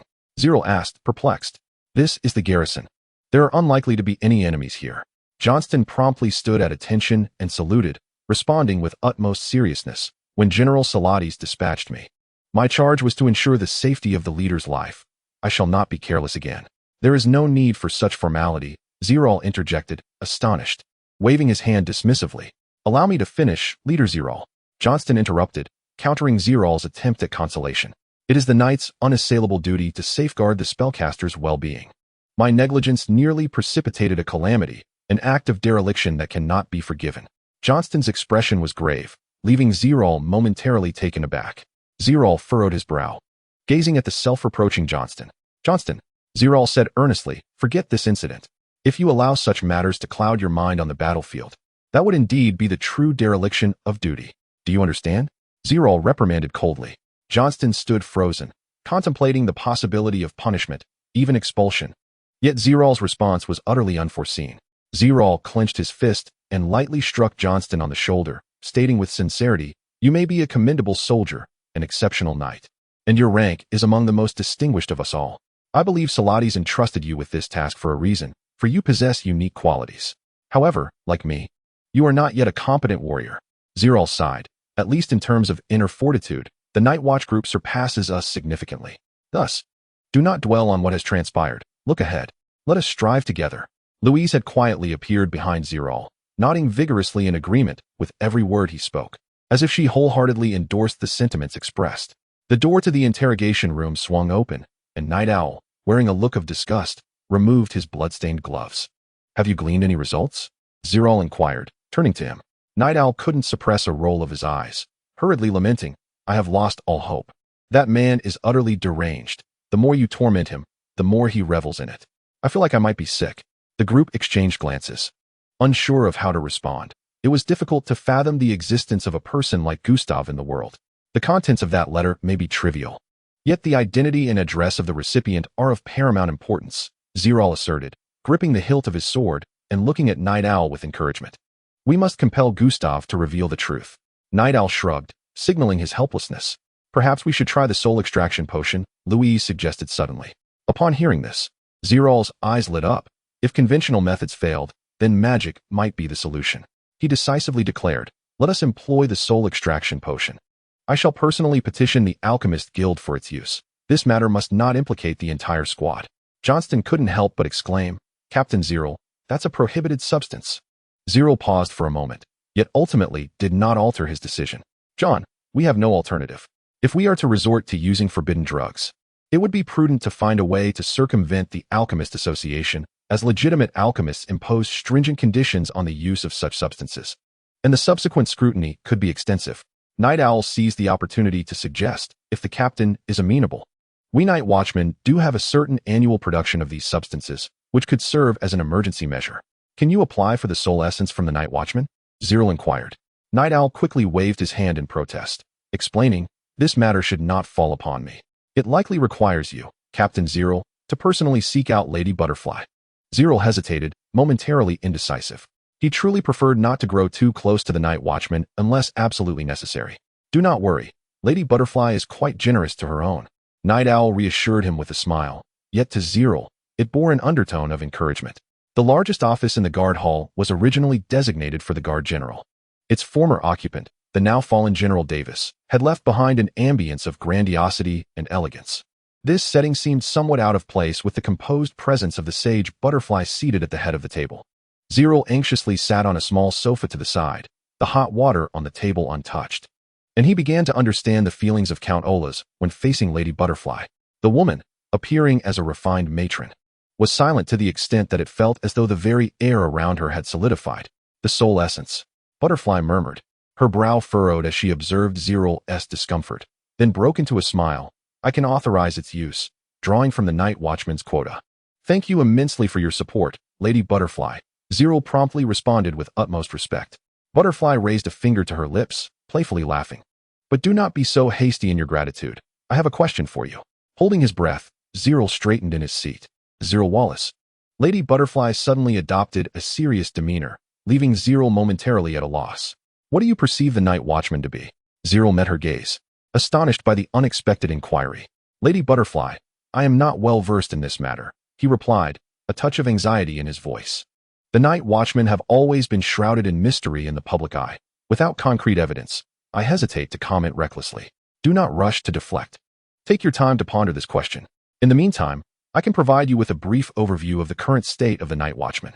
A small black vial was tossed through the air, and Zerel instinctively reached out to catch it. Although the bottle bore no label, Zerel was acutely aware that it contained the soul-draining elixir. Since the conclusion of the Second Epoch War, the Night Watchers had effectively severed ties with the Solomon royal family. For nearly a millennium, they had existed outside the imperial intelligence framework, yet maintained close connections with various factions. they continued to wield their former privileges, while no longer being constrained. The Night Watchers had transformed from mere royal lackeys into a truly independent organization, striving for the future of the empire. The arduous journey they had undertaken was not one to be shared with outsiders. Zerel listened intently, as the secrets divulged by the butterfly were not even recorded within the castle's ancient tomes. The butterfly chuckled softly, covering her mouth, and remarked, "Does it not appear somewhat grotesque at first glance?" Zerel instinctively nodded in agreement, only to awkwardly lower his gaze thereafter. An intelligence organization entirely independent of the governing body, bolstered by formidable strength, was indeed a concept that seemed utterly unbelievable. "Do you know what the greatest desire of every Night Watcher is?" Lady Butterfly mused. "We hope for a day when the Night Watchers can disband." Zerel's eyes widened in shock, and he urged, "The Solomon Empire cannot afford to lose the support of the Night Watchers, regardless of external perceptions laden with conspiracy theories. The Empire requires the foundation that lies hidden in the shadows."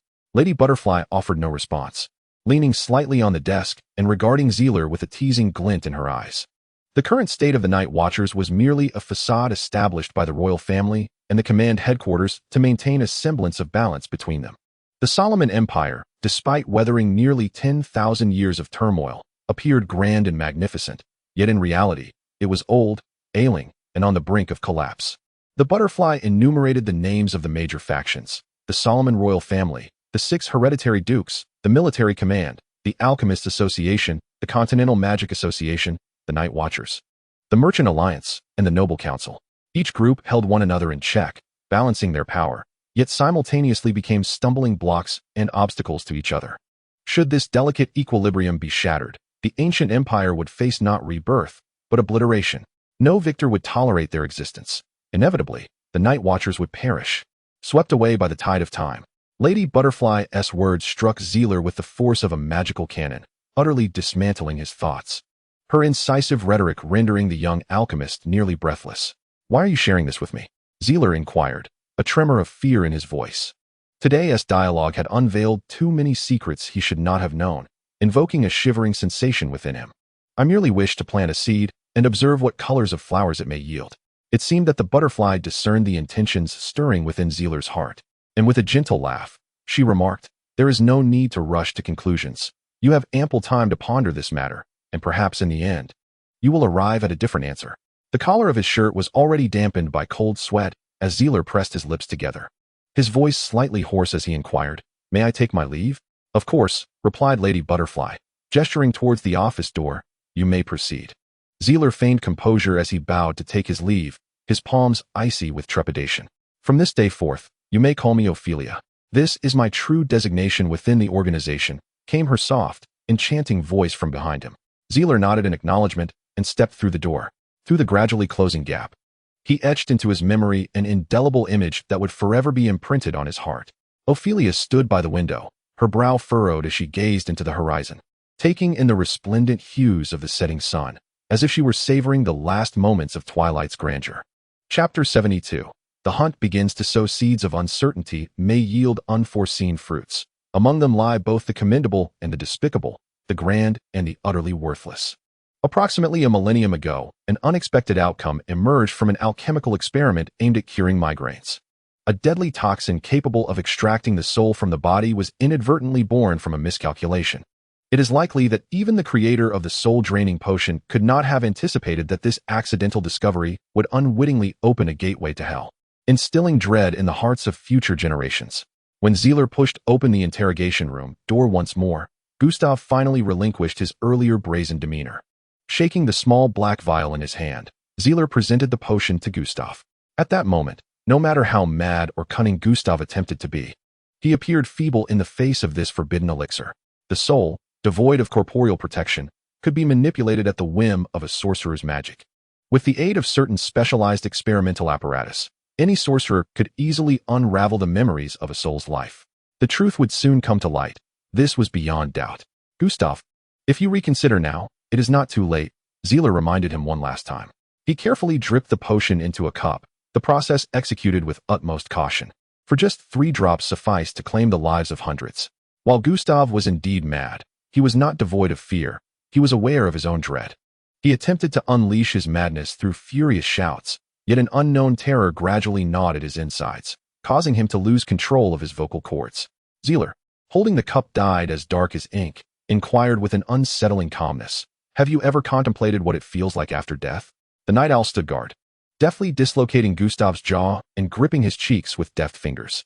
The ancients proclaimed, "The virtuous ascend to the heavens, while the wicked descend into oblivion."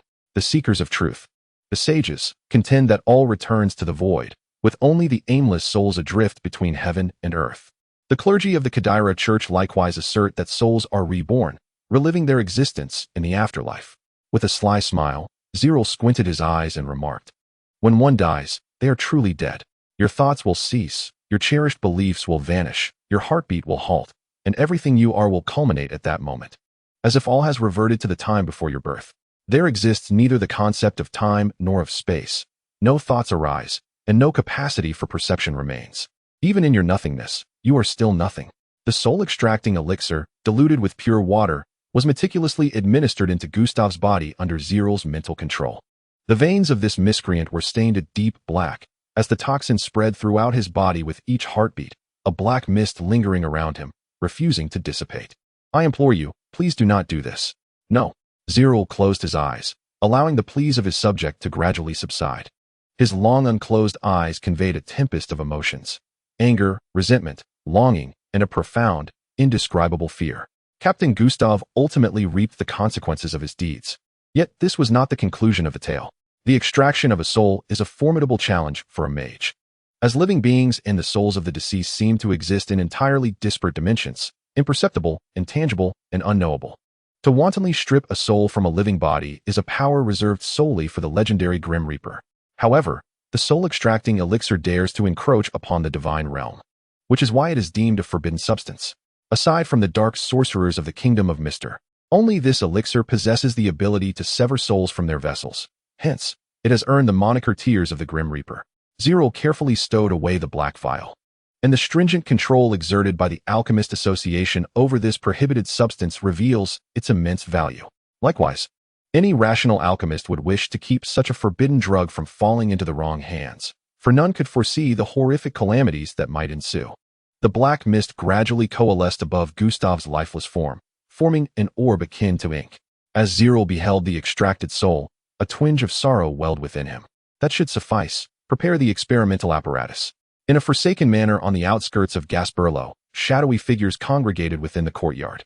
The feeble glow of the campfire could scarcely illuminate the expanse, and within the unseen shadows, the number of the Spider Organization's assassins remained unknown. At the very center of the courtyard stood a solitary figure clad in a white robe, unabashedly displaying her presence. The assassins surrounded her like stars encircling the moon, eager to prostrate themselves before her. The woman's appearance was remarkably unremarkable, and her age had begun to weigh upon her. Her forehead jutted forward, her nose was flat, and her eyes were deeply set within their sockets, framed by a constellation of crow's feet etched into the corners. Her entire visage bore intricate, dense totemic markings. I felt the call of the sovereign. Today marked the moment to exact vengeance upon those vile Solomonites. The woman, enraptured beneath the moonlight, emanated a verdant glow from the totems adorning her body, an overwhelming presence that engulfed the entire estate. Flesh ruptured as 8 sharp spider legs emerged from her waist, piercing deeply into the stone beneath. Her magical prowess seemed boundless, flickering remnants of an incomplete spell woven into her pupils. "Queen of Spiders, please guide us forth. We shall offer you the heads of our enemies." The leader among the death warriors knelt in reverence, articulating his loyalty with utmost sincerity. The blade-like spider legs elevated the woman, and in that fleeting moment, this malevolent queen appeared almost sanctified. "My child, in the hunt, one must learn patience. The predator strikes only at the opportune moment." The queen's voice grew hoarse, reminiscent of serpentine hisses. Her beastly gaze roamed, surveying the darkness, seemingly in search of a familiar silhouette. "Who can tell me why my sacrificial offering has yet to arrive?" inquired the queen. The death warriors exchanged glances, unable to provide an answer. Frustrated by the silence, the queen hissed with irritation, "Has anyone among you seen Gustav?" At that moment, she sensed an unsettling shift. "The great queen, the garrison of Gasparlo has been entirely sealed off," reported the humble leader of the death warriors. "Gustav is likely unable to escape at this time." With a flourish of her spider legs, the queen darted to the highest point of the estate, a mere instant's endeavor. The totemic light coalesced at the tip of her nose, as ancient totemic magic sought the threads of air for clues. She leaned forward, inhaling the scent of the wind, as if she could discern the distant whispers of life. The queen's gaze shifted toward the far-off Gasparlo. The scent of blood, the essence of death, and an ominous, unknown foreboding lingered in the air. A flash of light passed as the statue at the center of the fountain shattered into two halves, the fracture as smooth as a mirror's surface. Gustav is dead, the queen declared grimly, brutally slain by those Solomonites. Your dearest brother shall serve as your exemplar. The queen's gaze hardened upon Gasparlo, her eyes ablaze with an inferno of wrath, threatening to reduce the entire city to ash. Go forth, slaughter, my children. The hunt begins. Let these Solomonites comprehend what true power is. With a fearsome countenance, the queen howled to the heavens. Above the clouds, a colossal phantom was cast in the moonlight. A creature of humanoid form, adorned with scales akin to those of a serpent, its tail swirling and stirring the tempestuous winds, bore atop its head a pair of pure white antlers, exuding an aura of sanctity. The totemic beast of the Duchy of Moulin. Chapter 73. Beneath the moonlight, amidst the desolate pathways of the wilderness, Ophelia ventured forth alone. Beneath her hood, her enchanting visage was revealed, while a dagger at her waist glistened with freshly spilled blood. No one accompanied her. When Zealot laid the final inquiry upon the conference table, the fate of the spider was already sealed. This would be a confrontation within the shadowy realms, a duel between the Night Watch and the spider, an encounter between intelligence organizations. Thus, Ophelia declined the aid of the Begonia Knights, and also rejected the support of the material collection team. Before dawn, the Night Watch would present a satisfactory resolution. No soul would deem this endeavor absurd, for it was a promise made by a sage. The night air was brisk, stirring the gravel beneath the moonlight. As a flock of crows circled overhead, perhaps sensing the scent of death, a corner of her cloak was lifted by the gusts, revealing the abandoned manor ahead, where the echoes of roars could faintly be heard. Gloomy clouds drifted in from the horizon, casting shadows over the moonlight, seemingly veiling the gaze of the divine.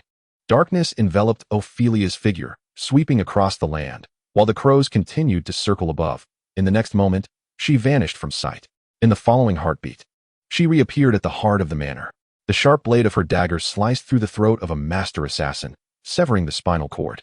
The spider's pupils dilated in shock, met with Ophelia's serene smile. The head was severed, blood splattering forth as the body, now bereft of its crown, gracefully succumbed to the ground, stirring up clouds of dust.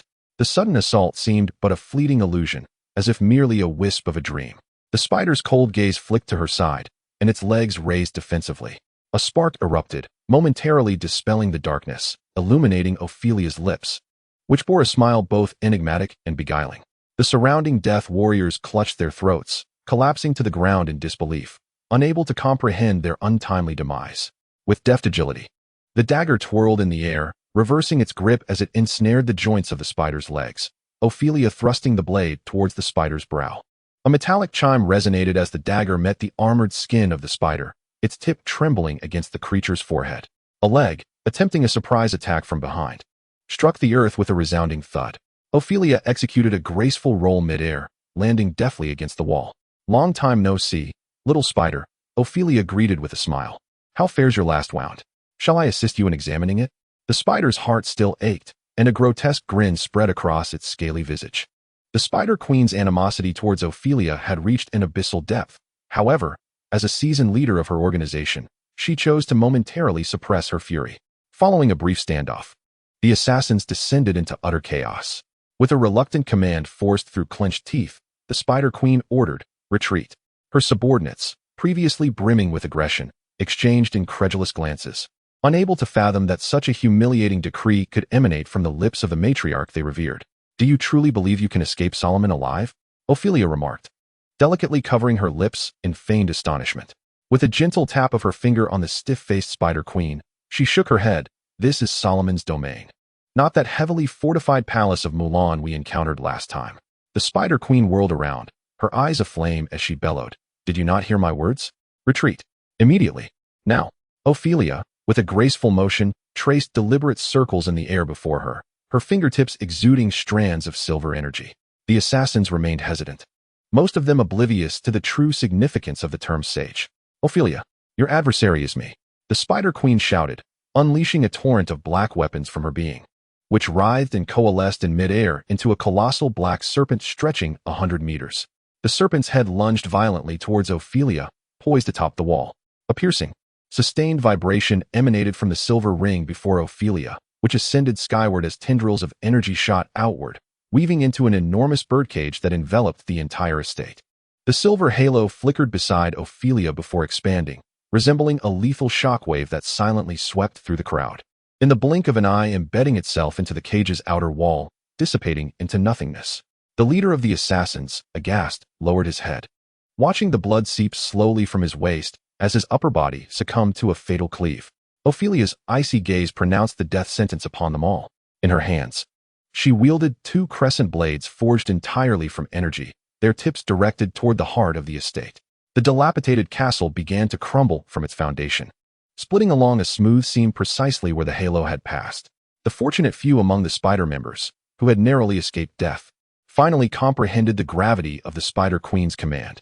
The ominous clouds above gradually dispersed, allowing the moonlight to once again bathe the earth, illuminating the devastation below. Ophelia crossed her arms before her and elegantly swept downward, her movements reminiscent of a dreamlike dance. The silvery sword energy swirled like butterfly wings, strangling the approaching serpent into dust. The Spider Queen leaped into the air, frantically emerging from the black powder, her 8 spider legs piercing downwards, their razor edges slicing effortlessly into the estate's walls before she swung them, shattering the courtyard walls into fragments. The moonlight once again flashed through the crowd, claiming the lives of several individuals, as Ophelia appeared at the center of the courtyard. The remaining assassin, clad in the desperation of impending death, wielded his sword with unwavering resolve, each step resembling a fleeting teleportation, leaving behind trails of afterimages in the air. Ophelia, with an expression as calm as a deep well, tilted her head slightly. The blade grazed the tips of her hair as it passed by her side. The master assassin could only manage a brief glance. His eyes filled with dread. The moonblade smoothly cleaved through the back of the assassin master, spilling a pool of blood beneath Ophelia's feet. Yet she did not so much as shift her gaze. The Spider Queen let out a furious roar, her wailing transforming into a black mist that coalesced into a horde of beasts. The ferocious creatures charged forth, their sharp fangs bared towards Ophelia, with dual blades held aloft. She spun gracefully, the crescent-shaped sword aura emanating from her, spreading outward like a tempest.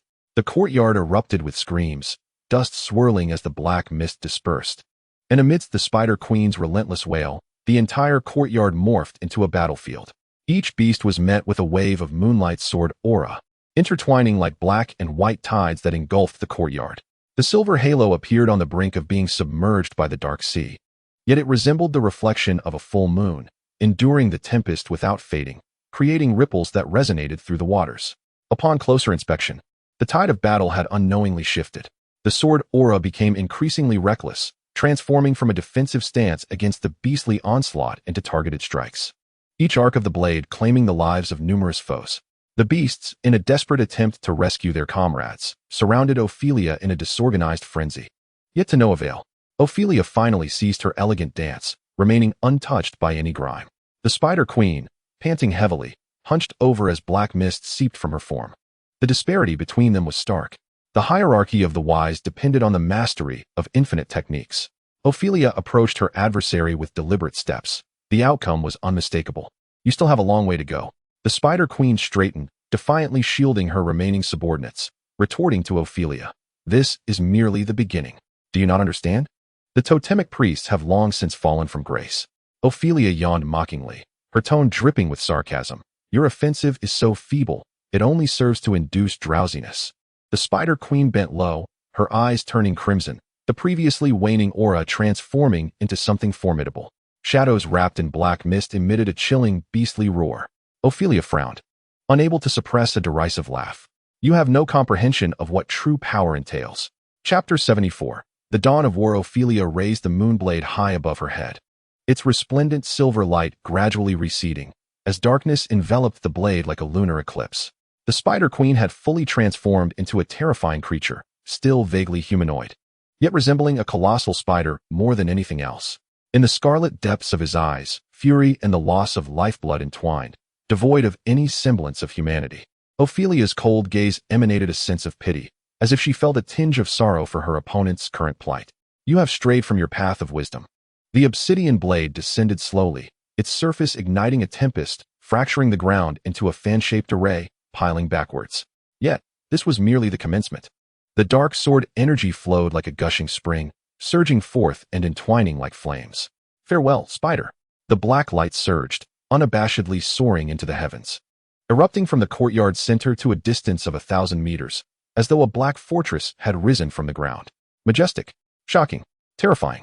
The earth shattered with a thunderous roar, the atmosphere violently recoiling. Even the clouds in the night sky were cleaved asunder in this strike. This ferocious force resembled a mountain crashing down before one's eyes, the reverberations echoing far and wide, lingering without dissipating. The Spider Queen struggled, howling amidst the sword energy. No matter her defenses, they proved futile. The black light converged, a brief, anguished cry faintly resonating. Thus, the totemic sage of the Duchy of Mulan was reduced to ashes. Zealot, observing the battlefield from atop the city wall, instinctively held his breath.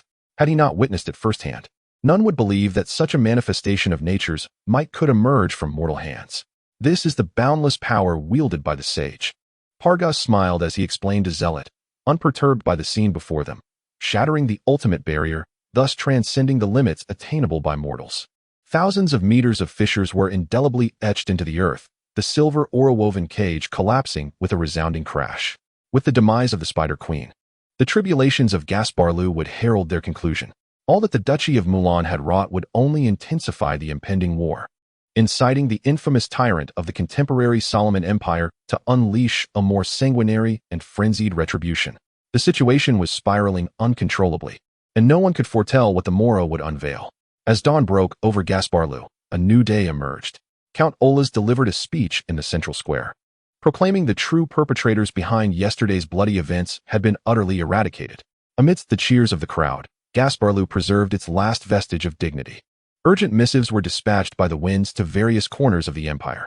The frontier of the Agaris Legion, the center of Solomon's dominion in the imperial capital, the capitals of the other 5 ducal provinces, the headquarters of major factions, and finally, the encampment of Duke Orlando, who was orchestrating reconstruction in Worton County. The staggering civilian casualties from the Worton County battle, the numerous grievous attacks in Gasparlu, and the repeated provocations from the Duchy of Mulan along the border were festering with the passage of time, their influence growing day by day. The energy of hatred has propelled the war machine of the Solomon Empire into full motion, igniting the fury of individuals from all strata of society, commoners and nobles alike. The Solomon Empire has not witnessed such unity in a long time. The streets and alleys are abuzz with discussions of vengeance. From the grand banquets of the aristocracy in the imperial capital to the tables of dockworkers, the taverns frequented by mercenaries, the afternoon teas of noble women, and even the games of children, the call for the destruction of Mulan resounds everywhere. At last, under the weight of collective expectation, His Majesty Emperor Graham Solomon, the King of the 7 Nations and the Lord of the Realm, hailed as the Iron Tyrant, officially declared war on the Duchy of Mulan on February 11th. 10314 of a new era. This heralds an epic conflict that will determine the fate of the nation.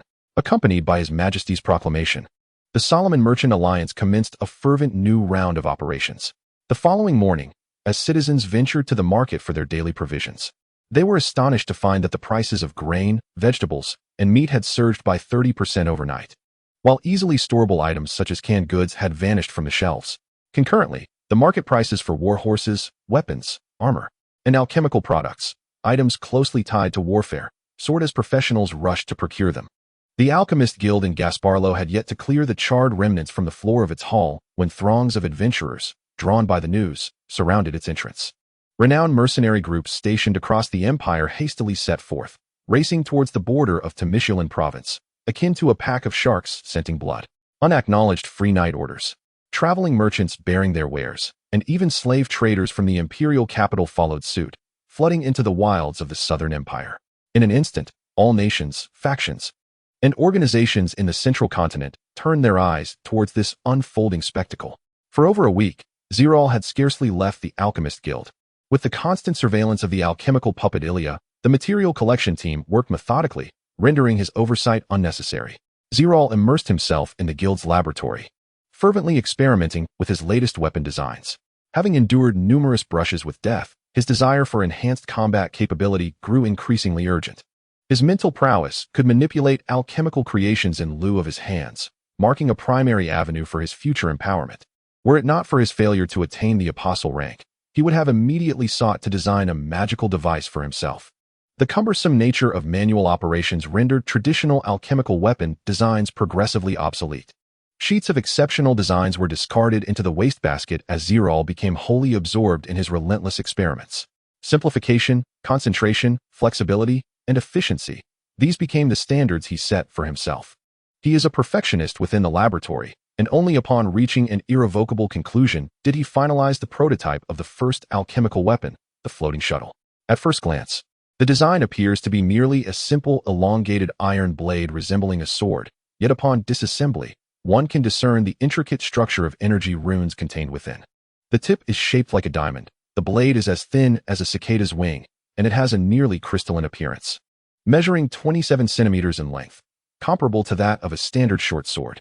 However, there are a total of 13 blades, all uniformly housed in a square wooden box designed for convenient carrying at the waist. This is undoubtedly a formidable offensive weapon, and Zerel has incorporated numerous practical rune combinations based on its inherent characteristics. In terms of defense, Zerel adopted an entirely different approach, the nanogeometric cube. This is an alchemical weapon crafted entirely based on the unique properties of its materials. When held, it appears as a small, egg-sized crystalline cube.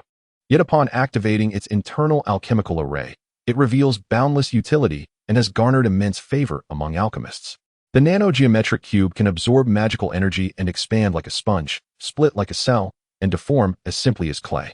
Fundamentally composed of points, lines, and surfaces, it can be assembled into basic geometric forms such as cubes, spheres, and triangular pyramids. When combined effectively, these shapes can defend against most attacks and exhibit excellent magical resistance. From a microscopic perspective, the nanocube is exceedingly resilient.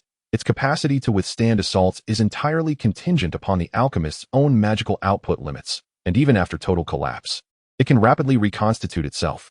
In the dimly lit laboratory, the only illumination comes from the lamp on Zerel's alchemical table. Weary, Zerel rises, rubbing his drowsy eyelids, and somewhat dazedly places the two final design schematics into his file bag, opening the communication device that Ilya had provided. Zerel slumps his head and deposits the file bag into the cabinet, only to draw out a new document to peruse. Beep, the channel is connected. Commander, the members of the reappointed Bougainvillea Knights group have arrived. They are waiting for you downstairs.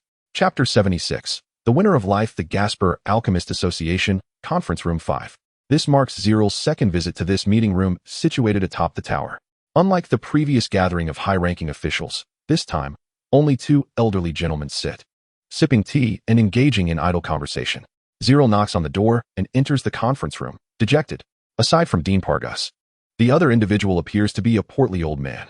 Although he is of Solomon descent, he seems to embody the essence of a gentleman from Nashmot. Are you Zerel Wallace? The portly old man inquires first. Recognizing him as the aggrieved party, Zerel nods in affirmation. The Southern Colosseum has been reduced to ashes, and the Merchant Alliance has suffered substantial losses, the old man declares with an air of arrogance. Your lordship's method of pilfering is rather opportunistic, isn't it? Zerel paid no heed to the intimidating presence before him, unfazed as he drew a chair and seated himself. His purpose for this visit was not to offer apologies or admit fault, for while the actions of his team members had indeed been reckless, the aggrieved party could hardly be deemed blameless. Moreover, was the conduct of Black Pepper and her companions truly erroneous? Uncertain of how to address the elder, Zerel smiled and inquired about his current rank and position within the Merchant Association Alliance. Dean Pargas seemed indifferent, leisurely sipping his fragrant tea while casting an appreciative glance toward Zerel. The portly old man chuckled, his expression tinged with frostiness. Pargas set his teacup down and introduced Zerel to the vice president of the local Beast Fighting Association, a director within the Merchant Association Alliance, Lord Cofiler, who also happened to be an apostle-tier summoner. Zerel nodded in understanding. What pressing matters does Lord Cofiler wish to discuss with the Alchemist Association? According to imperial law, the magical beasts within the arena were privately owned, a fact that surely Lord Zerel was aware of. The old man inquired with a serious tone. I am aware, Zerel replied with a smile. And then, Cofiler tapped the ground with his civilized staff. We demand the immediate return of our private property by the Alchemist Association. That is agreeable. I can represent the material collection group in acquiescing to this request, Zerel promptly affirmed. Co-filer, grinning maliciously, prepared to continue his demands for compensation. But Zerel raised a hand to interrupt, signaling that he was not yet finished. The Alchemist Association must receive appropriate compensation for all expenses incurred in caring for your magical beast during this period. After all, the Alchemist Association is not a charity and cannot provide services free of charge. What did you say? Co-filer nearly choked on Zerel's demand, his voice rising several octaves. You thieves took our belongings and now expect us to compensate you. Kindly show some respect, for this is the Alchemist Association. Dean Pargus rapped the table, his tone cold as he reminded them. Co-filer's expression instantly stiffened, and he hastily apologized. I did not intend to target the alchemists. Zerel sneered. You claim we are thieves. Please present your evidence, or I reserve the right to accuse your beast-fighting association of slander on behalf of the Alchemist Association. The rare magical beasts in your branch's laboratory are the most direct evidence. Co-filer retorted immediately. Magical beasts as evidence? Zerel chuckled dismissively. We merely rescued some unfortunate creatures during the fire and kindly cared for them for a few days thereafter. Let us not forget the countless souls that have perished beneath the claws of these beasts, Zerel coldly reminded. Black Pepper and Darkbug captured these magical beasts to save lives. Is saving lives a crime? Co-filer's face darkened with rage, his knuckles whitening as he gripped his staff. You are merely quibbling. The defense hall will grant us justice. Quibbling? Zerel waved his index finger in front of him, asserting, you are mistaken. This is no mere sophistry, but a verifiable fact. All those who were extinguishing the flames outside the arena can attest to this. Co-filer gritted his teeth and retorted. Very well, let us assume your actions were in the interest of saving lives. But why not return these magical beasts to us afterward? Zerel fell into a brief silence. Co-filer couldn't help but smile with a sense of triumph, feeling a long-lost satisfaction at the negotiation table. Why should we return them to you? Zerel inquired, his gaze sweeping over Co-filer's face as if he were looking at a fool. These beasts were captured during the chaos of the attack on the crowd. Which means they are our spoils of war, he explained. Given that they are our spoils, why should we offer them to you? Co-filer abruptly pushed back from the table and stood up, exclaiming, this is utterly absurd. Are you suggesting that if I were to place these beasts in the arena, whoever captures them would claim ownership? Zerel regarded the rotund elder with a bemused smile. Are you also going to demand compensation from the garrison for the magical beasts that were shot dead by the military during the fire? Zerel countered with a pointed sarcasm. To put it simply, if you wish to reclaim these magical beasts, we can negotiate, Zerel said, pulling a crumpled note from his pocket to glance at the densely packed calculations. A compensation of 200,000 gold coins to the Alchemist Association for labor and materials. And these beasts can be returned to you immediately. Otherwise, Zerel stood up earnestly, adding, let us not speak further. 200,000 gold coins would be more than sufficient to procure an even better batch of rare magical beasts from those mercenaries. Zerel's demand was utterly lacking in goodwill. Very well, I shall see to it that you thieves are all imprisoned. Co-filer snarled through gritted teeth. By all means, we welcome such an endeavor. Zerel replied with a final smile. However, I must remind you that it was the Night Watch organization and the Agarist Legion who captured these beasts. We have no involvement in this matter. Feel free to apprehend these thieves. If the preceding dialogue could still be considered negotiation, Zerel's final remark was a genuine threat. The color in Co-filer's face shifted from pale to red, whether from fear or anger was unclear. In truth, there existed another method of resolution. Zerel resolved to yield a bit, recognizing that the Merchant Alliance was a powerful entity that might indeed pursue this matter vigorously. Zerel gestured toward the chairs, saying, if you wish to discuss further, please have a seat.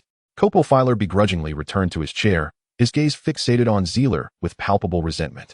The Alchemist Association can provide 50,000 gold coins to purchase this batch of magical beasts. And we can draft an agreement to prioritize future purchases of experimental materials from your esteemed organization. Zerel did not resort to presenting a crumpled piece of paper this time. Instead, he retrieved a formal contract from his document pouch and handed it to Co-filer. 50,000 gold coins were rather insufficient, considering that there were 13 star-class precious magical beasts involved. Once at the negotiation table, Co-filer immediately reverted to his mercantile instincts. The presence of these illustrious magical beasts was indeed a matter of concern. Zerel lowered his head in contemplation for a moment and remarked, we do not require their fame. It holds no value for our experiments. What do you think, Lord Co-filer? Dean Pargus suggested, tapping the table. Let us return all 13-star magical beasts to the Beast-Fighting Guild, free of charge. Zerel furrowed his brow, yet felt it inappropriate to question the Elder Dean's decision. Thank you immensely, Vice President Pargus, Copafire replied hastily, tears of gratitude welling in his eyes. And the remaining ordinary magical beasts will be utilized by the Alchemist Association for research purposes. That poses no issue, does it? Copafire hesitated at this. Zerel abruptly raised his gaze towards Dean Pargus, his admiration for the elder profound. This was indeed the mark of a true victor. Not only would they pay nothing, but they would also gain 50 precious magical beasts for free. The stout elder pondered for a considerable time before shaking his head with a wry smile. It is truly a waste of talent for both of you not to join the Guild Alliance. It is merely a matter of mutual benefit. Dean Pargus responded with a smile. Copafire shuffled his hands awkwardly, expressing a hint of embarrassment. The arena may not be able to operate normally for quite some time to come. Could we discuss in detail the magical beast procurement priority that you mentioned earlier, Lord Zerel? Chapter 78. A tangled mind. His fingertips traced a beautiful arc, leaving a final mark upon the metallic surface. At the very center of the alchemical platform, a blade as thin as a cicada's wing floated in midair, glimmering ominously, devoid of a hilt or embellishments, save for its intricate patterns and cold edge. As magical energy infused it, the floating blade illuminated with a dense array of runes, quivering lightly, as if it were a swimming fish. Zerel extended his palm flatly, and the floating blade deftly spiraled down, settling quietly in his hand. His gaze drifted towards the alloy walls of the laboratory, and with a mental stir, he could not resist the urge to test the prowess of his new weapon. A flash of cold light streaked by, piercing through the wall and looping around the door before soaring back, leaving a smooth cut that seemed as if freshly drawn from a furnace. The orange-red glow gradually fading as it cooled. Under the control of his mental force, the alchemical weapon felt like an extension of his fingers, limbs, and breath, allowing seamless transmission of any intent. Effortlessly, as if lifting an arm, he retracted the floating blade into the designated wooden box, severing the connection of mental energy. Zerel did not intend to use the floating blade as a throwing knife. He had inscribed entirely different rune arrays upon each of the 13 blades, endowing each with distinct functions and combinations. Emerging from the laboratory, as the sun gracefully ascended the horizon, Zerel appeared exceedingly fatigued from a sleepless night. Yet a glimmer of excitement danced in his eyes. Stifling yawns, he made his way to his dormitory, already yearning for the warmth of his plush blanket. As he passed the corridor adjacent to the 5th conference room, he noticed the door ajar, revealing President Lowfield standing on the balcony, gazing somberly at the distant horizon. His expression dark and brooding. It was the first time Zerel had witnessed such an emotional display from the esteemed sage. "Is that you, Zerel, disciple of Pargus?" President Lowfield inquired, turning to him. "Please, come in." With an awkward smile, Zerel stepped through the threshold of the 5th conference room. Observing the dark circles under Zerel's eyes, President Lowfield chuckled softly, offering sage advice. "Young man, while immersing oneself wholeheartedly in research is commendable, do refrain from frequent all-nighters." "I've grown accustomed to it," Zerel replied, a hint of embarrassment in his voice.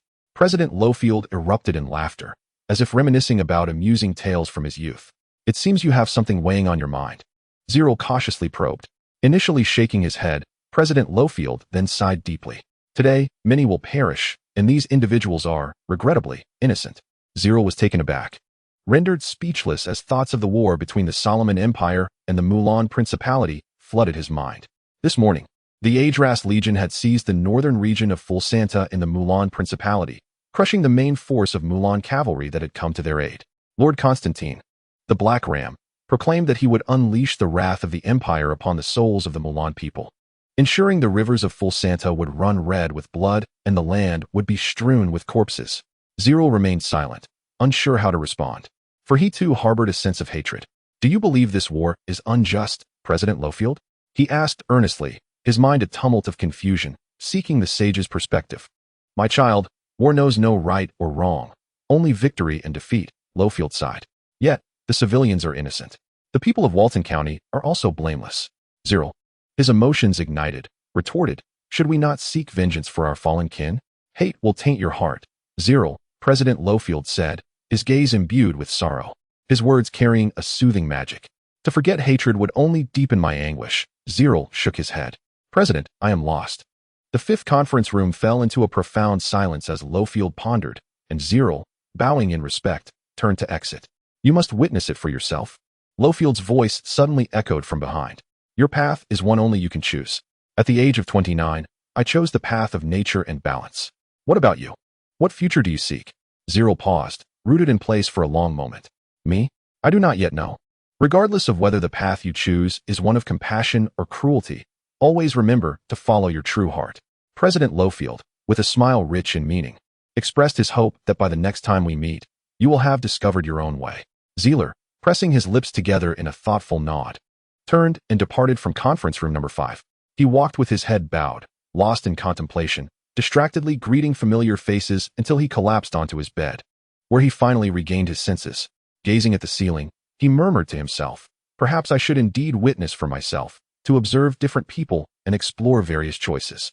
Zerel pondered extensively, reflecting on the research of beast evolution, the frenzied actions of spiders, the soldiers who sacrificed their lives on the battlefield of Worton County, and the 30,000 raw souls who perished unjustly. It was only when exhaustion overwhelmed him that he unknowingly drifted into slumber. As the gray mist gradually dissipated, Zerel did not proceed toward the castle at the heart of the estate, but instead hastened to the training grounds, seeking to immerse himself in activity to temporarily escape his thoughts. If the castle had a flaw, it was that it prevented the inheritors from completely emptying their minds, even in sleep. The stone statues flanking the training ground stood resolutely in place, slowly awakening with the approach of the newcomer. The first challenge: draw the basic alchemical array of the pentagram 1,000 times, intoned the golden-armored behemoth on the left. Requirement: complete within an hour, added the indifferent wingless dragon on the right. Zerel closed his eyes to attune himself to his mental sea, and with a decisive voice, he proclaimed, "Let us begin." A vast amount of mental energy, under Zerel's control, gradually coalesced, forming silver lines that floated and circled, creating intricate runes. Zerel had not previously stored the template for the basic alchemical array in his mental sea. The scene before him was entirely woven from mental energy in real time. This method was a new approach Zerel conceived following his experiences with living alchemy. Currently, this speed of drawing was even slower than if he were to inscribe the arrays by hand on the ground. But this was merely due to his lack of familiarity with this manipulation of mental energy. Zerel believed that with persistent training, this mental energy-woven alchemical array would one day replace the use of his hands, just as he had transformed his alchemical weaponry. Lilith stood at the edge of the field in a silk gown, holding a goblet of thick wine as dark as blood, a subtle smile gracing her lips. At this rate, you may never pass the first challenge. Zerel abruptly opened his eyes, looking at Lilith in confusion, momentarily questioning whether he had been too presumptuous. Your assumption is not incorrect, Lilith paused before explaining with a smile, but the method is flawed. Upon hearing this, Zerel retracted the threads he had woven with mental energy and sincerely sought Lilith's counsel. Since your mental energy resonates so well with alchemical products, why not try directly manipulating the runes? Lilith suggested. Zerel, gazing at his hands in a state of perplexity, inquired, directly manipulating the runes? Is that feasible? Lilith descended the steps, her tranquil voice resonating in Zerel's ears. Rather than succumb to doubt, it is far more prudent to embark on an endeavor. Alone in the training grounds, Zerel pondered Lilith's words, reflecting upon the essence of runes. Are they the pathways of magical energy, the laws governing nature? Or perhaps the written manifestations of thought? The two colossal statues remained silent, resembling sentinels guarding the periphery, and this stillness enveloped the training ground in a profound quietude once more. Silver motes ignited in the air around Zerel, as strands of mental energy spiraled and danced, connecting these luminous points until they coalesced into a rotating necklace of pearls. In a moment of resplendence, the necklace erupted, scattering myriad enigmatic runes like fireworks, adorning Zerel amidst the radiant display. He then opened his eyes. The runes, akin to disciplined soldiers responding to command, swiftly arranged themselves into a grand circular formation, with a fleeting silver halo at its center, revealing a flawless pentagram-based alchemical diagram suspended in the air. It was as if flowers were blooming. Chapter 80. Constantine. The Agaris defense line stretches an impressive 139 kilometers, encompassing a significant portion of the Temeshulan province's border. A veritable bastion of the Solomon Empire in the south. Given the lack of natural fortifications along the Solomon Empire's frontier, the extensive line relies on the construction of dense defensive works to exert a deterrent effect. From a distance, it appears as a metallic delineation, clearly separating the wheat fields from the meadows. The Empire's veneration for alchemy is primarily to enhance military prowess through the portability and mass production of alchemical products, thereby constructing a devastating defensive network to safeguard its inland security.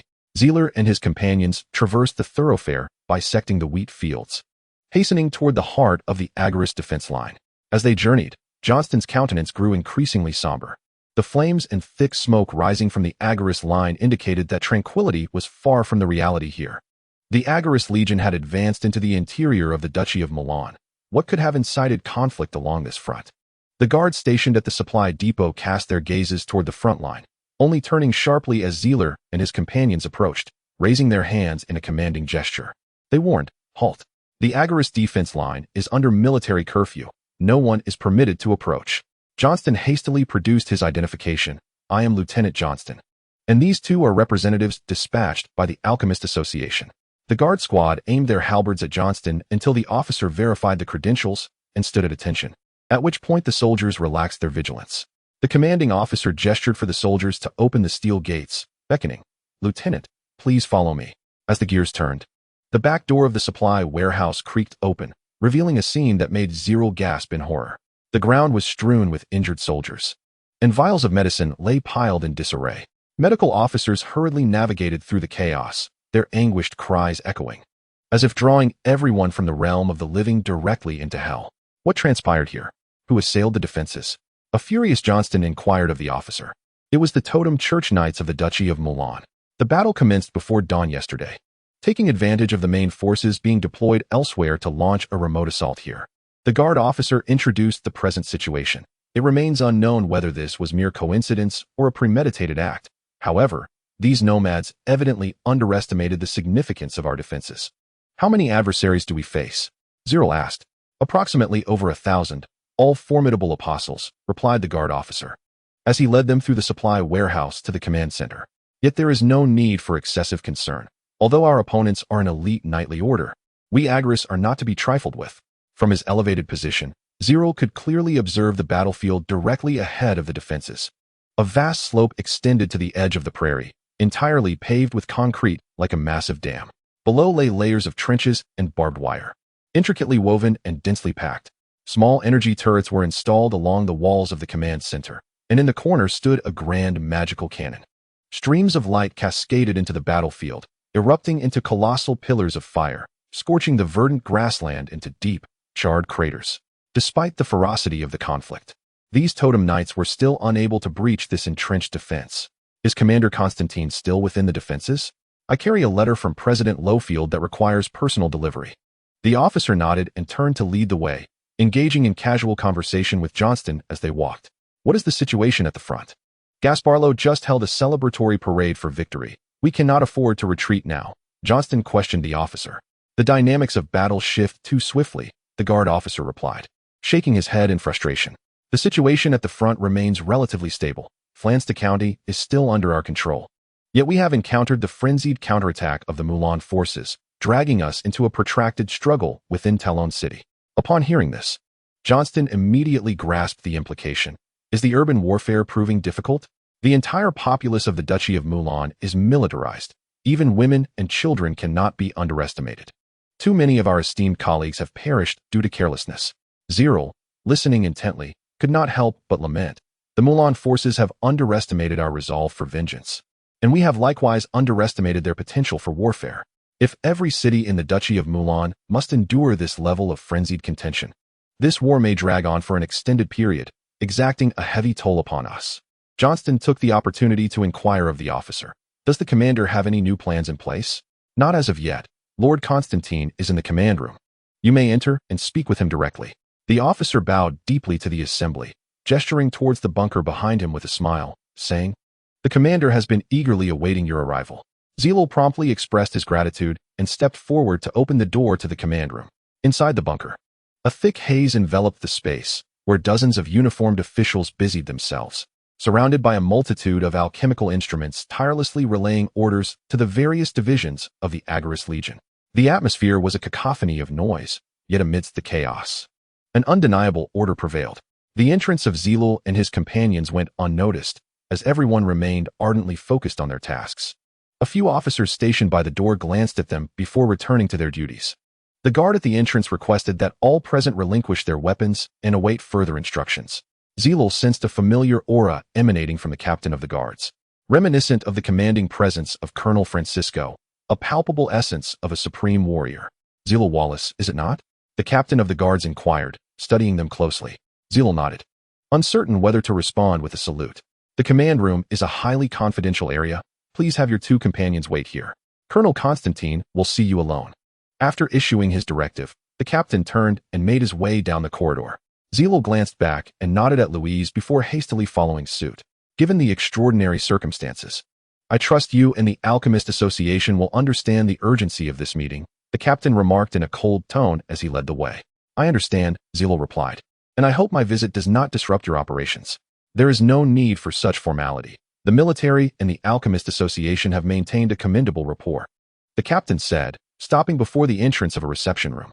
If you do not mind, I must conduct a search. Zerel quickly spread his arms and removed his cloak. After registering with the clerk, he was finally ushered into the reception area by the captain. Seated on a sofa was a gaunt middle-aged man clad in a black general's uniform, his medals gleaming with the insignia of a lieutenant general. He furrowed his brow over a document in his left hand while his right held a cigar, the ash precariously close to falling. General, I present to you Lord Zerel Wallace, representing the Alchemist Association, the captain whispered as he approached the middle-aged general. Yes, you may leave. General Constantine waved him off, his hawk-like gaze fixed on Zerel. The captain stood at attention and exited the room, closing the door behind him with a casual gesture.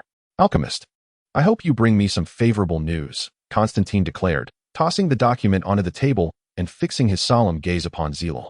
I extend greetings on behalf of Lord Lowfield of the Alchemist Association. General, Zerel replied, bowing deeply, his palms subtly trembling. The aura of the Black Ram was unlike any formidable presence Zerel had ever encountered. Whether it is the butterfly Ophelia or the esteemed Chairman Lowfield, both are formidable sages of great strength. However, in their presence, Zerel would never feel the same level of tension as he does now with General Constantine, who exudes an aura reminiscent of a mighty dragon. Even the slightest inadvertent release of his imposing presence instills a primal sense of fear. This is a letter from Chairman Lowfield. Zerel retrieved an envelope emblazoned with the seal of the Alchemist Association from his pocket. General Constantine accepted the envelope but refrained from opening it, casually tossing it onto the table instead. When can we expect the promised war supplies from the Alchemist Association? I demand a clear answer, Constantine inquired in a deep, resonant voice.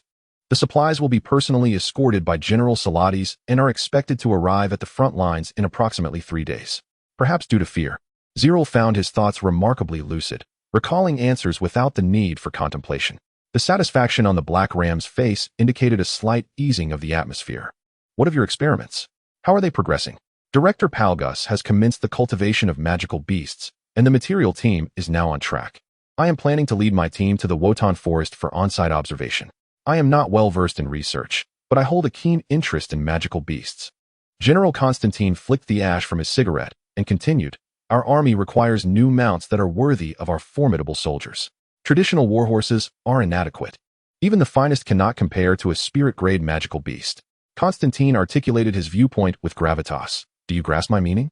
We possess Griffin Knights, Unicorn Knights, and a contingent of Dragon Eagle Knights, yet these are now obsolete.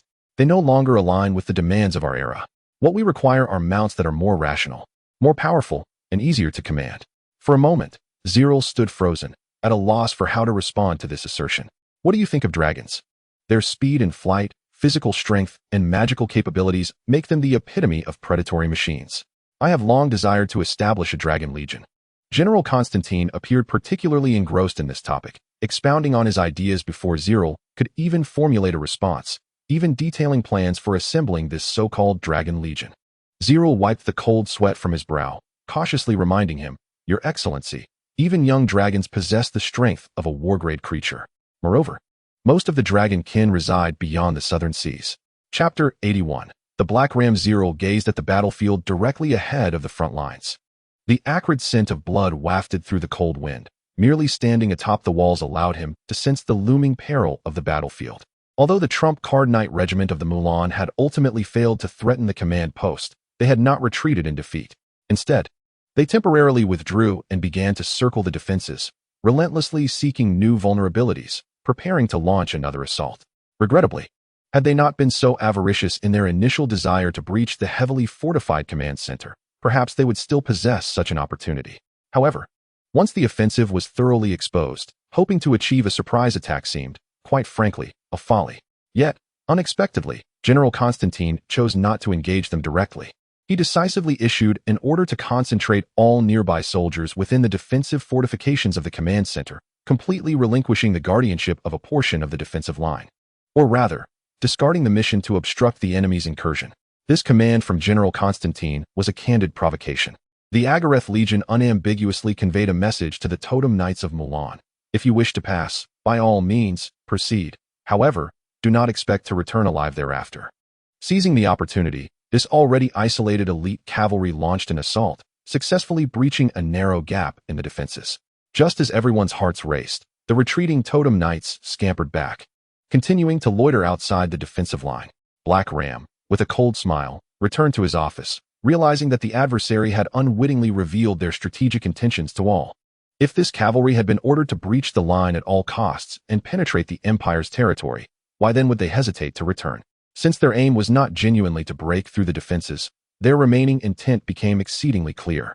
The Totem Knights were exerting pressure on the command system of the Agareth Legion, thereby compelling the Solomon Empire to temporarily withdraw their forces in a bid to indirectly safeguard the city of Talon. Having discerned this, General Constantine not only refrained from issuing a retreat order, but also dispatched announcements urging the frontline soldiers to intensify their offensive. Making no mention of the earlier attack on the Legion's command center, Zerel, as a representative of the Alchemist Association, observed this intricate interplay of wits with astonishment. In comparison, the minor tactics he had employed on the battlefield of Worton County seemed like child's play, utterly incomparable. It was now the 5th day. Why had those inept soldiers at the front not yet captured the city of Talon? General Constantine, brandishing the military report, interrogated his aides. Do not speak to me of the enemy's inherent advantages in urban warfare. Are your numbers fewer than theirs? The report was flung into the aide's lap. And after pacing a few times, General Constantine commanded, give this fellow another half a day. If he still fails, we shall assign another cavalry unit. If that fails, we shall continue to rotate. The secretary nodded promptly, recording the order and exiting the office without a hint of hesitation. Zerel, seated on the sofa, meticulously examined the atlas before him, acknowledging that General Constantine had indeed conducted extensive research on dragons and harbored a genuine passion for discussing the topic of magical beasts. In the past 2 days, Zeller has received multiple invitations from General Constantine. Zeller, where were we just now? Constantine resumed his seat on the sofa. Pulling out a stack of notes, Zeller returned the documents, somewhat hesitantly reminding him, General, you were discussing the overall strategy for the new cavalry, particularly whether we should select flying beasts or terrestrial ones as mounts. Indeed, Constantine nodded. I firmly believe that flying beasts are more suitable. The essence of cavalry lies in its remarkable mobility, and what species embodies greater agility, swiftness, and maneuverability than birds? As Constantine delved into the topic of magical beasts and military divisions, his enthusiasm was palpable, as if he were envisioning the formation of a new army poised for a grand triumph. Even if this meant sacrificing the impact and lethality of ground forces, the ability to deploy troops at critical moments for a decisive strike often holds greater significance in the grand scheme. Thus, the Flying Knights would emerge as a unique new military division, potentially reshaping the landscape of warfare across the continent. Constantine concluded resolutely. Can Griffin riders not achieve this? Zeller inquired with curiosity. Can those who only tame birds truly deliver a lethal blow? When they descend to the ground, they are no better than a flock of turkeys. A bunch of fools who understand nothing beyond bird taming. Wiping the cold sweat from his forehead, Zeller felt the esteemed Imperial Order of Knights had been utterly degraded in the general's words. I am confident that you will find a suitable breed of magical beasts, General. Zeller chuckled awkwardly. I am merely a soldier, Constantine replied sternly. My duty is to wage war and slay enemies. The research work must be undertaken by you alchemists. In truth, Constantine's willingness to engage in these topics of interest with Zeller stemmed not only from his personal passion for the study of magical beasts. More significantly, it was due to the insights Zeller had consistently offered regarding magical creature research. I have reviewed Salades' report, and I am quite intrigued by your proposed catalog of magical beasts and the idea of closely observing their ecological systems. He gestured dismissively at his temple. The thoughts of Lowfield and Palgus have become rather rusty. Researching such subjects necessitates extensive field observation, followed by thorough organization and targeted study. It is akin to warfare. Only by conducting comprehensive investigations in advance can we ensure ultimate victory. Perhaps Constantine had finally encountered a stranger who shared his views without the burden of excessive reservations.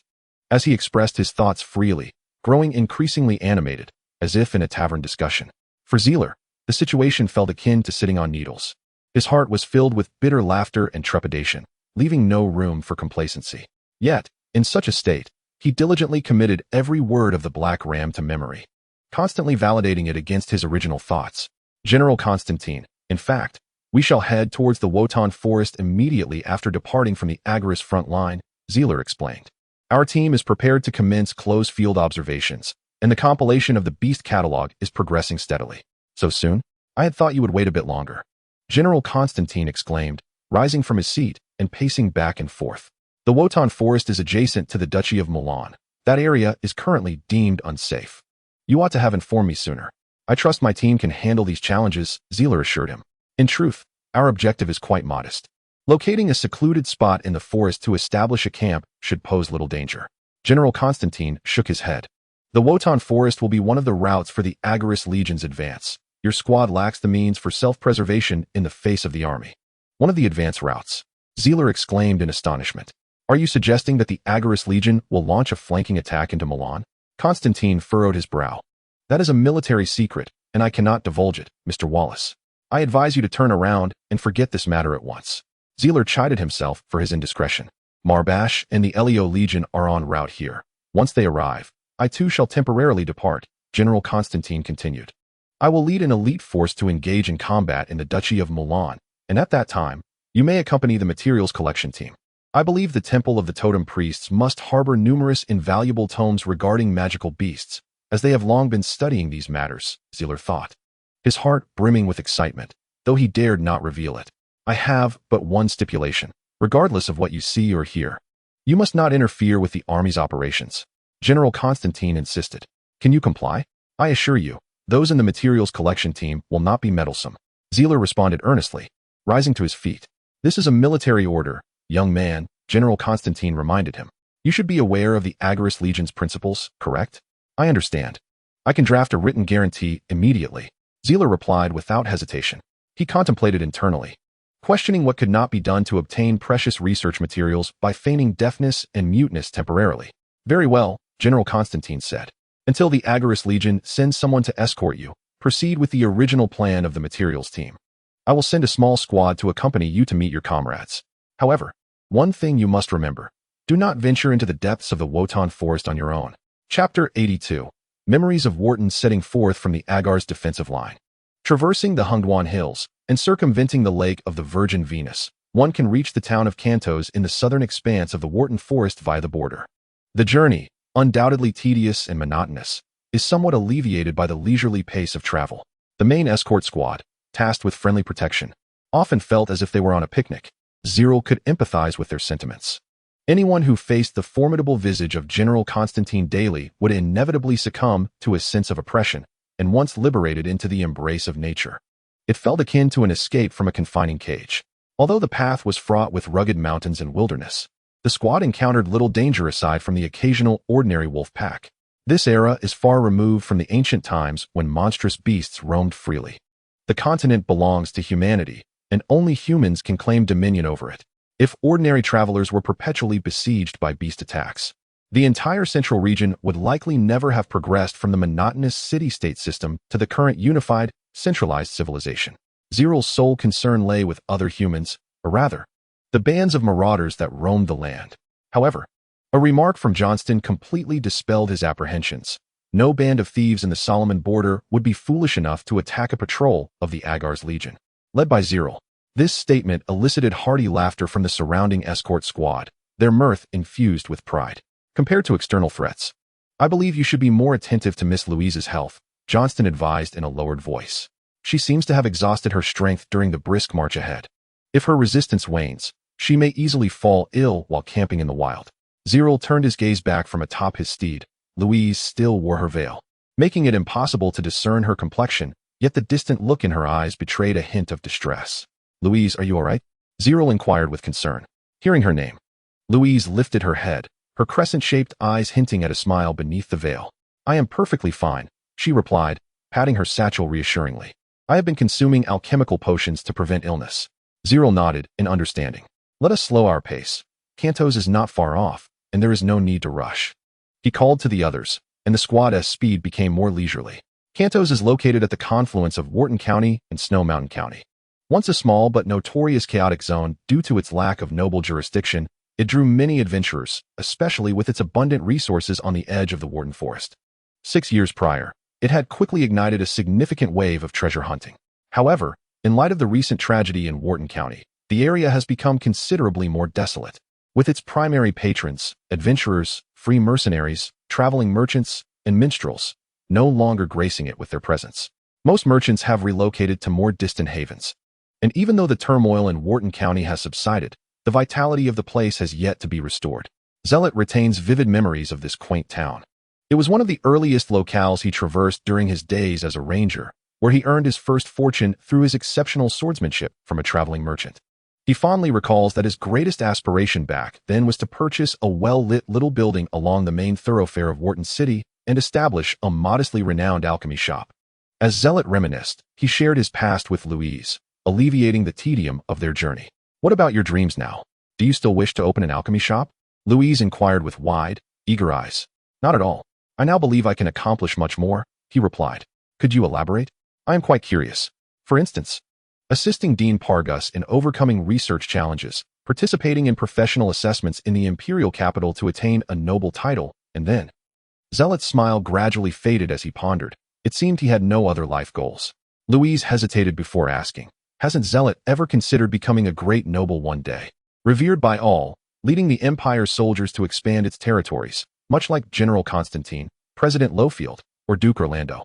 Zealot's gaze sharpened. "I have not contemplated such matters. Yet I do possess a direction in which I yearn to strive. I wish to dedicate my life to the pursuit of truth, even if it seems utterly unattainable. I want to test how far I can go and see how I measure against the great figures of history." Louise's eyes suddenly sparkled, half-jokingly expressing, "It seems I am rather mercenary in my aspirations. Miss Louise's contemplations are surely different from mine. After all, we have grown up in entirely disparate environments," Zealot remarked. Upon hearing this, Louise's spirits appeared to dampen, prompting Zealot to clarify, "Without having personally experienced the splendor of such circumstances, I cannot envision becoming a remarkable individual." Louise quietly countered, "But Zealot has already studied at the Tower of Covenant for 3 years. The status of an alchemist is entirely comparable to that of a noble, is it not?" Zealot pondered for a considerable time, but could not arrive at a reasonable explanation. Thus, he inquired, "Miss Louise, do you know what Worton County was once like?" Louise shook her head. For the entirety of the Temeshulan province, Worton County had become a truly remote area, with little interest shown by the capital. Viscount Lawrence was a remarkably amiable and unpretentious nobleman. He would take time each day to stroll about the town and would visit households during festivals. If a vendor were to present him with some fresh vegetables, he would joyfully carry them back to the castle and request the chef to prepare a meal for the entire family to share. He would never refuse anyone seeking his assistance, and he might even be found haggling with local merchants on the street corner. Growing up in Worton County, I seldom had the opportunity to perceive the stark contrast between the common folk and the nobility. Zerel shook his head and chuckled, remarking that everyone in Worton City seemed like one big family. From a young age, he had been identified as possessing remarkable talent in alchemy. Had he been discovered in another county, surely a local lord would have sought to nurture his abilities. Zerel mused to himself, yet Viscount Lawrence did not take such action, and he continued to lead his former life, with all the citizens regarding him as they always had. They still engaged in playful banter. And thus he peacefully navigated through his entire childhood. Worton County possessed its own unique charm. Its allure whispered through the community, prompting many from other counties to relocate here, resulting in a population that rivaled that of typical earldoms. Worton County boasted not only the finest security in the province, but also the lowest tax rates. Suddenly, Zerel inquired with a smile, "Do you know why the Zurin family would forsake numerous equally prestigious families to ally with a modest house like the Lawrences?" Johnston, overhearing, promptly interjected, "Could it be due to the beauty of the Lawrence heiress?" Zerel shook his head with a smile, explaining that Prime Minister Walker Zurin had personally visited Worton County after reviewing statistical data, making 3 visits before securing an engagement with the Lawrence family. This alone spoke volumes. The Viscount of Lawrence is indeed a peculiar individual. Not only did Louise express her admiration, but even the soldiers in the main force, who happened to overhear the conversation, displayed a sense of longing. Thus, I find great affection for Worton County. Even if I were to remain a commoner there for my entire life, I would be content. Zerel gazed earnestly at the vast plain at the foot of the cliff, a profound sadness evident in his expression. That area, albeit small, was once the territory of Worton County. Yet now, that former paradise had been reduced to ruins. Chapter 83. The crisis of the town. The once thriving banyan tree now revealed its dark, withered branches, clawing at the sky. Occasional caws of crows echoed through the thick fog, with the earth seemingly transformed into a shade of gray. The forest floor was carpeted with a thick layer of fallen leaves, and the stench of decay hung in the air, inducing nausea. Along the woodland path leading to Kanto's town, discarded bottles and cans littered the ground, some rusted and broken, others caked in mud. As the warhorses pressed onward, Zerel's vision pierced through the fog, revealing the dilapidated outline of the town ahead. Puddles of sewage collected in the roadside depressions, and famished wild dogs bared their teeth, growling at the unfamiliar intruders, their appearance particularly menacing. The muddy road was still stained with dry blood. Zella surveyed his surroundings, reflecting on the changes that had taken place. The security situation here was precarious, and he advised everyone to remain vigilant. He urged Johnston to dismount and proceed forward. The outskirts of the town were fortified with towering walls, beneath which lay a heap of skeletal remains. A massive oak door stood firmly closed. Zella knocked on the wooden door with a series of firm thuds. From the other side, the sound of hurried footsteps and clanging metal emerged. A small window, barely the size of a book, was abruptly opened, revealing a pair of hostile and watchful eyes peering at Zella. Solomon's men. The gaze swept across the group, filled with suspicion and aversion. The Alchemist Guild, Zella declared, producing his badge to identify himself. We seek to wait for our companions within the town before proceeding to the Worton Forest. Kontos does not welcome outsiders. A grim voice responded from behind the door. You may leave. The window was slammed shut, leaving Zella and his companions outside. Wait, I know the blacksmith, Joseph. Zella shouted towards the door. With a clatter, the window reopened, and the doorman scrutinized Zella once more, his tone icy as he inquired. Have you been to this town before? Yes, can you let us in now? Zella replied with a smile. The doorman fell silent, pondering for a moment. It has been quite a while since any visitors arrived in Kontos, hasn't it? Zella chimed, jingling the coin pouch in his hand. The sound reminiscent of a melody from the depths of hell. With a creak, a small door opened, and the cloaked doorman stepped aside.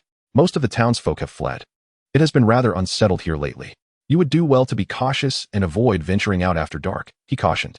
The conflict in Worton County has now concluded, and Duke Orlando's forces are mopping up the remaining enemies, Zella reassured as he led his horse through the entrance. Perhaps this place will soon return to its former vibrancy. The doorman scoffed in response. The war has ended? I would not be so optimistic. Zella glanced back at the doorman, puzzled by his pessimism. However, noticing the doorman's reluctance to elaborate, he beckoned his companions to proceed towards the town's center, while silently noting the doorman's words in his mind. This place is indeed desolate, Louise murmured, observing the littered streets. It appears no one has managed this town for quite some time. That is quite normal. All adventurers' camps are like this. Some camps nestled deeper in the forest are even more chaotic. Do not let your guard down, Zella explained as he led the group toward the commercial district in the town center. The interior of the town was exceedingly bleak, with nearly no signs of life on the streets, creating an eerie atmosphere as if one had stepped into a ghostly realm.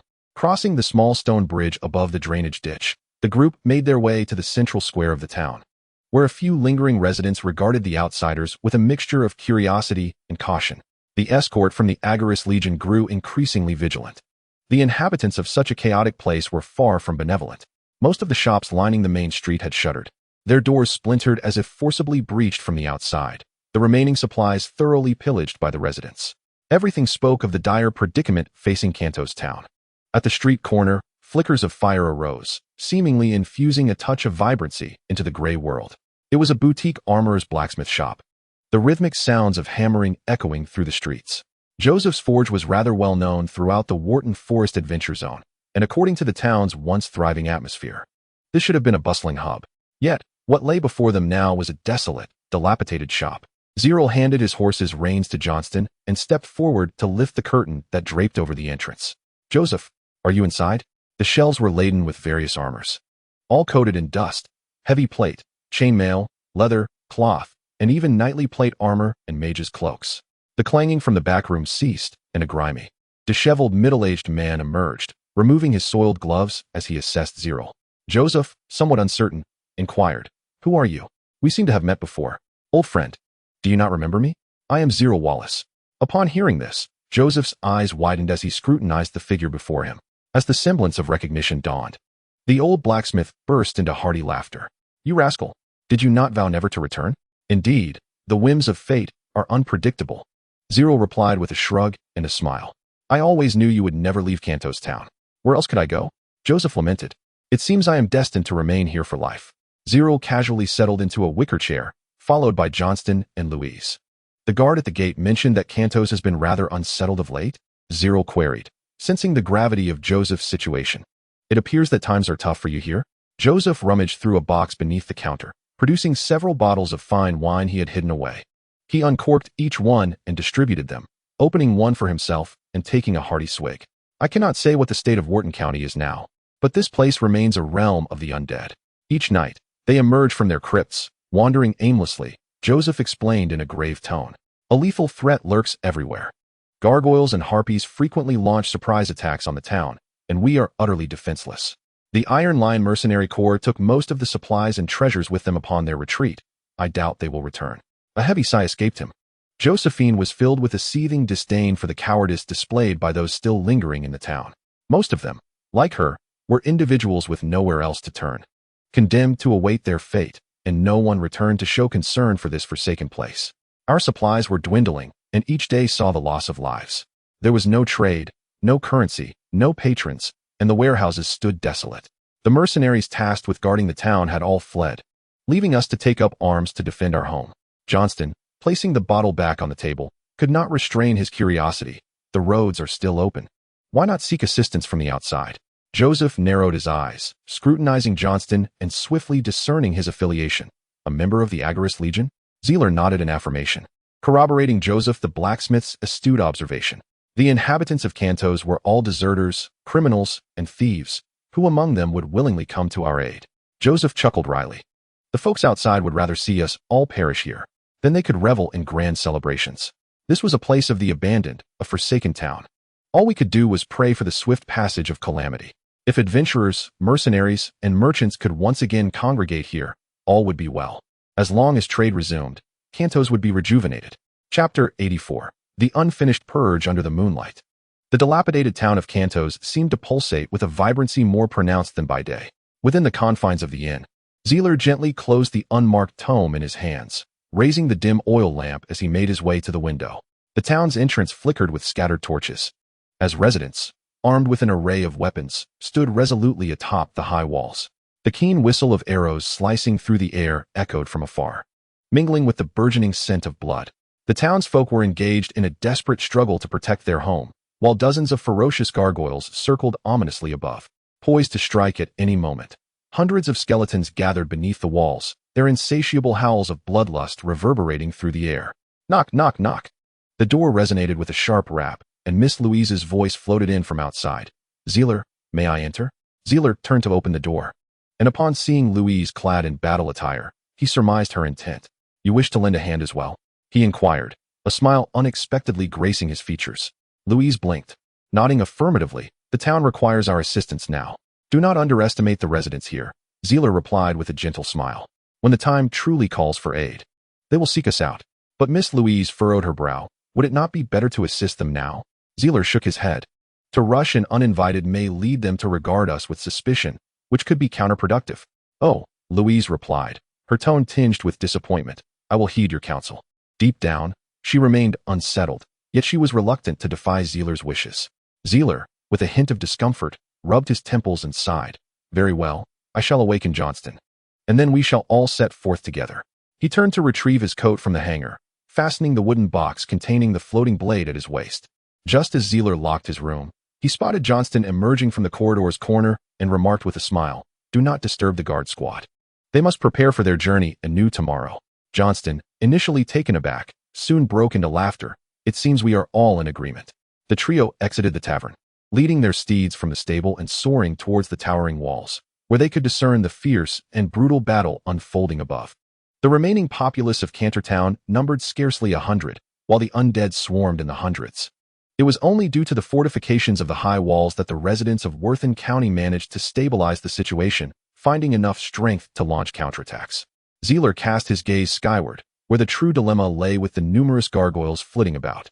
Upon reaching the walls, They observed the gatekeeper methodically directing children and women as they tirelessly transported supplies, stones, oil, arrows, anything that could be of use.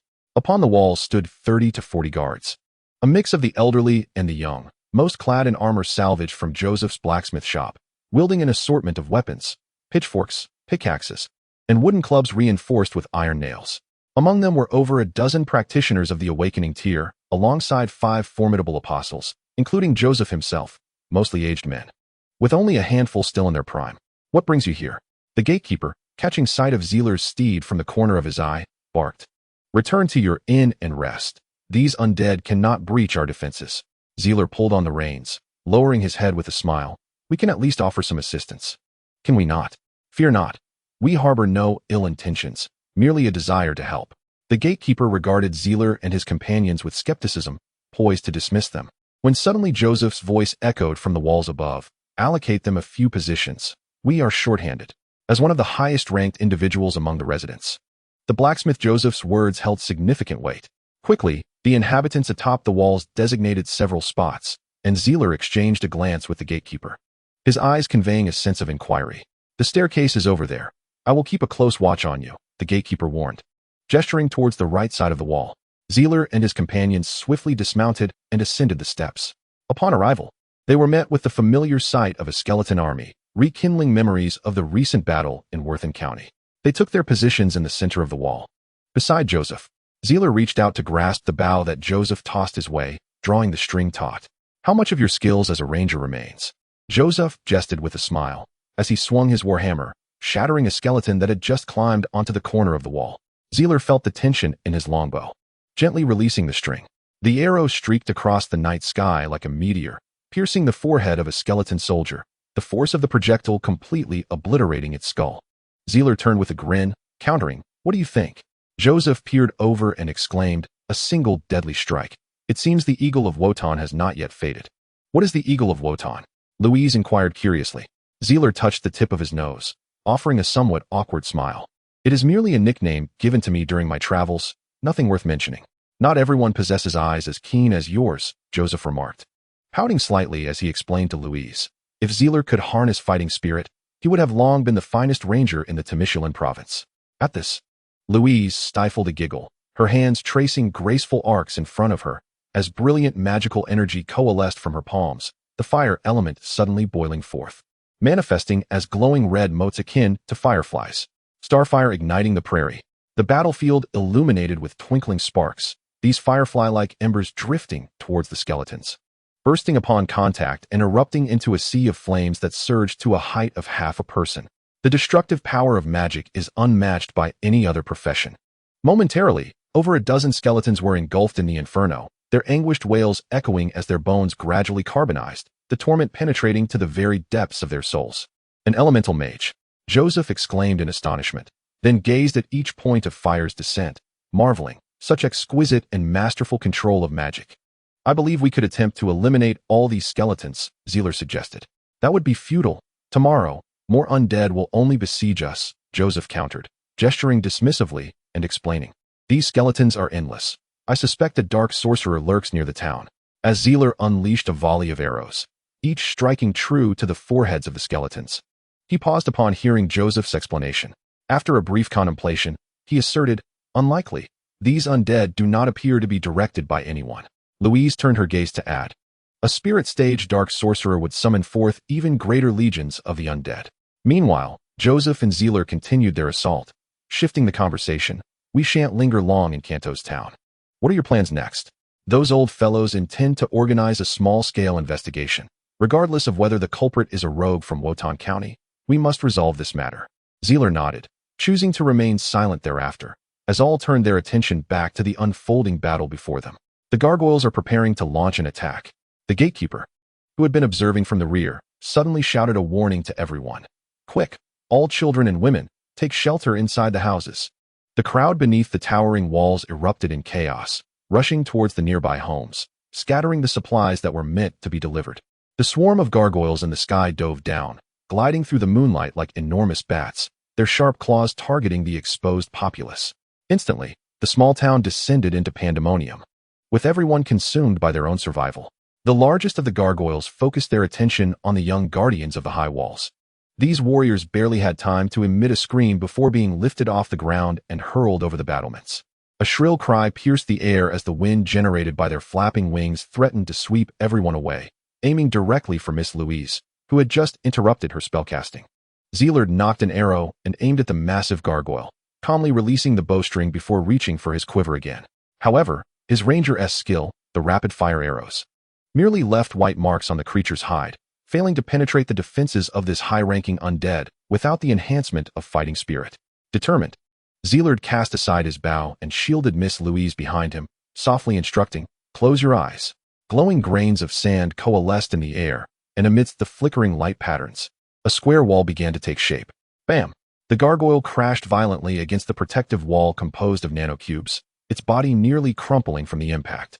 A cold light emanated from Zerel's waist, and emerald blood sprayed through the air as 13 blades, controlled by his mental power, wove together to form a net of death, dismembering the gargantuan gargoyle in an instant. The nanocubes disassembled like building blocks, then reformed into geometric shapes made of points, lines, and surfaces, encircling Zerel in preparation for any potential attacks.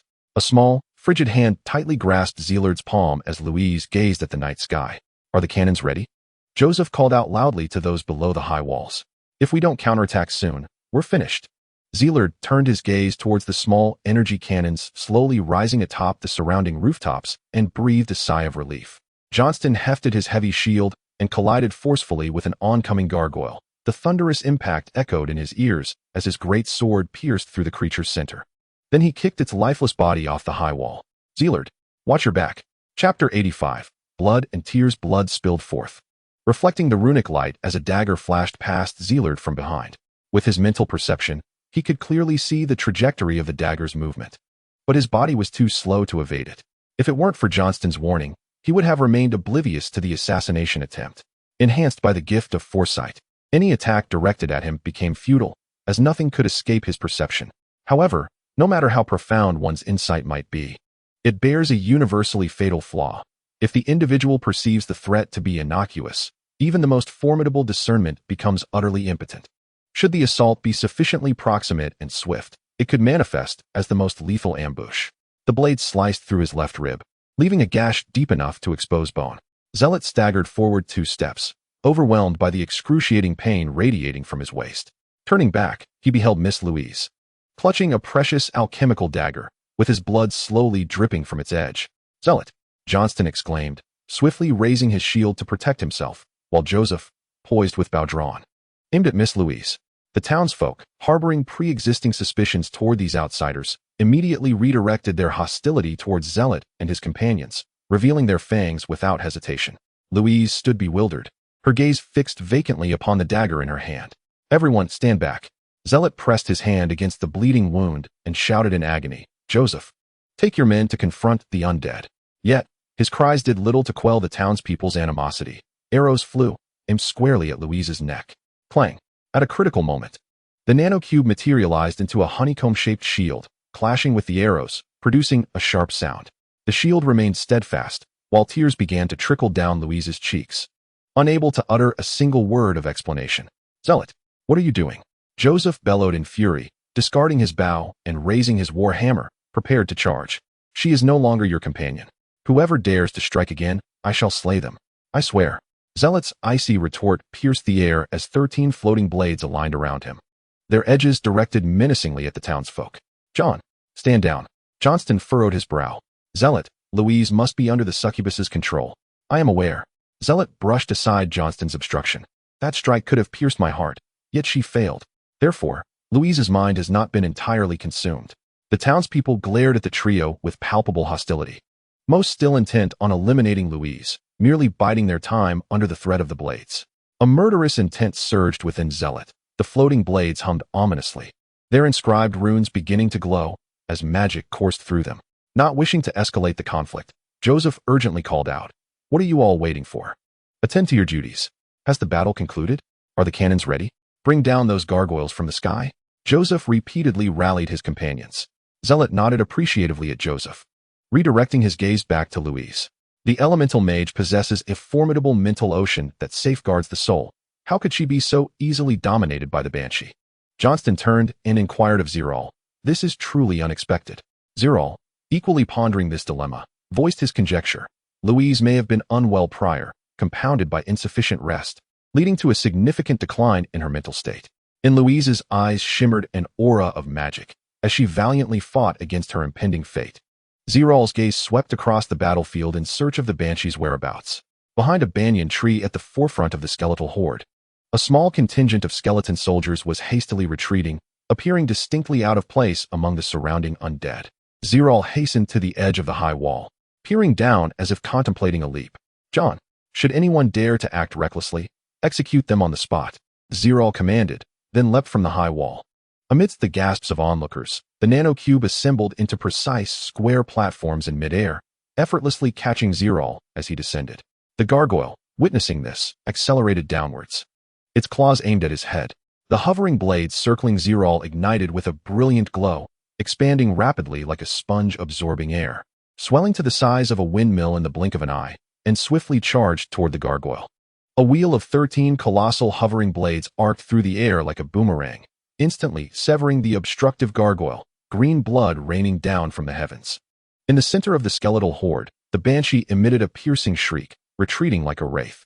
Zerel leapt off the platform formed by the nanocube, his feet landing in the muddy battlefield, where the skeletal soldiers immediately converged upon him like sharks sensing blood. The primal alchemy of the Titan's heart, awakened by the power of 100 beasts, surged within his mental ocean, finally staunching the flow of blood from his waist wound, which began to heal gradually. His pure white eyes, devoid of emotion, scanned the surroundings, and with a forceful thrust, he plunged into the skeletal throng, his immense strength toppling a vast array of skeletons. Zerel's fingernails transformed into deadly talons, his skin reflecting the sheen of scaled armor, and a sinister grin revealed 2 sharp fangs at the corners of his mouth. The effects of the primal awakening had wholly reformed his body into a ruthless killing machine, reawakening humanity's most instinctive weapons from the depths of his bloodline. The perfect synergy between the power of 100 beasts and the primal awakening bestowed upon Zerel the swiftness of a cheetah, the might of a war elephant, the hunting instinct of a tiger, the cunning agility of a fox, and the terrifying scales of a turtle snake. Boom! The earth trembled. The skeleton soldiers were sent flying like mere toys, their bones and claws shattering upon brutal impact. The banshee attempted to flee, but how could she possibly outpace Zerel's charge? Crouching low, her knees nearly touching the ground, she gathered strength from her entire being and transmitted it to the earth. Boom! Zerel's figure left behind trails of afterimages as he suddenly forged a path through the horde of skeletons. Simultaneously, the floating blades, returning to their original size, swirled across the battlefield, conjuring a tornado of shattered bones. Each of the 13 blades was inscribed with runes of varying effects, intercommunicating and sharing their powers, allowing for the evolution of 13 distinct forms of attack. Although their potency was limited by Zerel's class, the comprehensive variety of these runes enabled him to devise targeted strategies for any situation. However, a notable drawback was that the attack forms could not coexist during transitions, and a brief moment of vulnerability was required for switching forms. Sharpness, doubling, tempest, thunder, gravity, repulsion, invisibility, bloodthirst, voodoo, incineration, freezing, impact, and splitting. Zerel invested immense effort into this weapon, aspiring to one day transform it into a true magical artifact. Under the baptism of the tornado, a path was swiftly cleared through the skeletons, and those enemies swept into the sky would suffer grievous injuries, even if not entirely vanquished. Zerel brutally toppled a skeletal soldier wielding a club, seizing the shield from its grasp as he pressed onward. His pure white eyes flickered with crimson veins, his exposed blood vessels rendering him particularly fearsome. The side effects of the origin alchemy were becoming increasingly severe, yet Zerel could not afford to halt his advance. A banshee alighted upon a branch, turning to face him, as the air around them converged into her mouth with a sudden intensity, heralding a mournful wail. The runes upon the floating blades abruptly shifted from azure to violet, streams of energy glimmering along the edges as they encircled the banshee in a half-moon formation. A deafening hum struck Zerel's head like a hammer, the inaudible sound waves tearing through his eardrums, blood cascading down his temples. Enduring the pain and dizziness, he pressed forward, his fingers twisting in the air as his sharp nails effortlessly peeled away the skull of the last obstructing skeleton. Just as Zerel believed success was within his grasp, The banshee produced a rusted dagger from her palm. With a mocking gaze, she laughed at him, declaring, "You cannot catch me, and I shall take the girl's soul." The banshee raised the dagger and, seemingly devoid of pain, drew it across her own throat, a deranged smile adorning her face. Green blood sprayed down from the treetops, the soul fire in her eyes extinguishing rapidly as the rusted dagger slipped from her fingers and fell. Zerel came to an abrupt halt, the space surrounding the banshee's corpse rippling, dense black mist swirling like a specter before shooting skyward towards the high walls. With a tremor in his voice, Zerel articulated the true intent behind this act of self-sacrifice. This is a sacrifice, a curse. The black smoke billowed, spanning the entire battlefield in an instant. Zerel's gaze followed, only to witness the dark mist enveloping Louise. Each succubus possesses a unique magical talent, a singular opportunity to cast a sacrificial curse. A notorious martial art infamous during the Second Epic War. At the cost of one's own soul and life, this curse binds any being once controlled by the caster, dragging them eternally into the depths of hell. Chapter 86. The light of darkness as the smoke of battle dissipated. The sun rose with its customary grace upon the horizon of the east. The residents of Kanto's town began to gather the remains of the fallen, incinerating the corpses of the undead that posed a threat of plague. Zerel stood before the high walls, his visage obscured by verdant blood, while behind him lay the shattered remains of skeletal soldiers, their bones strewn across the ground, with not a single undead surviving. The townsfolk, armed with bows and crossbows, aimed menacingly at the center of Zerel's forehead, their expressions shrouded in grimness. "Leave this place, outsiders," an elder of the apostle rank shouted, leaning on his great sword. "Kanto's town shall no longer welcome your presence." Johnston found himself encircled by the crowd, with Miss Louise lying motionless on the ground, her fate uncertain. "We aided the town in repelling the undead, yet you brandish your blades against us." Johnston's voice was cold, suppressing his seething anger. "These skeletons have been vanquished. Tomorrow will only bring forth greater calamity." The elder, his face twisted in fury, retorted, "Get out of here. Never let me see you again." Johnston clenched his teeth tightly, his furious gaze fixed upon the aging apostles before him.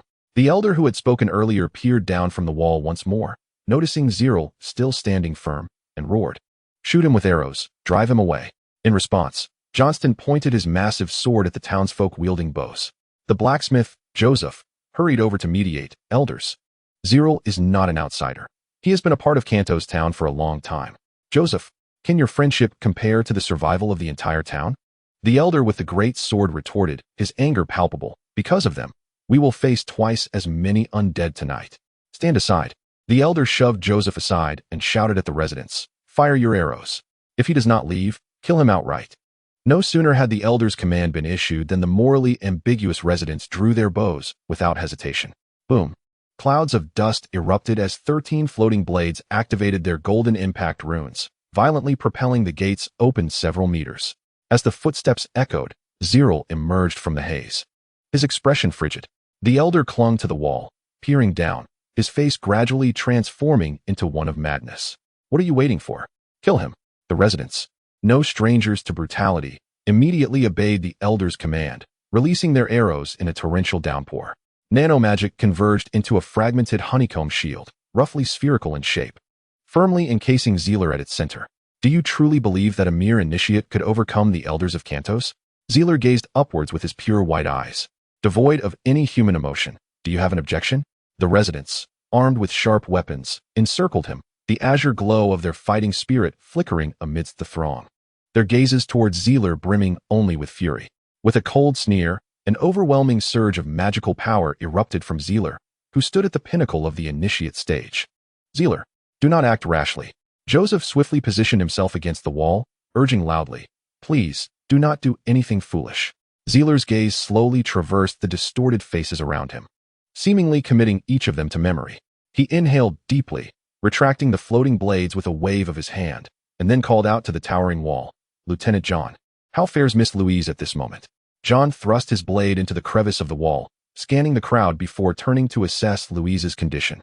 Dark veins spread across her skin like spilled ink, gradually extending from her palm to other parts of her body, as grotesque faces began to emerge from these markings, resembling the tormented souls of the damned. Johnston's expression darkened gravely, and he bitterly exclaimed, "The situation is dire. Miss Louise is unlikely to survive." Upon hearing this, The residents' wariness intensified, while the so-called elders, hastily chosen, remained unmoved. Veins bulged on Zeler's forehead, an unnatural flush creeping across his face. If the fury in his gaze could manifest, it would incinerate the entire town of Cantos. The sheer intensity of his rage forced a suppressed roar from his throat. Though the sound was not particularly loud, it sent a chill through the hearts of those present, as if they were grasped by the cold hand of death. Regaining his composure, Zeler inhaled deeply, suppressing his anger, then turned to the elders and spoke slowly and deliberately. 1,000 gold coins. We shall continue our stay at the inn and guarantee our non-involvement in any affairs of the town. For a town on the brink of resource depletion, nothing could sway the hearts of its people more than gold. The elders exchanged glances, shaking their heads, and the elder wielding a great sword spoke. 5,000 gold coins. With the assurance that you will not step foot outside the inn. Zeler could not help but laugh, a chilling and somewhat cruel mirth. Very well. I can agree to that. Zeler nodded, a tinge of pity creeping into his gaze as he regarded the elders. Joseph rummaged through the clutter at the base of the wall to procure a stretcher, assisting Johnston in lowering Louise from the battlements. Zeler rushed over to the stretcher, his heart sinking into profound sorrow as he beheld the eerie black markings, the imprint of tormented souls. Johnston spoke up. I have never heard of anyone able to lift this curse. Zerel clenched his fists tightly, the strain causing his knuckles to pale, his nails digging deeply into his flesh. John, could you persuade the soldiers of the Legion to remain a while longer? Zerel inquired, his voice somewhat hoarse. Johnston silently nodded. Had the entire group assembled, they would not find themselves in such a passive predicament. Hey, when will you deliver the gold you promised us? Shouted the elder, wielding a great sword from atop the high wall. Zerel glanced upward, his gaze meeting the rising sun, its blinding rays casting the faces of the residents on the wall into shadow, rendering them almost unrecognizable as humans. You may accompany me back to the inn, Zerel replied, striving to suppress the anger bubbling within him, his tone thus appearing more composed. Let Joseph retrieve it. If you dare to deceive us, the blame shall fall upon him. Zerel instinctively reached for the wooden box at his waist, his eyes betraying the hatred he could not conceal. Zerel, Joseph admonished sharply, now is not the time for disputes. This young lady may be in grave danger. Zerel forcefully flicked the hem of his cloak and directed his gaze towards Louise on the stretcher. Allow me to carry Louise. This will expedite our journey. Zerel crouched down, lifting Louise onto his back, harnessing the power of the beasts as he leaped onto the rooftop, choosing the most direct route back to the inn, leaving even the warhorse far behind. Zerel, came Louise's faint call. It's all my fault. A sigh of relief escaped Zerel's lips as he traversed the gaps between rooftops, softly reassuring her, do not speak such nonsense. I am the leader of the group. I might be dying, Louise murmured, but I do not wish to die yet. You will not perish, Louise. Trust me. Chapter 87. The gatekeeper in the dimly lit room of the small inn. The fire blazed brightly, the damp air becoming considerably drier. The cursed mark of the vengeful spirit on Louise's arm had now spread to her elbow, the curse slowly eroding her spirit at the current rate of progression. It seemed likely that Louise would depart this world entirely within 3 days. Zerel pored over the blank tome in his hands, yearning to unearth any clue from the vast array of ancient texts in the castle. The sacrificial curse is one of the few types of curse attacks capable of affecting a large population. The Mist Empire had employed this method during the Second Era War, leaving humanity with profound losses that history still remembers. Johnston added more charcoal to the fireplace and suggested to Zerel, perhaps President Lowfield has a solution. Such a curse should not pose a challenge for a master alchemist of the sage class. We cannot possibly return to Gasperlo within 3 days. Zeler, without raising his head, explained that there had been instances in history where individual curses were successfully dispelled, suggesting that there must be alternative methods to break such curses. Louise's state of unconsciousness was becoming increasingly frequent, and as time slipped away, the hope of finding a remedy dwindled. If there truly existed a dark sorcerer nearby, perhaps capturing him could provide a means to save Louise. Johnston pondered this thought and proposed a new possibility. Zeler gritted his teeth and replied, even if this conjecture holds truth, we lack the manpower to ensnare him. Moreover, we do not have the luxury of time. Knock, knock, knock. The door was rapped upon, prompting Johnston to hastily rise and answer. The sound of hurried footsteps echoed outside, and as the wooden door swung open, Johnston gasped in surprise. Lieutenant Johnston, I apologize for our tardiness. Is team leader Zeler inside? Came a somewhat shy greeting from the threshold. Subsequently, Johnston stepped aside, allowing Captain Johnson to enter first. Zeler. The Order of the Jacaranda has arrived, Johnston called out excitedly into the room. Following him were other members of the materials collection team, Altus, St. Marchdo, and the golden-haired assassin, William. Black Pepper and Dark Bug also entered, causing the small room to feel somewhat cramped. Aside from the Night Owl and Ice Cicada, who were engaged in an investigation in the Imperial capital, the materials collection team was now fully assembled. Captain Johnson surveyed the room, noting Louise unconscious on the bed, while Zeler, weary and astonished, stood up. Sensing the sorrow on Zeler's face, Johnson felt a twinge of confusion but shook his head and approached to pay his respects. Upon seeing their arrival, Zeler felt as if the gloom of recent days had lifted, and he eagerly embraced each of them. William stepped back, frowning slightly, while Darkbug shouted, "Please, don't touch me."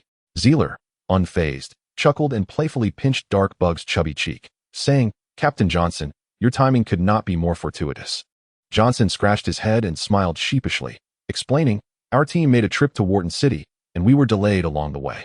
I sincerely apologize." Zeler quickly waved his hand dismissively. "Let us set that aside for now. Miss Marchdo, would you kindly assess Louise's condition first?" He directed his hopeful gaze toward the only professional healer among them. Upon entering, Marchdo had been frowning, and hearing this, she pushed past Altus, who was blocking her path, and approached the bed. Zeler and Johnston breathed a sigh of relief at her decisive action. "Gentlemen, could you please step outside for a moment? I need to conduct a thorough examination of Miss Louise." Marchdo turned to address them.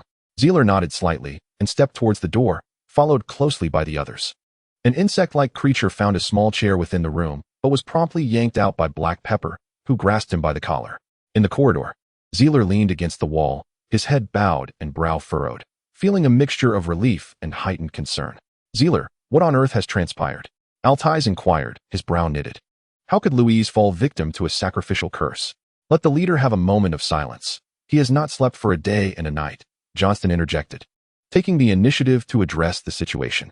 He recounted the journey of Zeler and his companions from the Agaris front line to the battle that had concluded that very morning. "For now, we must remain within the confines of the inn," Johnston concluded. "However, since everyone is present, we need not heed the elders any longer." Upon hearing this, the insect-like creature nodded, his face filled with indignation.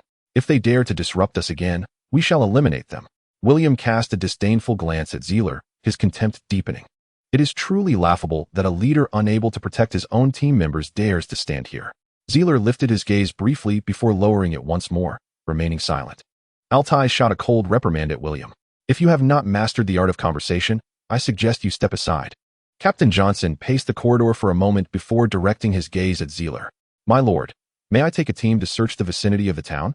Do you truly believe there are remnants of the Dark Sorcerer's Cabal lurking nearby? At the very least, we cannot dismiss the possibility, even if there are no Dark Sorcerers present. Something else must be driving these scattered undead. I am certain of it." Zeler furrowed his brow. "However, we cannot intervene at this moment. If we are to act, we must first resolve the troubles within Kanto's town." Johnson nodded in agreement, having grasped the implication. William scoffed.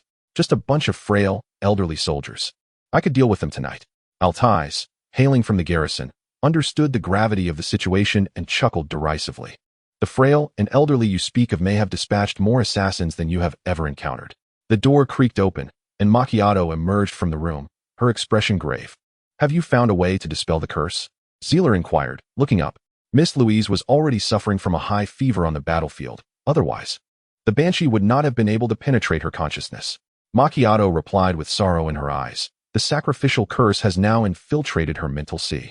I can only temporarily suppress the curse's eruption, using holy water to seal the vengeful spirit's imprint." Zeler's face turned pale as he scanned the room, gritting his teeth and asking, "Is there no glimmer of hope? At least a saint or cleric of war rank or above is required to perform a major dispelling spell." Macchiato shook her head. "Otherwise, we must relinquish all expectations." Zeler felt a sudden tightening in his chest, overwhelmed by a wave of dizziness, as if he could scarcely breathe. The farewell was declared with such finality. The young saint, a shadowy figure, echoed through the corridor's spiral staircase. A tattered robe rounded the corner, muddy boots thudding against the corridor floor.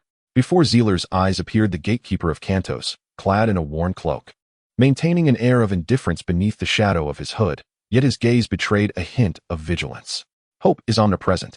It merely depends on whether one possesses the courage to pursue it. The gatekeeper's gaze swept casually over the expressions of those present, ultimately resting on Zeler. This is a world resplendent with colors, where nature harbors countless treasures capable of yielding true miracles. Johnston fixed a cold stare upon the gatekeeper, his great sword already drawn. The gatekeeper remained unfazed, casting a murky glance toward Zerel. Do you have the bravery to ascend the peak of despair, alchemist? Chapter 88. The Sole Hope. In the silent corridor of the inn, Zerel patted Johnston's shoulder, signaling him to remain calm. The gatekeeper stood motionless, awaiting his final answer. It seems you possess a method to dispel the banshee's sacrificial curse? Zerel inquired. The gatekeeper waved his hands dismissively. Do not misunderstand. I am merely an ordinary man who has lived longer than most. My abilities are quite limited. The means to lift the curse should lie within you. He pointed at Zerel. However, it depends on whether you have the courage to risk your life. William scoffed disdainfully, leaning against the wall with arms crossed. Zerel furrowed his brow and approached the gatekeeper, fixing his gaze intently upon him. Offer me some gold, and I shall reveal the method. The gatekeeper smirked lewdly, rubbing his hands together in anticipation. Zerel withdrew his last pouch of gold from his pocket, containing approximately 50 coins. Altais quickly grasped Zerel's sleeve. How can you be certain this fellow truly has a solution? Zerel glanced back at Altais, his expression calm. If he dares to deceive me, I shall slay him. The gatekeeper greedily eyed the pouch, snatching it eagerly and hastily opening it to count. A satisfied grin spreading across his face. You shall not regret this, young man. The gatekeeper chuckled as he tucked the pouch into his sleeve. Raising his gaze to Zerel. Are you familiar with the legend of the Peak of Despair at the heart of the Worton Forest? Zerel nodded dismissively. The gatekeeper, noticing his gesture, couldn't help but laugh. Having spent some time in Cantos, you must have heard this tale. Deep within the ancient Worton Forest lies an unknown sanctuary. The gatekeeper straightened, quietly explaining to the group. Within this sanctuary exists the ruins of an ancient dwarven city, where they forged magnificent fortresses from molten lava. Within this dwarven city-state lies a treasure that even the dragonkin covet, a trove filled with enough gold coins to form an ocean. And among them are rare miraculous artifacts. Zerel's expression darkened as he coldly interrupted. I am well aware of all you speak of. The original purpose of Cantos Town was to explore this secret realm, which once attracted the attention of a large mercenary group from the Messiah Federation. However, those initial treasure seekers met their demise within the depths of the realm, with no survivors emerging. Drawing his knightly sword from his side, Zerel fixed a cold gaze upon the gatekeeper, threatening, What I require is a means to lift the curse, not a tale of legends. You are wasting my valuable time. The sharp blade pressed against the gatekeeper's throat, yet he remained unfazed, grinning with a sinister smile. Did you just say no one survived? Noticing the peculiar expression on the gatekeeper's face, Zerel instinctively took a half-step back. The tattered hood was suddenly yanked off by the gatekeeper, revealing his visage to all present. His head was marred by festering lumps, blood oozing forth, some wounds already scabbed over while others continued to rot. Maki, upon catching a glimpse, squealed and retreated behind the crowd, while even the seasoned members of the group, accustomed to violence, frowned in dismay. Yet I still live. The gatekeeper cackled. I am the sole survivor of that calamity. These scars, corroded by poisonous mists, serve as my proof. Zerel, fighting back nausea, staggered back a few steps, his face turning ashen. Listen to me. The gatekeeper insisted, growing serious. That secret realm truly exists. I have seen the storeroom of the dwarven fortress with my own eyes. They built it on the cliffs of Despair Peak, surrounded by a relentless blizzard. Zerel smirked coldly, though he did not vocalize it. His gaze upon the gatekeeper was one of a jester. You wish to use us to reopen this treasure? Do you believe 50 coins are sufficient to purchase knowledge of a hidden gem? The gatekeeper erupted into uncontrollable laughter, only pausing to catch his breath before declaring, No one in this world can truly attain it. Not I, nor you. Should greed take hold of your heart, these treasures will ultimately lead to your demise. But that matters not to me. I have no desire to re-enter the secret realm. Zerel paused, puzzled. What do you mean? What connection does Despair Peak have with the sacrificial curse? The gatekeeper once again obscured his head with the hood, chuckling ominously. If you have the courage to scale the summit of Despair Peak, hope shall be yours. The spoils from the vanquished goddess of radiance were dedicated upon the altar at the mountain's peak, a bane to all evil forces. Should you acquire it, breaking the sacrificial curse will pose no challenge. Yet, for this, you must endure immense suffering, and perhaps even pay with your life. The sword's edge withdrew, and Zerel reassessed the gatekeeper before him. Captain Johnson suddenly interjected, This information cannot simply be acquired for 50 gold coins. What else are you concealing? The gatekeeper refrained from directly responding to Captain Johnson's inquiry, Instead, he raised a solitary finger and smiled, saying, "Do not be hasty. Wealth and power hold no significance for one like me, a man on the brink of death. What I seek is a solemn promise. You, along with the formidable forces that stand behind you, must assure me that Kanto's town will endure unscathed for at least the next century, free from any invasion or interference. Swear an oath and draft a contract. Only then will I divulge the true secrets of the hidden realm." The gatekeeper's demeanor was grave, and his eyes reflected an unwavering resolve unto death. Zerel was consumed by urgency, yet he lacked the authority to represent the Alchemist Association in such matters. This demand seemed utterly unreasonable. "As you can see," Zerel began, "my companions and I are but insignificant figures within our respective organizations. I cannot make such a promise on behalf of any institution." Inadvertently, Zerel had begun to use formal language. "I regret to inform you that we cannot meet your demands." The gatekeeper furrowed his brow and shook his head, saying, "What a pity. I had hoped there might be some signs of prominence among you." As the gatekeeper turned to depart, Zerel swiftly stepped forward to block his path. "Please, reveal to me the entrance to the hidden realm." A resolute determination shone in Zerel's expression. "If this is our only hope, then regardless of the perils that lie within, I must attempt it." The gatekeeper ignored him, moving to sidestep. "Sir." Zerel again positioned himself in front of the gatekeeper, declaring, "In the name of Zerel Wallace, I vow that as long as I draw breath in this world, I shall protect Kanto's town with my life." Zerel's promise momentarily halted the gatekeeper's steps, and he turned to regard the young alchemist before him. "If you venture into the hidden realm, whether you return remains uncertain. What right have you to pledge your life?" Zerel stood dumbfounded, rendered speechless. "Should Zerel, the leader, truly perish within the hidden realm, I shall fulfill his vow."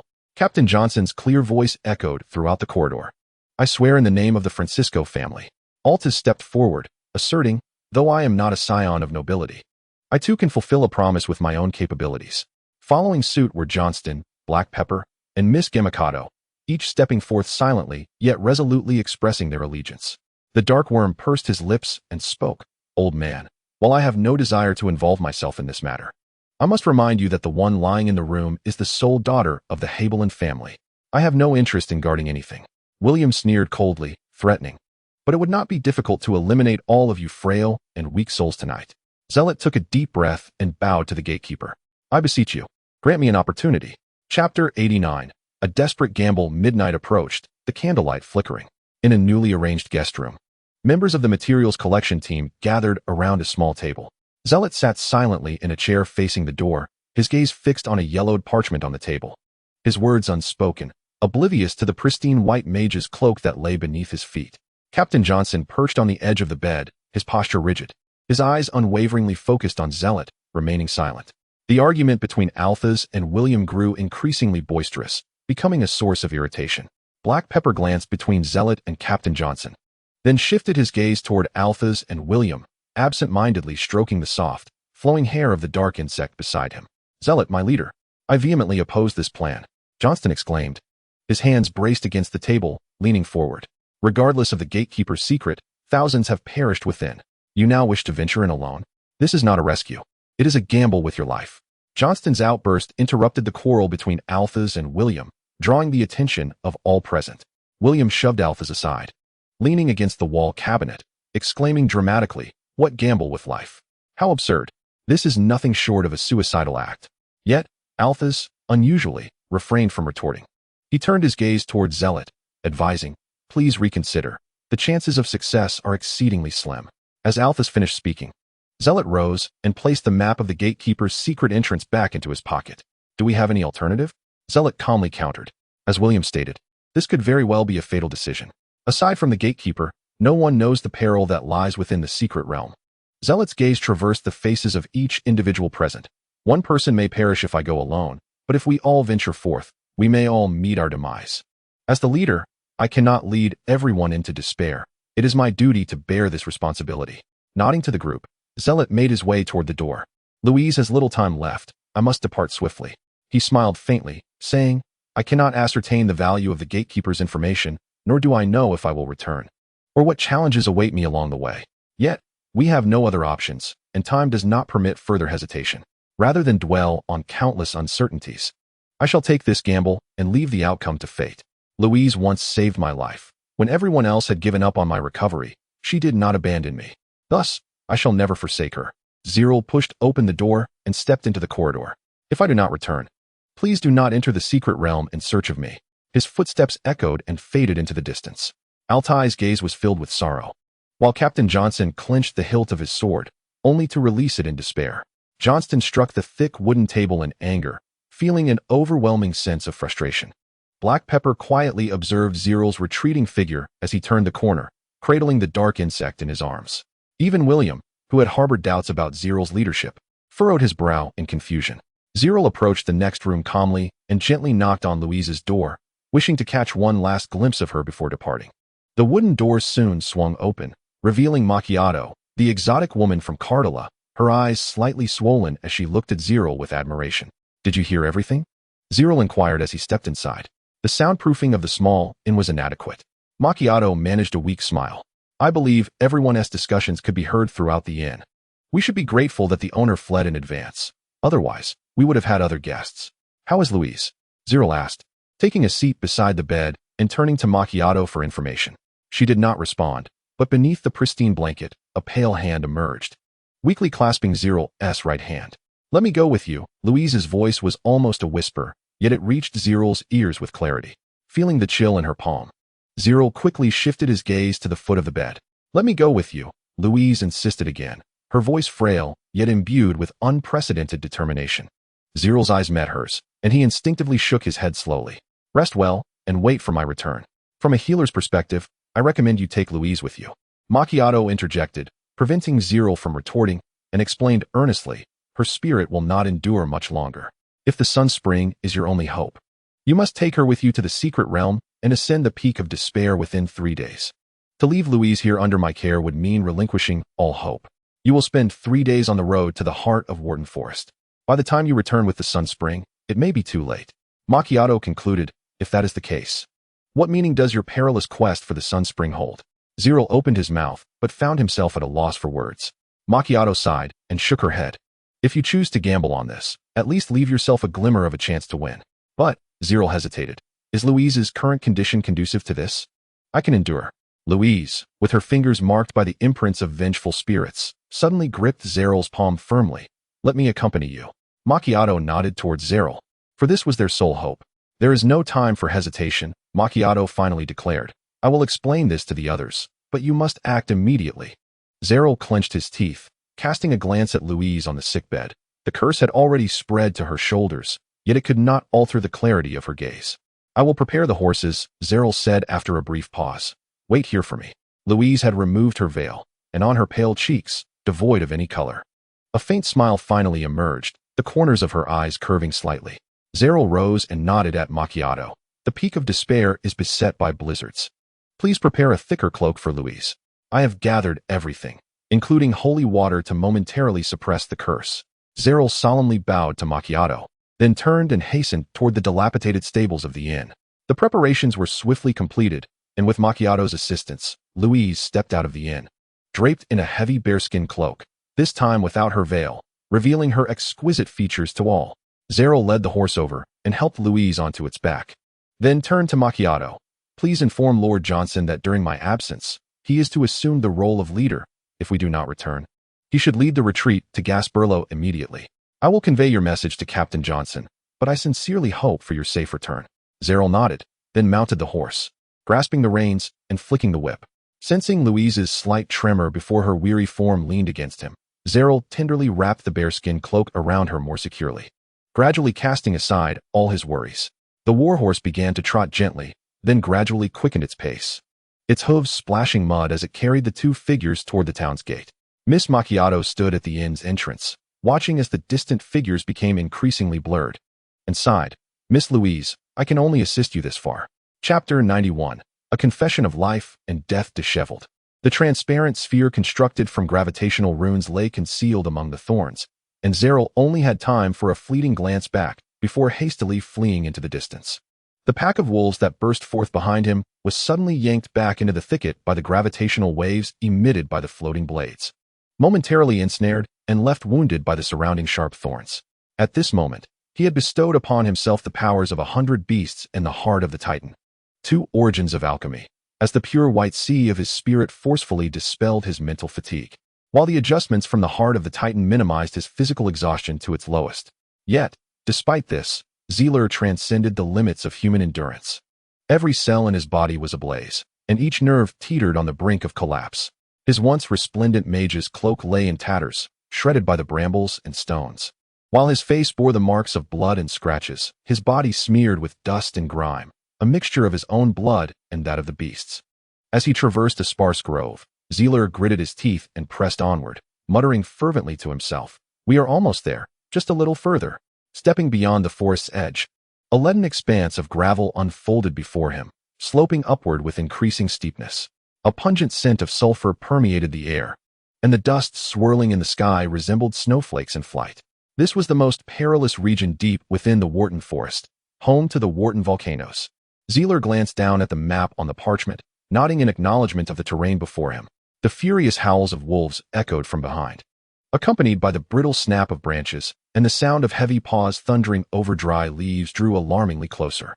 Without hesitation, Zerel dashed into the rocky terrain, the open vista around him providing a momentary reprieve, though the sharp sting beneath his boots caused him to grimace. The wolf pack did not cease at the forest's edge. Upon noticing Zerel's slowing pace, they became even more fervent in their pursuit.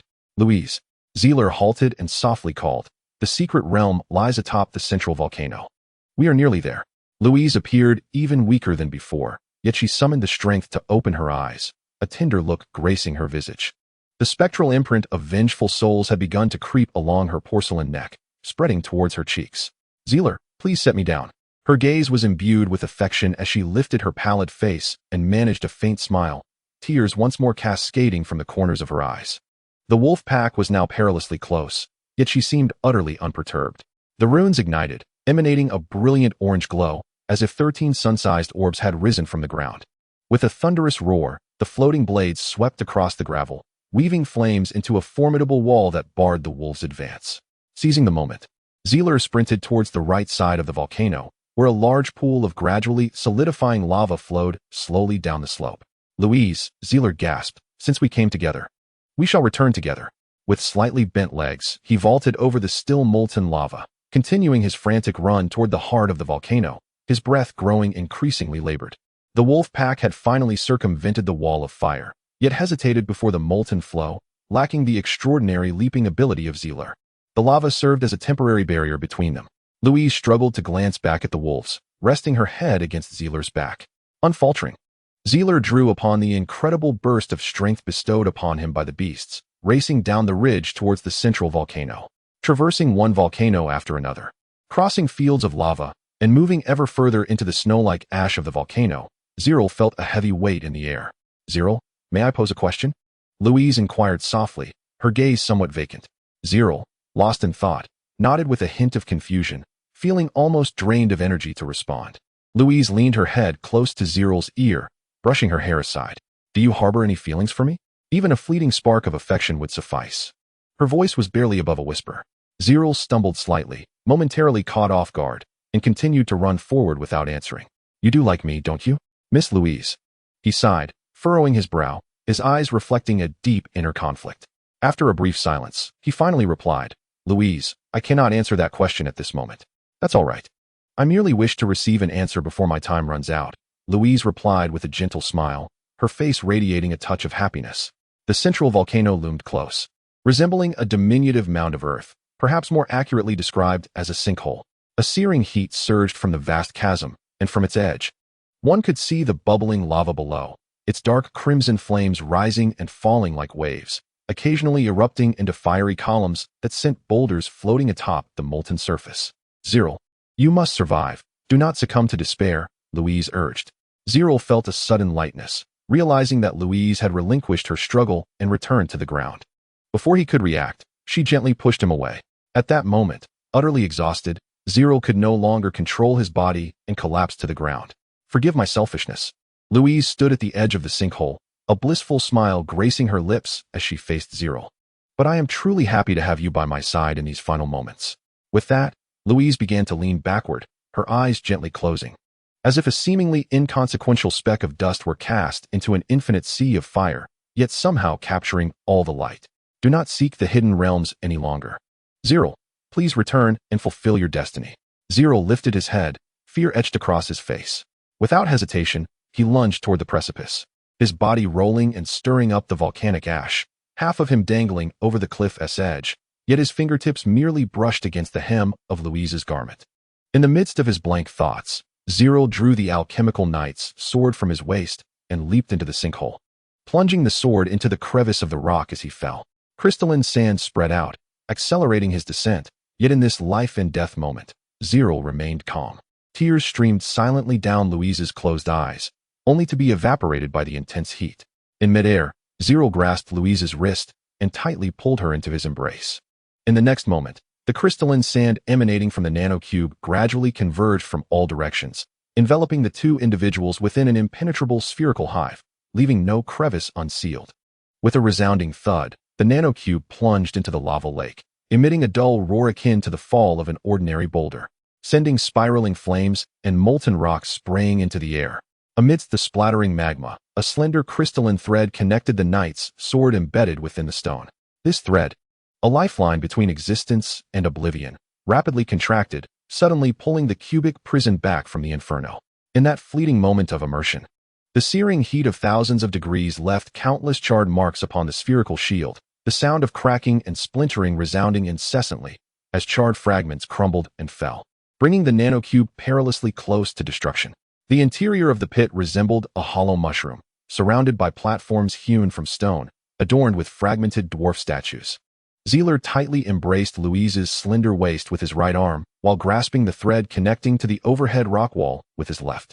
Seizing the opportunity before the nanocube succumbed completely, Zerel extracted a small portion of usable crystals from the collapsing hive prison, constructing a makeshift platform in midair that barely afforded them leverage.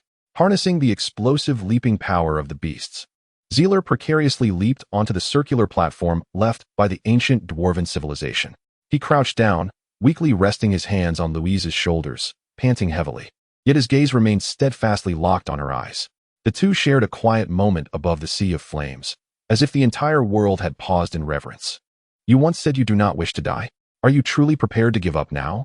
Zerel's calm tone concealed an undercurrent of boundless fury. "Answer me, Louise." "But I do not wish to burden you," Louise replied, wrapping her arms around Zerel's neck, tears cascading uncontrollably down her cheeks. "As long as you are safe, I would willingly forsake my life for you." Trembling, Zerel wiped away the tear streaks from Louise's face, his own vision blurring. "Louise, tell me, do you wish to live?" Louise, her voice choked with sobs, stubbornly shook her head, tears staining her cheeks, adding to her fragility and helplessness. In that gaze, they seemed to glimpse each other's souls. "I want to live, Zerel. I want to be with you forever." Louise clung tightly to Zerel's neck, weeping like a child. Chapter 95. The treasure cave. The skin on the outer side of his fingers cracked, crimson blood trickling down his wrist, revealing the stark whiteness of bone at the wound. Yet, the pain had numbed. The wounds on his hands were frozen by a thin layer of ice, and Zerel could scarcely feel a hint of sensation in his hands.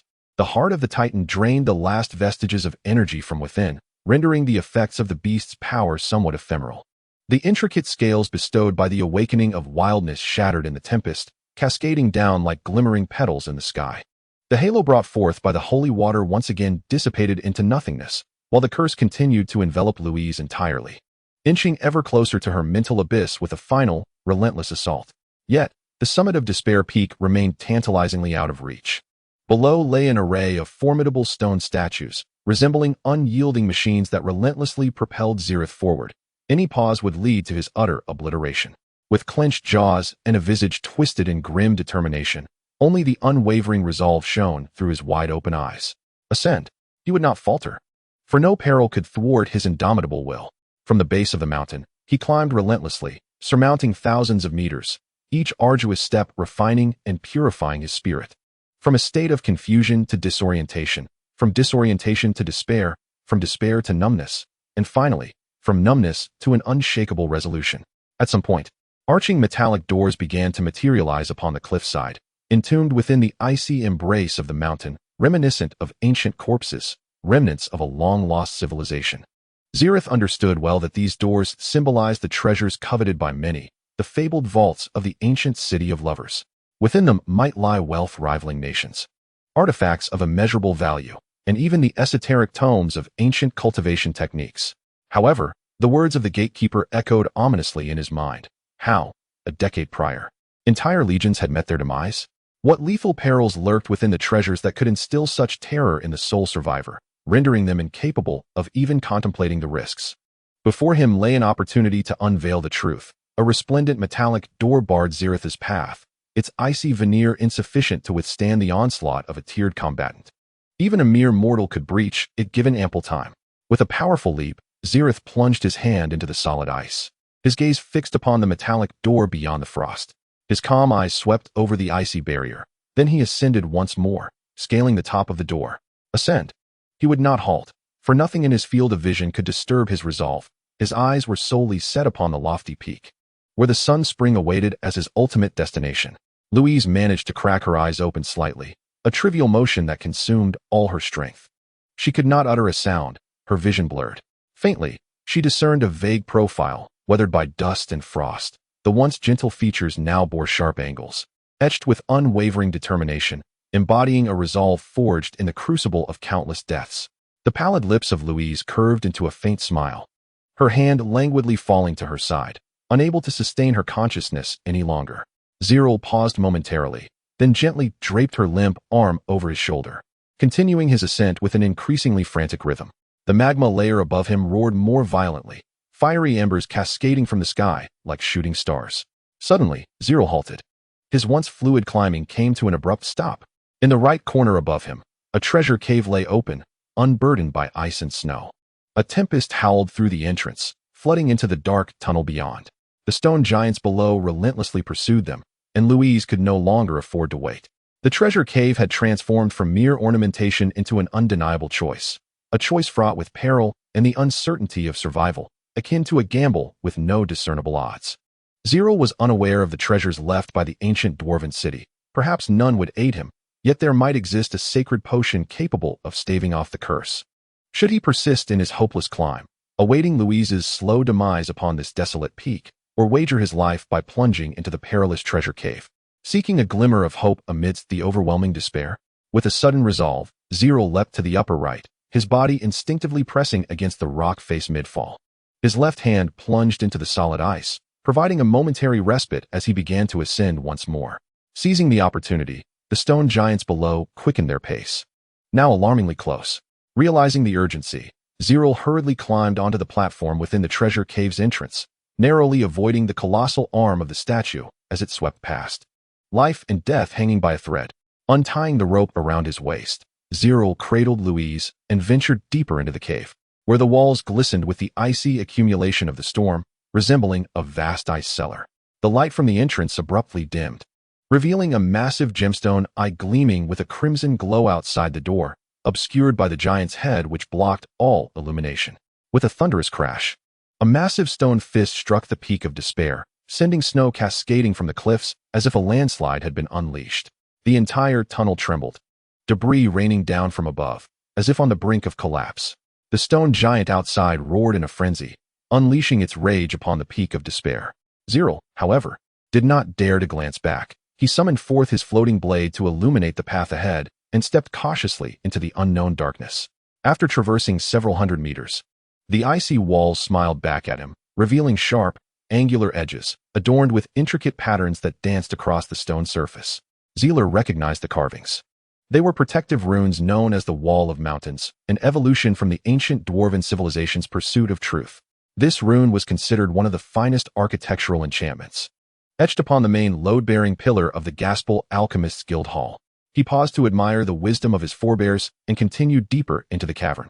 The sound of cracking dry wood echoing beneath his feet. The floating blade descended slightly, its luminescence casting a glow on the path ahead. The ground was littered with human bones intertwined with shattered weaponry, remnants of garments and armor, showcasing the fashion history of nations from over a decade past. The remains of the deceased filled the tunnel, transforming the treasure cave into a ghastly burial pit. Zerel raised his boot, realizing he was treading upon a mound of pulverized ribs. 3 of the floating blades split from the group, arranged in a triangular formation, darting forward along the ground, illuminating the path of bones with their faint glow. Confronted by this grisly sight, Zerel found himself momentarily stunned, instinctively stepping back as an unsettling chill surged within him. He quickly deduced the origins of the countless bones. These were undoubtedly the individuals from the large mercenary bands who had come here in search of treasure a decade ago. No sooner had he formed this thought than he abruptly sidestepped. A sharp whoosh pierced the air as a crossbow bolt sliced through the darkness ahead. The 3 floating blades were immediately struck by the bolt, sent reeling.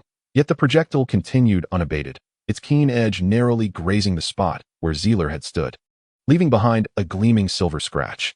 With widened eyes, Zerel hastily summoned his mental energy to scan the tunnel, leaving no stone unturned, even probing behind the walls. What unfolded before him was a breathtaking testament to the ingenuity of the ancient dwarven civilization. The intricate runic mechanisms, the densely hidden runic traps within the walls made even Zerel, a certified alchemist, feel a shiver run down his spine. Whether it was the photonic crossbow, the floating seesaw, or the poisonous fog cage and cursed traps, these mechanisms appeared to be in a primitive state, yet under the power of runic energy, they transformed into lethal weapons capable of threatening even the strongest warriors of the war tier. Some had already been triggered by the mercenaries who lay scattered across the ground, while others had lost their original purpose after millennia of erosion. Yet many still lay in wait, lurking in the shadows, poised to ensnare unsuspecting prey. Zerel cautiously retreated, his heart sinking into an icy abyss. Unlike the large mercenary bands, he could not afford to sacrifice lives to clear this passage. Traversing this field of mechanisms was an impossible endeavor. Chapter 98. The Tomb of History. Since the onset of the Eternal Night, a myriad of racial wars has unfolded across the continent, leading to a brief regression in the march of civilization and heralding the chaotic tumult that would ensue for millennia to come. In the grand tumult of races and civilizations, from the vast conflicts determining the rise and fall of city-states to the more intimate struggles for supremacy, some covet the exalted crown, while others unabashedly unleash their hatred. There are those who seize opportunities for personal gain, yet amidst this chaos, there exist noble souls who choose to safeguard a realm's tranquility. In this tumult, no clear distinction exists between right and wrong. Only the identities of the slayers and the slain prevail. The dwarven city-state nestled in the Worton Plains has likewise been embroiled in this strife. As descendants of the ancient Golden Emperor, none yearn for honor and dominion more than they. They embark on relentless campaigns of slaughter and plunder, subsequently hosting grand triumphal ceremonies. Their conquests yield immeasurable treasures, and their lavish lifestyles seem destined for eternal indulgence. These dwarves celebrate their victories publicly within the halls of Despair Peak, seemingly oblivious to the sins inflicted upon other beings amid the ravages of war, and they revel in their triumphs without remorse, until the day of ultimate judgment arrives. Wings unfurl from the heavens, day and night collide, and the calamity behind the eagle-headed mask heralds destruction and doom.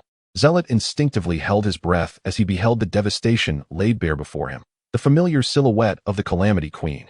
Day and night collide. A true meteor shower descends relentlessly from the night sky. The once vast plains and opulent palaces are instantaneously engulfed in flames. This ancient dwarven city-state plummets from paradise into the abyss overnight. The image of the queen no longer embodies the boundless confidence of the allied heroes in the War of the Gods. She now resembles a demon, poised to obliterate everything in her path. The ancient dwarven murals unabashedly express their loathing for the queen, dark and grim in style, depicting the annihilation of the dwarves with chilling cruelty.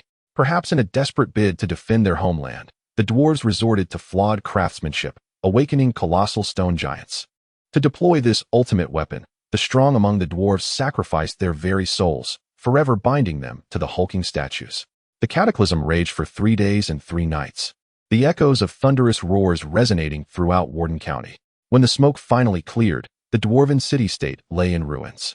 The queen's magic had crumbled the earth, transforming the plains where the dwarves had thrived into a landscape of volcanic chaos. And over the ages, the once golden land helplessly morphed into a dense forest.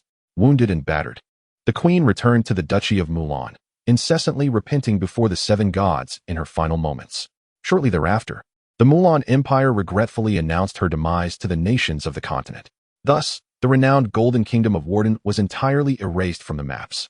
The souls of the dwarven champions could never extricate themselves from the stone giants. They could only construct a secret realm beneath the earth, burying all their glory and sins within. As time passed, these statues gradually lost their capacity for thought, yet they remained steadfast in their obsession, eternally guarding this solitary grave laden with both glory and sin until the end of time. With the final scroll solidifying, Zerel slowly regained his senses. bowing his head to observe the ancient dwarf's shadow merging with his own. This was a curse bestowed by the ancients, a shadow of his ancestors that would consume Zerel's life force in a fleeting moment, enslaving his cursed soul for eternity. This revelation emerged in Zerel's mind after he absorbed the entirety of the historical mural, and Louise, who clung to his back, too, became tainted by an even more insidious and cruel shadow than that of a sacrificial curse. This, perhaps, was the true reason behind the annihilation of the mercenary group a decade ago. Zerel glanced at his hands, which had begun to transform into a semi-transparent shadow in such a brief span of time. After traversing countless dangers, he found it difficult to exhibit surprise. Calmly, he approached the altar, carelessly beginning to discern the treasures within: a drop of blood from the ice goddess, the heart of the night elf matron, the black pearl from the sea of death, and the horn of the golden dragon. It was not until Zerel's gaze fell upon the last treasure in the uppermost row, an empty pedestal, that he discerned the dust marking the absence of a previous vial. With a sigh of disappointment, he directed his attention to the lesser treasures below the altar. Suddenly, he halted, fixated on a modest seven-pointed star badge that had fallen into the corner. This badge appeared ancient and simplistic. It was a medal awarded during the War of the Gods by one of the 7 new gods to the valorous soldiers. Within it resided a fragment of the sacred blessing bestowed by legendary heroes, a treasure capable of temporarily suppressing the eruption of any curse. Zerel, feeling a surge of excitement, bent down to retrieve the medal, grasping the accolade of the War of the Gods in his hand. Crack! A crisp sound of shattering resonated from his palm. Perhaps due to the passage of time, the material of the medal had suffered severe corrosion. A mere touch caused it to split into two. A gentle, warm glow suddenly surged forth from the 7-pointed star. Zerel's eyes widened as he watched that glimmering thread meander through the air, on the verge of complete dissolution.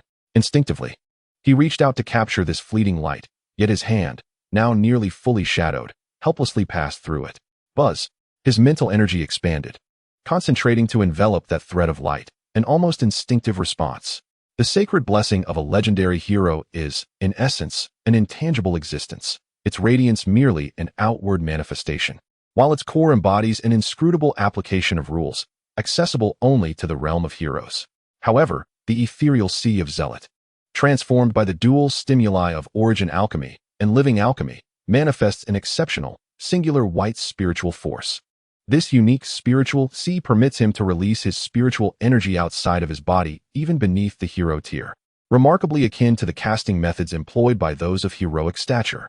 At the very moment when the spiritual energy encountered the sacred blessing, a shimmering specter composed of flowing light instantly penetrated Zealot's spiritual sea. A sensation akin to warmth, embraced by sunlight amidst a chilling breeze, swiftly enveloped his entire being. The shadow imprint, once astonishingly potent, plummeted to its lowest ebb in recorded history, and even the dual curse afflicting Louise behind him seemed to be temporarily sealed. The curse was momentarily subdued. The halo of the sacred blessing continued to dissipate within the spiritual sea, yet it afforded Zealot the most precious gift of time. Although urgency had lessened, the crisis was far from over. The shadows, previously contorting upon the walls, appeared to have sensed Zealot's anomaly, unwilling to succumb to failure. The shadow puppets struggled to break free from the mural's constraints, materializing from the void and gradually encircling Zealot. Flee! Zealot, carrying Louise, turned and dashed deeper into the treasure hall. There, a bloodstained door was slowly creaking open. Chapter 100. The Golden Emperor above the firmament, a sea of fire converged, while beneath the earth, an endless blizzard raged. The contrasting currents of heat and cold were absorbed by the altar at the peak of despair, with layers of golden ripples emanating outward from the center.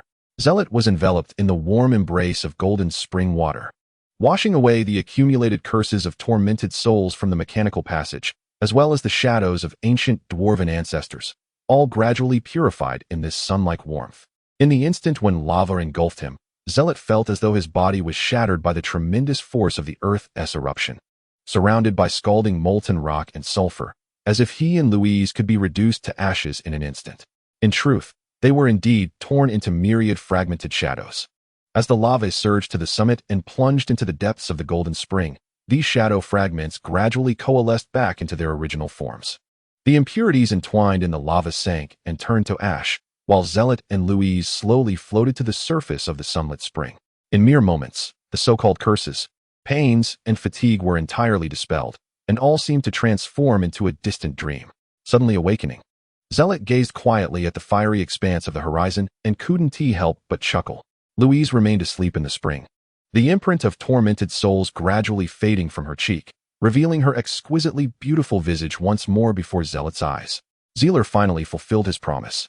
The suffering endured along the way was at last rewarded. The sun spring atop Despair Peak dispelled all dark energies, completely lifting the curse that had plagued Louise. There could be no better conclusion than this.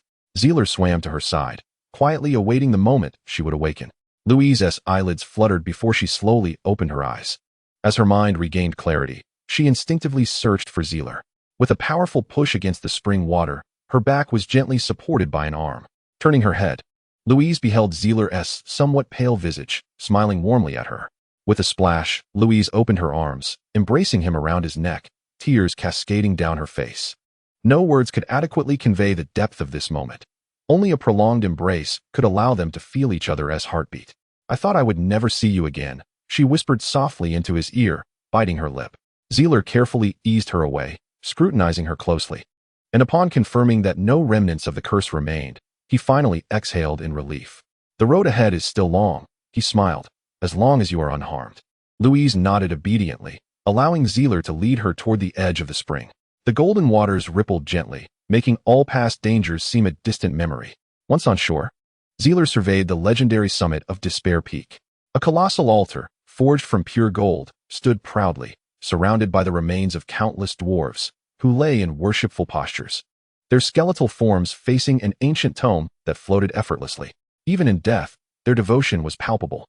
This was a testament to their faith in their ancestors, particularly the illustrious first dwarf king, the Golden Emperor Wotan Thunder. Zerel's gaze remained fixed on the hovering ancient book, his eyes locked in fascination. "Zerel, Zerel," Louise called, shaking his arm anxiously, attempting to rouse him from his reverie. "I'm fine, Louise," he replied, turning to her with a smile. "I was simply overwhelmed. I never expected to find this book here."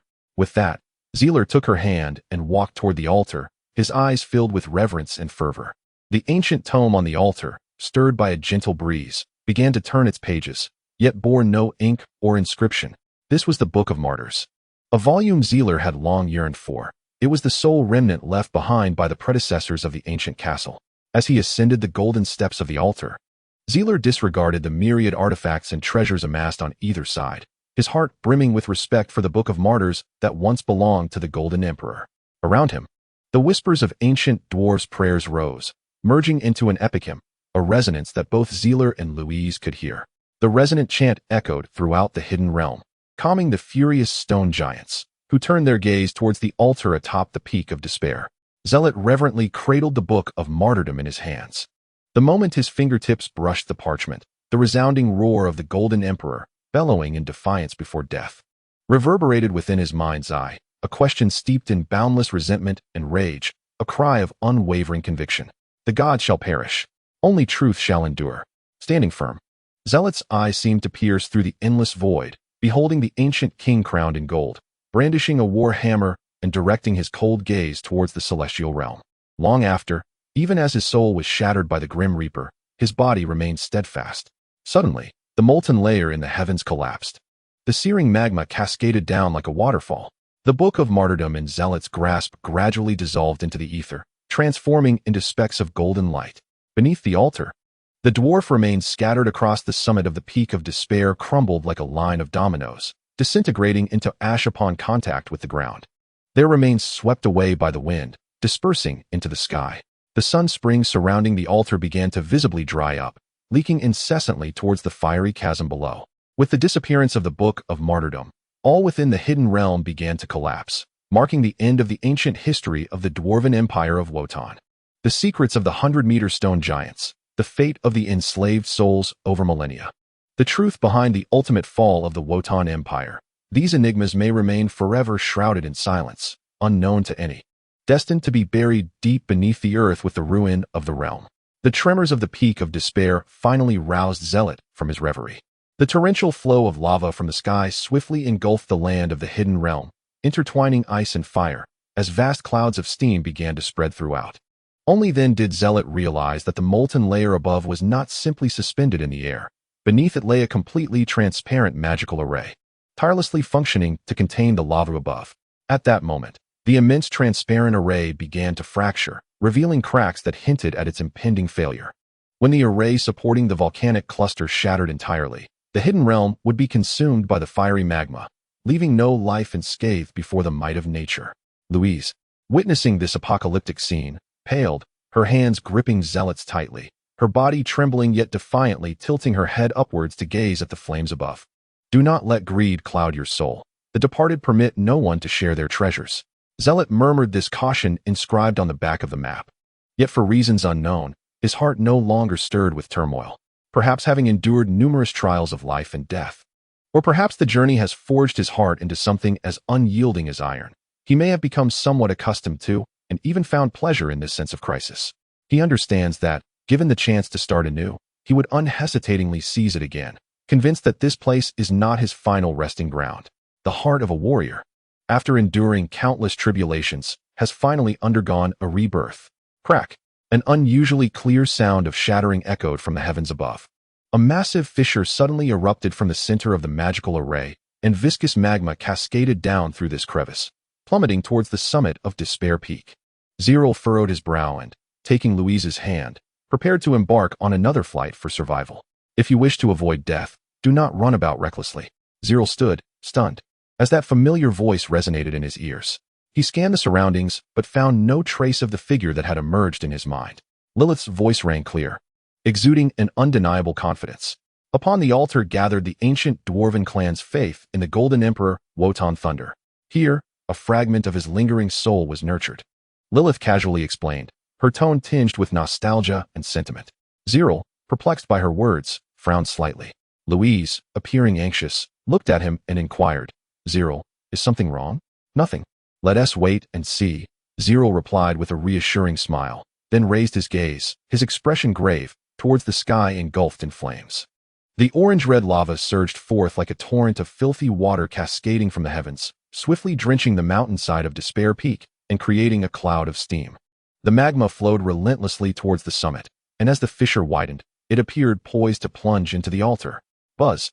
A blinding purple radiance suddenly converged upon the altar infused with gold. A resounding laughter echoed across the realm.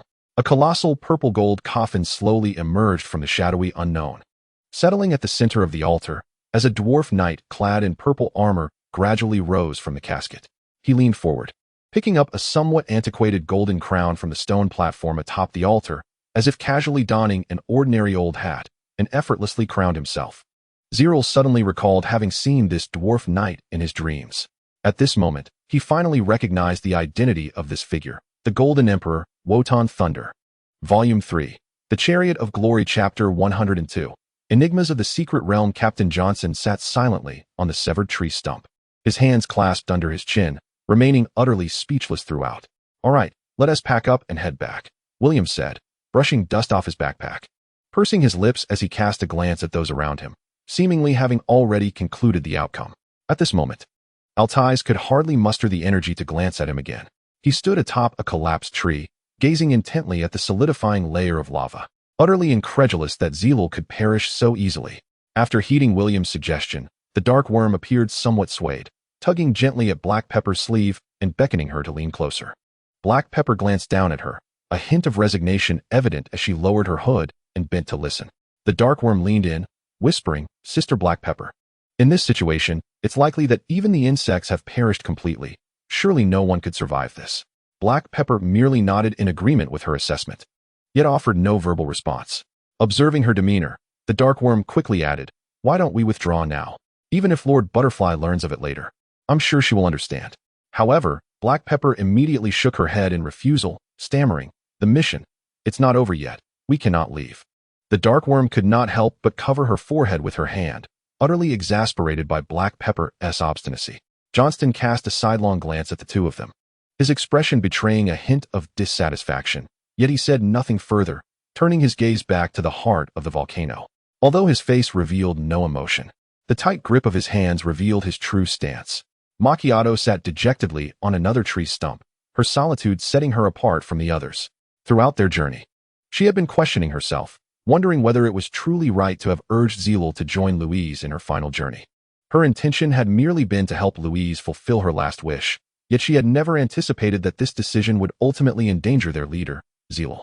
A warm breeze brushed against her hair, causing her locks to fall across her cheek. Automatically, Macchiato tucked the stray strands behind her ear and instinctively tilted her head to gaze ahead. Amidst the white steam emanating from the solidifying lava, a figure gradually materialized, appearing and disappearing. It was not only Macchiato who witnessed this spectacle. Altais, who had been attentively observing that area, noticed it even earlier. "Someone is emerging from the volcanic cluster," Altais exclaimed, his excitement palpable as he jumped onto a wooden stump, waving vigorously to signal the others. William, brushing the volcanic ash off his horse, did not turn around but scoffed. "Altais, I think the recent earthquake has left you dazed. How could anyone possibly emerge at a time like this? Are you suggesting that a ghost could leap from the lava lake?" Having smugly mocked his rival, William turned to find that Altais surprisingly offered no retort. Curiosity piqued, he paused his actions and looked back. The white steam gradually dissipated in the gentle breeze. Yet the acrid scent of sulfur lingered in the air. In that moment, nothing was more emblematic than the striking silver hair of the figure emerging, swaying in the wind like a tattered sorcerer's cloak. Zerel, using the sleeve of his left arm, absent-mindedly picked his nose while his right hand held onto Louise as they emerged from the sweltering steam. Beads of sweat cascaded down his cheeks, landing on the freshly solidified lava below, emitting a soft hissing sound. The two groups stood frozen in place, exchanging bewildered glances, seemingly caught off guard by the unexpected encounter. "Are you human or undead?" Darkworm exclaimed in shock, drawing a cross in the air before him and murmuring incantations. His shout snapped everyone back to reality, prompting a grin to spread across Zeler's face. "If I were a specter, I would have drawn my sword on you by now." Zeler rolled his eyes at Darkworm, making a playful face, and, hand in hand with Louise, stepped forward to greet the others. Altais was the first to approach, delivering a hearty punch to Zeler's shoulder followed by an exuberant embrace. "I knew you wouldn't just perish like that." Zeler grimaced, rubbing his shoulder, feeling as though Altais's punch had nearly dislocated it. At that moment, Macchiato also made his way over, but his focus was not on Zeler. Instead, he sought out Miss Louise. The two ladies clasped hands and embraced, tears glistening in their eyes. Captain Johnson then approached, saluting Zeler with military precision. "Welcome back, leader." Zeler nodded with a smile and returned the salute. "Why did you come after me? Was there an issue in Cantos Town?" Captain Johnson quickly shook his head, a hint of embarrassment creeping onto his face. When Macchiato had revealed Louise's intention to end her own life, Johnson had already lost hope for their mission. Their reason for pursuing was largely driven by a desire to retrieve their fallen comrades. Realizing the underlying sentiment, Zeler casually patted Johnson on the shoulder. "Let us establish camp and rest for the night. We need not dwell too much on past events." Captain Johnson took a deep breath and nodded. The group was indeed weary from their journey and had no objections to the suggestion. I nearly forgot something of utmost importance," Zeler said, pausing to think before addressing the group. "What has become of the gatekeeper? I must see him again. It was his map that allowed me to survive." Johnson recalled that, seemingly unchanged, the gatekeeper remained vigilant at the gates of Cantos Town. He had not paid much attention to this enigmatic figure before. Zeler, however, withheld the more significant reason for his inquiry about the gatekeeper's current state. He still harbored numerous unanswered questions regarding the secret realm, and the mystery that the gatekeeper had alluded to now piqued his interest. Observing Zeler lost in thought, Captain Johnson turned to organize their departure, bringing forth a spare warhorse for Zeler. "I once visited the Worton Forest." Captain Johnson pointed southwest and remarked, "There lies an adventurer's camp approximately 10 kilometers from here. We can take refuge there tonight." Johnston concurred, stating, "At this hour, there should be no other adventurer teams in Worton Forest, so we are unlikely to be disturbed at the camp." Zeler nodded in agreement, then turned his gaze towards Johnston and inquired, "Has the Agarist Legion's escort team returned?" "I instructed them to remain in town until we are fully settled before reporting back to the Legion." Although Johnston did not comprehend Zeler's intentions, he maintained a serious demeanor as he replied. "Well, that's good," Zeler commented, squinting slightly as his attention shifted to Black Pepper and Dark Bug. Dark Bug hastily concealed himself behind Black Pepper, pouting and glaring at Zeler. "Black Pepper, Dark Bug, I need you to make a swift trip back to Gasperlo to request a confidential archive regarding the ancient Worton Empire from the Watchers organization," Zeler contemplated before swiftly adding. "If you encounter Lady Butterfly, please convey my desire to join the Watchers organization, if possible." Zeler's sudden declaration left the materials collection team utterly astonished, first inquiring about the whereabouts of the gatekeeper, then confirming the status of the Agarist Legion squad. and now expressing a wish to join the Watchers. Everyone was bewildered by this series of actions, utterly puzzled by his intentions. Altais furrowed his brow. Zerel, did you uncover something in the secret realm? Indeed, I have discovered certain issues, yet I am not entirely certain at this moment, Zerel vaguely explained, directing his gaze back to Captain Johnson. The Duke Orlando should not have withdrawn his forces yet, as the new Lord of Worton County has only recently taken office, and the reconstruction efforts will not commence swiftly. Captain Johnson promptly responded, I wish to request military assistance from the Duke in the name of the Alchemist Association, as stipulated in our initial contract. The Beast Laboratory and its affiliated organizations will receive the full support of the Temisulan family within the Duke's province. Captain Johnson calmly acknowledged this agreement, recognizing it as a commitment made by the Temisulan family to the Alchemist Association. Captain Johnson, I would like to request the mobilization of a squad of Lilac Reserve Knights to Kanto's town. No native shall be permitted to leave the town before our arrival. The expressions of the group gradually shifted to one of seriousness, as the palpable sense of urgency began to mount. Captain Johnson nodded without hesitation upon hearing this. William, Captain Johnson commanded, you are to return immediately to Worton City and convey this request from the materials collection team to Duke Orlando.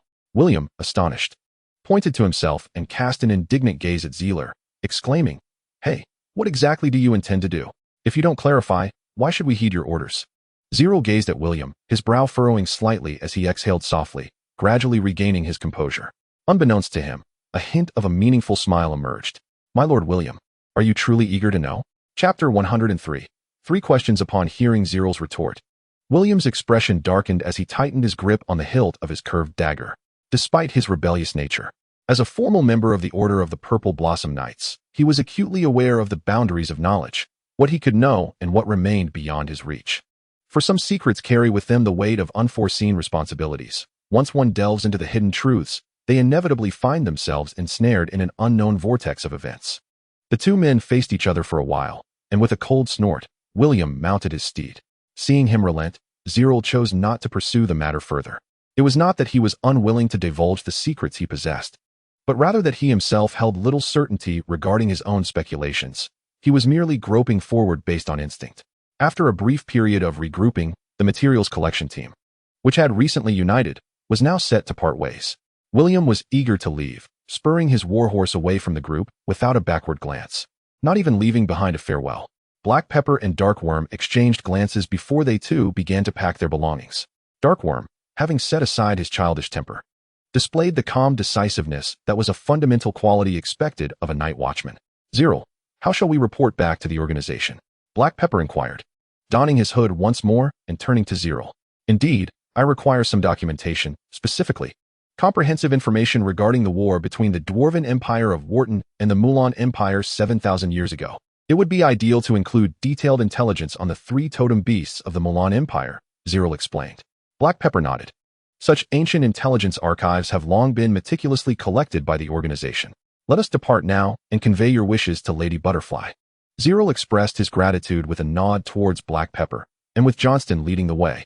The remaining members of the group commenced their journey towards the adventurer camp 10 kilometers away.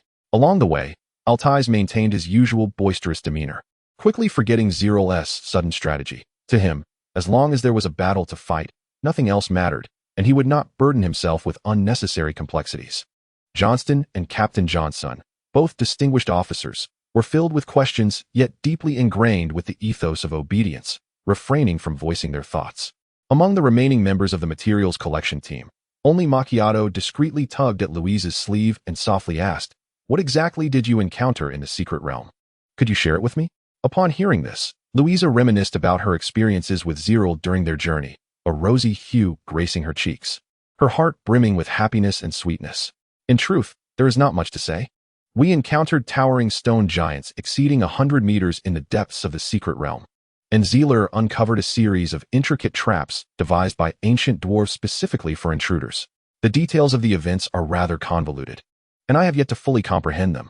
Did the team leader not elucidate the situation to you? Margarita inquired, puzzled. The circumstances were exceedingly perilous. Zerel had to incessantly seek a path to safety and surmount numerous obstacles, while I spent most of the time in a state of unconsciousness, Louise quietly explained. A hint of guilt crossing her features, Zerel turned to the 2 girls who were whispering. What transpired within the secret realm is hardly a secret. He then recounted to everyone the series of encounters he faced within the secret realm, beginning with the underground stairs, the confrontation with the stone giants, and his ill-fated attempt to reach Despair Peak, where he was relentlessly pursued by the giants. Driven by desperation, he entered the treasure cave, only to be cornered by the last trap left by the ancient dwarves. The murals revealed ancient secrets, detailing the origins of the war between the Mulan and the Worton dwarves. Ultimately, we reached the summit amidst the eruption of volcanic lava. The sun's spring upon the altar dispelled the curses afflicting Louise and me, and shortly thereafter, the secret realm began to collapse. Zerel concealed the truth regarding the Book of Martyrdom, attributing the entire situation to the dissipated remnants of the Golden Emperor, which belonged to the castle's secrets. Aside from Dean Pargus, he did not wish for anyone else to know. Captain Johnson, upon concluding Zerel's narrative, bowed his head in contemplation. Does the team leader suspect that there is more to the war between the Worton Empire and the Mulan Empire? Do you not find it strange? Zerel scanned the assembled faces. The beast goddess is a naturally benevolent hero. What could possibly have compelled her to attack the capital of the Worton Empire?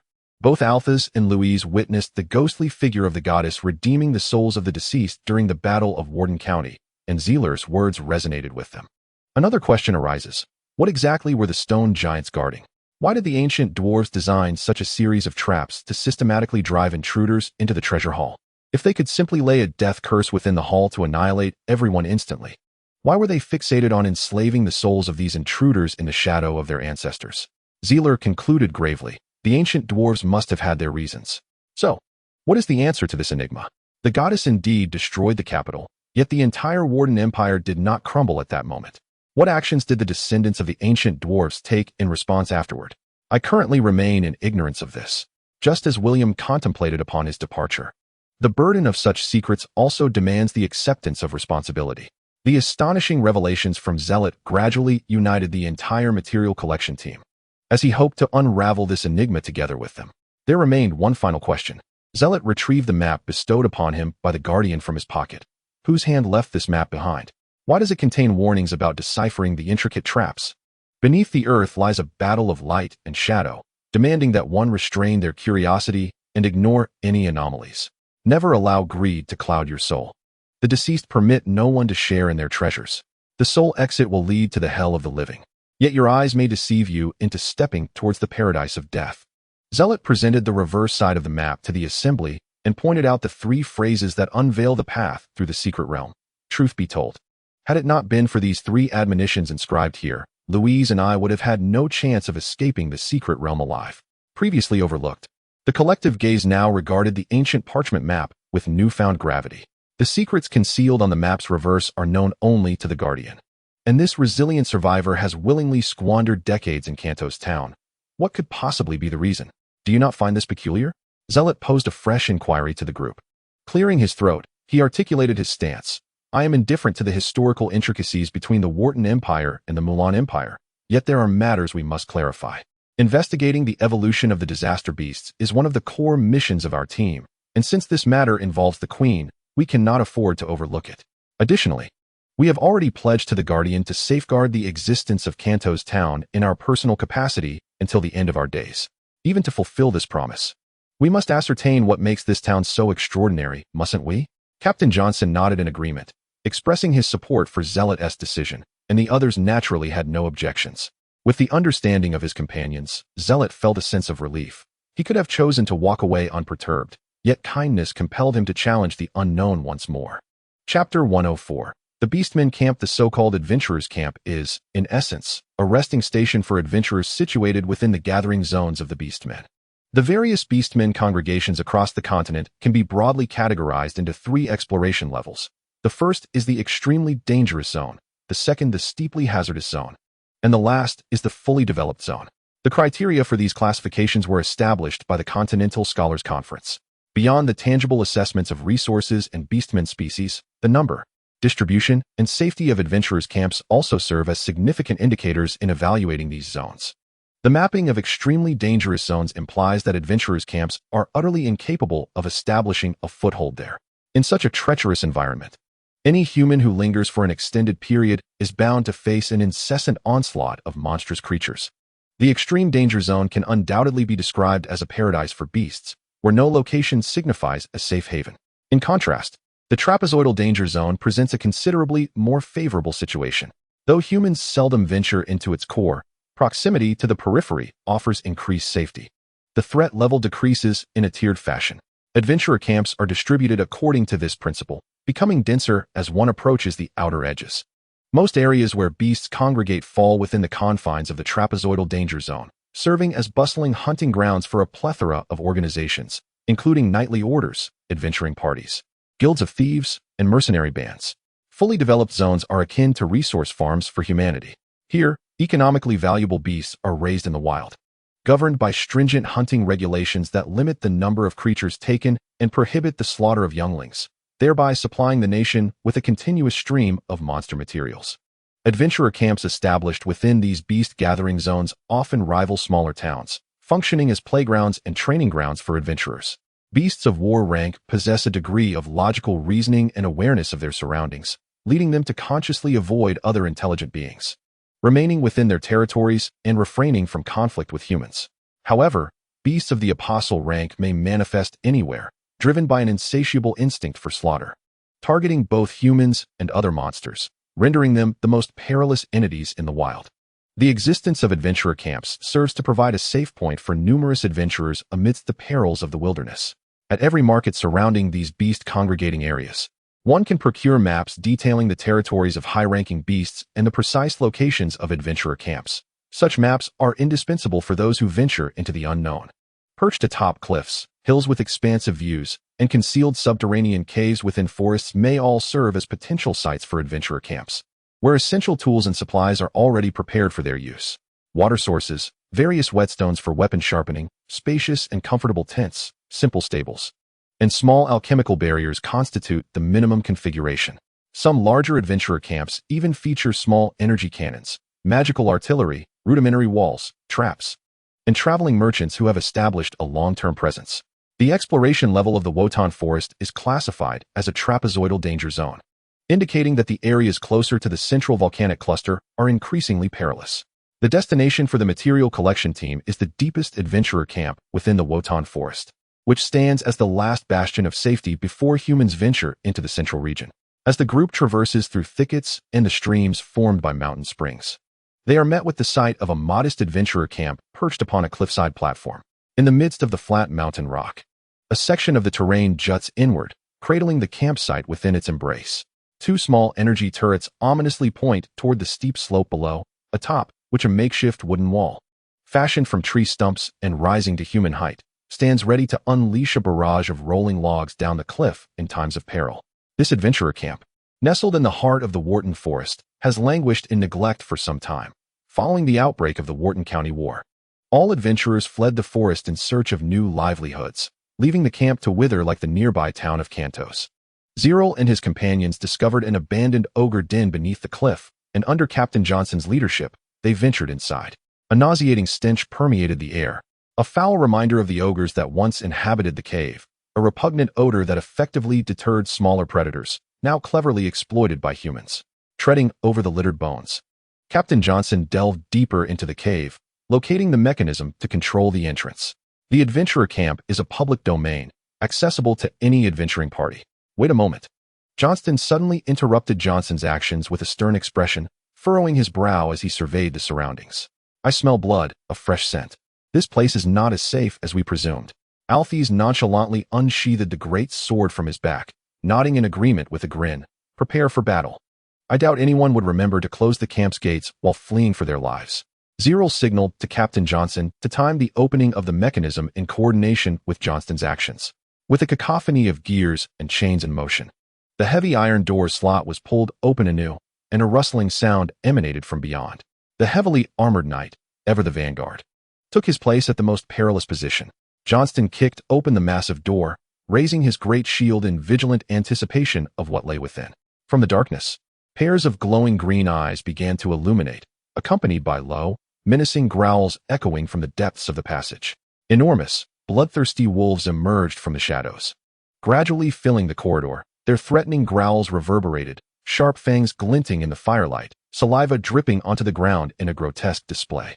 Without awaiting Zerel's command, Johnston charged in, shield raised as the wolves lunged forward. One wolf leaped high, landing on the shield, its claws desperately clawing at the edges while its maw sought to bite Johnston's head. The floating blade, tracing the edge of the shield, ignited the runes, unleashing a crimson blaze that pierced the heart of the colossal wolf. With a fierce motion, Johnston hurled the now flaming creature aside and continued to advance, his great sword poised atop his shield like the most formidable of bullfighters. However, the passage was teeming with wolves, and the battle had only just begun. "John, fall back," Zerel suddenly called out to Johnston, who rushed into the passageway. Though bewildered, Johnston promptly obeyed Zerel's command. Louise, perceiving the situation, stepped forward, her delicate hands tracing a circular motion in the air, as the potent magic of the pinnacle of the spirit ascension surged forth. "White phosphor fire," she whispered, and a pure white cloud of smoke began to coalesce before her. At this moment, Johnston had already exited the passage and swung his massive sword, driving back the pursuing wolves into the doorway, swiftly leaping aside thereafter. The white smoke, akin to arrows with trailing tails, continuously surged into the entrance, each wisp inevitably striking a giant wolf, igniting a silent conflagration that rapidly spread across the fur of these lesser beasts. The orb in Louise's hand gradually dissipated into nothingness, leaving only the swirling, billowing smoke within the passage. The destructive power of magic in such a confined space was vividly displayed at this moment. A chorus of howls erupted within the passage, and the wolf pack, akin to wild dogs, scurried chaotically along the steps. When the smoke finally cleared, it revealed only a vast expanse of smoldering ashes, the remnants of the wolf pack having fled through the exit into the adventurers' camp. A small group of wolves could never breach the adventurers' stronghold. Zerel cautioned everyone, "Be wary. There may be even more formidable beasts above." Having temporarily dispersed the wolves, a sense of relief washed over the group, believing that the material collection team would be safe for the time being after such intimidation. Captain Johnson unsheathed his knight's sword and approached the door, his figure drifting like a wisp of smoke in the air. "Please, wait a moment," he requested. Zerel, curious, observed him closely, noting how Captain Johnson, as a formal knight, had employed the skills of an assassin.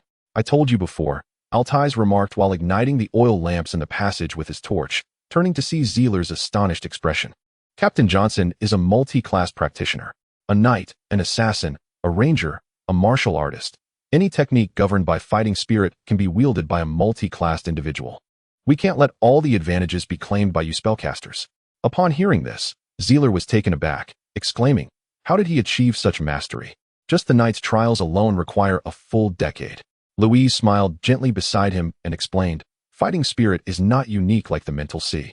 Spellcasters are inherently destined for their professions.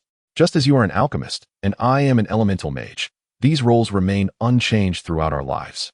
However, those endowed with fighting spirit can simultaneously pursue training in other professions during their knightly cultivation, provided they exert countless times more effort than others, thus earning the chance to learn techniques from other classes and gradually become a multi-class practitioner. For those in fighting spirit professions, unless one reaches the pinnacle of a specific vocation, becoming a multi-class practitioner remains the sole avenue to stand against spellcasters. This method of cultivation is widely circulated among the elite legions of the Empire. However, very few can ultimately persevere." Zerel nodded, quietly etching the term all professionals into his memory.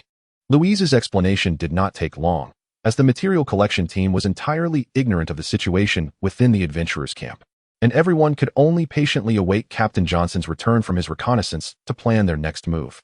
Seizing the opportunity, Zerel meticulously surveyed his surroundings. The ground of the ogre's cave bore only the footprints of the material collection team. There were no signs of anyone having departed from this place. As Zerel reached this conclusion, a sudden heaviness descended upon his heart, and his expression grew increasingly grim. Boom! A deafening roar erupted from above the passage, sending plumes of dust swirling, and even the walls at the exit were riddled with cracks. Johnston cast a glance at Zerel, his eyes betraying a hint of inquiry. "The situation here is worse than we imagined." Zerel shook his head decisively and declared, "Everyone prepare for support." With armored hands, he forcefully pushed aside the debris of judgment, revealing Captain Johnson's figure to the onlookers. The most powerful individual among them was now pitifully trapped beneath the rubble. Chapter 105. Entrapped in the beast's lair, the azure stone wall above the staircase suddenly exploded, sending shards flying in all directions, while bricks the size of heads cascaded down the steps like raindrops. Upon witnessing this, Johnston immediately raised his heavy shield to protect himself, being the first to charge up the stairs while shielding his companions from the falling debris. Dust filled the air, obscuring everyone's vision. Zereth sprinted several steps up to the high platform, activating the 3 enhancement spells of origin alchemy in an instant. With the perception of his mental prowess, he swiftly located Captain Johnson's position, kicked aside the stone slab that pinned him down, and crouched to assist him. Cough, cough. Captain Johnson coughed twice, struggling for breath. Fortunately, his status as a peak apostle knight and his robust physique spared him from severe injury. Had he been an ordinary person, he would likely have fainted by now. What is the situation? Zereth inquired earnestly. Johnston hurried over, raising his heavy shield at the entrance, his palms glistening with sweat. I am unclear, Captain Johnson replied. One hand pressed against his chest, his brow furrowed. Everyone in the adventurers' camp is dead. The ground is littered with the corpses of those devoured by beasts. Just as I was about to delve deeper, something attacked me from behind, and it was immensely powerful, at least of peak apostle caliber. Zereth grimaced upon hearing this, nodding in acknowledgement. The floating blades encircled him, and he remained vigilant, signaling to Johnston as their group burst forth from the passageway. In an instant, Zereth's mental energy enveloped the surroundings, confident that no enemy or beast below the war rank could escape his notice. Near the grand entrance, all that lay scattered across the ground were lifeless bodies. The adventurer camp was engulfed in an eerie stillness, as if time itself had come to a halt. Even the previously fleeing packs of wolves had mysteriously vanished without a trace. Leader, the time of death for these adventurers was not long past. The early signs of decomposition were beginning to manifest, indicating their demise occurred within the last 4 to 6 hours. Machito assessed the condition of the bodies before promptly reporting to Zerel. Alphas, Zerel commanded, join me in searching the tents. The rest of you remain on guard. Upon hearing Zerel's directive, Alphas swiftly disassembled his massive sword into 2 long blades, a glimmer of bloodlust flickering in his eyes. The adventurer camp was adorned with 7 large military tents arranged in a circular formation, their interiors strewn with various items and stained with blood. Zerel focused his mental energy and, lifting the tent flap with his nail, exchanged a knowing nod with Alphas. They had previously fought together on the battlefield of Worton County, and their coordination was seamless. With a swift motion, Alphas darted into the first tent. All clear. He conducted a rapid search, and, upon confirming the absence of threats, relayed his findings to Zerel. Zerel entered next, retracting his mental energy to scrutinize every inch of the space, yet he found nothing amiss. They exchanged glances, shaking their heads in unison. Next, Zerel declared, stepping out of the tent. At the moment the flap was lifted once more, a flash of electric light surged before Zerel. Moving at an astonishing speed, the floating blades converged before him, forming a shield, and the runes flickered to life. Bang! The shield constructed from 13 floating blades was violently repelled, and with the added force of 100 beasts, Zerel instinctively thrust his hand out to block it. An unimaginable force traveled from his wrist to his shoulder, followed by the sickening sound of dislocation echoing twice. Zerel was hurled backward, colliding with a wooden crate before tearing through the canvas of the tent. He continued to tumble several meters before crashing to the ground. As he landed, Zerel instinctively rolled to the side, dissipating the residual momentum, only to gaze up in horror. This was no mere display of strength. The impact was a powerful shockwave amplified by blinding speed. Thunderwolf King. Zerel gritted his teeth, revealing the true identity of the beast.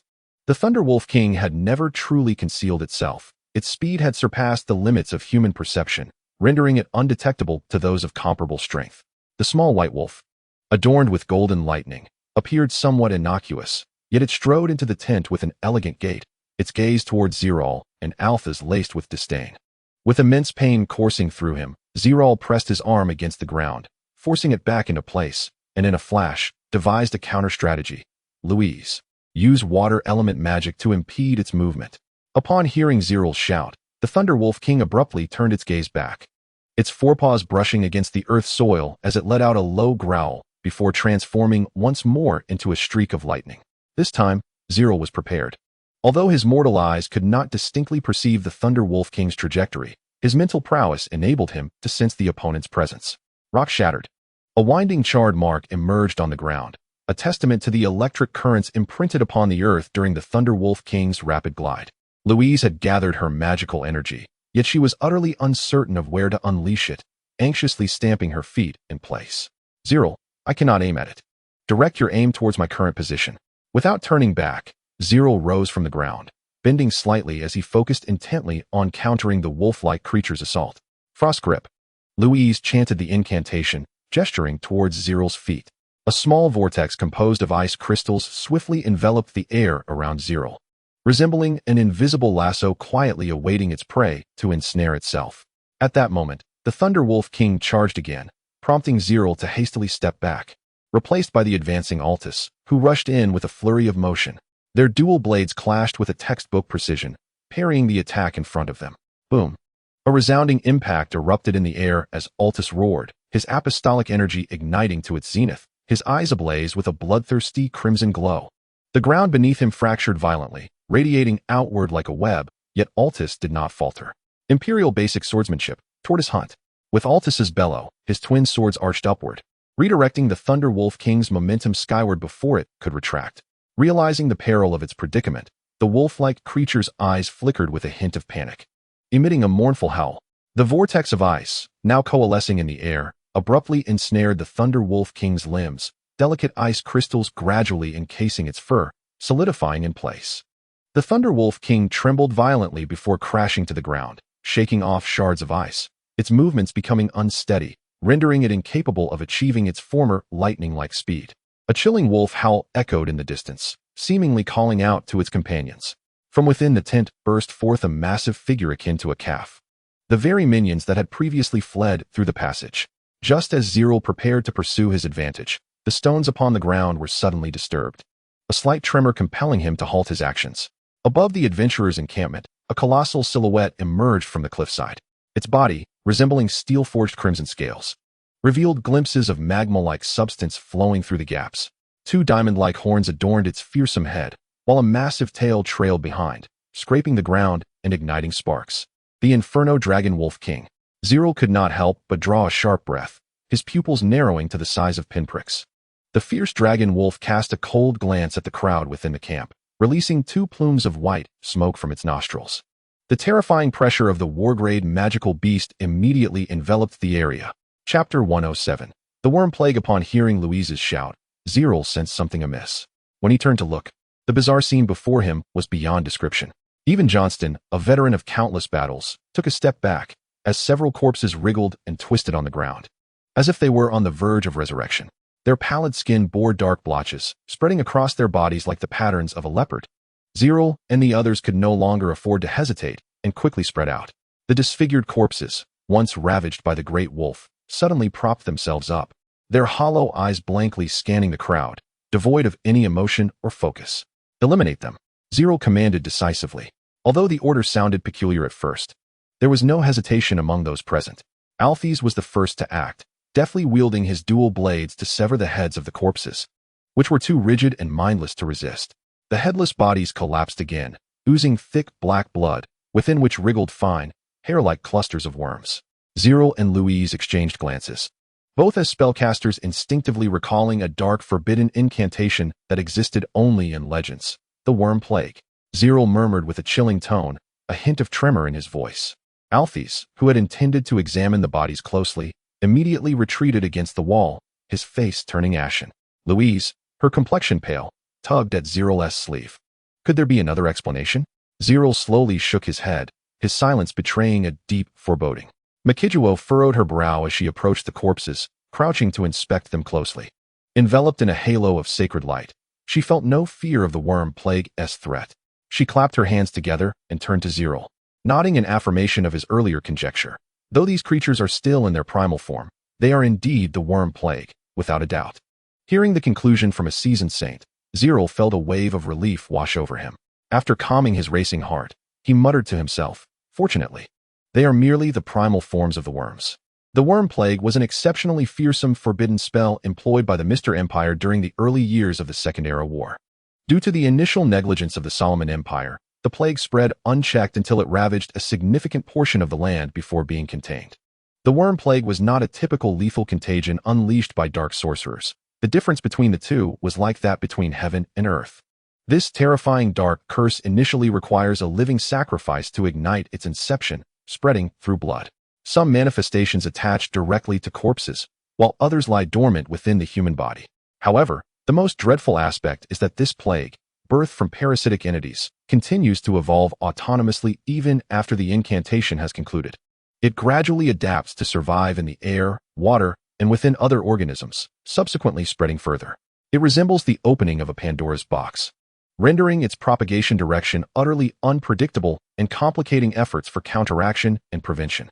After draining the last vestige of vitality from its host, it produces a multitude of eggs, usurping the host's will and compelling it to traverse the world.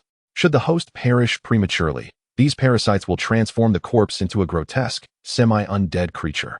Unlike skeletal warriors or zombie knights, these abominations lack souls and consciousness, driven solely by an insatiable urge to reproduce. Their every action is devoted to propagating the worm plague, a fact that even the dark sorcerers who initially unleashed this curse are wholly incapable of controlling. A fire ignited at the center of the adventurers' camp, and without exception, the remains of all the deceased were cast into the flames. Zealot and his companions had no alternative. This was one of the most effective means to eradicate the progenitor of the worm plague. Leader, Jones called out to Zealot, who was busy packing his belongings.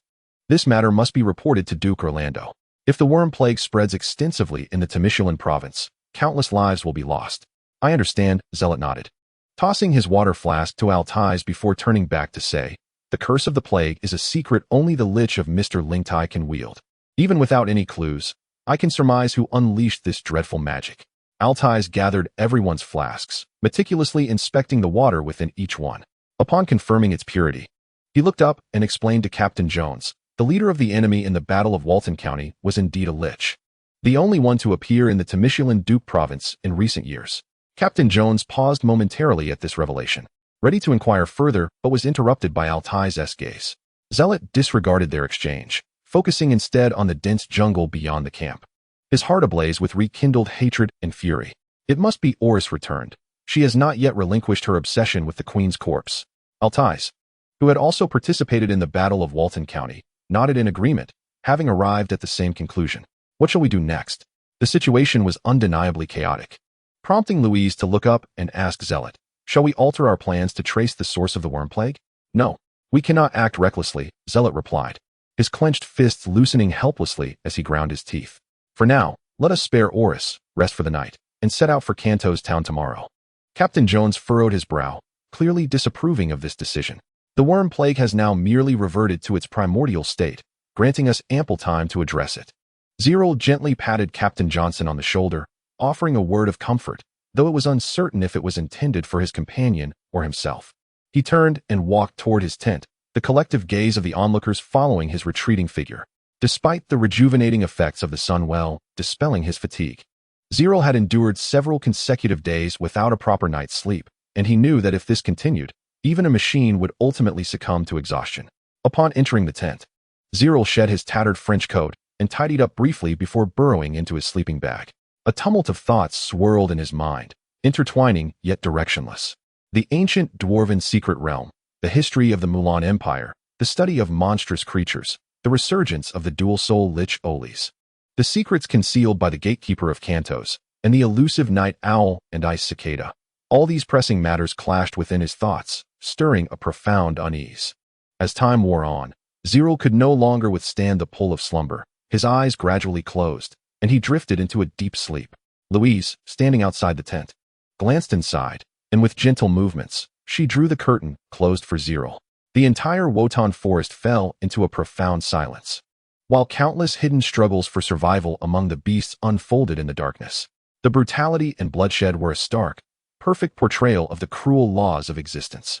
His consciousness oscillated between awareness and oblivion, as a gray mist slowly dissipated before him. Zerel found himself once more in the long-forgotten castle, where Lilith awaited him with a smile at the entrance. Cannot you allow me a moment of peaceful slumber? Zerel could not help but complain. Lilith, adjusting her hat, revealed a subtle smile. Her attire, comprising a formal suit while wielding the scepter of civilization, bore a resemblance to a night owl pursuing the whereabouts of experimental materials. She opened the grand door behind her and replied, the timing of your entrance into the castle is beyond my control. You must adhere to the terms of the contract. My Lord Zerel. With a resigned shake of his head, Zerel followed her into the castle. Your recent life appears far from tranquil, Lilith remarked, leading the way while engaging in casual conversation. Zerel retorted with annoyance. Can you not see it all? Effort is invariably proportional to reward, Lilith replied with a smile, brandishing a golden book devoid of words before Zerel. Is that not the case? Upon seeing the martyr's book left by the legendary Emperor Wotan Thunder, Zerel could not suppress a self-satisfied smile. It was a testament to a hero's legacy and one of the keys to unlocking the library's vault. Naturally, he felt a surge of excitement. The two made their way to the castle's library, where Lilith finally handed the Golden Martyr's book to Zerel. A fleeting glance may suffice. Yet it is prudent not to harbor excessive hopes. These safes are, after all, dispensable. For the inheritors, what holds paramount importance is the path they tread. Zealot seized the golden tome of discovery with fervor, casting a sardonic eye towards Lilith. I care not for the secrets contained within, as long as my curiosity is satiated. Lilith shrugged, offering no dissent. With a decisive turn, Zealot stepped into the golden portal, his heart brimming with anticipation for the unknown. A wave of chaotic disorientation washed over him as space warped, and he instinctively covered his mouth and nose, feeling a surge of nausea. Upon lifting his gaze, he beheld a modest study, its shelves adorned with dust-laden diaries scattered haphazardly. Above the desk, a thin stack of parchment fluttered slightly, disturbed by the breeze ushered in by Zealot's arrival. Rubbing his eyes in disbelief, he froze in place. To his astonishment, a figure remained seated within this long-sealed chamber, undisturbed for millennia. The individual, a stout knight, adorned with a golden ancient crown, a lush chestnut beard, purple gold armor, and a crimson hunting cloak, regarded him with an expression of peculiar intrigue. Zealot raised an eyebrow, for there was perhaps no one more familiar with this imposing figure than himself. The visage of the Golden Emperor was etched with profound confusion. My friend, have we met before? Chapter 108, The Last Corner. A millennium has passed. The Golden Emperor stared vacantly at the ceiling of the study, lost in profound reflection. Have the gods truly perished? He inquired once more. Despite Zealot having recounted the entirety of his knowledge regarding the continent's history, including his observations from the secret realm and the gradual decline of the dwarven clan under the rule of Wotan. In this moment, Zealot empathized with the Emperor's sentiments and resolutely answered the query once again. The dominion of the gods has crumbled. The accursed shadows no longer linger in the heavens. The light and shadow surrounding the Golden Emperor flickered, as if his very essence were on the brink of dissipating before Zealot's eyes. It seemed that this news was precisely what he had awaited during his long vigil within the vault of this ancient castle. Lord Alfarino is a figure of great renown. Even if he has not tread the path of legends, his true brilliance remains undeniable. The Golden Emperor expressed immense reverence for the contributions of the King of Nature. They belonged to the same era, yet Alfarino enjoyed a far longer lifespan and had witnessed a more illustrious existence. Lilith spoke of him as the first inheritor, Zealot remarked. Puzzled, yet your chronicles appear to predate his. Alfarino was nearly contemporaneous with the gods, being one of the earliest of the elven race. The great Emperor Worton regarded the historical texts compiled by his descendants with disdain.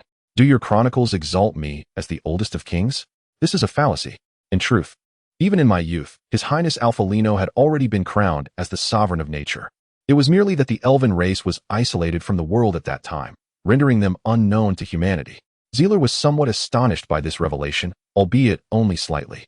Many ancient texts have survived in a fragmented state, and scholars invariably overlook aspects of history. As an alchemist, one must possess the audacity to question authority. Rather than pondering who the primordial king might be, Zealot found his curiosity piqued by the treasures left behind by the Golden Emperor himself. I know what you are thinking. The Emperor Worton chuckled heartily, slapping the desk before him. But alas, I am merely a projection of my true self, a mere shadow. My existence pales in comparison to the fragment of faith you encountered in the secret realm. Caught off guard by the Emperor's insight, Zealot lowered his gaze, akin to a student caught in wrongdoing. Before him lay only a void projection of the Golden Emperor's will, and the dissipating fragment of faith in the secret realm would ultimately merge back into the Emperor's essence. The two were intrinsically linked. The day has finally come, the Emperor declared. My existence merely serves to resolve the lingering desires of my true self. Now that the gods have perished, it is time for me to fade away. Rising from his chair, the Emperor slowly unfurled a stack of parchment before him. You have brought me news that I have awaited for millennia, and all I can offer in return is this. The parchment unrolled on the desk, revealing detailed insights into martial arts and battle strategies, the breadth and depth of which were truly astonishing. Much of the knowledge I possess has been rendered obsolete by the passage of time. Yet my passion for martial skills remains undiminished. These parchments have undergone millennia of revisions, and I hope they will realize their true value in the hands of future generations. The Emperor Worton proudly shared his research achievements with Zealot. Zealot's eyes brightened. The combat methods originating from alchemy primarily emphasized close combat. But even with the formidable magical enhancements of 100 beasts, alchemists struggled to unleash their true lethality. The reason was simple. As spellcasters, most alchemists possessed a rudimentary understanding of melee combat, and Zerel was no exception. This has long been a persistent affliction in Zerel's mind, a source of frustration for the late Master Mason Bellman when he designed these alchemical arts. Nowadays, knightly combat techniques predominantly require the support of fighting spirit. However, the battle strategies researched by the Golden Emperor blended the characteristics of both ancient and contemporary eras, entirely eliminating the necessity of fighting spirit and pioneering a fresh approach to martial techniques based purely on skill. Zerel, clutching a thick stack of parchment, gradually regained his composure. When he lifted his gaze once more, the projection of Emperor Worton, along with the study, had vanished from sight, and he found himself back in the square of the ancient castle library. The golden portal in the square was slowly collapsing inward, with dispersing energy coalescing into tiny golden specks that flickered in the air like fireflies. "Looks like you've made quite a harvest," Lilith remarked with a smile. "But the more you learn, the slower your advancement will be." Zerel promptly countered. "This is merely a period of accumulation. One day, when I have truly organized a magic system of my own, it will undoubtedly burst forth in the most resplendent glory. At that time, my name shall be inscribed in the annals of history." Lilith, covering her mouth to suppress a laugh, teased, "Your ambition is indeed grand. It seems I shall need to revise your training regimen." At her words, Zerel's expression soured. He had yet to conquer the grueling first stage of training. Although the method of employing mental energy to refine runes and inscribe alchemical formations was effective, mastering this technique to the point of instinctive combat ability required extensive practice. "In truth, you need not be overly pessimistic," Lilith consoled. "What you currently possess are merely fragmented pieces, including the origins of alchemy, rhenology, energy studies, mental control of alchemical creations, and the newly acquired combat techniques, all products belonging to disparate systems. If you genuinely wish to establish your own school of thought, you must not allow these elements to hinder your progress. Some things should be discarded, while others need to be explored for their interconnections." Seeing his attention sharpen, Lilith excitedly began to critique his thoughts from the past period. "For instance, the floating blade you created seems utterly meaningless to me. A master assassin would perform no worse wielding a flying dagger or a bow than with your floating blade. The elaborate rune effects you devised do not compare to an elemental mage simply learning a couple of different attack spells, while your mental energy can control alchemical creations. An apostle-level spellcaster can similarly manipulate their magical apparatus with far greater power and efficacy than your half-finished product." Zerel was momentarily stunned, feeling as if a bucket of cold water had been poured over him. His modest cleverness paled in comparison to Lilith's insights. "You must begin to contemplate the deeper significance inherent in this ability," Lilith continued, "for that is the research attitude a true mage ought to possess. Your little toys may seem impressive in the short term, but they are ultimately not the path of righteousness and will be discarded in due course." Zerel fell silent, bowing his head in deep contemplation, unsure if he had truly absorbed her words. "And as for the origins of alchemy, I have previously mentioned that there are numerous issues within this school's magic that require refinement before they can be utilized. Yet, you recklessly employ the origins of alchemy. Is your head of silver hair not a product of side effects? Do you truly believe my warnings were mere attempts to frighten you?" Lilith, noticing his absent-minded demeanor, could not help but strike the ground with her staff, the sharp sound jolting Zerel from his reverie. He looked up, bewildered, and asked her, "What happened? What's going on?" Lilith's anger surged, and she replied through gritted teeth, "Not a single word of what I said has penetrated your mind." "Let's set that aside for now," Zerel interjected, furrowing his brow. "Why do you think origin alchemy results in side effects on the body? I am not an alchemist. If I knew the answer, I wouldn't need to ask you to investigate." "Wait a moment." Zerel raised his hand, seemingly realizing he had overlooked something from the very beginning. Whether it be the power of beasts or the heart of titans, even the awakening of the wild could significantly enhance combat abilities within a limited time frame. He tapped his fingers against his temple, as if grasping the crux of the matter. The magic expended during the use of origin alchemy is remarkably minimal. According to the laws of energy exchange in alchemy, this fundamentally defies the laws of nature. What do they rely upon to operate? While these spells manifest their effects, they must also extract something from my body. It is this extracted essence that holds the key to origin alchemy. Upon hearing this, Lilith averted her gaze.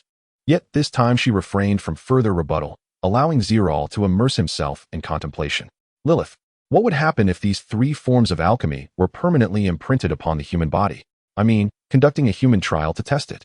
Chapter 109. Piercing through the fog. Zerel sat astride his horse, one hand grasping the reins while the other leafed through his wordless tome. The material collection team moved at an unusually slow pace through the jungle. The difficulty of navigating the dense underbrush was compounded by Zerel's deliberate intent. William had gone to Worton City to mobilize troops, and it would likely take 2 to 3 days for the reinforcements of the Purple Orchid Reserve to reach the outskirts of Kanto's town, assuming the fastest marching speed. In reality, it could be even longer. Zerel did not intend to present himself to the townspeople of Kantos until he had fully secured his trump card. Given the current combat capabilities of the material collection team, ensuring their safety in that accursed land was a formidable challenge. The optimal scenario would be to reveal himself only after the cavalry of the Purple Orchid Reserve had completely stabilized the situation. Zerel had informed the team of this arrangement prior to their departure at dawn, hence they hastily tidied up the traces of their adventurer camp and set forth once more. As if on a leisurely outing, Lilith's voice floated softly in his ear. Among the line of successors to the ancient castle, there have been many irredeemable individuals. Whether or not to use living beings as experimental subjects is ultimately your decision. I merely wish to advise you. Do not bear too great a psychological burden. The dialogue that directly penetrates the depths of the mind represents a newly activated function following the reclamation of the Martyr's Tome, just as Lilith had previously articulated. The Martyr's Tome of the predecessors serves as a conduit connecting the ancient castle to the realm of reality. After acquiring the Martyr's Tome of the Golden Emperor, Zealot harnessed this characteristic to establish an instantaneous communication platform with Lilith within the castle. Casting a glance at his companions, Zealot maintained a facade of calm while internally responding to Lilith. Experimenting on living beings is an affront to one's conscience. On one hand lies a safe and reliable plan, and on the other, the safety of your own life. One must inevitably make choices, especially considering it was you who proposed the idea of human trials. Lilith dismissed his concerns nonchalantly. I never suggested using someone else's life for experimentation. Zealot emphasized in his mind with heightened intensity. Do not utter such foolishness. Have you ever seen a mage who would resort to using their own body as a test subject? Only a deranged lich would engage in such acts. The exchange of thoughts between them fell into a brief silence. Before you stands one such example. Lilith sighed deeply, her patience seemingly wearing thin. Listen, if you wish to gamble with your own life, I shall not hinder you. However, should your resolve be this feeble, I will unhesitatingly sever the agreement between you and the castle. Lilith, Zealot frowned and sighed in resignation. Even if I could convince myself, what would others think? I would be led to the gallows. Lilith scoffed disdainfully. You could also experiment on death row inmates or capture a prisoner from the battlefield of Milan. I believe the residents of Cantor Town would be an excellent choice, irredeemable and unrepentant. Zealot furrowed his brow. If there are truly no other options, I shall consider it later. Who just claimed that experimenting on the living would violate one's conscience? Lilith mimicked Zealot's earlier tone, teasingly whispering in his ear. You ought to be a saint, not an alchemist. I find you exceedingly verbose. Zealot retorted with dissatisfaction. An enemy is an enemy. I shall not show leniency. So it is a matter of differential treatment. Are enemies not human? Lilith's voice lingered with mockery. Zealot abruptly shut the tome, forcefully severing communication with Lilith, his mind rife with agitation. Louise, who had been observing him discreetly, expressed concern. Zealot, are you feeling unwell? It's nothing. I am fine. Zealot replied, turning with a gentle smile to swiftly change the subject. How far is it to the next adventurer's camp? Louise furrowed her brows in suspicion but refrained from probing further. She pointed toward the forest ahead and replied, approximately 15 kilometers more. We should reach it before sunset. At that moment, Captain Johnson rode closer, a hint of worry etched on his face. I am somewhat concerned about those giant wolves from yesterday, Captain Johnson remarked. They have feasted upon the remains of the fallen, and it is certain they have contracted the worm plague. The primordial worms should not yet be able to infect the beasts. Zerel, perplexed, responded, those giant wolves will likely be unaffected for the time being, as long as we eliminate that lich, Wallace, before the plague mutates. Captain Johnson, with a wry smile, replied, I am not so sentimental as to concern myself with the fate of the beasts. My worry lies with the potential for those giant wolves to attack others in the coming days. If casualties occur, these worms may very well find new sources of infection. Zerel's expression darkened upon hearing this explanation. Captain Johnson's conjecture was all too plausible. The Worton Forest should have seen little activity from adventurers. Yet some hopeful souls may venture deep within, much like the deceased we encountered yesterday. Captain Johnson nodded in agreement, stating, Indeed, the war should not reach the depths of Worton Forest, but we cannot rule out the presence of opportunists. There is little we can do about this matter at present. Zerel shook his head, saying, even if we were to trace Alice's whereabouts, her power is beyond our reach. She is a member of the Spirit Tower and a lich possessing vast knowledge of dark forbidden spells.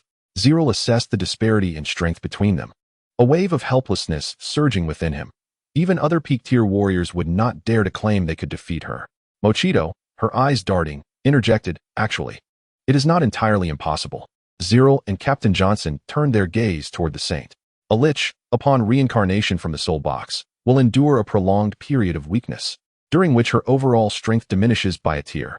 If she was indeed slain during the Battle of Worton County, she must still be within that weakened state. I am uncertain why she has chosen to re-emerge at this moment, but most liches in a weakened state tend to hide carefully, fearing discovery by their enemies. Zerel was taken aback, quickly pressing, are you suggesting that now is the optimal time to eliminate her? At the very least, she cannot be at her peak strength. Mochito affirmed, precisely. I understand, and I also know where her ultimate destination lies.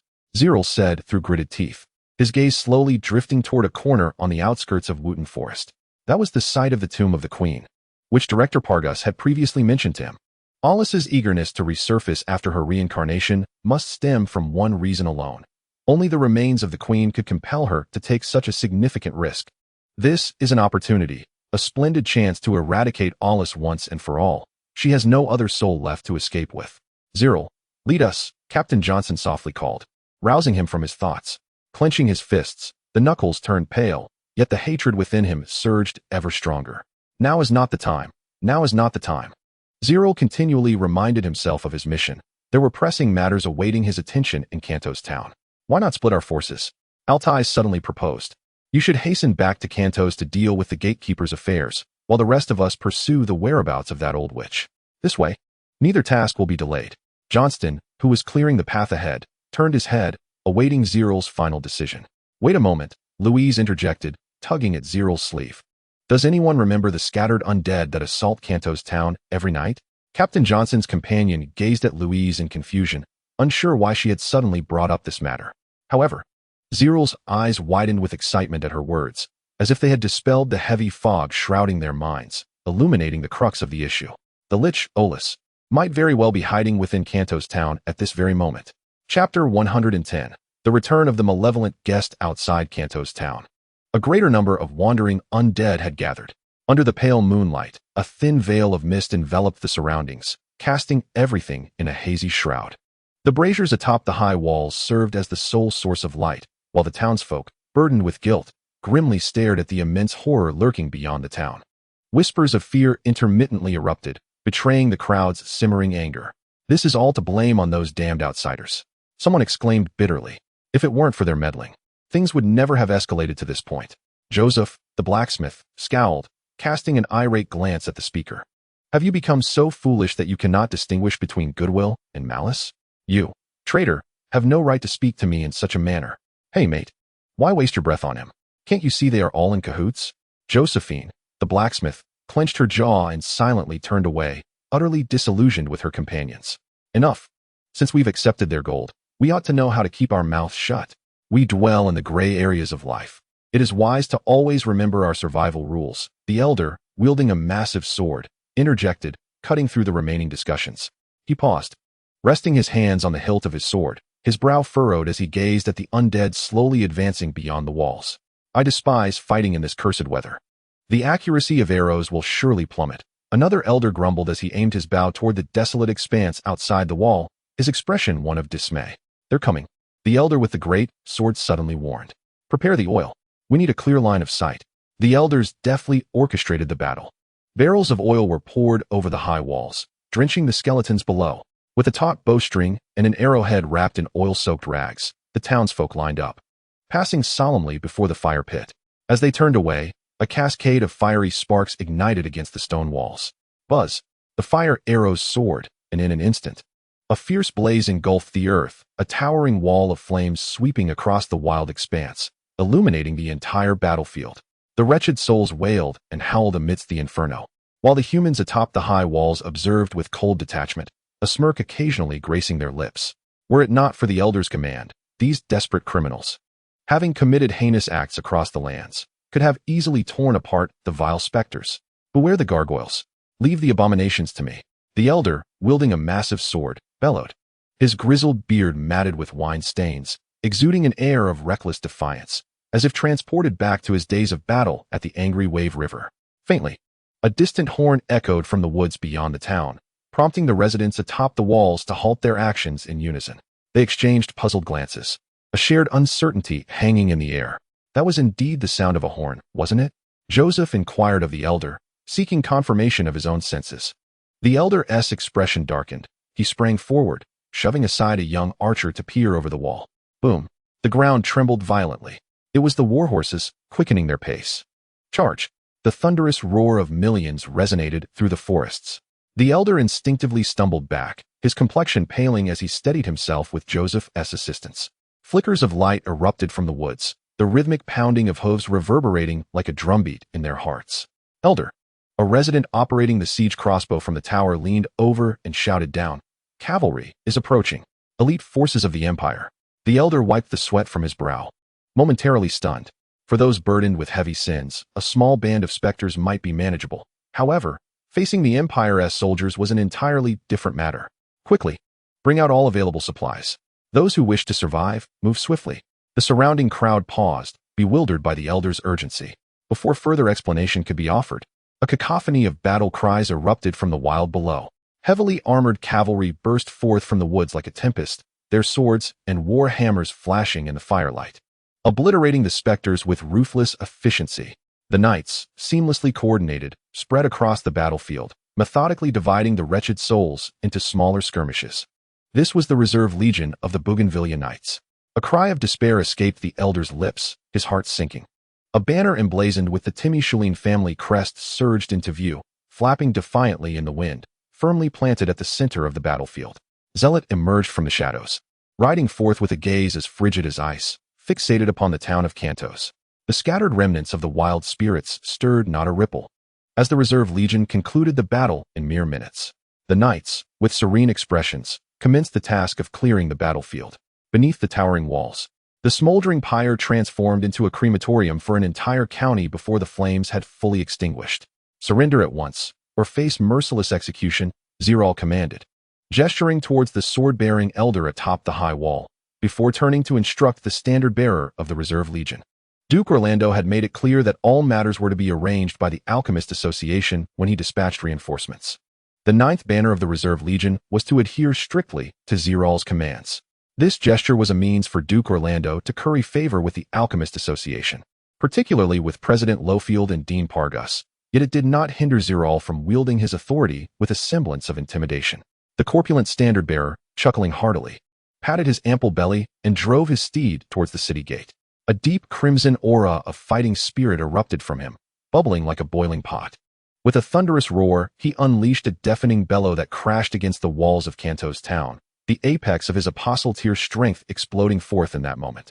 The purple aura surged forth like a tidal wave, extinguishing the flames as if a typhoon had swept through, the sound waves reverberating against the heavy gates. The ordinary townsfolk atop the walls clutched their ears in agony, unable to bear the onslaught, dropping their weapons and sinking to the ground in despair.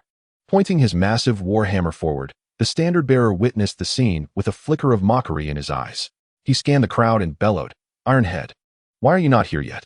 Do you wish for me to knock on the door myself?" From the ranks of the Lilac Reserve Knights still cleaning the battlefield, a giant resembling Johnston emerged, patting his gleaming bald head and breaking into a hearty laugh. The standard-bearer waved his whip towards the high wall of Cantos town, instructing Ironhead, "Ensure these fools surrender peacefully. Our young alchemist brother Wood minds spilling a bit more blood." "Hey, this lad's attitude is quite to our taste," Ironhead replied, thumping his armored chest with conviction. "Leave this to me. I will teach these scoundrels how to start anew." With that, Ironhead turned his steed towards the great door of Cantos town. The warhorse accelerated in place as Ironhead, charging forth, bellowed fiercely, swinging his hammer like a whirlwind. With a resounding crash, the door, which Zerel had previously dismantled, exploded into splinters. The Knights of the Reserve Legion urged their mounts forward, flooding into Cantos town. Those who dared to resist were swiftly besieged by the elite cavalry. Raising an eyebrow, Zerel turned to Johnston and instructed, Joseph and the escort team are still within the town. Go check on them and ensure our own are not harmed. Johnston nodded, the crack of his whip echoing as he hastened towards the town's interior. Zerel redirected his gaze towards the town of Cantos, his eyes reflecting a tranquil serenity akin to a still lake. The corpulent flag-bearer, returning lazily on horseback, could not help but cast a curious glance at Zerel's demeanor. It was only when Zerel's questioning gaze fell upon him that the flag-bearer chuckled and remarked that the townsfolk of Cantos were cunning and treacherous. Hence, they ought to establish several precautions around the perimeter to prevent the two individuals Zerel sought from escaping amidst the chaos.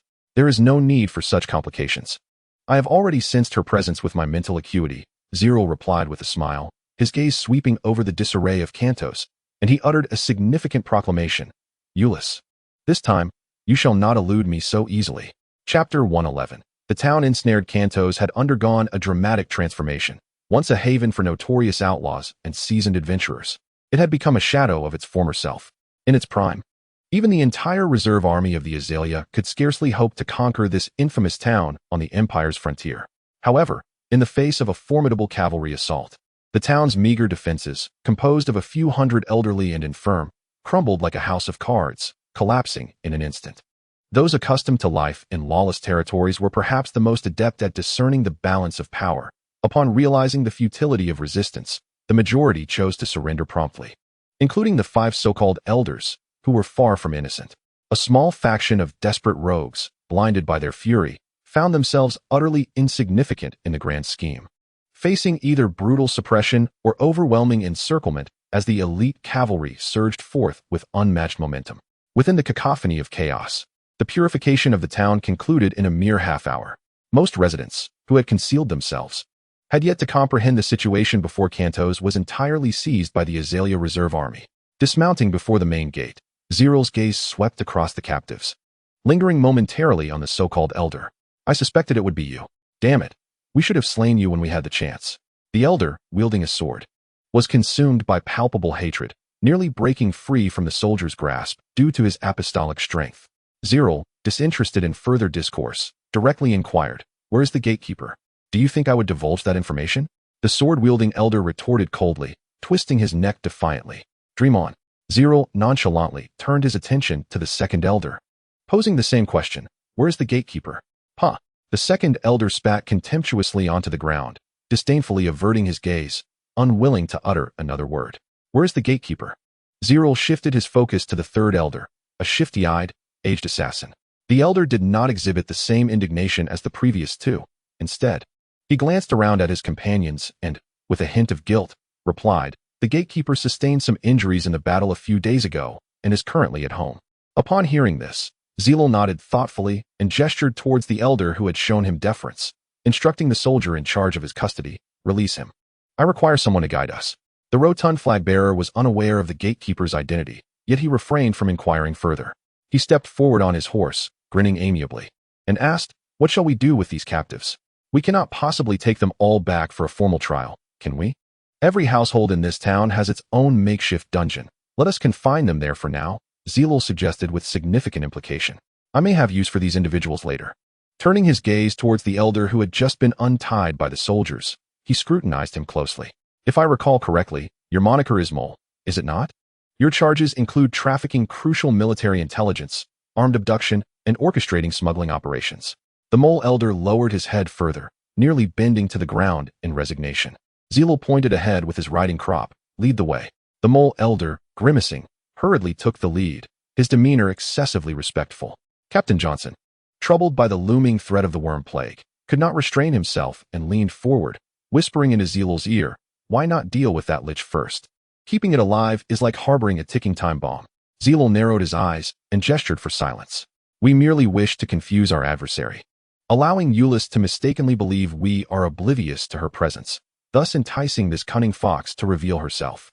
Captain Johnson nodded in understanding, easing the reins, though his hand remained poised on the hilt of his sword, indicating he was not entirely at ease. A red-eyed raven perched on a nearby tree trunk observed the unfolding scene at the gate, flapping its wings as it ascended into the sky. Zerel glanced up, a faint smile gracing his lips.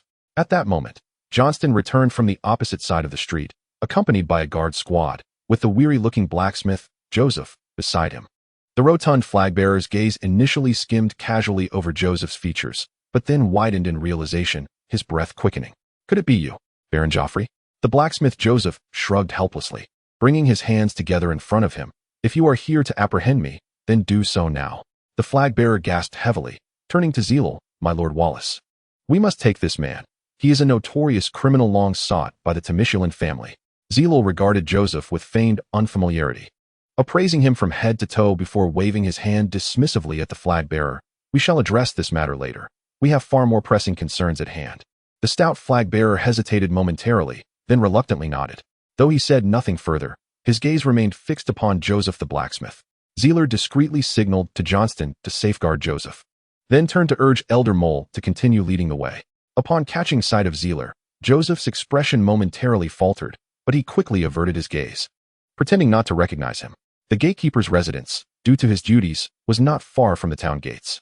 Under Elder Mole's guidance, they dismounted and entered a narrow alleyway, beset with flowing sewage and littered with decaying debris. Zerel frowned slightly and stepped forward, while Elder Mole pointed towards the entrance of a two-story building at the end of the alley, informing the group. The gatekeeper has resided there alone for over a decade. Knock on the door and mention that the previous outsiders have come to pay him a visit. Zerel nodded in acknowledgement. Visit? Elder Mole inquired, astonished. Aren't you here to capture him? Do not ask what should not be asked. Altai suddenly drew his sword, threatening coldly. Elder Mole promptly bowed in apology and hurried to the door, calling out, Baffrel, those outsiders have come to visit you. Open the door. It was then that the group learned the gatekeeper's true name. Those accustomed to privilege in the Timician, such as Zerel and Altais, found the name vaguely familiar, yet could not recall its significance. The door creaked open slowly, prompting them to shake off their thoughts and set aside their lingering questions. You have returned alive, the gatekeeper Baffrel remarked, leaning against the doorframe, inspecting Zerel closely before nodding. His arm was suspended in a sling around his neck, and traces of crimson stained the white bandages underneath. Thanks to the sheepskin map you provided, Zerel replied respectfully, bowing with gratitude towards the gatekeeper. There is no need for thanks. You have already paid your dues. Since the issue has been resolved, why do you seek me again? Zerel turned, receiving the golden crown of the Emperor from Louise, displaying it to Baffrel. The secret realm has been utterly destroyed. Yet I still have some inquiries I wish to discuss with you. Chapter 113, Waiting for a Rabbit to Approach. Zerel stepped out of Baffrel's modest dwelling, followed closely by the others. He tightened the clasp of his cloak and turned to nod at Baffrel, who stood by the door, saying gravely, Rest assured. We shall uphold our promise, and I am confident I can do better than you. Baffrel shook his head solemnly, cautioning, Until you possess absolute certainty, do not attempt to approach him. This is a responsibility. Please remember this. Zerel smiled and nodded, turning away while subtly waving his hand, a seemingly casual gesture that exuded an indescribable resolve. The group mounted their horses and gradually rode away, enveloped in a shared silence. Everyone, including the stout Captain Oslov, was lost in deep contemplation. Captain Zerel called out from behind, urging, Do not dwell too much on this. We have a lengthy decade to ponder this matter, fraught with uncertainties. Oslov offered a wry smile and shook his head, replying, You seem remarkably untroubled. Though we tread upon the lair of a demon, its seal should afford us some peace. Zerel waved his hand dismissively, responding with a carefree laugh. Upon hearing this, the others immediately felt a chill, exchanging wary glances that betrayed their unease. Elder Mole, observing the tension, sensed that this conversation hinted at a monumental secret, and as a former purveyor of crucial military intelligence, his curiosity was piqued. Elder Mole, Zerel turned to face him, a congenial smile gracing his lips. Startled, Elder Mole frantically waved his hands, panic etched across his face, exclaiming, I heard nothing. I know nothing. Incorrect. Zerel interjected sharply, pausing before adding with a smile, You have indeed heard everything. Artes suddenly drew his massive sword, his gaze fixed menacingly on Elder Mole. Zerel raised his hand to quell Artais's impulse and continued, addressing Elder Mole. Our purpose in coming to Kanto's town is to unveil the secret long guarded by the gatekeeper, Baffrel. Elder Mole hastily covered his ears, shaking his head in distress, his back already drenched in cold sweat. Ignoring his theatrics, Zerel pressed on.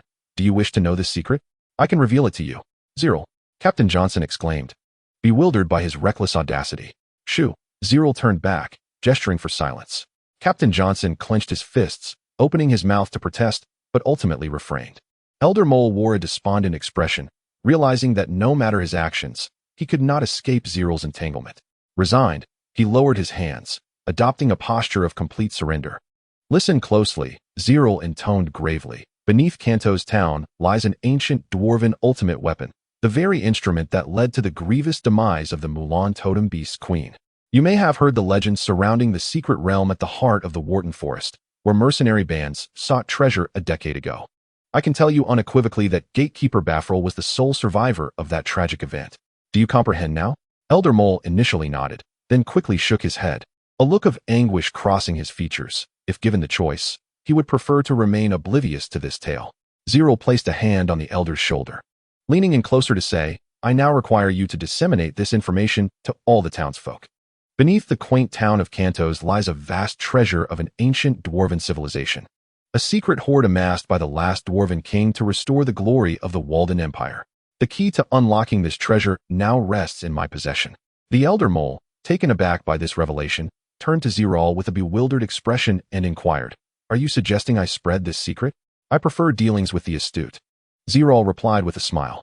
If you share this secret with every resident, I shall grant you your freedom and ensure the safety of Kantos. What do you say? The elder mole, bowing his head in resignation, replied with a wry smile. Do I have any choice in the matter? You have none, Zerel stated, shaking his head with a grin as he gently nudged the elder mole aside. You may now move freely within the town, attend to your duties. But how can I communicate with the townsfolk? They see me as a traitor. The matter of how to approach them is yours to ponder. I trust that for an information broker, this should not pose a significant challenge. Zerel unveiled the elder mole's true identity without hesitation. With no bargaining power left, the elder mole nodded in agreement, knowing he had little choice. He turned and staggered toward his dwelling, his back appearing forlorn, as if he had aged considerably in an instant. At that moment, Captain Johnson, barely containing his fury, stepped forward to confront Zerel. There is no treasure beneath the town, only a sealed demon. Rest assured, only we and the gatekeeper, Bafril, know how to unbind that seal. Zerel shrugged nonchalantly in response. Bafril instructed you not to approach him without absolute certainty. Yet you immediately divulged this secret. The chivalric code that Captain Johnson upheld forbade him from overlooking such treachery. Trust me, no one will tamper with the seal, including myself. Zerel's demeanor shifted to seriousness. Captain Johnson remained silent, his gaze fixed intently on Zerel's eyes. If you do not act, can you guarantee capturing the Lich, Alice, and prevent her from escaping? Zerel countered. What does revealing the Gatekeeper's secret have to do with capturing the Lich, Alice? Captain Johnson instinctively pressed. It has everything to do with it, Zerel clarified. Do you truly believe that a madman intent on restoring the ancient glory of the Mist Empire would overlook a treasure capable of aiding her cause? The surrounding individuals suddenly grasped the implications of Zerel's strategy. Captain Johnson clenched his teeth, unable to voice any further objections, and reluctantly stepped aside. With no dissent left among the gathered crowd, Zerel proceeded with the next phase of his plan. Commander Oslov, Zerel called, turning to him. Please gather all the captives in the central square. We must declare the current sovereignty over Kantos. Commander Oslov nodded gravely and turned his horse toward the gate. Zeler observed as the commander of the Oslov flag, leading the guard, gradually vanished from sight. Only then did he shift his gaze towards Joseph the blacksmith, who had been feigning captivity under Johnston's watch. Quickly dismounting, he embraced him. Joseph, it appears you must seek a new path henceforth, Zeler expressed with an air of regret. I was unaware of the discord between you and the Temishulin family. Joseph the blacksmith, or rather Baron Geoffrey, waved dismissively. These are mere relics of the past. My father once instigated a failed rebellion, transforming me from a young noble scion into my current state. Yet, I harbor no grievances. In fact, I relish my present life. Joseph replied with an optimistic smile. But you, upon returning from the secret realm, seem to have undergone a profound transformation. One inevitably grows through trials and tribulations. Zeler explained with a smile. After a brief hesitation, Joseph cautioned, there are many good souls in Kantos. They merely wish to live peacefully here. Zeler shook his head, feeling both amused and exasperated by Joseph's words. Even if I were to become a butcher, I would be a rational one, rest assured. Many in the town are aware of our connection. While the secret remains intact, I shall have Johnston escort you away from here, Zeler suggested solemnly. Upon hearing this, Johnston promptly gestured towards a brawny member of the guard team beside him. Do you have a spare military uniform? Bring it forth for him to change into. The guard unit of the Agareth Legion had already lingered too long in Kantos. Even if they were eager to return to the Legion, no one would question their urgency. Joseph chuckled wryly and nodded, accepting Zeler's arrangement. After leaving the town, it would be prudent for you to adopt a new identity. You certainly cannot remain within the Empire's bounds. Perhaps you might seek your fortune on the Tarmaclan Plains, where population control is far less stringent than in the Empire, Joseph suggested, displaying a rather optimistic demeanor. Fear not. After all, I am a knight of the apostolic rank. But you, do take great care. Chapter 114. The Prisoner's Dilemma. In the central square of Cantos, the stone platform was stained with mottled blood and marked by the scars of ancient swords, with moss creeping along the steps, imparting an ineffable heaviness. This was a hallmark of the Gray Zone, the most archaic judicial facility, the arena of life and death duels. Zeler gazed serenely at the townsfolk gathering in the square. They appeared emaciated, ragged, and soiled, evoking an unsettling aura. Most among them were the elderly, the weak, women, and children, some true fugitives, while others were simple folk driven by necessity. Among them were those who had once served as imperial officials or renowned mercenaries. But the majority were mere farmers and slaves seeking refuge from calamity in the Gray Zone. At this moment, these individuals were herded into the square by the elite cavalry, exchanging anxious glances filled with fear and trepidation. An oppressive silence enveloped the entire square. No whispers were exchanged, nor were there any shouts. Their eyes, laden with apprehension, were fixed upon the young alchemist standing on the dueling platform. A husband tightly embraced his wife's shoulders, while she clutched their child closely to her chest. In the heart of Cantos town, the stone platform bore the scars of time, stained with mottled blood and ancient sword marks, while moss crept along the steps, imparting an indescribable heaviness. This was the unifying characteristic of the Gray Area, the most ancient judicial facility, the arena for life and death duels. Zeler's gaze remained calm as he observed the gathering townsfolk, their faces gaunt and their clothing tattered, smeared with filth and grease, creating an unsettling sight. Among them were the elderly, the weak, women, and children. Some were true desperados, while others were simple folk driven by the harshness of life. There were those who had once been imperial officials or renowned mercenaries, yet the majority were farmers and slaves seeking refuge from calamity in this Gray Zone. Once again, they were driven into the square by the elite cavalry, their expressions filled with dread and uncertainty. The suffocating silence prevailed, with no murmurs or cries. As they gazed with trepidation at the portly general on the dueling platform, the husband held his wife closely while she cradled their child tightly. An elderly man sat numbly on the ground, his hollow gaze betraying no emotion, as if he had transcended the bounds of life and death. The cunning glanced around cautiously, while the desperate displayed fierce determination, standing tall. The innocent and kind-hearted consoled one another, yet an icy chill permeated their hearts. Although Cantos town lay on the border, it had always been undeniably part of the vast territory of Duke Temishulin. The banner of Oslof proclaimed loudly the town's rightful ownership. Some of you regard me and my companions as invaders, as thieves. Some even believe we are the harbingers of disaster. The banner-bearer's eyes swept over the crowd glaring at him.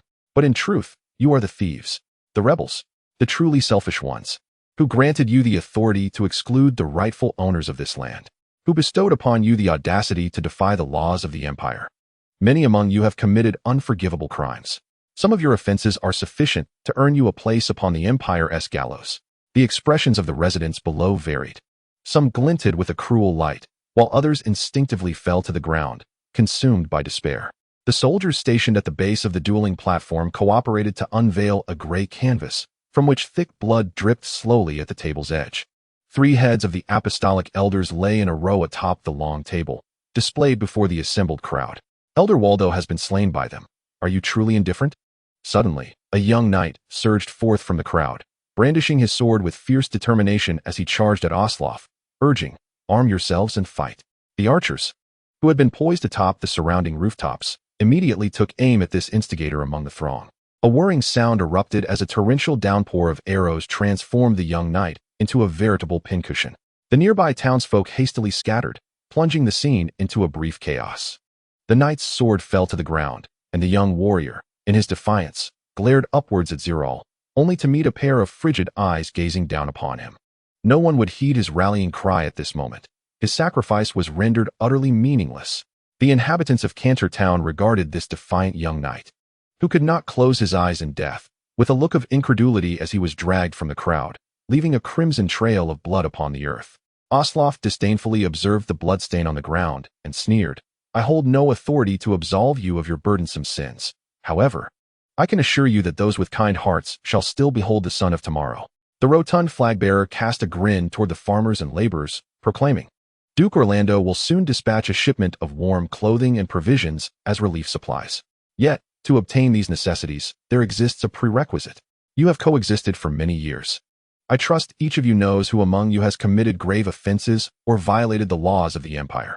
Whoever can expose a criminal shall come forth to receive sufficient aid for their family, including food, clothing, spices, wines, and a variety of meats. Should anyone among you provide information of significant value, an additional reward of 100 gold coins shall be bestowed, along with full protection from the Order of the Purple Blossom Knights. This shall be enough for everyone to endure until the trade in Cantertown resumes, allowing for a new beginning. Upon the conclusion of Oslof's proclamation, the residents below lifted their heads, and a cacophony of discussions erupted throughout the square. Oslof did not quell their clamor. Whether they believed or doubted, his words had already been spoken. Zerel, standing beneath the dueling platform, gestured to the corpulent flag-bearer Oslof. A most splendid oration, Zerel remarked with a smile, yet it is still insufficient. Oslof quickly shook his head and replied with a grin. It is you who must take charge. I am merely executing your directives. Indeed, all that transpired upon the stage had originated from Zerel's hand, as he had previously instructed Oslof on how to maintain order and how to lead these residents into a quagmire of endless strife among themselves. Zerel nodded, whispering, Do not allow them to congregate for too long. Soldiers must patrol the streets at all times.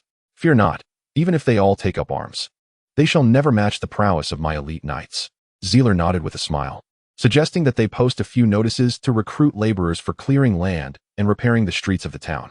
In essence, he aimed to provide these individuals with tasks to keep them occupied, ensuring they would be too weary to wield their swords by day's end.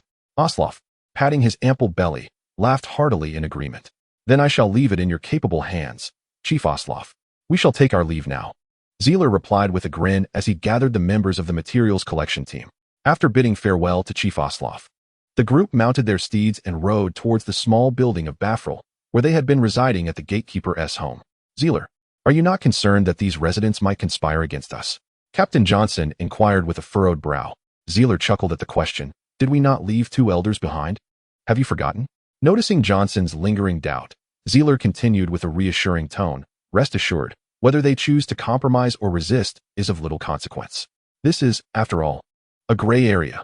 Who among them can honestly claim to have never violated imperial law? Some may still harbor thoughts of unity to resist us to the end. But the moment the first whistleblower emerges, the rest will find themselves caught in a perilous predicament. Zealer halted his steed, gesturing to himself and then to Captain Johnson to illustrate his point with a simple analogy. I might refrain from reporting you, but what if you choose to report me first?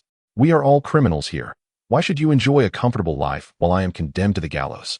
The more intelligent one is, the harder it becomes to trust others, and those who survive in such a treacherous environment are hardly fools or self-sacrificing individuals. Captain Johnson frowned, as Zealer's example profoundly challenged his long-held beliefs, yet he found it difficult to articulate a counterargument. This scenario exemplified the classic prisoner's dilemma, exploiting the inherent distrust among individuals, instilling a fear that one may be the first to betray the other. However, this alone was insufficient. The residents might still covertly forge a consensus, establishing a unified contract that could potentially breach the invisible wall of suspicion and resolve the dilemma. Thus, Zealer decided to retain the 2 elders as a precaution. One was the mole elder, whom he could currently control, while the other remained imprisoned in the dungeon, the sword-wielding elder. At this moment, Zealer was in no rush. He needed to allow the residents' emotions to simmer before striking decisively at the opportune moment to shatter their confidence completely. The group was lost in their thoughts as an eerie silence enveloped the streets of the town, punctuated only by the rhythmic sound of hooves. Miss Louise trailed behind, her gaze fixed thoughtfully on Zealer's profile, pondering her own reflections. Chapter 115, The Dawn of Night in the southeastern corner of Cantos. The Cellar Tavern stands as the largest hub of intelligence in the locality. Elder Mole emerged from the tavern, gradually transporting a half-barrel of rye beer to the entrance, allowing the enticing aroma to waft through the streets. He casually wiped away the dust that had accumulated on the tabletops over the past few days, his expression remarkably serene. As the sun dipped below the horizon, the industrious Elder Mole finally settled contentedly at his bar, his withered arm supporting his chin while the other hand grasped a long-stemmed pipe. intermittently exhaling wisps of smoke. Following the recruitment announcement from the Bougainvillea Reserve Corps, the entire town of Cantos seemed to have regained its vitality, with the sporadic assaults of the undead posing no threat against the valiant knights. Everything appeared to revert to the tranquility and ease of yesteryear. Yet, beneath this facade lay a stark reality. During the day, townsfolk toiled relentlessly to repair their homes, the town resonating with the sounds of industrious labor. However, as night descended, an unsettling anxiety enveloped the residents, rendering them restless. Flickering torches illuminated the darkness, while the faint echoes of brawls and cries for mercy tormented their souls, as each night, individuals were taken by the knights of Bougainvillea for interrogation. Some would return, yet many vanished without a trace from Cantos. Within a mere few days, the townspeople teetered on the brink of despair, until a wave of intoxicating fragrance suddenly swept through the streets, signifying the opening of Elder Mole's tavern that night.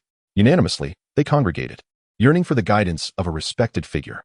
As the sun wholly vanished from the horizon, the tavern was already teeming with patrons, leaving many to lean against the walls. As the tables and chairs were fully occupied, upon entering, each person received a wooden cup and ladled themselves a portion of rye beer at the entrance. Yet, the atmosphere was devoid of revelry, each face etched with solemnity. Elder Mole rapped his knuckles upon the table, shattering the eerie silence within the tavern. Almost all of the townsfolk had gathered. Clearing his throat, he uttered a trivial opening remark. The purpose of this assembly was to devise a strategy, regardless of others' thoughts. It was imperative to halt the escalating tide of mutual accusations. Who among the assembly could claim to have never transgressed the laws of the Solomon Empire? Who could assert that they bore no secrets? If this continued, they would all find themselves imprisoned, awaiting the judgment of those in power. A hum of discussions arose among the crowd, with the majority nodding in agreement with the elder's words. A burly man seated in the front row suddenly slammed his fist upon the table and stood up, raising his voice to suggest to those around him, "We can no longer allow them to lead us by the nose. We must devise a means to unite everyone. If we can endure this difficult period, once trade in the town resumes its former vitality, we shall free ourselves from their grasp." Elder Mole squinted his eyes and nodded in agreement. "Indeed, we must come together. Allow me, an old man, to propose a solution. Those who recognize me as their elder must henceforth abandon any thoughts of betraying one another. The town can barely sustain itself as it is. If we endure this phase, the town will naturally return to its former state. Let us oversee each other in this endeavor, and I shall vouch for those willing to participate." The patrons of the tavern exchanged glances, and the burly man who spoke first raised his hand. "Although the elder previously provided those outsiders with a boiler, I still have faith in Elder Mole. I certainly trust the elder as well. I can refrain from reporting on others, but what if someone decides to report on me?" inquired another young man, short and with shifty eyes. Elder Mole smiled broadly and emerged slowly from behind the bar. "Those who believe in this old man are allies. If anyone dares to betray their own, they shall be deemed a traitor, and matters will be handled in accordance with the rules of the gray area." A gust of cold wind swept in from the door, causing the tavern's patrons to shiver involuntarily. The sound of hoofbeats echoed from around the corner, accompanied by the clinking of armor. It was the patrol of the Reserve Corps passing by. Elder Mole signaled to the crowd, raising a glass of rye beer high.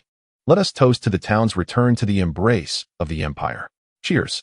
"Oh, cheers." The tavern erupted into a cacophony of noise, filled with unabashed laughter, feigned drunken curses, and some patrons even leaping onto tables to dance in rural style, while others banged on the tables in raucous cheer. Everything felt like the ordinary clamor and release one might find in a tavern, as if the previous atmosphere of gloom had been but an illusion. Each person present was an actor, for they were performing with their lives at stake. The soldiers of the patrol cast astonished glances at the raucous tavern, exchanging looks but finding nothing amiss, and so they continued down another street. Gradually, the din within the tavern subsided, as the residents who had been so fervently celebratory moments ago sat back down with sardonic smiles. The cellar tavern once again enveloped in silence and stillness. "These fools truly believe that just because there are patrols, they can keep us in check?" The burly man scoffed, spitting disdainfully onto the ground. "Well, if they truly aim to seal us off, we would not be so at ease." Elder Mole gulped down his rye beer, using it to mask a flicker of unease within. "The second matter I wish to address today concerns intelligence regarding the intentions of these outsiders." After Elder Mole spoke, he observed the reactions of the crowd. As the sight incited the curiosity of all present, Elder Mole finally exhaled in relief. "You are aware that I have guided these individuals, but do you know whom they ultimately encountered? Please, spare us the suspense and reveal it." urged the burly man repeatedly. This confidential information was procured by me at great peril, pivotal to the lives of many and the very existence of our town. While I yearn to selflessly divulge this secret, one must consider their own sustenance, do they not? Upon hearing Elder Mole's words, the crowd comprehended his implication and voiced no dissent. The elder chuckled slyly. As per usual, 10 gold coins for each piece of information, no negotiations. Before the exquisite fireplace, Zerel immersed himself in the knowledge of the castle, engrossed in a book devoid of words. Have you briefed Lord Baffrel? Louise's voice resonated from behind him. I have elucidated the entire plan to him. Zerel nodded with a smile, raising his gaze. Lord Baffrel has consented to my strategy, stating that as long as we avoid inciting uncontrollable turmoil, all shall be well, and I will strive to maintain control.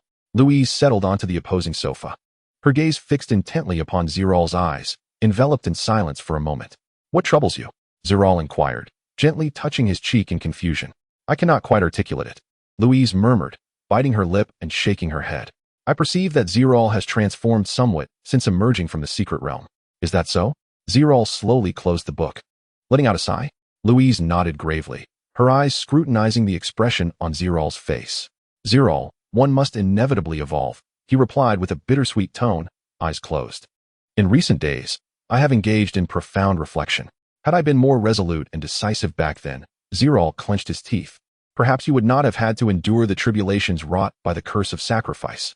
For too long, I have hesitated, contenting myself with a life of ease, merely wishing to pursue alchemical studies in tranquility. Yet, since the outbreak of the Battle of Worton County, reality has unveiled its merciless and indifferent face before me. At times, it is not a matter of intent to harm others, Zerel mused with a rueful smile. Once one enters the intricate web of the human food chain, one must grit their teeth and relentlessly strive for ascension. Much like my dealings with the residents of Kanto's town, one may choose not to aggress. Yet one cannot prevent others from attacking. With each step one takes forward, many are inevitably left behind, perhaps even trampled upon. Can one still expect gratitude from those they have surpassed? Zerel's thoughts began to spiral into confusion, his spirits gradually diminishing. It is a paradox. While you believe the other party is in the wrong, they, too, perceive you as erroneous. Yet, in the end, there can only be one victor. The one who triumphs is deemed correct. I aspire to be the one who ultimately prevails, for once defeated, I shall forfeit many significant treasures. Louise listened intently, gradually approaching Zerel and, without uttering a word, gently clasped his hand. Whatever path you choose, I shall invariably stand by your side. Wherever you go, I shall follow. Chapter 116. The moment of execution. On this day, a fine drizzle fell over the town. The central square of Kantos was filled with black umbrellas, resembling dark lotus leaves afloat on a pond, as the crowd parted to create a wide passageway. Zerel followed closely behind the flag-bearer Oslaf, surrounded by a human wall formed by soldiers of the Reserve Corps. Yet beyond this wall, pairs of eyes filled with animosity gazed intently, bloodthirsty, enraged, and fierce. Such was the look of the townsfolk. The dual platform, gradually cleansed of mud and dust by the falling rain, revealed an elderly figure kneeling before a wooden post, bound tightly by iron chains, unable to move. The old man's expression grew somewhat numb, yet a trace of serene amusement lingered upon his face. Oslaf ascended the stone steps slowly, surveying the crowd encircling the old man, before turning to look down upon the kneeling figure. Adam, do you plead guilty? The elder slowly raised his head, a cryptic smile gracing his features. He was none other than the sword-wielding elder who once led the residents in their resistance against the undead. I have survived this long. Even death now seems worthwhile. A hoarse laugh erupted from Elder Adam, reverberating through the square with an air of madness. Adam nodded toward Zerel below, and then turned to face the throng gathered beneath him. Adam had previously served as the Knight Commander of the 7th Cavalry of the 19th Legion of the Empire, having defected with his troops during the Third Battle of the Rage River, subsequently forming a large band of robbers known as the Black Rain Forest. The Black Rain Forest bandits attempted to abduct the son of the esteemed General Hades, the Crimson Sword Saint, on the outskirts of the imperial capital in the year 10295 of the new calendar. After being thwarted by the local garrison, they resorted to a brutal massacre of local civilians, resulting in the tragic death of 179 individuals, an event that sent shockwaves throughout the empire. A decade later, in the year 10305 of the new calendar, the Black Rain Forest bandits were eradicated by the 4th Legion of the Empire, led by Samakina. during an attempted smuggling operation into the kingdom of Talmer clan. Their leader, Adam, mysteriously vanished during this encounter. For the ensuing 9 years, Adam remained on the Empire's most wanted list. Yet no further news of him emerged from the outside world. Until today, following a tip-off, we have discovered that this individual is indeed the fugitive criminal who has eluded capture for many years, the infamous leader of the Black Rainforest Bandits, the bloodthirsty wolf, Adam. Following interrogation, we have confirmed that this information is entirely accurate. In accordance with the relevant provisions of Imperial law, it has been decided that the criminal Adam shall be executed forthwith. The banner of Osloth proclaimed the nefarious deeds once committed by Elder Adam. Yet he continued to laugh maniacally, seemingly filled with a twisted sense of pride and honor for his past transgressions. It was only when Osloth uttered the words reported by someone that Adam's mirth faltered, his countenance darkening with an ominous shadow. There are no more than 3 individuals in the entire town of Cantos who know my true identity. Tell me, who betrayed me? Elder Athos inquired, his tone eerily calm and frigid as he gazed at Osloth in pursuit of the truth. Before Osloth could respond, a voice emerged from the crowd below the dueling platform. Adam, do you truly wish to know? Zerel stepped forward, making his way to the platform, nodding apologetically at Osloth, who was regarded with questioning eyes. Leave the next part to me. Osloth, furrowing his brow in hesitation, eventually relented. Very well, if you insist on proceeding, I shall acquiesce. Zerel gestured to the crowd, and Johnstone approached, dragging the elder mole by the collar. The backgrounds of most individuals in Cantos could hardly escape the keen ears of this astute information broker. Zerel patted the trembling elder mole on the shoulder, a smile gracing his face as he regarded the kneeling Adam. Adam turned away with a cold smirk, seemingly unsurprised by the revelation, for as he had stated, those privy to this secret history could not exceed 3, and the elder mole, who thrived on selling information, was undoubtedly among them. Zerel waved Johnstone away, and the elder mole, bereft of support, crumpled onto the dueling platform, his visage ashen, as if his very soul had been exorcised. Instantly, a cacophony of shocked murmurs erupted from the gathered crowd, many standing frozen in disbelief, shaking their heads as if to deny the reality unfolding before them. Why? This cannot be. Those who had once conspired in the tavern murmured incessantly. Did not Elder Mole promise that he would not expose anyone's sins? Could they not see? We have been deceived. This charlatan, fearing our denunciation, has allied himself with the outsiders. If even Elder Mole has capitulated, whom can we trust? Scoundrel. He is utterly unworthy of being an elder. He is nothing but a shameful traitor. Do not let me hear your foolish words again. Zerel observed the crowd's reaction with keen interest, turning to signal to Osloth, then forcefully hoisted the incapacitated Elder Mole to his feet. The Knights of the Reserve Corps, tasked with maintaining order in the central square, struck their spears against the ground in unison. Boom, boom, boom.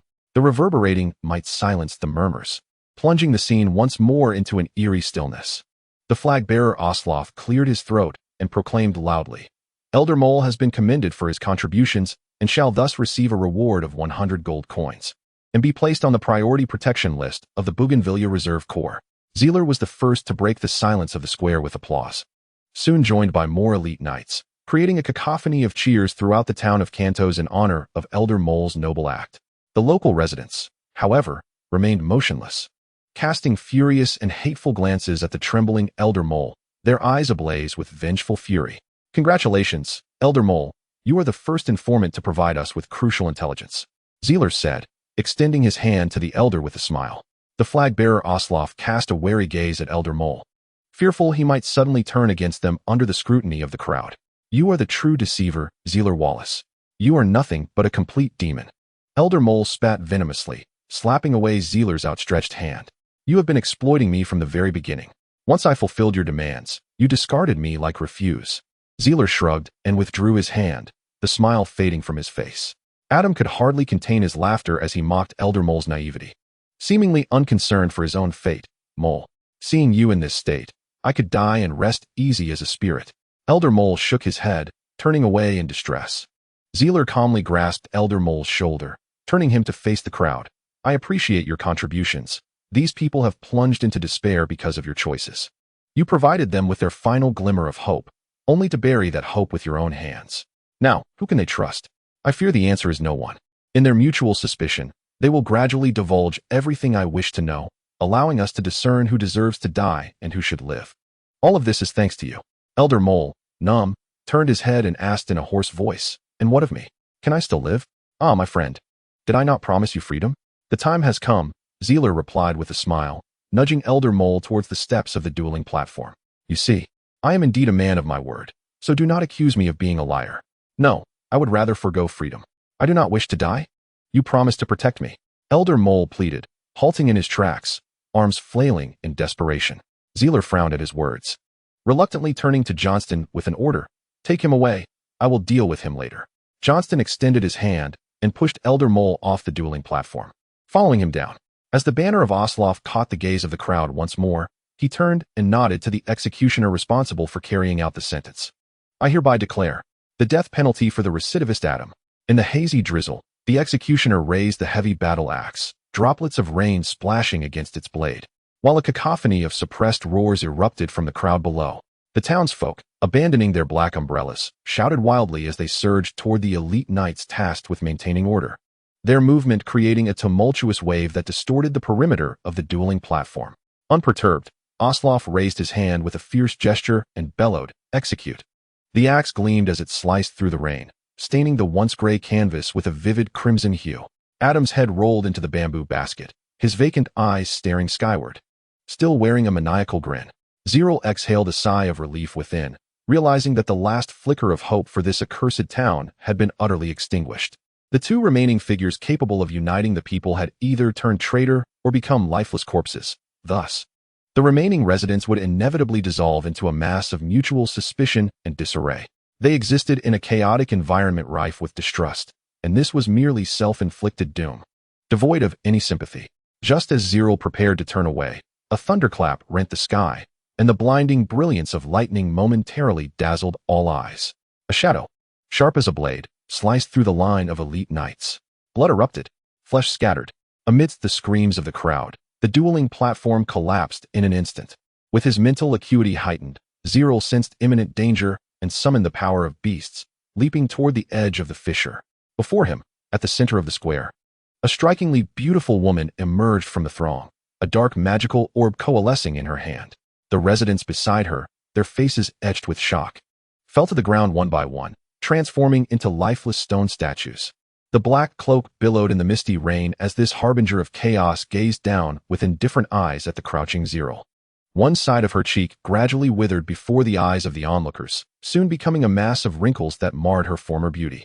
A terrifying term surfaced in the minds of all who witnessed this scene. "Mr. Lich, young alchemist, surrender the key to the underground treasure." Chapter 117. Long awaited, the crowd surged, and the entire square descended into chaos.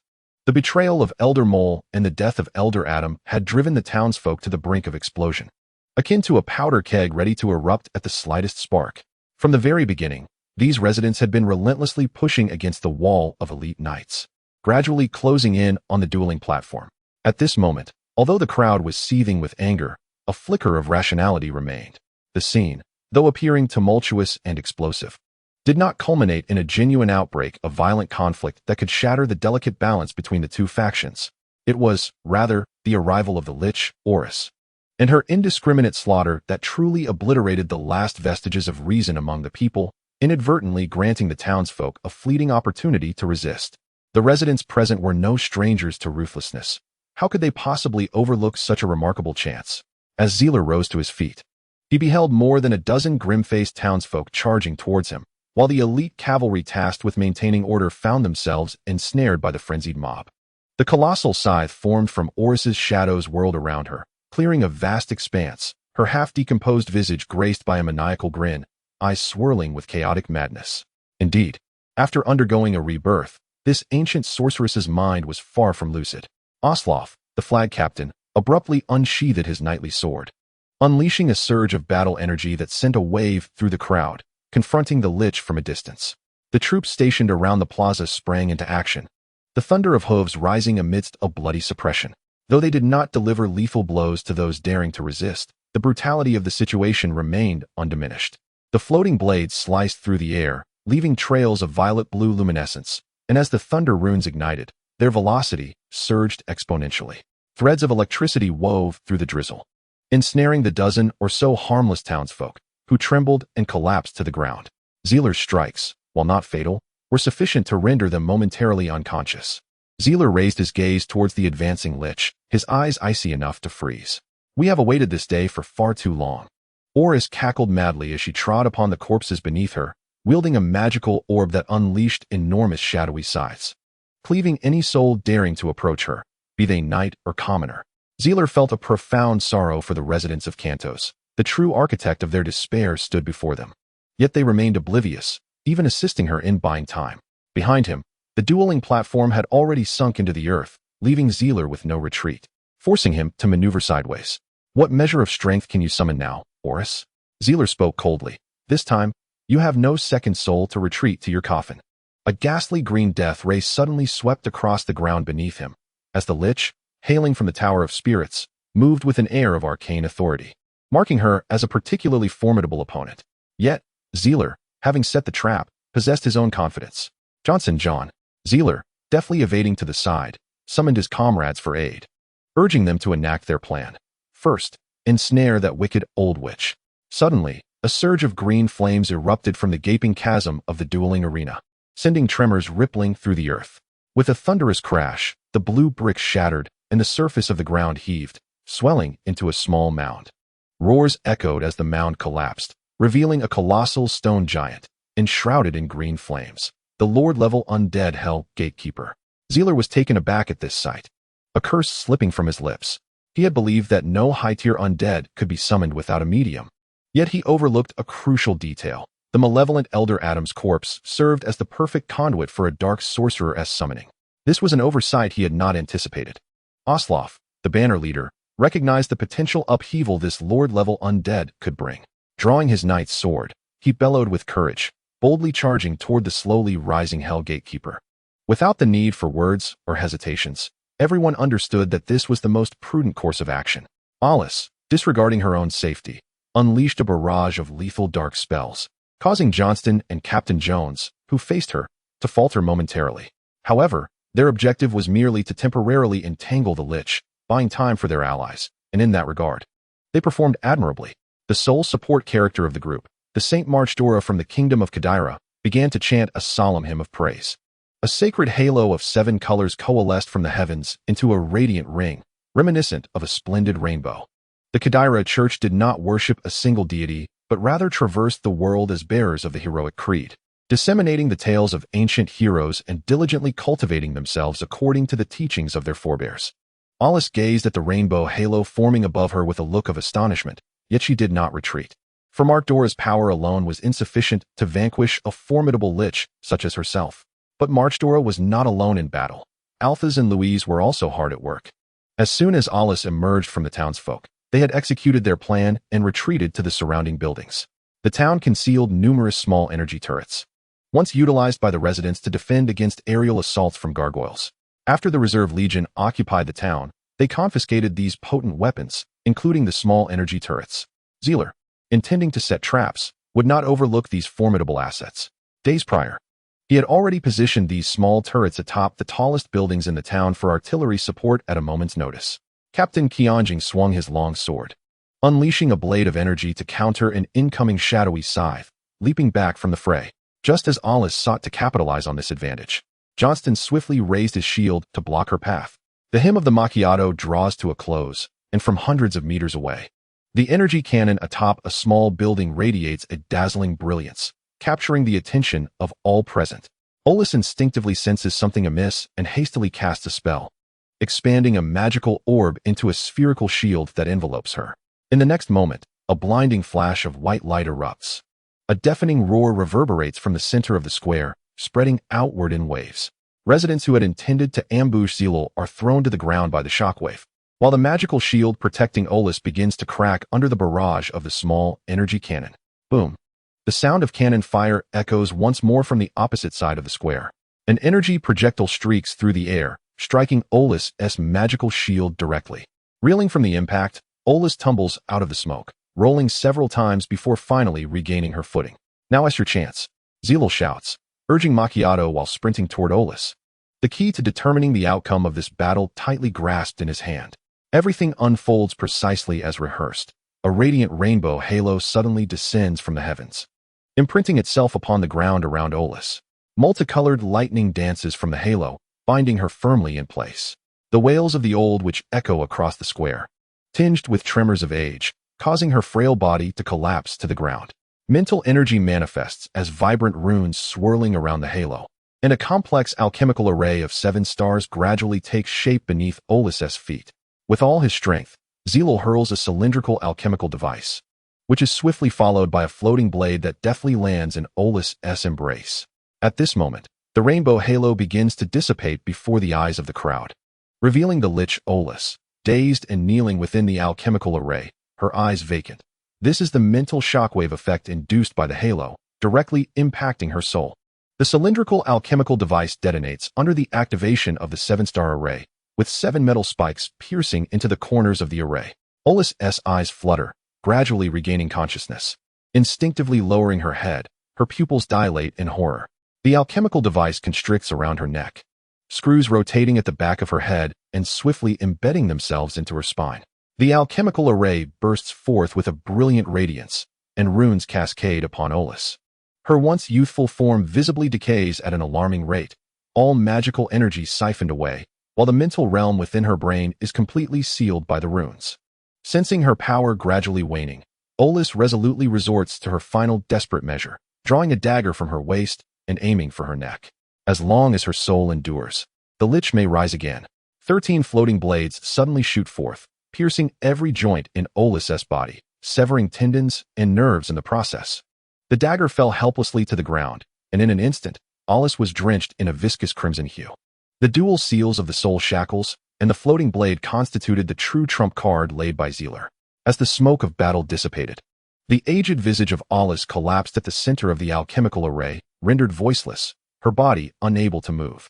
Save for the eyes that still retained the capacity for motion, Zerel exhaled softly, stepping forward, knowing that his meticulous preparations had not been in vain. He stood before Olis, his gaze imbued with a blend of fury and indifference, concealing an unspeakable hatred beneath his impassive facade. Do you remember the blood debts accrued in Worton County, old witch? Yet, in response, he was met with a pair of eyes devoid of humanity, now merely the vessel of a fractured soul cultivated within the soul tower. Chapter 118. 7 days later, clear water splashed upon his face, droplets cascading down his silvery locks into the basin below. Ripples spread outward as Zerel's breath grew heavy, the surface gradually calming, reflecting his countenance like a mirror. He stood lost in thought, momentarily detached from reality. Louise entered the room slowly, her concern evident as she steadied his elbow, leaning in to gaze at him intently. How many residents were captured last night? Zerel asked hoarsely. 37. Alphas has already interrogated them. 23 had committed serious crimes, and 7 were runaway slaves. Hearing this, Zerel numbly nodded, wiping the droplets from his face with a cloth. After a moment of hesitation, Louise bit her lip and whispered, Zerel, Elder Mole passed away last night. It was a suicide. As Zerel straightened his posture, a look of astonishment crossed his face. Had he finally come to terms with it? Perhaps this is for the best, Zerel explained. When the auxiliary corps withdraw, not only will I not let him escape, but the residents here will not forgive him either. When can we leave this place? Louise asked, her brow furrowing slightly. Louise, we still need to establish an observation post in the Wotan forest.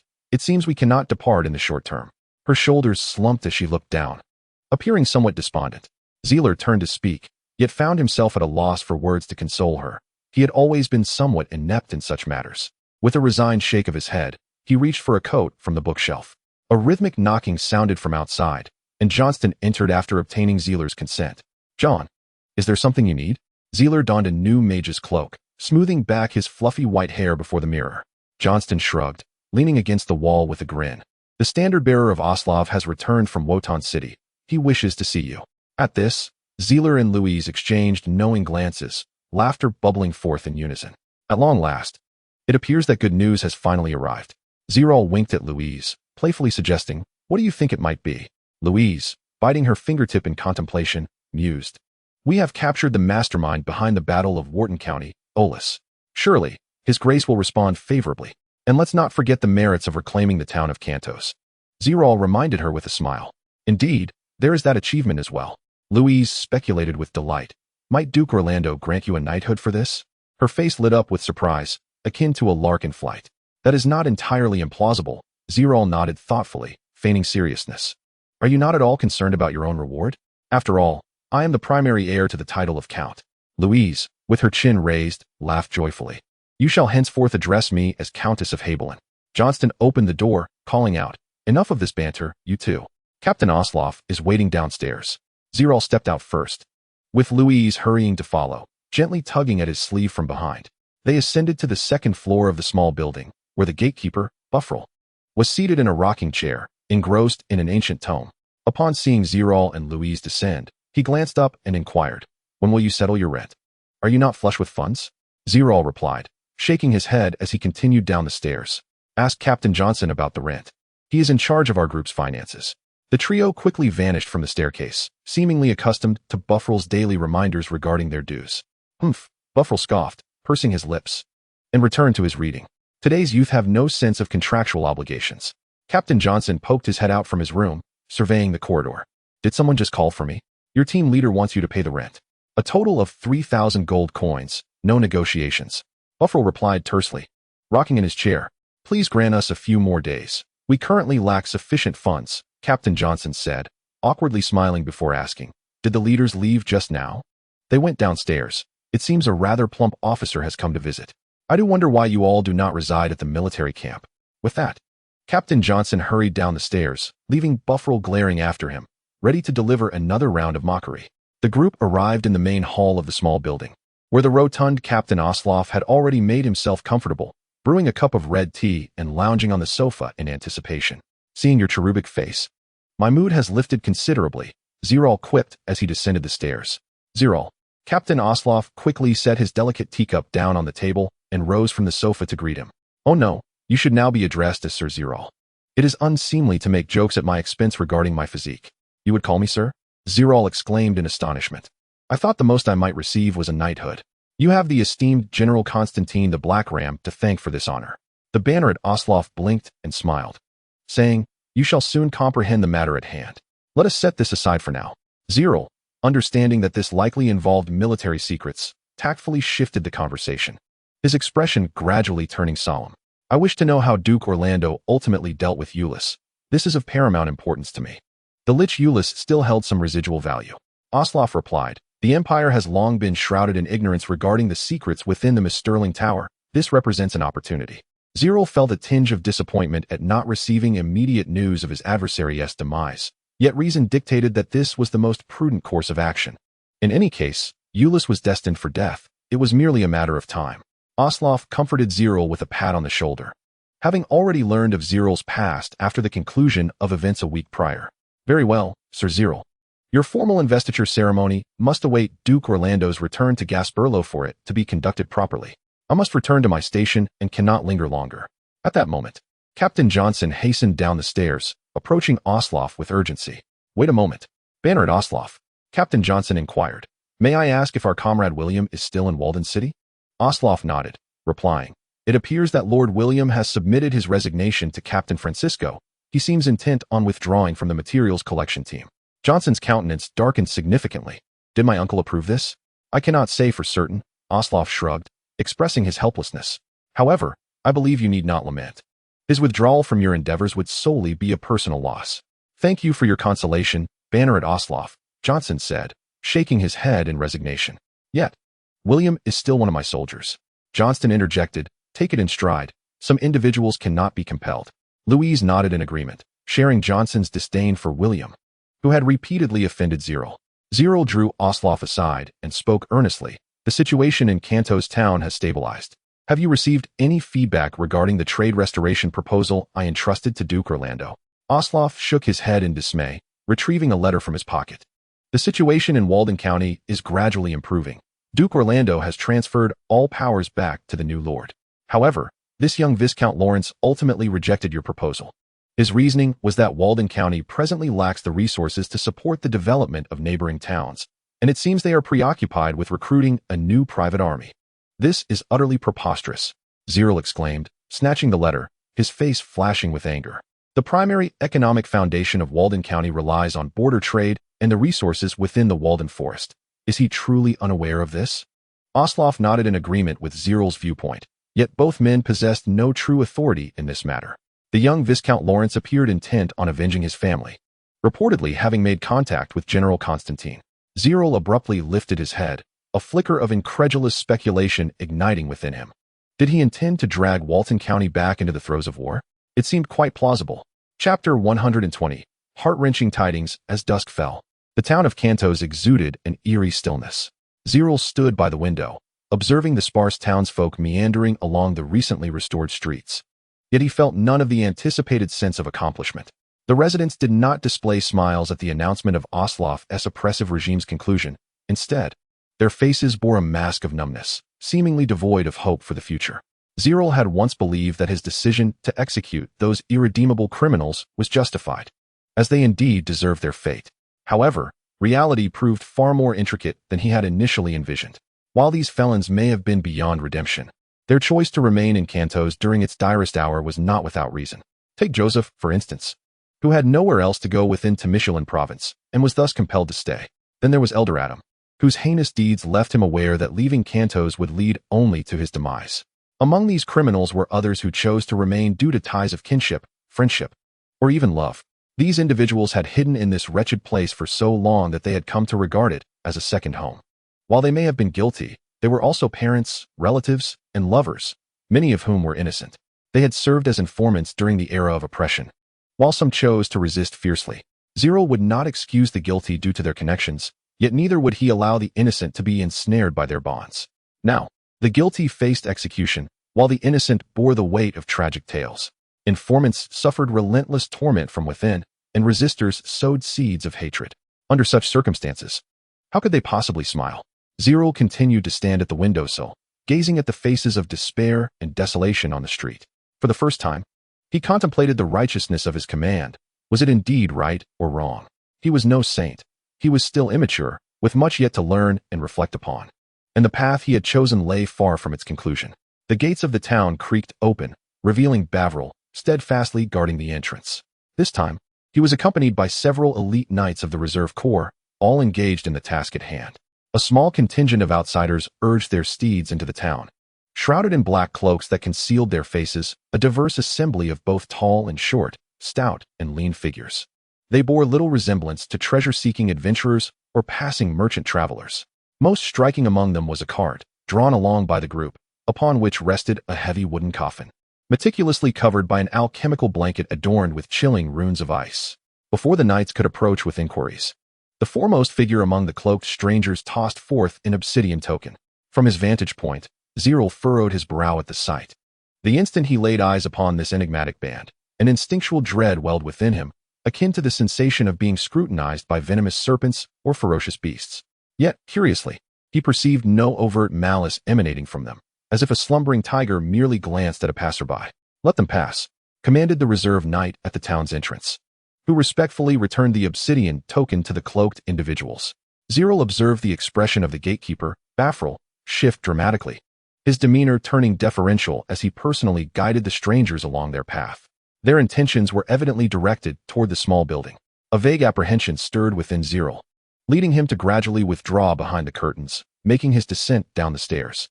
Just as he departed, the leader of the cloaked figures glanced up at the window of the upper floor, revealing a hint of alluring crimson lips beneath the hood.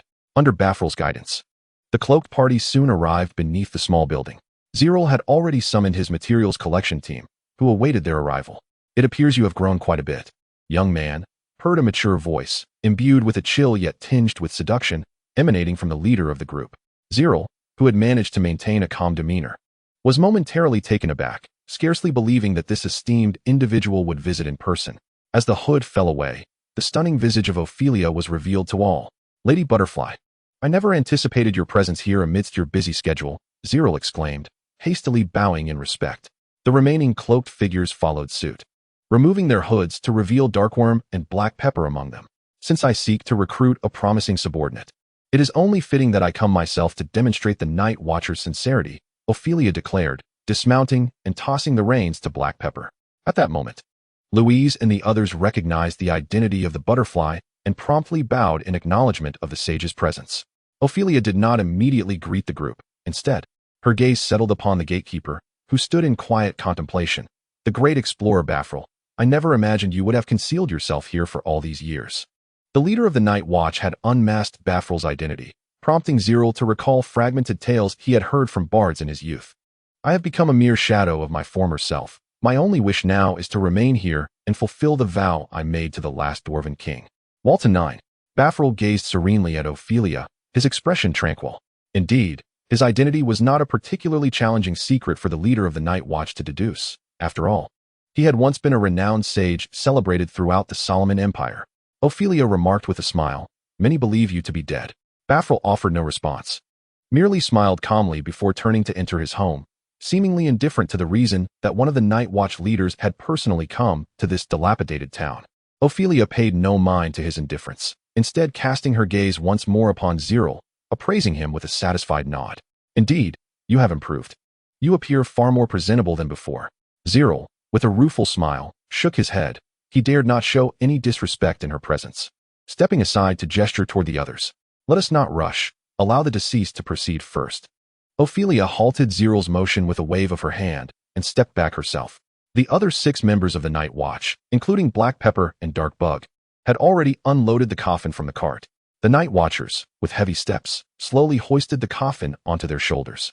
Even the usually boisterous Dark Bug wore a solemn expression, struggling to reach the base of the coffin despite her height. Zerel and the others, puzzled, stepped quietly to either side of the doorway, watching as the coffin was carried into the small building. Inside lay Cicada. Ophelia sighed. He perished on his way to the imperial capital.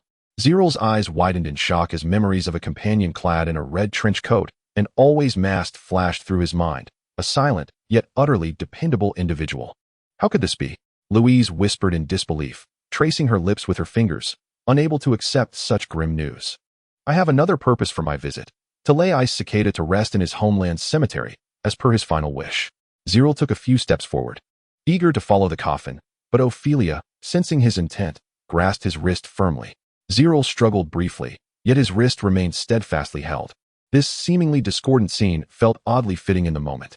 "I understand that it is difficult for you to accept this loss right now, but it is best not to disturb the peace of the departed," Ophelia consoled. "If you truly wish to join the Night Watch, then please respect our traditions." Chapter 121, The Obsidian Order. "Yes, Cicada is dead." Black Pepper lit a spirit lantern and placed it above the coffin. 2 members of the Night Watch stepped forward voluntarily to stand vigil, taking turns to ensure that someone would always be beside Cicada on this journey. This was both tradition and a matter of choice. Zerel stood before the coffin for a long time, words swirling within him. Yet he found himself at a loss for expression. What had transpired? What of Night Owl? Was he well? Johnston, standing to the side, voiced the question that lingered in Zerel's mind, thereby shattering the oppressive silence that enveloped the room. The dark worm discreetly wiped away the tears at the corners of her eyes and softly replied, "The Night Owl has sustained grave injuries. The medic has indicated that amputation may be necessary, and he may never stand again for the remainder of his life. It is a blessing to have salvaged his life," Ophelia remarked with a somber tone. Zerel turned and approached the sofa, his pallor evident, yet he remained silent. As time trickled away, a stifling atmosphere pervaded the hall of the small building. Black Pepper retrieved a dossier from his backpack and handed it to Zerel, stating, "This is all we have gathered internally from the Night Watchers. After all, thousands of years have passed, making the information scarce." Zerel managed a faint smile of gratitude towards Black Pepper, though he found himself lacking the energy to delve into the materials at that moment. "This is not your fault. Team leader Zerel," Black Pepper said with a hint of seriousness. "No one anticipated that the disappearance of a group of ordinary magical beasts would lead to such peril." "Who is the adversary?" Zerel inquired in a low voice. "What has the headquarters of the Alchemist Association said?" Just as Black Pepper was about to respond, Ophelia gestured for her to step back. "The Night Owl remains unconscious, and the identity of the assailant has yet to be established." Ophelia casually settled onto the sofa opposite Zerel, adding, "Your priority now is to manage your own affairs. Even if the sky were to collapse, there are influential figures to bear the burden. These matters do not require your concern." Zerel gritted his teeth and shook his head, asking, "Is it because my strength is insufficient to be involved in this matter?" Ophelia reclined languidly against the sofa, though she did not answer. Her silence tacitly affirmed Zerel's assertion. "I understand. Until my strength reaches a certain level, I shall not intervene in this matter," Zerel acknowledged, picking up the dossier sealed within a black envelope from the table. "Wait a moment." Ophelia raised her hand to press the envelope back onto the table. "Are you certain you wish to join our Night Watchers organization?" Zerel met her gaze, his demeanor calm as he nodded in affirmation. "What is your reasoning?" "I wish to discover what kind of flowers I can bloom. The Night Watchers organization will facilitate my growth. You are indeed bold, Ophelia remarked, resting her forehead on her hand, a smile playing at the corners of her lips. Indeed, the Night Watchers can expedite your development. But are you prepared to bear the cost of joining us?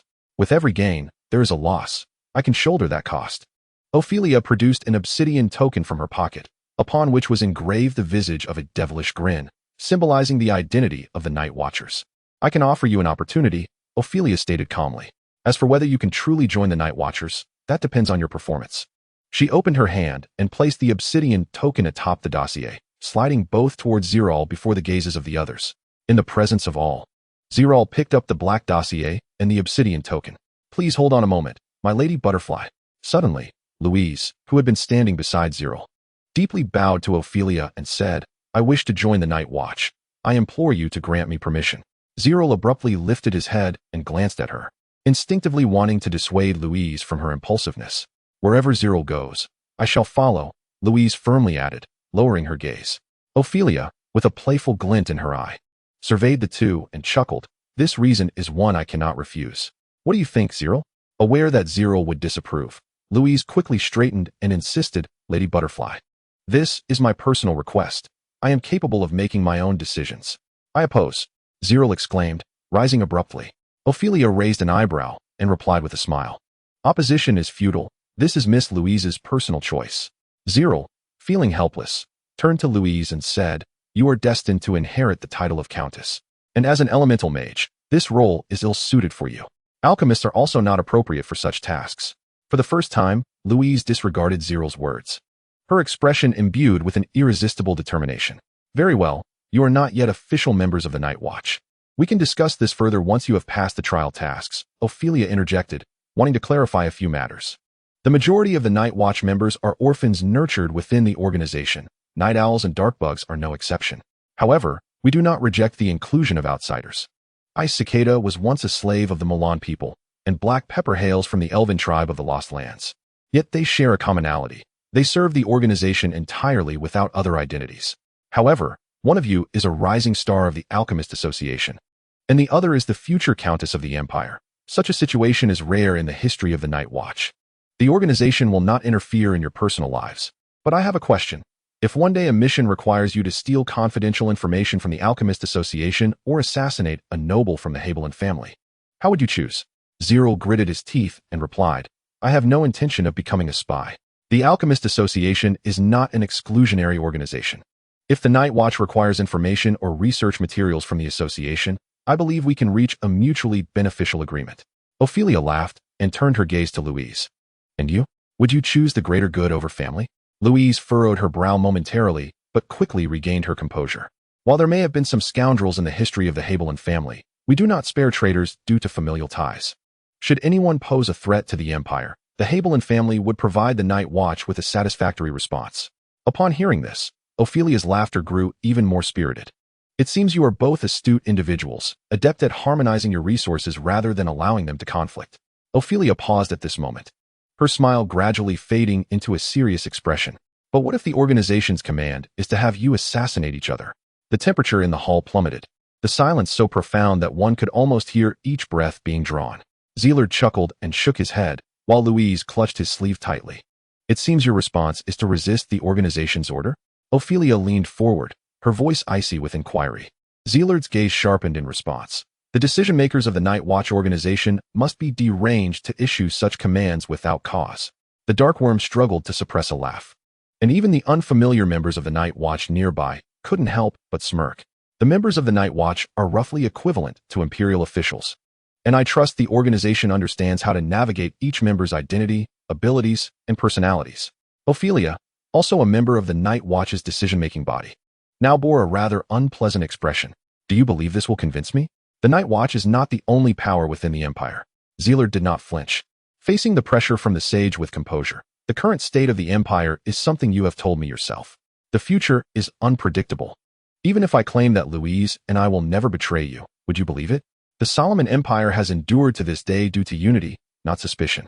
Chapter 122. Staying true to one's original intentions. Zerel had locked himself in his room under the pretense of organizing documents for an entire night. The candlelight had unknowingly extinguished, and the morning sun poured through the window, bathing the room in warmth. His desk was cluttered with top-secret and confidential documents from the Night Watch, each page marked with vivid red ink highlighting key passages. The materials provided by the Night Watch were incomplete, encompassing the origins of this war, the desperate battles of the Beastmen, the Queen's acts of vengeance, and the eventual emergence of the Stone Giant Legion. Zelard had gleaned a rough understanding of these events from Befriel beforehand.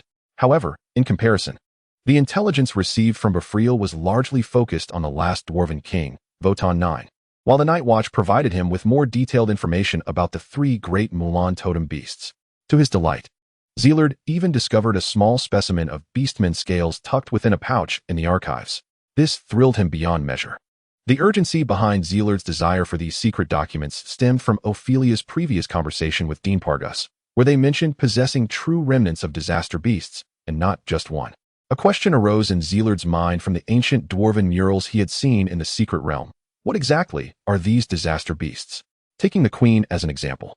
Her method of casting spells lies between the illusory and the tangible. However, this magic, capable of inflicting true and devastating destruction, does not seem to utilize any special medium as assistance. If one were to assert that this is a talent unique to the beasts, then from whence does such talent originate, and what are its underlying principles? If one were to claim that this is a combat style exclusive to the Calamity beasts, what distinguishes them from other advanced magical creatures, aside from their humanoid form? How does all of this relate to the innate evolutionary process of mutual devouring from which these beasts emerge? Zelard sensed that unraveling this conundrum could potentially unveil a new avenue for the origin alchemy left behind by the Master Mason, paving the way for a true path of innovation that could ultimately eradicate the physical vulnerabilities. The portable alchemy platform incessantly conducted various data analyses on the specimen slices of the beast kin, while Zelard sat nearby, perusing the documents in his hand repeatedly, patiently awaiting the final results of the tests.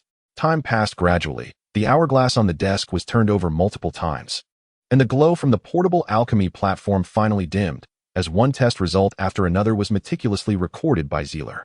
Cell quality, exceptional cell structure stability, hyperactive, undetectable rune reaction, weak magical reaction, weak target material identification, biological tissue keratin layer elemental resistance. Exhibits formidable resistance to foreign elements initially. Zelard's expression remained inscrutable. But as each test result emerged, his complexion grew increasingly pallid. He licked his parched lips with his tongue, involuntarily closing his eyes, a wave of disappointment washing over him. Although these results clearly indicated the extraordinary qualities of the Calamity beasts as beings of heroic tier, they were not the outcome Zelard had anticipated. His fingertips rhythmically tapped against the armrest of the chair as he reflected on his hypotheses and reasoning, hoping to discern the root of the issue. His mental energy unconsciously drifted around him, gradually filling the entire room, where a point of light began to illuminate within Zelard's perception.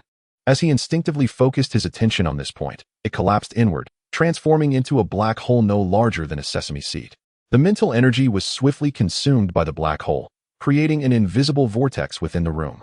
Suddenly opening his eyes to gaze at the location of the black hole, he beheld the specimen slice of the beast kin, secured upon the portable alchemy platform, pulsating with a nebulous white light, as a small segment of its armor continuously morphed, and the cellular structure underwent frenzied alterations.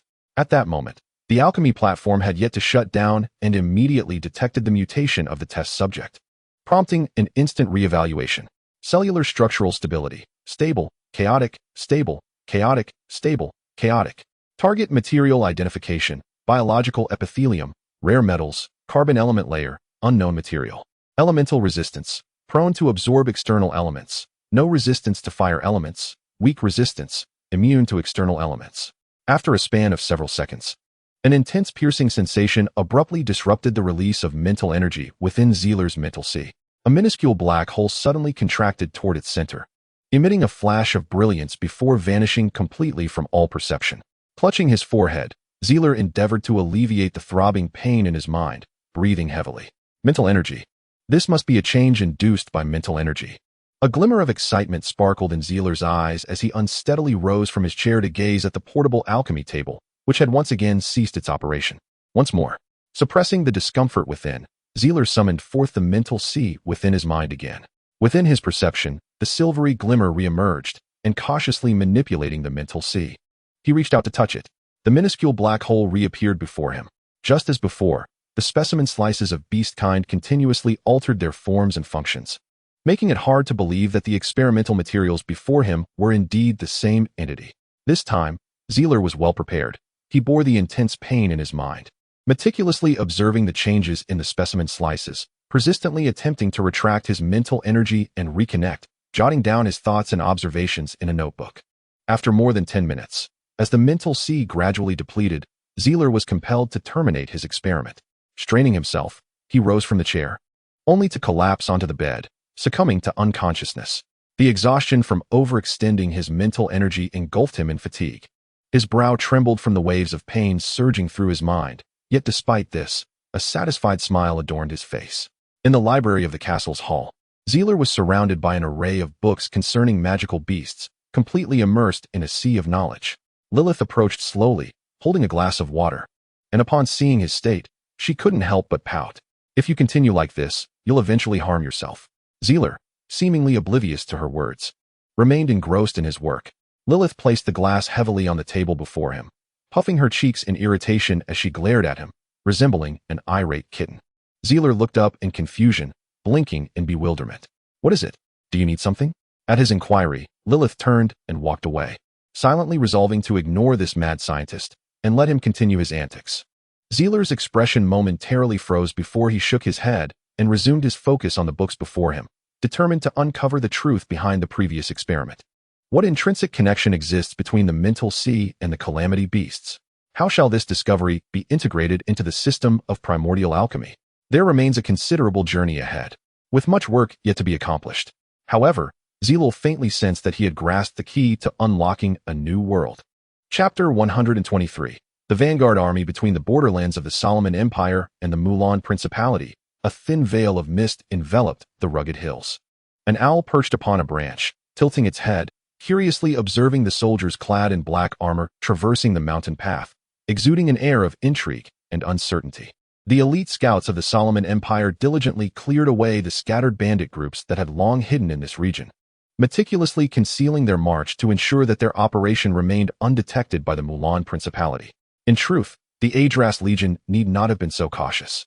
With the demise of the Spider Organization, the intelligence apparatus of the Mulan Principality had become akin to the deaf and the blind, utterly incapable of undertaking any threatening endeavors.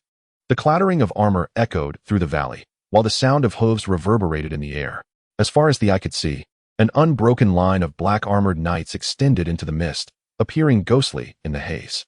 With a thunderous gallop, a scout team weaved through the ranks of the army, accelerating with each passing moment. The marching knights swiftly adjusted their formations to clear a path, maintaining a stoic silence throughout, their pupils reflecting the cold flames of battle, their spirits soaring high. As the scout team surged past the lines of allied troops, they swiftly caught up with the foremost vanguard. The orders from Commander Constantine were rapidly disseminated among the officers of this contingent. Minutes later, a herald on horseback, brandishing a military standard, galloped past each soldier. At his command, the entire vanguard cavalry instantly quickened their pace, gradually distancing themselves from the main body of the army.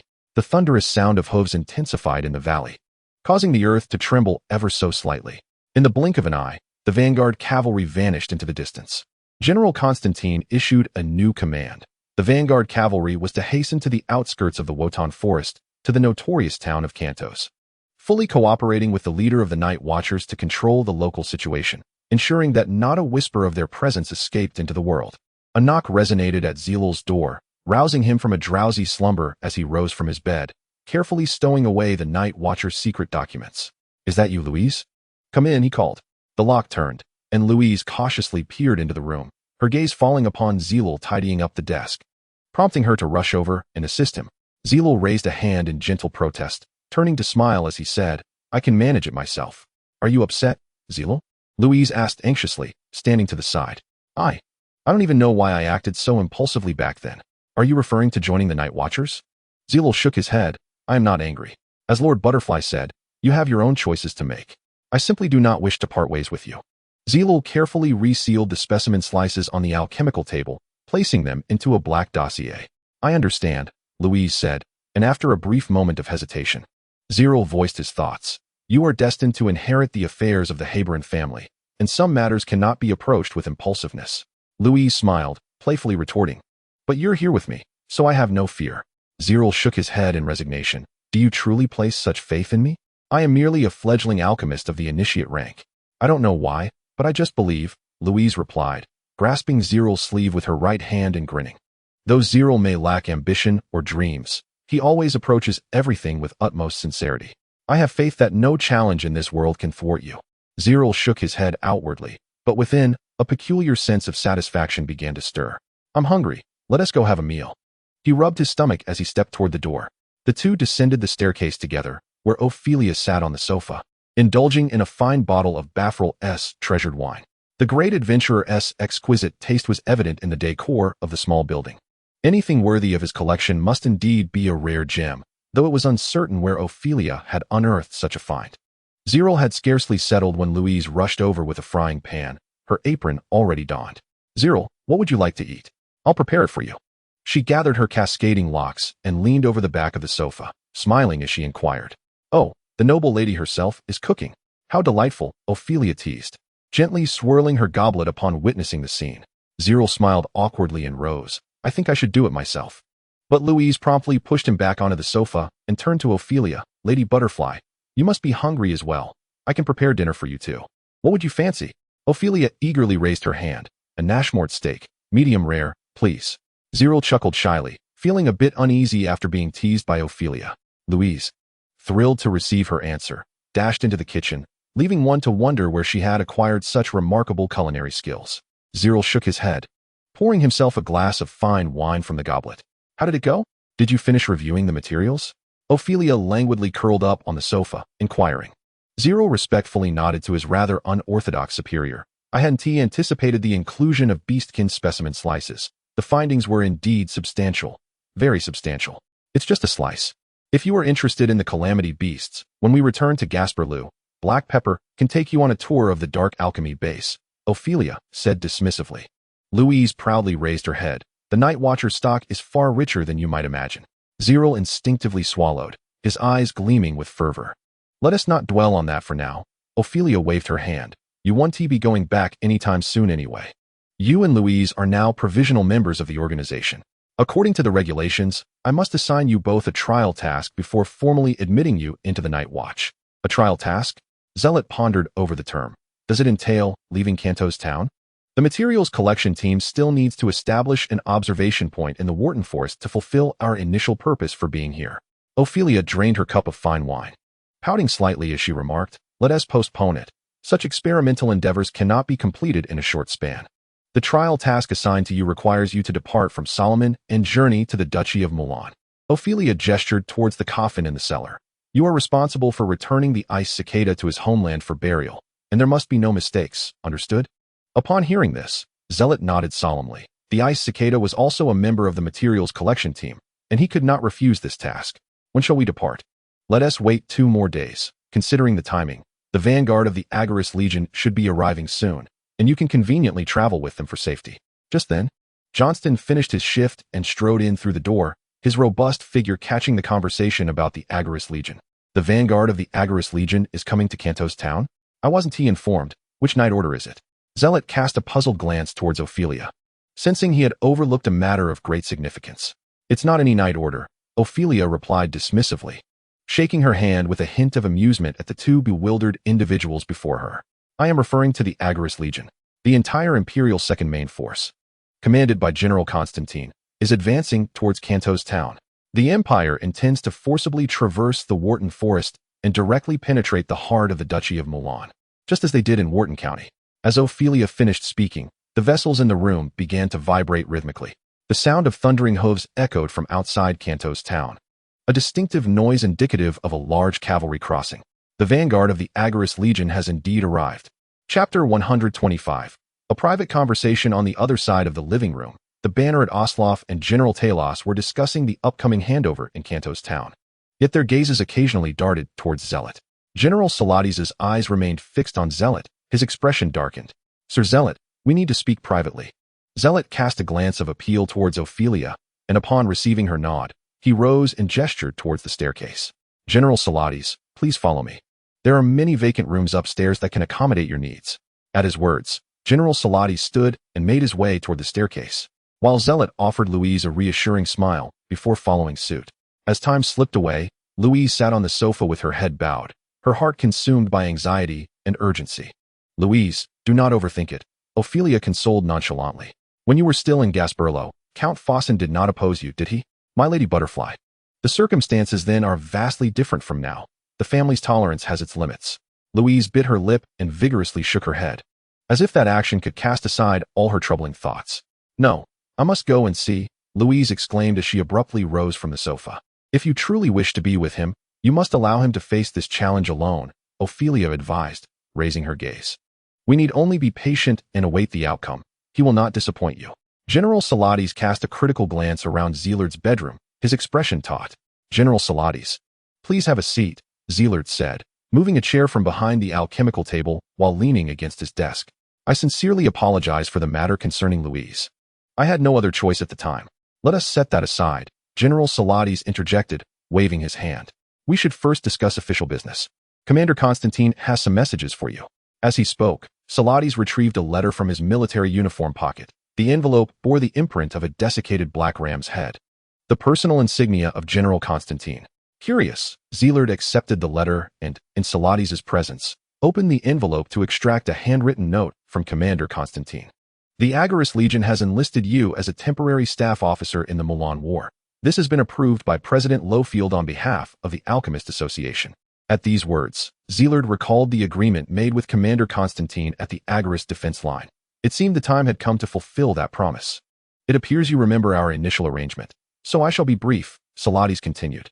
"The Agarist Legion will assist you in gathering all research materials regarding beast evolution from the Totem Church amassed over the millennia. However, you must ensure that you do not hinder the plans of the Agarist Legion."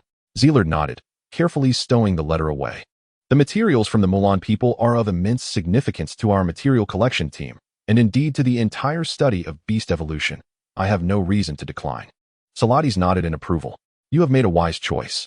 From this moment onward, you will fall under my command. Within our occupied territory, you may act freely under the title of staff officer, but you must ensure your own safety and adhere to our agreement." Upon hearing this, Zealard's eyes widened, sensing that this entire situation was a trap meticulously set by the other party. General Salatis, being the chief staff officer of the Agarist Legion, meant that all staff officers would heed his commands, and naturally, Zealard would not be exempt from this arrangement. "Wait. General Constantine did not initially mention anything to me regarding a military position. The agreement we had made at that time certainly did not touch upon this matter." General Salatis nodded with a serene demeanor, calmly elucidating. "But who prompted you to capture the flawless stronghold of Cantor Town?" Upon receiving the report from the escort squad, General Constantine promptly shifted the original offensive route from the central region of Worton County to the Worton Forest. "Do you believe you can still refuse this offer, Sir Zealer?" General Salatis emphasized the title of Sir with a noticeable weight, a title granted only under the auspices of General Constantine. "I am merely a novice alchemist of the awakening tier, and I have joined the Night Watch." Zealer chuckled awkwardly, fearing I may not be suitable to serve as a strategist for the Agarist Legion. "This is of little consequence. A strategist relies on intellect, not brute strength. We in the Agarist Legion are not lacking in a few valiant warriors who excel in combat," Salatis replied dismissively. "So, does this imply that I have no room to refuse?" Zealer shook his head with a wry smile, realizing that this matter had already reached a conclusion, and any further excuses would not alter the other party's decision. "What do you think?" General Salatis arched an eyebrow, a cold smirk playing at the corners of his mouth. Zealer stood upright and saluted General Salatis, resignedly stating, "General Salatis, I look forward to your guidance in the future." Although Zealer feigned a respectful demeanor, his heart was filled with a sense of despair regarding his future. "We will be colleagues henceforth. No need for such formality," Salatis replied languidly from his chair. "With official matters concluded, let us now discuss our private affairs." General Salatis gestured for Zealer to relax, though his gaze grew progressively icier. "Mr. Zerel Wallace, you should be aware of Louise's identity and her significance to the Heberon family. Due to your previous negligence, you nearly caused the first heir of the Heberon family to meet an untimely demise. Do you think, under such circumstances, I would dare allow Louise to remain in your company?" Zealer quickly bowed in apology. "I am truly very sorry about this matter. If anything were to happen to Louise, do you believe a mere apology would suffice? Your apologies hold little value." General Salatis replied coldly. "Furthermore, I have heard that the material collection team has already suffered casualties. and some have even voluntarily withdrawn. Upon hearing this, Zerel clenched his teeth and remained silent, acknowledging that what was stated was indeed factual, leaving him with no room for rebuttal. It appears my intelligence was not mistaken. Therefore, I am quite eager to know, after incurring such significant costs, what results your material collection team ultimately achieved. What assistance was provided to Dean Pargus regarding the experimental research? To this day, I still recall the 3 objectives you articulated during the meeting. However, my current awareness is limited to the collaboration between the Alchemist Association and the Beast Fighting Guild, which bears little relevance to your endeavors. The recent loss of experimental materials by the Alchemist Association has directly resulted in the death and injury of 2 elite sentinels. A consequence that surely stemmed from your orders, did it not? Regarding the organization of the Beast Catalog, you entrusted this task entirely to the Alchemist Division's alchemical puppets.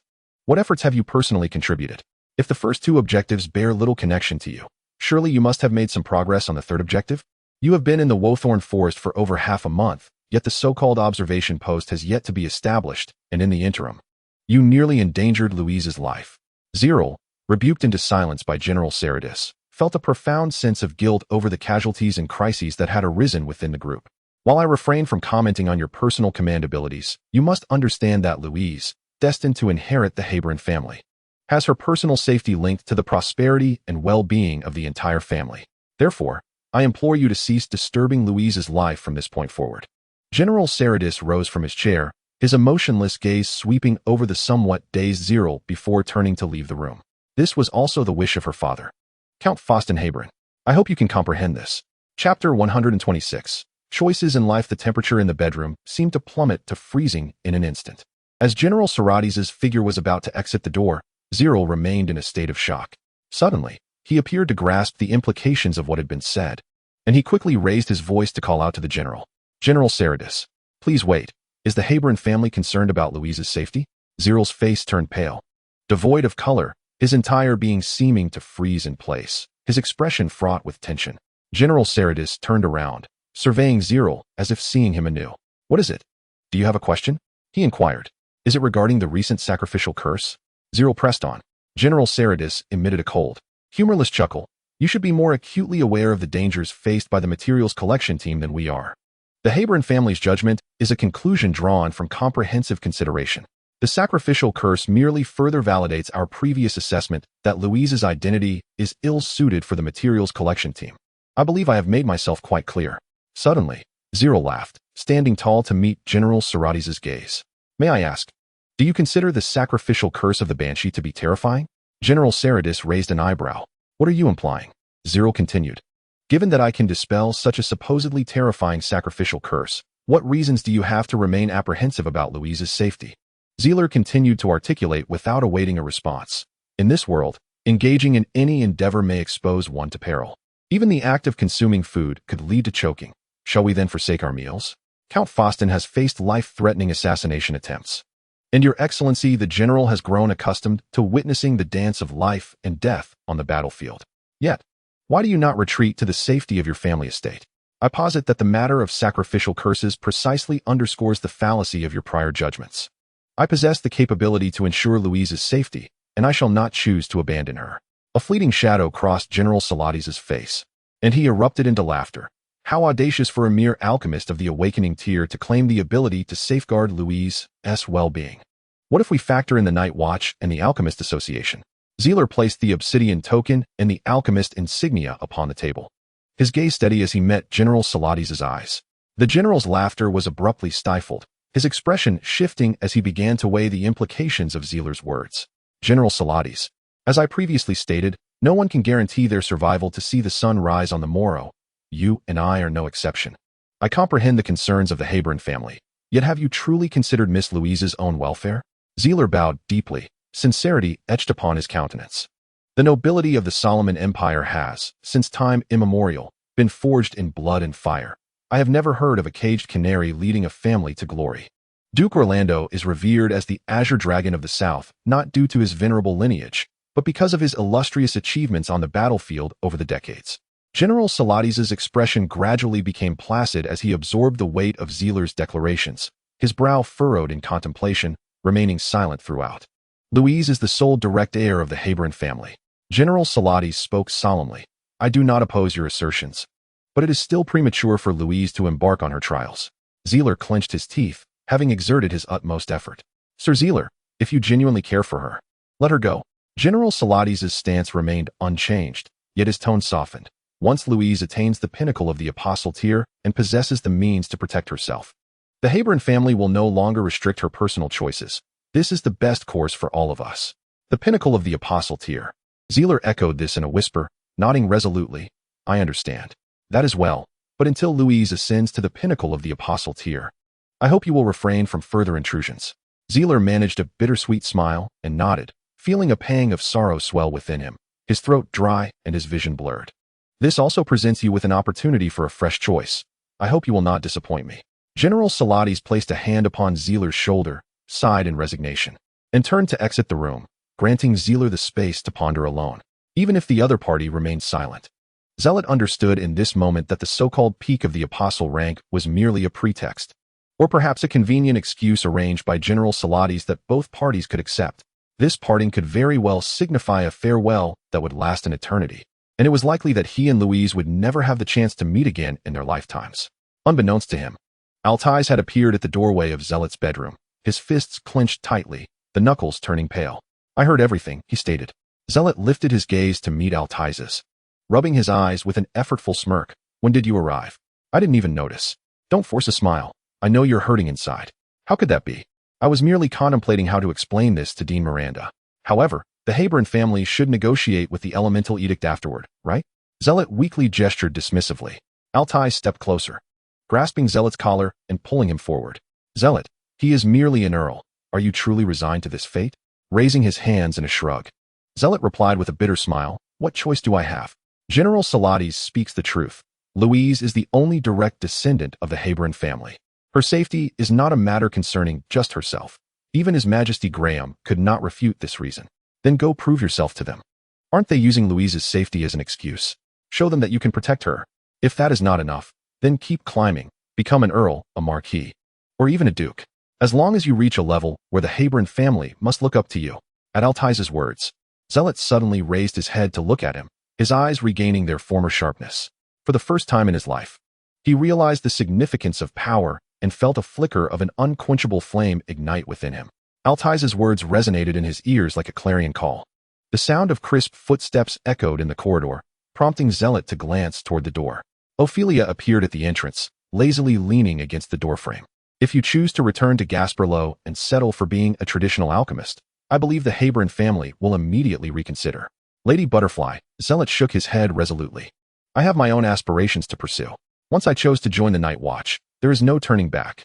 Ophelia nodded in satisfaction, a hint of an appreciative smile gracing her lips. Once you take that step, it may be too late to turn back. Chapter 127. A man of two faces. Before the door to Louise's bedroom, Zealot stood hesitating for a long while, his hand rising before falling weakly. The faint sounds of sobbing from within struck his heart like a steel blade. Lowering his head with a gentle sigh, he turned to leave. At that moment, he simply lacked the courage to face Louise. The room was filled with the hurried sound of footsteps as the door was abruptly yanked open. Louise, with tear-streaked cheeks and reddened eyes, stood before him. Zerel remained rooted to the spot, yearning to reach out and wipe away the tears at the corners of her eyes. Yet his wrist lifted only to fall limply back down. Louise gazed intently into Zerel's face, her clear, large eyes capturing the fleeting expressions of helplessness and hesitation that crossed his features. Taking a step forward, she threw herself into Zerel's embrace, her slender arms encircling his shoulders. Unwilling to let go. Why? Zerel's heart raced. He could feel the sorrow and anguish within Louise, but he felt powerless to respond. Louise, I am not yet capable of protecting you, he rasped, a growing sense of fear swelling within him. Fear of his own inadequacy, fear of never seeing her again. At his words, Louise trembled slightly, loosening her grip just enough to create a sliver of distance between them. Zerel, you must wait for me, Louise declared resolutely, biting her lip. Reaching the pinnacle of the apostle tier is merely a challenge. I will not give up so easily, and you must not leave me. There was an enchanting quality about Louise, her strength and courage radiating like sunlight on a winter's day, reaching deep into the recesses of Zerel's heart. This rendered the comforting words he had prepared into mere wisps of vapor. Let us make a promise, shall we? Zerel suddenly proposed, a smile returning to his face. When you reach the pinnacle of the apostle tier, I will come to the Habelan family's territory to fetch you." Louise quickly wiped away her tears with the back of her hand, her face lighting up with joy as she enveloped Zerel in a warm embrace. Her breath was clear and distinct as she softly murmured, "When we meet again, I will be by your side forever, and you must not renege on that promise." Around the corner of the corridor, Ophelia leaned against the wall, her hood obscuring her eyes but failing to conceal the faint smile at the corners of her mouth. Beside her stood a general clad in a black military uniform. "Are you satisfied now, Salatis?" Ophelia taunted him. At her words, General Salatis turned his head away, a cold glint flickering in his eyes. Ophelia, with graceful strides, stepped ahead down the staircase, her lips parting to issue a warning. "Please convey to Count Faustin that the Habelan family cannot bear the consequences of breaking our agreement." Upon hearing this, Salatis stiffened, his expression paling. Ophelia smiled as she looked back at the staircase's bend. "The main forces of Commander Constantine will be arriving shortly. Do you not have other matters to attend to, Chief of Staff?" Only then did Salatis regain his composure, forcing a smile as he followed her down the stairs. Captain Johnson arrived at the cemetery on the outskirts of the town, his expression grim as he surveyed the row of freshly dug graves. Macchiato followed closely behind, casting a hesitant glance at Captain Johnson before finally voicing her perspective.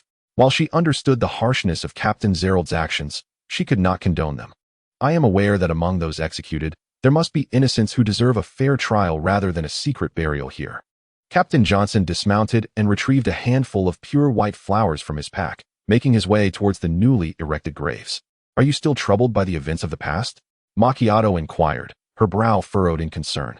Zerald's decisions may have been flawed, but they were the best options available at the time. "Macchiato," Johnson snapped, turning to her with suppressed fury in his eyes. "Do you wish for me to forsake the knightly virtues I hold dear?" Taken aback by his outburst, Macchiato's expression turned to one of hurt. "You know I never meant that, Johnson. What has come over you? You have never raised your voice at me like this before." In response, Captain Johnson turned away in frustration, kneeling to place the flowers on the stone slab at the gravesite. "Look at these unfortunate souls. They have perished without even a proper headstone. Their loved ones, friends, partners, children, remain unaware of their final resting places. Is this what we have always aspired to?" Though he attempted to steady his emotions, his countenance remained grim. "Are you truly lamenting these criminals?" Macchiato asked incredulously. "What of the victims they have harmed? Is that not deserving of your sympathy? Is this your notion of justice? Is this the compassion you profess to uphold?" "No," he replied. "I merely believe they should be subjected to a fair trial rather than be sacrificed for someone else's suppression of public opinion." "That is not your true reasoning, Johnson," Macchiato retorted, unable to restrain herself. "If we allow them to continue unchecked, Cantos will remain a place of sin until its inevitable demise, and countless innocents will suffer at their hands. These residents will not express gratitude for your compassion. Have you forgotten the way they looked at you before?" She pressed. "How can you be so certain that they will not change if you do not give them the opportunity?" Johnson, seemingly provoked by her words, turned abruptly and exclaimed, "They are human beings, too. They have families and friends. They wish to live freely. Why should we not grant them another chance? And what of Zerald's friend, Joseph the blacksmith? Is he not a wanted criminal by the Empire? If these people are to die, why is he allowed to live without consequence? Where is the justice that a knight should uphold? Where is the equality? All of this stems from Zerald's selfish decision. He has not considered these residents at all." Captain Johnson suddenly drew his knightly sword from his waist, raising his hand to strike the hill before him. The razor-sharp sword energy carved a profound chasm into the earth beneath his feet, as if such an act was the only means to unleash the tempest of fury brewing within him. Macchiato staggered back a couple of steps, gazing fearfully at the silhouette of Captain Johnson, as though she had never known him before. Even those closest to him remained oblivious to the deep-seated discontent and anger festering within this once reserved and serious prodigy of a knight. At that moment, Captain Johnson resembled a figure reflected in a mirror, wearing a facade of insincerity to mask the true thoughts that lay deep within his heart. Thoughts that had never been as tranquil as they appeared on the surface. Amidst the graves, Captain Johnson cast the knightly sword at his feet and sat vacantly upon the lawn, murmuring to himself, "Surely, Lord William shares my sentiments." Which is why he withdrew from the group. "No." Macchiato suddenly snapped back to reality, vehemently retorting, "William's departure stems solely from his own character flaws. You cannot place the blame entirely on Captain Zeller." Captain Johnson abruptly lifted his head to regard Macchiato, disappointment flickering in his gaze. "Wake up, Macchiato. That individual has merely been exploiting our kindness all along." Observing Captain Johnson's demeanor, Macchiato felt an unexpected pang of compassion. She shook her head and slowly retreated, scarcely able to believe the scene before her was genuine. Captain Johnson, why do you think this way?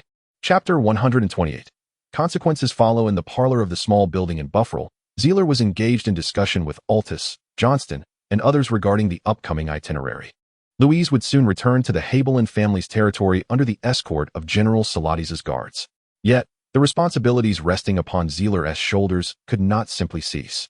The trials of the Night Watch organization also demanded his unwavering attention. The coffin of the ice cicada lay quietly in the basement of the small building, awaiting its return to its homeland. Despite the turmoil within his heart, Zerel had to muster his spirit and re-engage in his work. The map of the Duchy of Mulan was spread out upon the long table before the assembly. Johnston had learned from his colleagues of the Agarist Legion's route, and it was now imperative for them to devise the next course of action for the material collection team based on this information. The county of Fransta and the Duchy of Mulan was now fully occupied by our forces, with numerous light cavalry scouts segmenting the plains into smaller units of battle zones. Johnston traced small squares on the map with the palm of his hand, his fluid motions reminiscent of slicing cake at a birthday celebration. Strategically, the Empire had gained the upper hand. However, the battle for the capital, Talon City, remained in a stalemate, with the Duke of Mulan's main forces continuously reinforcing the front lines. The troops we had previously deployed would soon find themselves stretched thin. A critical point in the current theater of war. Zerel, with a somewhat dazed expression, lowered his head to gaze at the table. Despite his relentless mental reminders to focus, his attention inevitably wandered elsewhere. Perhaps you should take a moment to rest and not overthink things. Let us defer our discussion of the operational plan until tomorrow, suggested Altais, interrupting Johnston's discourse, concerned by Zerel's troubled demeanor. Zerel raised his head, his face etched with worry and agitation. He scanned the room, meeting the anxious gazes of his companions, before shaking his head with a wry smile. I apologize, dear friends. I cannot allow my mind a moment's respite. Perhaps immersing myself in work will temporarily dull my negative emotions. It is the only remedy I can conceive. He declined Altais's well-intentioned advice and gestured towards the map, saying, Lieutenant Johnston, please continue. I shall endeavor to remain attentive. Johnston and Altais exchanged glances, each shaking his head in resignation. It was evident to all that Zerel had long been suppressing his inner turmoil. Leader, the conflict in the Duchy of Mulan will not conclude anytime soon.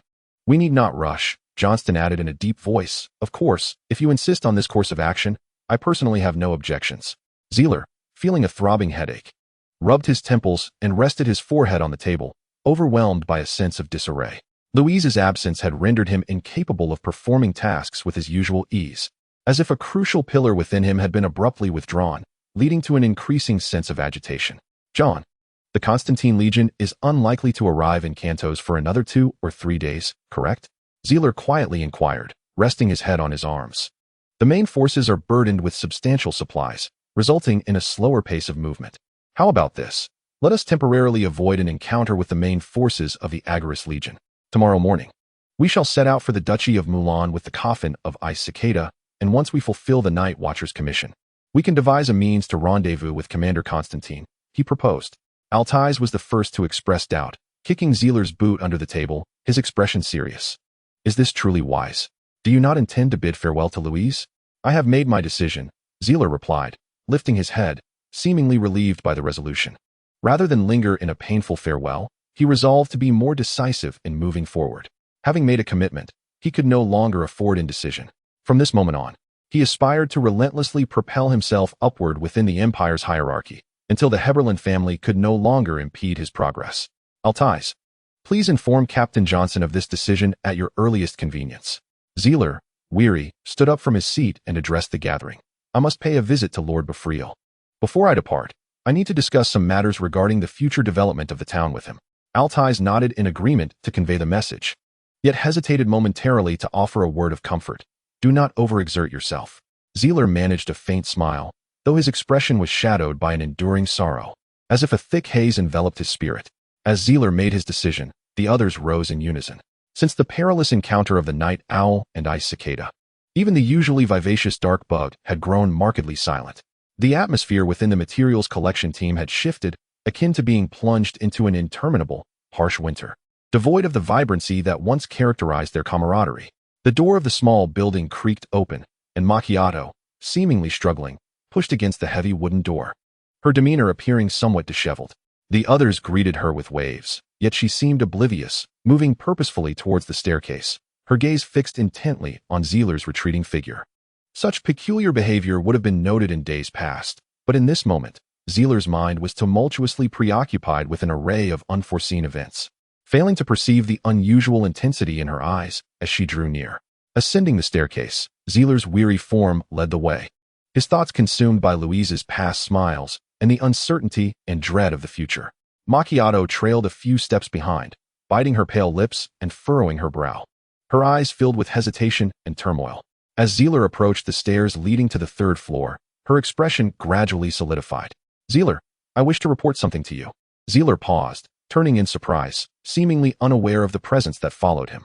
"Ah, Miss Macchiato, were you not at the cemetery outside the town?" he inquired. Stepping aside to allow her passage, his brow furrowed with curiosity. "Did Captain Johnson not accompany you back?" "Johnson said he wanted to be alone for a while," Macchiato replied, shaking her head with a troubled expression. She then asked, her voice tense, "Zeler, I wonder if you have a moment. I need to seek your counsel regarding some matters." Zeler, momentarily taken aback, decided that his thoughts of Befriel could wait, and nodded in acquiescence. Macchiato exhaled softly, gesturing towards the stairs. "Would you mind if we spoke in your room? Please, follow me." As Zeler led the way, he casually inquired, "What has transpired? Is it related to Captain Johnson?" Macchiato clenched her teeth, her brow furrowed in concern as she responded. "Captain Johnson's behavior at the cemetery was markedly different from usual. He shared many grievances with me, as if venting his frustrations. Captain Zeler, perhaps you are yet unfamiliar with Johnson's past. He has always been a rather conceited individual, burdening himself with excessive external pressures in his pursuit of strength over the past decade. While such pressures can sometimes serve as motivation, they may also become the final straw that breaks him. Johnson was raised in a traditional Solomon knightly family, receiving the most orthodox knight training, and has long regarded Francisco as his aspiration, yearning for the day he might assume a significant role within the Order of the Rose. Upon hearing this, Zeler could not help but furrow his brow. Every individual requires a healthy outlet for their stress, and an excessive pursuit of perfection often leads to adverse consequences. "Macchiato, what exactly are you trying to convey?" Zeler's expression turned serious as he interrupted the narrative, turning to inquire earnestly. Macchiato paused, taking a deep breath before raising her head to respond earnestly. "Captain Zeler, I now have ample reason to suspect that William's departure from our team has triggered something deep within Captain Johnson that he cannot bear. He may very well swing from one extreme to another." Chapter 131. The trial question. After breakfast, the materials collection team promptly set off. Bidding farewell to the flag-bearer Osloff and the gatekeeper Bufrel, Zeler and the others hastened toward the borders of Worton Forest. Forgive him for not looking back, for he knew that a pair of tearful eyes in a nearby building were gazing upon him. He feared that turning back would render him incapable of leaving with resolve. The coffin of the ice cicada was placed upon a cart, closely following the team. According to custom, the spirit lamp atop the coffin must remain lit, thereby slowing the team's pace. "How shall we traverse Worton Forest?" Captain Johnson inquired, his expression as solemn and earnest as ever, resembling a novice adventurer unaware of the turmoil within. Zeler squinted and smiled, secretly admiring his companion's acting prowess. Turning to glance at the ice cicada's funeral cart, Zeler stated, "This time, we shall circumvent Worton Forest by the shores of Lake St. Venus and seek a path through the cross mountain range that will allow the cart to pass into the Duchy of Milan." "Zeler, this deviates from our prior discussions," Johnston cautioned. "Should we proceed in this manner, we will diverge from the advance route of the Agarist Legion and incur significant delays." Zeler sighed softly, explaining, "As you can see, traversing Worton Forest is not a feasible option. We are not the elite forces of the Agarist Legion, and we lack the capability to carve a path through the dense woods that would accommodate our cart." After speaking, Zeler pointed to the funeral cart behind them. "The spirit lamp must remain lit, yet the cart cannot navigate the thickets. With all due respect, altering our marching route at this juncture is not a prudent decision." Johnston remained steadfast in his viewpoint. "Perhaps you are correct, Johnston." Zerel cast his gaze towards the silent black pepper, darkworm, and altais, inquiring, "What are your thoughts?" Following Zerel's glance, Black Pepper and Darkworm, who were seated on the carriage while guiding the horses, both possessed capabilities for ranged attacks and were situated towards the rear of the group, well positioned for their roles. Upon hearing the leader's query, Black Pepper seemed to awaken to the discussion, hastily waving his hand. "Darkworm and I have no objections. We are amenable to any route." Altais, tasked with bringing up the rear, advanced a few paces before allowing his voice to reach the other's ears. I concur with Zerel. Attempting to navigate a cart through Worton Forest is indeed a formidable challenge. Captain Johnson pondered for a moment, weighing the pros and cons, and turned to consult with Macchiato, who instinctively lowered her head, shrouding her face in the shadow of her hood to evade Johnson's gaze. However, Captain Johnson appeared oblivious to this as he swiftly redirected his attention towards Zerel, asking, "Is there something you have withheld from us? If this route was predetermined, why was it not clarified during yesterday's discussion?" Johnston interjected suddenly. "Are you suggesting that there might be enemy spies in Kanto's town?" Zerel smiled broadly, gesturing towards Johnston, and candidly remarked, "If the inhabitants of Kanto's town were trustworthy, there would be no need for the Watchers to scour the surrounding areas. As we intend to operate independently from the Idealist Legion, we must avoid causing any trouble for others." Lowering his posture, Zerel's expression turned somewhat cold. "If our invasion plan were to be compromised, the fault would undoubtedly lie with our materials collection team." Johnston cracked a wry smile at this. "A healthy caution is never amiss. I wholeheartedly endorse such a prudent and responsible attitude." Captain Johnson maintained his usual expression, yet a chill began to stir within him, his wariness of Zerel intensifying. Zerel noted the shifts in everyone's demeanor, gradually formulating his thoughts regarding the mission. With the spider now vanquished, and the sage Ophelia commanding in Kanto's town, following the original confidentiality plan would indeed be foolproof. However, the materials collection team's premature departure effectively removed them from the protective scope of the original plan, rendering them the most vulnerable link in the entire confidentiality sequence. Zerel must assume the responsibility of identifying and rectifying any gaps, ensuring that the operational plan remains entirely secure from disclosure among the team members before the Idealist Legion launches its assault. The trial task bestowed upon Zerel by Ophelia was not as simplistic as it initially appeared. Ensuring the secrecy and safety of carrying a momentous secret into enemy territory would become the paramount focus of the entire operation. If the Spider organization remains intact, this matter would indeed be exceedingly challenging. However, at this moment, the largest intelligence agency of the Duchy of Mulan is on the brink of collapse, thus presenting Zerel with a rare opportunity for trial. "Hey Jiao, during your recent visit to Gasperlou, did you acquire any new intelligence?" Zerel slowed his horse to parallel the funeral carriage. Hey Jiao pondered for a moment, biting his finger, and suddenly his eyes lit up. "Indeed. The Night Watch headquarters received news from the imperial capital a few days ago. It appears His Majesty intends to completely annihilate the Duchy of Mulan this time. The 100,000-strong army of the Idealist Legion seems to be merely a vanguard force launching an assault on the duchy, with 3 additional main legions set to join the battlefield. Currently, the streets and alleys of the imperial capital are abuzz with discussions about this war." This significant piece of news did not particularly surprise Zerel, given the public's perception of the Iron Tyrant, His Majesty Graham. He was undoubtedly one of the most warlike emperors in the history of Solomon, with 400,000 main troops, along with countless mercenary units arriving. This marked the 4th outbreak of such a large-scale conflict since Graham ascended the throne. The joint offensive of the main legions would inevitably summon a high-ranking general from the command center to personally oversee the operations. Johnston solemnly revealed an ironclad rule of the Solomon Empire's military to the group, then turned to inquire, "Which marshal is coming this time?" Zerel also cast his gaze toward He Jiao, as this was equally the matter of greatest concern to him. He Jiao, noticing the collective attention, nervously tugged at the brim of his hat and lowered his head, while beside him, Dark Insect raised her right hand high, tilting her head proudly to face the group. "This is a significant military secret of the Empire, known only to core members of the Night Watch.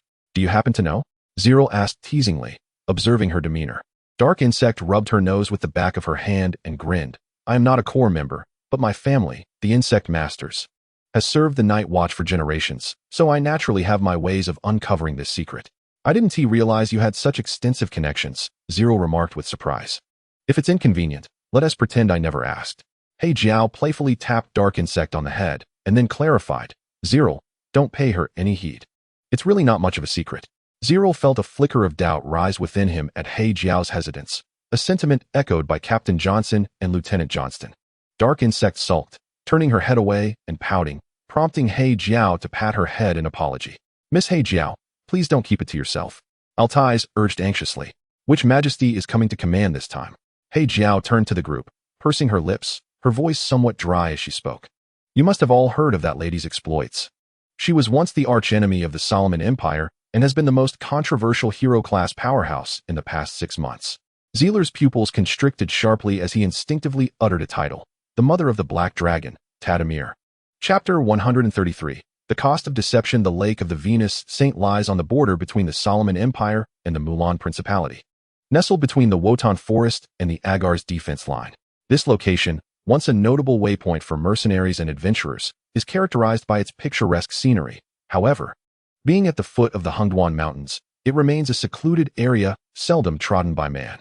Furthermore, the vicinity is plagued by the gathering of magical beasts and rampant banditry, making it a place that ordinary folk would avoid at all costs.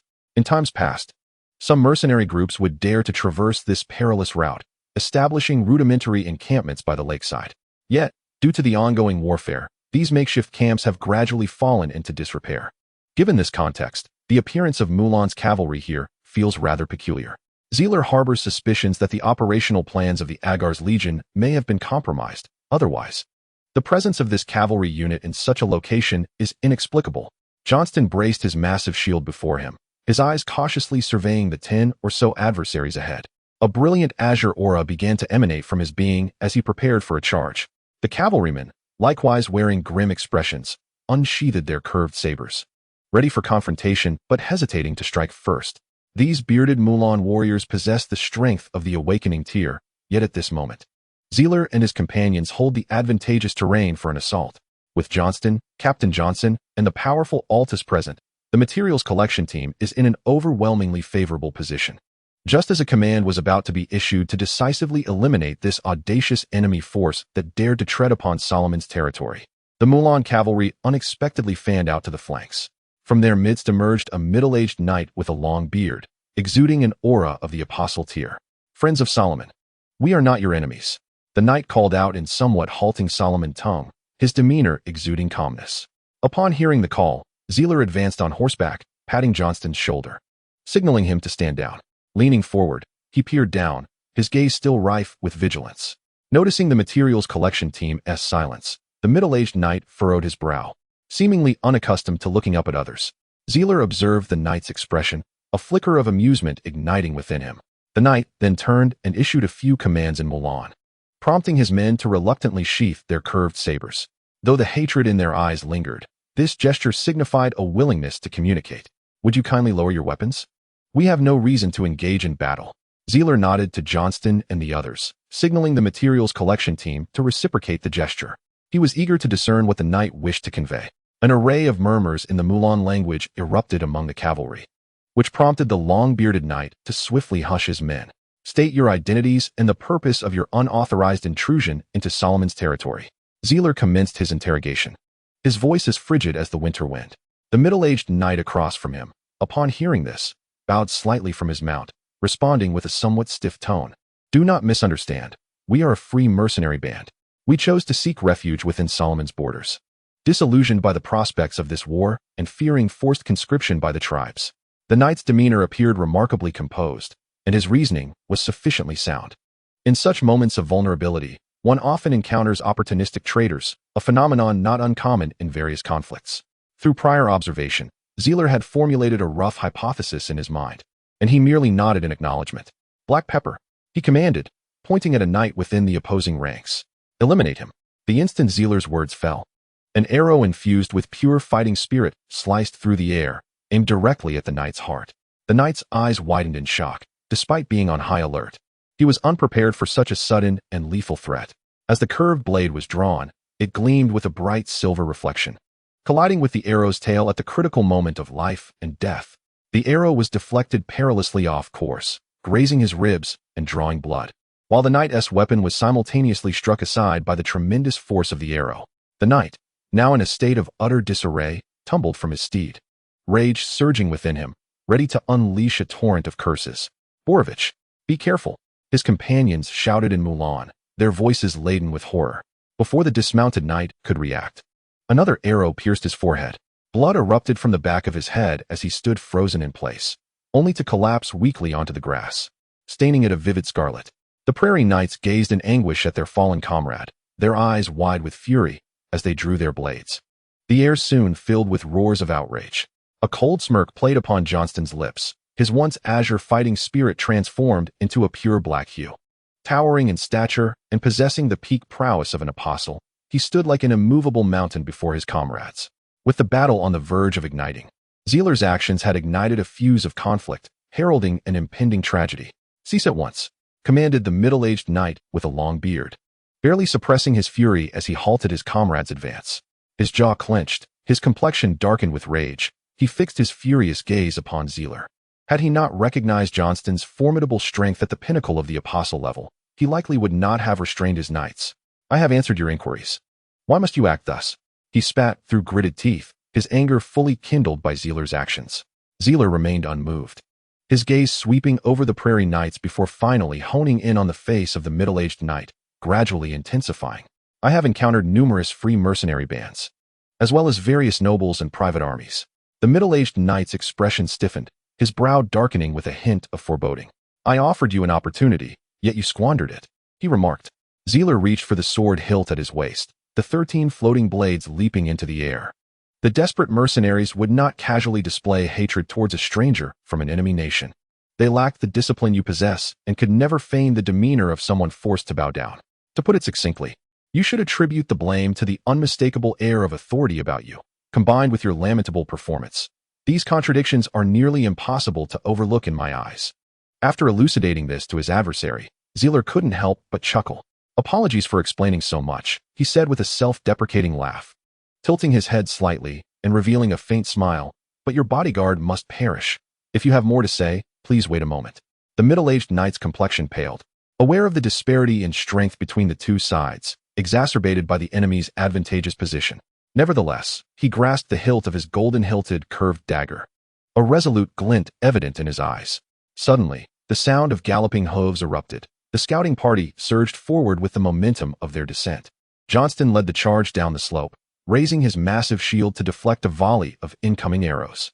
He plunged into the ranks of the cavalry alone, his crossbow firing in rapid succession, effectively stifling the enemy's counterattacks.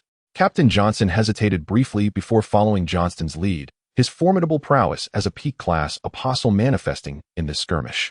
Sword energy cleaved through the earth, creating deep chasms as he charged, slitting throats and moving stealthily, transforming into a relentless machine of death. The floating blades darted among the throngs, their myriad runes flashing in alternation. Though their power was somewhat lacking, their control and restraint were particularly pronounced. Althais leaped from the hillside, wielding his colossal sword and crashing it down, sending a crimson shockwave that scattered the surrounding cavalry. Zeler rushed forward, sword hilt raised before the middle-aged knight. Through days of training in the castle's practice grounds, he had refined his understanding of the Golden Emperor's combat techniques, elevating his grasp of battle to a new echelon. Clang! The alchemical knight's sword clashed with the golden curved dagger, dazzling runes erupting from their point of impact. Chapter 134. By the lake of the Holy Maiden, by the shores of the Holy Maiden Lake, amidst the entangled energies of combat, blood and severed limbs flew through the air, war horses whinnied on the grass, and the warriors' roars echoed relentlessly. In recent days, Zeler had been incessantly absorbing various knowledge from the castle and enhancing his combat abilities through the trials of the training ground. He had gained insights into the techniques bequeathed by the Golden Emperor, and now, as he faced his foes, his approach differed markedly from the crude brute force of the past. The alchemical knight's sword, seemingly light in his grasp, felt as though it bore the weight of 1,000 beasts, empowered by their strength. The middle-aged knight with a long beard raised his golden scimitar before him in a defensive stance. Initially, he envisioned that after this strike, he would swiftly maneuver around his opponent, leveraging the curve of the blade for a counterattack. However, to his dismay, as the weapons clashed, the limbs of his steed shattered, its pale bones piercing through the flesh in a gruesome display of carnage. The shockwave radiated across the grassland, akin to a gentle breeze. Yet the distance enveloped by the essence of alchemy showed no sign of dissipating. The knight's body was sent sprawling backward, as if struck by a giant's club, landing over 10 meters away, while his arm suffered countless small lacerations. The knight's sword gracefully re-entered its sheath in the hands of Zeler, poised for the next strike. Unsteadily, the middle-aged knight rose from the grass, trembling as he clutched the hilt of his golden scimitar, struggling to assume even the most basic combat stance. 13 floating blades activated their invisible runes, darting across the battlefield like deadly phantoms, resembling a cohort of elusive assassins delivering lethal blows at the most opportune moments. Altais wielded his dual blades with the ferocity of a ravenous beast, his crimson aura shredding his prey with brutal savagery, while Johnston's fighting style presented a stark contrast, embodying grace and composure. The interplay between his shield and sword resembled a precisely engineered combat machine, flowing seamlessly like water. The chasm in skill between a typical awakening knight and Captain Johnson, a pinnacle of the apostle tier, was insurmountable. Zeler had once felt this powerlessness at the hands of the dark sorcerer Abassar, but now, it was his adversary who faced imminent doom. What appeared to be an evenly matched battle transformed into a massacre from the very onset. Zeler dismounted and locked his gaze onto the middle-aged knight, who was now consumed by fear, and calmly inquired, "Is there a need to continue?" The outcome was evidently clear. The enigmatic cavalry from the grasslands had met their fated demise upon encountering Zeler and his companions. The dark insects, commanded by the queen, had encircled their escape routes, their ominous buzzing sowing seeds of despair. The long-bearded knight crouched, pressing his golden scimitar to his ear, while his other hand gripped the blade's tip, adopting a desperate stance. "Even if I perish, I shall ensure you pay the price." Zeler leaned forward, grasping the hilt of his sword, his expression turning grave. Much like a mage's arcane device, an apostle-tier knight held a final trump card. A fiery, orange-red aura surged from the knight's feet, enveloping him within its flames, while the golden scimitar began to form a vortex that devoured the aura.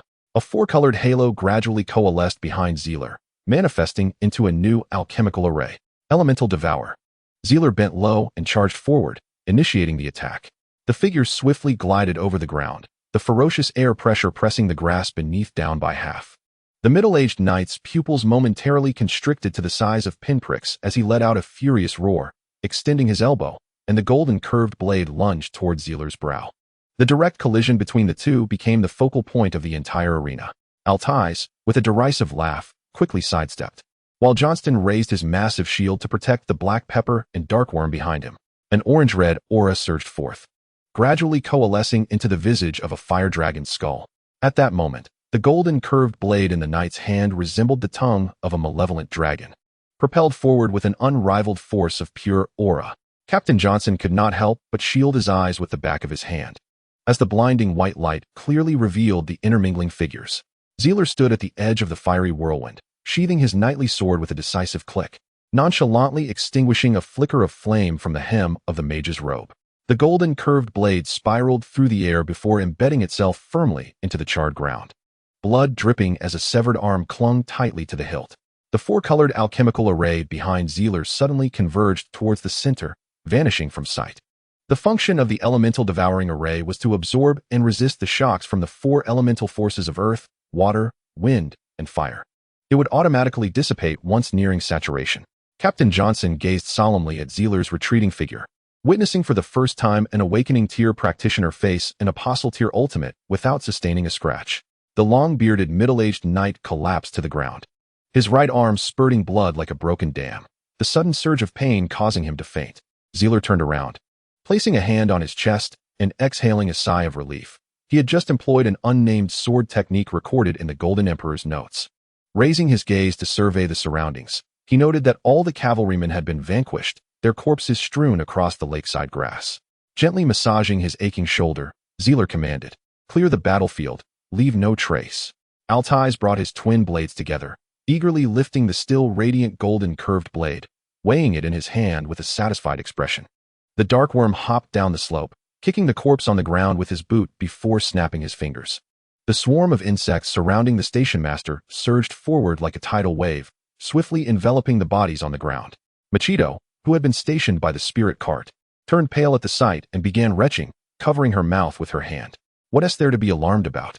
It's merely the natural order of things," the darkworm said, frowning as he shot a disapproving glare at Machito, turning his head away disdainfully. Zeler cast a glance at the dense swarm of insects, forcing himself to turn away to suppress his nausea. Among those present, the only one who could maintain her composure was likely Ms. Black Pepper, who had also emerged from the Night Watch organization. "Didn't you say to clear the battlefield?" The darkworm glared at Zeler, snorting coldly. "Go see for yourself. Is there a more effective method than this?" The dark insect, with a mere wave of its appendage, dispersed its swarm, leaving behind only a few dark red spots where the shadows of the corpses once lay.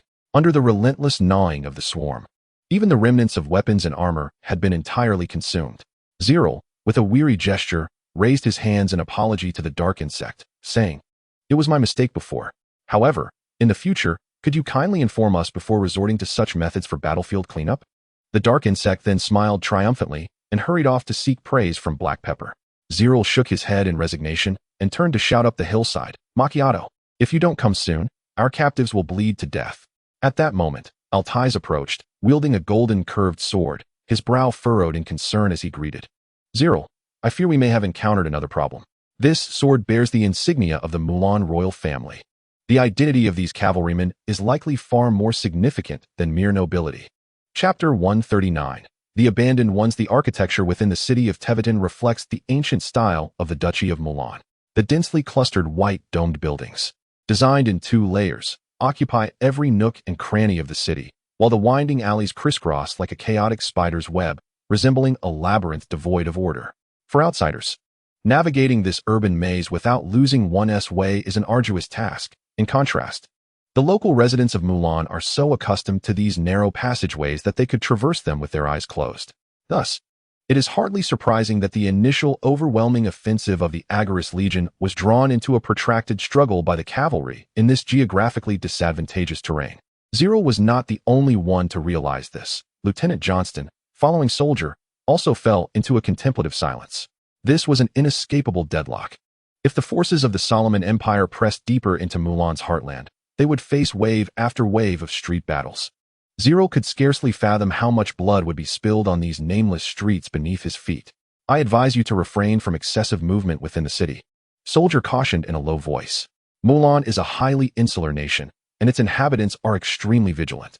Zerel's expression turned grave as he lowered his voice. "We need to arrange a funeral for our comrades. We cannot remain hidden in our stronghold indefinitely." Soldier frowned at this, a flicker of displeasure crossing his face. "This is not Solomon."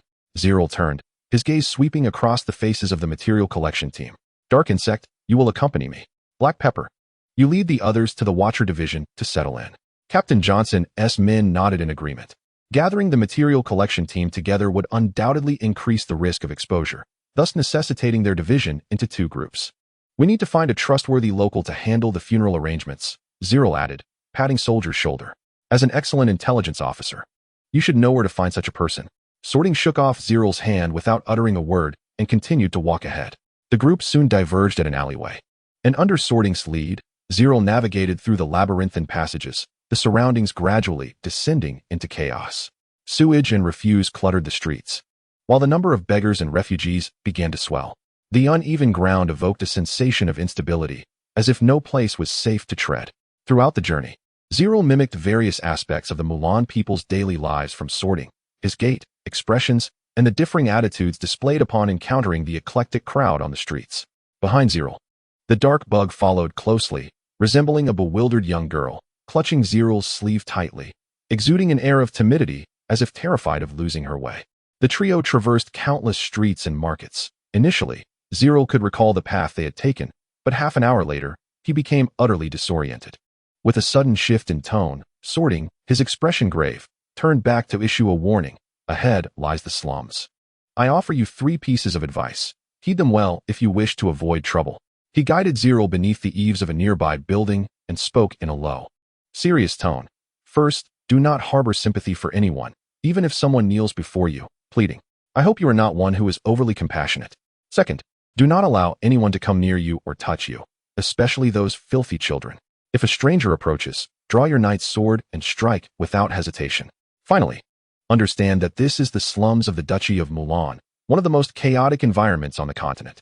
Whatever transpires here is nothing to be shocked by." Zerel grasped the hilt of his sword at his waist, his expression cold as he nodded in acknowledgement. Sorting met his gaze for a fleeting moment before turning to lead the way again, and Zerel could sense the deliberate aura of his peak apostolic power radiating around him. Upon rounding a corner, a disordered market came into view.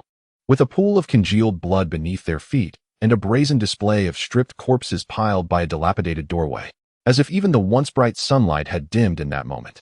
A chill ran down Zerel's spine, enveloping his heart as he had never envisioned such a scene in a thriving city. Momentarily lost in thought, he was jolted back to reality by Dark Bug tugging at his sleeve. His throat tightened, parched and dry, as the grim tableau shattered his perceptions of the ancient realm of Mulan. In the corner, several paralyzed elders lay, their gazes akin to predators assessing their prey. A group of children, no older than 10, surrounded a patch of earth, wielding daggers in a brutal skirmish, their expressions fierce and bloodthirsty. A number of scantily clad women leaned against the railing at the edge of the market, drying various herbs. At first glance, the scene appeared serene and natural. However, Zerel, an alchemist, could not afford to share this sentiment. The herbs, strung together with iron wire, were none other than the infamous hallucinogenic blossoms, strictly prohibited from private cultivation and sale across the continent. Mind your own eyes if you wish to avoid trouble, Worton murmured, his voice low as he cast a menacing gaze toward the group of burly men gathering at the entrance, a deep blue aura subtly coursing beneath his skin. Zerel quickly averted his gaze, gritting his teeth to steady his nerves. This was the darker side of the Duchy of Mulan. After driving off the malicious thugs, Worton lowered his voice to Zerel, stating, "If you have conducted any research on the culture here, you must have come across the term bloodline system." Zerel nodded in acknowledgement but quickly shook his head. "I have encountered it in ancient texts, yet it seems quite different from what I had previously envisioned." Worton, with a disdainful smirk, replied, "What you gleaned from books only reflects an objective aspect of the system. The authors depict the entirety of the institution from a comprehensive perspective. Naturally, there are both positive and negative facets. However, some issues must be viewed through a more partial lens to grasp the truth, especially concerning the less favorable aspects. In the Mulan perspective, an individual's birthright dictates their destined profession, the status they are to attain, and the responsibilities they are to assume, all adjudicated by lineage. The highest aristocracy is born into nobility, with the entire expanse of the prairie as their domain. Whether cattle, sheep, horses, or their subjects, all are considered their personal property, granting them absolute dominion over everything. The middle class comprises ordinary herders and artisans, whose primary duty is to serve the nobility, dedicating their lives to their lords. Their worth lies in sustaining the aristocrats, thus affirming their own value, exchanging loyalty for status. Zerel furrowed his brow, beginning to comprehend why, over the millennia, the Duchy of Mulan has been led by a few deranged individuals toward the abyss of resurrecting totems. This predicament arose from the fact that the will of the nobility greatly overshadowed that of the common folk. These individuals are indoctrinated from birth with a misguided sense of loyalty, which, through the ages, has morphed into instinct. If the aristocracy is correct, the nation may flourish. However, if they are mad, the entire country will be driven to madness alongside them. At the very bottom are those whom you see before you, slaves, or captives, or descendants of criminals, often referred to as the Forsaken Mulan. Their sole hope for survival lies in being purchased from this place, fortunate enough to secure a position serving the nobility. Until then, they exist like livestock, raised for selection, devoid of any dignity or semblance of life. Zerel furrowed his brow as he surveyed the individuals within the squalid dwelling, perplexed. However, at present, they do not appear to be as wretched as you described. Indeed, these events transpired a millennium ago. Worton acknowledged this with composure and continued to elucidate. King Hui Lu, I once endeavored to abolish the hereditary system by amending the constitution. But alas, his efforts were thwarted by the opposition of tribal nobles and commoners alike, resulting in a lack of thorough implementation. Nonetheless, that reform did leave its mark on history. The shackles that bind these individuals were loosened during that era, granting them the same status as free citizens as we possess today. The creature, Anshu, peered out and pouted. If equality has been restored, why do they still find themselves in such a state? Worton, confronted by the girl's inquiry, momentarily lost his focus, letting out a heavy sigh as he explained. The perceptions that have long been ingrained in society are difficult to overturn. The ideology of bloodlines runs deep, and no one is willing to accept or assist them. They are fated to remain in this impoverished existence from the moment of their birth. Abandoning the confines of nobility, these individuals must fend for themselves, leading to the unfortunate circumstances you observe now. As Zerel's gaze returned to the grim visages of the residents around him, he found himself inexplicably filled with a degree of understanding, though this understanding did not equate to agreement. If there are any among the Mulan who would genuinely seek to assist you Solomon people, it would likely be these forsaken souls. Do you see that house? Worton gestured toward a solitary black stone cottage at the heart of the marketplace. Any issues you need resolved can be addressed with those within, provided you can afford the fee.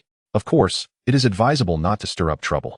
Chapter 140. The Cobra King at the center of the slum. The black stone building stood desolately amidst a desolate expanse of muddy ground, littered with filthy refuse. The air was thick with the stench of decay and blood, imparting an indescribable sense of despair. A wooden barrier obstructed the entrance, where a motley group of Mulan, of various heights and builds, congregated before a stone platform, their bare torsos glistening in the dim light. The raucous din of their voices filled the air, dice clattering, and silver coins scattered across the table. A gaunt man with shifty eyes squatted on a stone seat, his face smeared with grime and sweat, mingling to create a darkened visage. His bloodshot eyes bulged as he cast furtive glances at the others. The onlookers, having already placed their bets, urged him impatiently. "Hurry up. Why the delay? 30 silver. This time I bet on 12. The emaciated man, in a fit of frustration, tossed all the silver coins before him into the air. The dice were cast, rolling through the air before landing on the stone platform, the 6 faces tumbling before the crowd's watchful eyes, the sunlight falling upon them as everyone held their breath in anticipation. A 5 and a 3. The gaunt man looked down, his face falling as he muttered a curse under his breath. What terrible luck.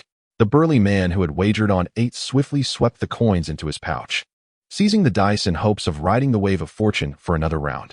A chilling breeze stirred up the acrid dust from the ground, and the sound of approaching footsteps drew near. 3 figures, clad in white robes and veiled in cloth, gradually halted outside the wooden railing. "Hey, someone's coming," a voice shouted from atop the black building, grabbing a crossbow at his feet and aiming it towards the entrance.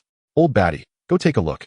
The thin man, upon hearing the call, lifted his head in annoyance, his mouth opening to complain, yet he dared not utter a word. The burly man who had won the wager gave him a nudge, gesturing towards the wooden railing. Old Batty stumbled slightly, spat to the side in disdain, and reluctantly made his way forward. The gamblers ceased their laughter, their expressions twisted with malice as they gazed coldly at the 3 strangers approaching the small building, their indifference forming a subtle barrier before the edifice. Old Batty approached the railing alone, his gaze suspiciously scrutinizing the 3 unfamiliar figures before him. There was a one-armed middle-aged man, a youth shrouded in a cloak whose origins were indiscernible, and a timid little girl. This ensemble was certainly not representative of the usual visitors to the slums. "If you seek directions, find someone else. This is no place for you." Old Batty waved dismissively. Sordine remained silent, reaching into his pocket to retrieve an iron ring, which he presented to Old Batty. "We have business to discuss." The iron ring appeared somewhat antiquated, its smooth, greasy surface glinting in the sunlight, yet it revealed nothing particularly remarkable.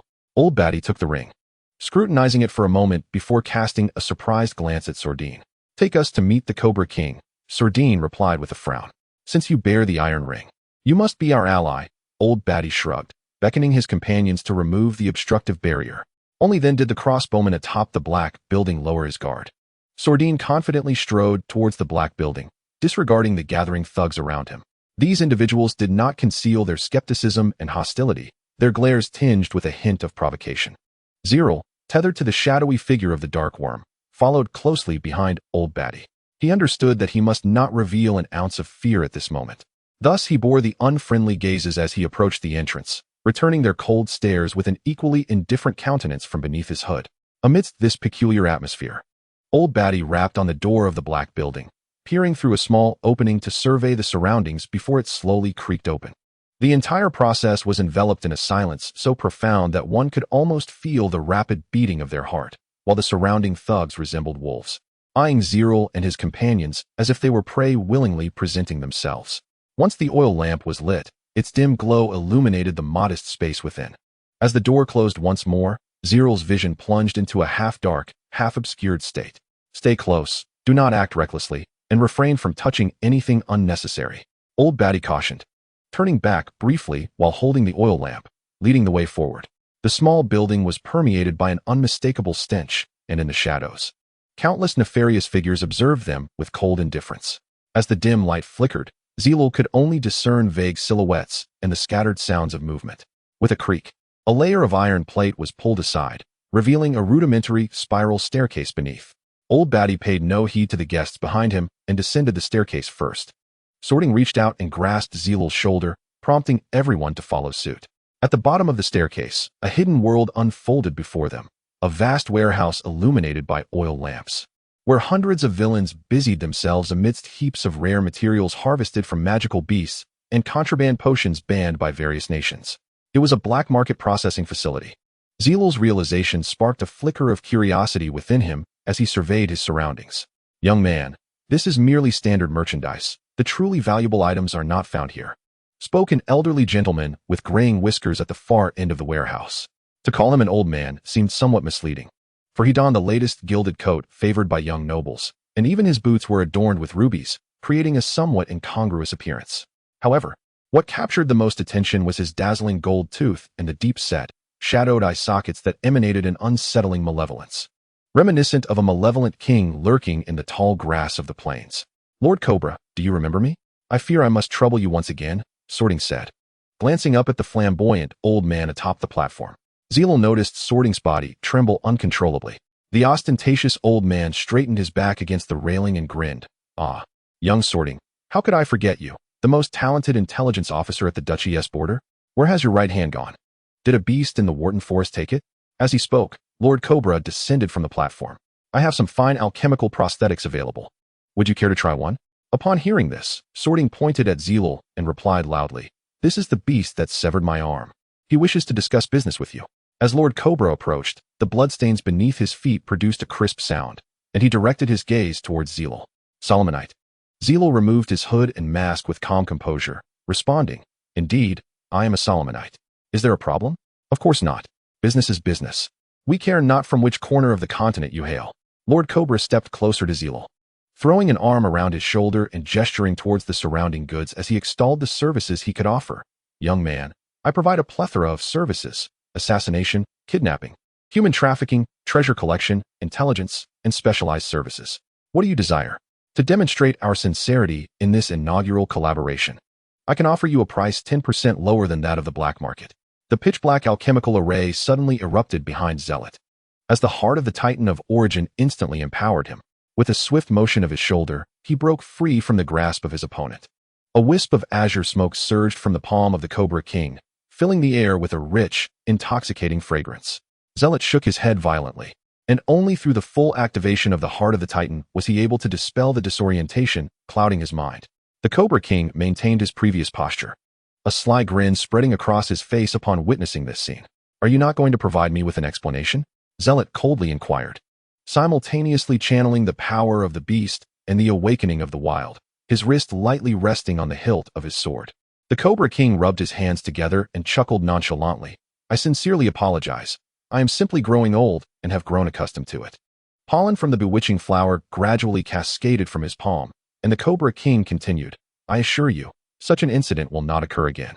Could you find it in your heart to forgive this poor old man just this once? Zealot suppressed the fury rising within him. In that brief encounter, he had already discerned the formidable prowess of the flamboyant elder before him. This was a master assassin of the warfare tier.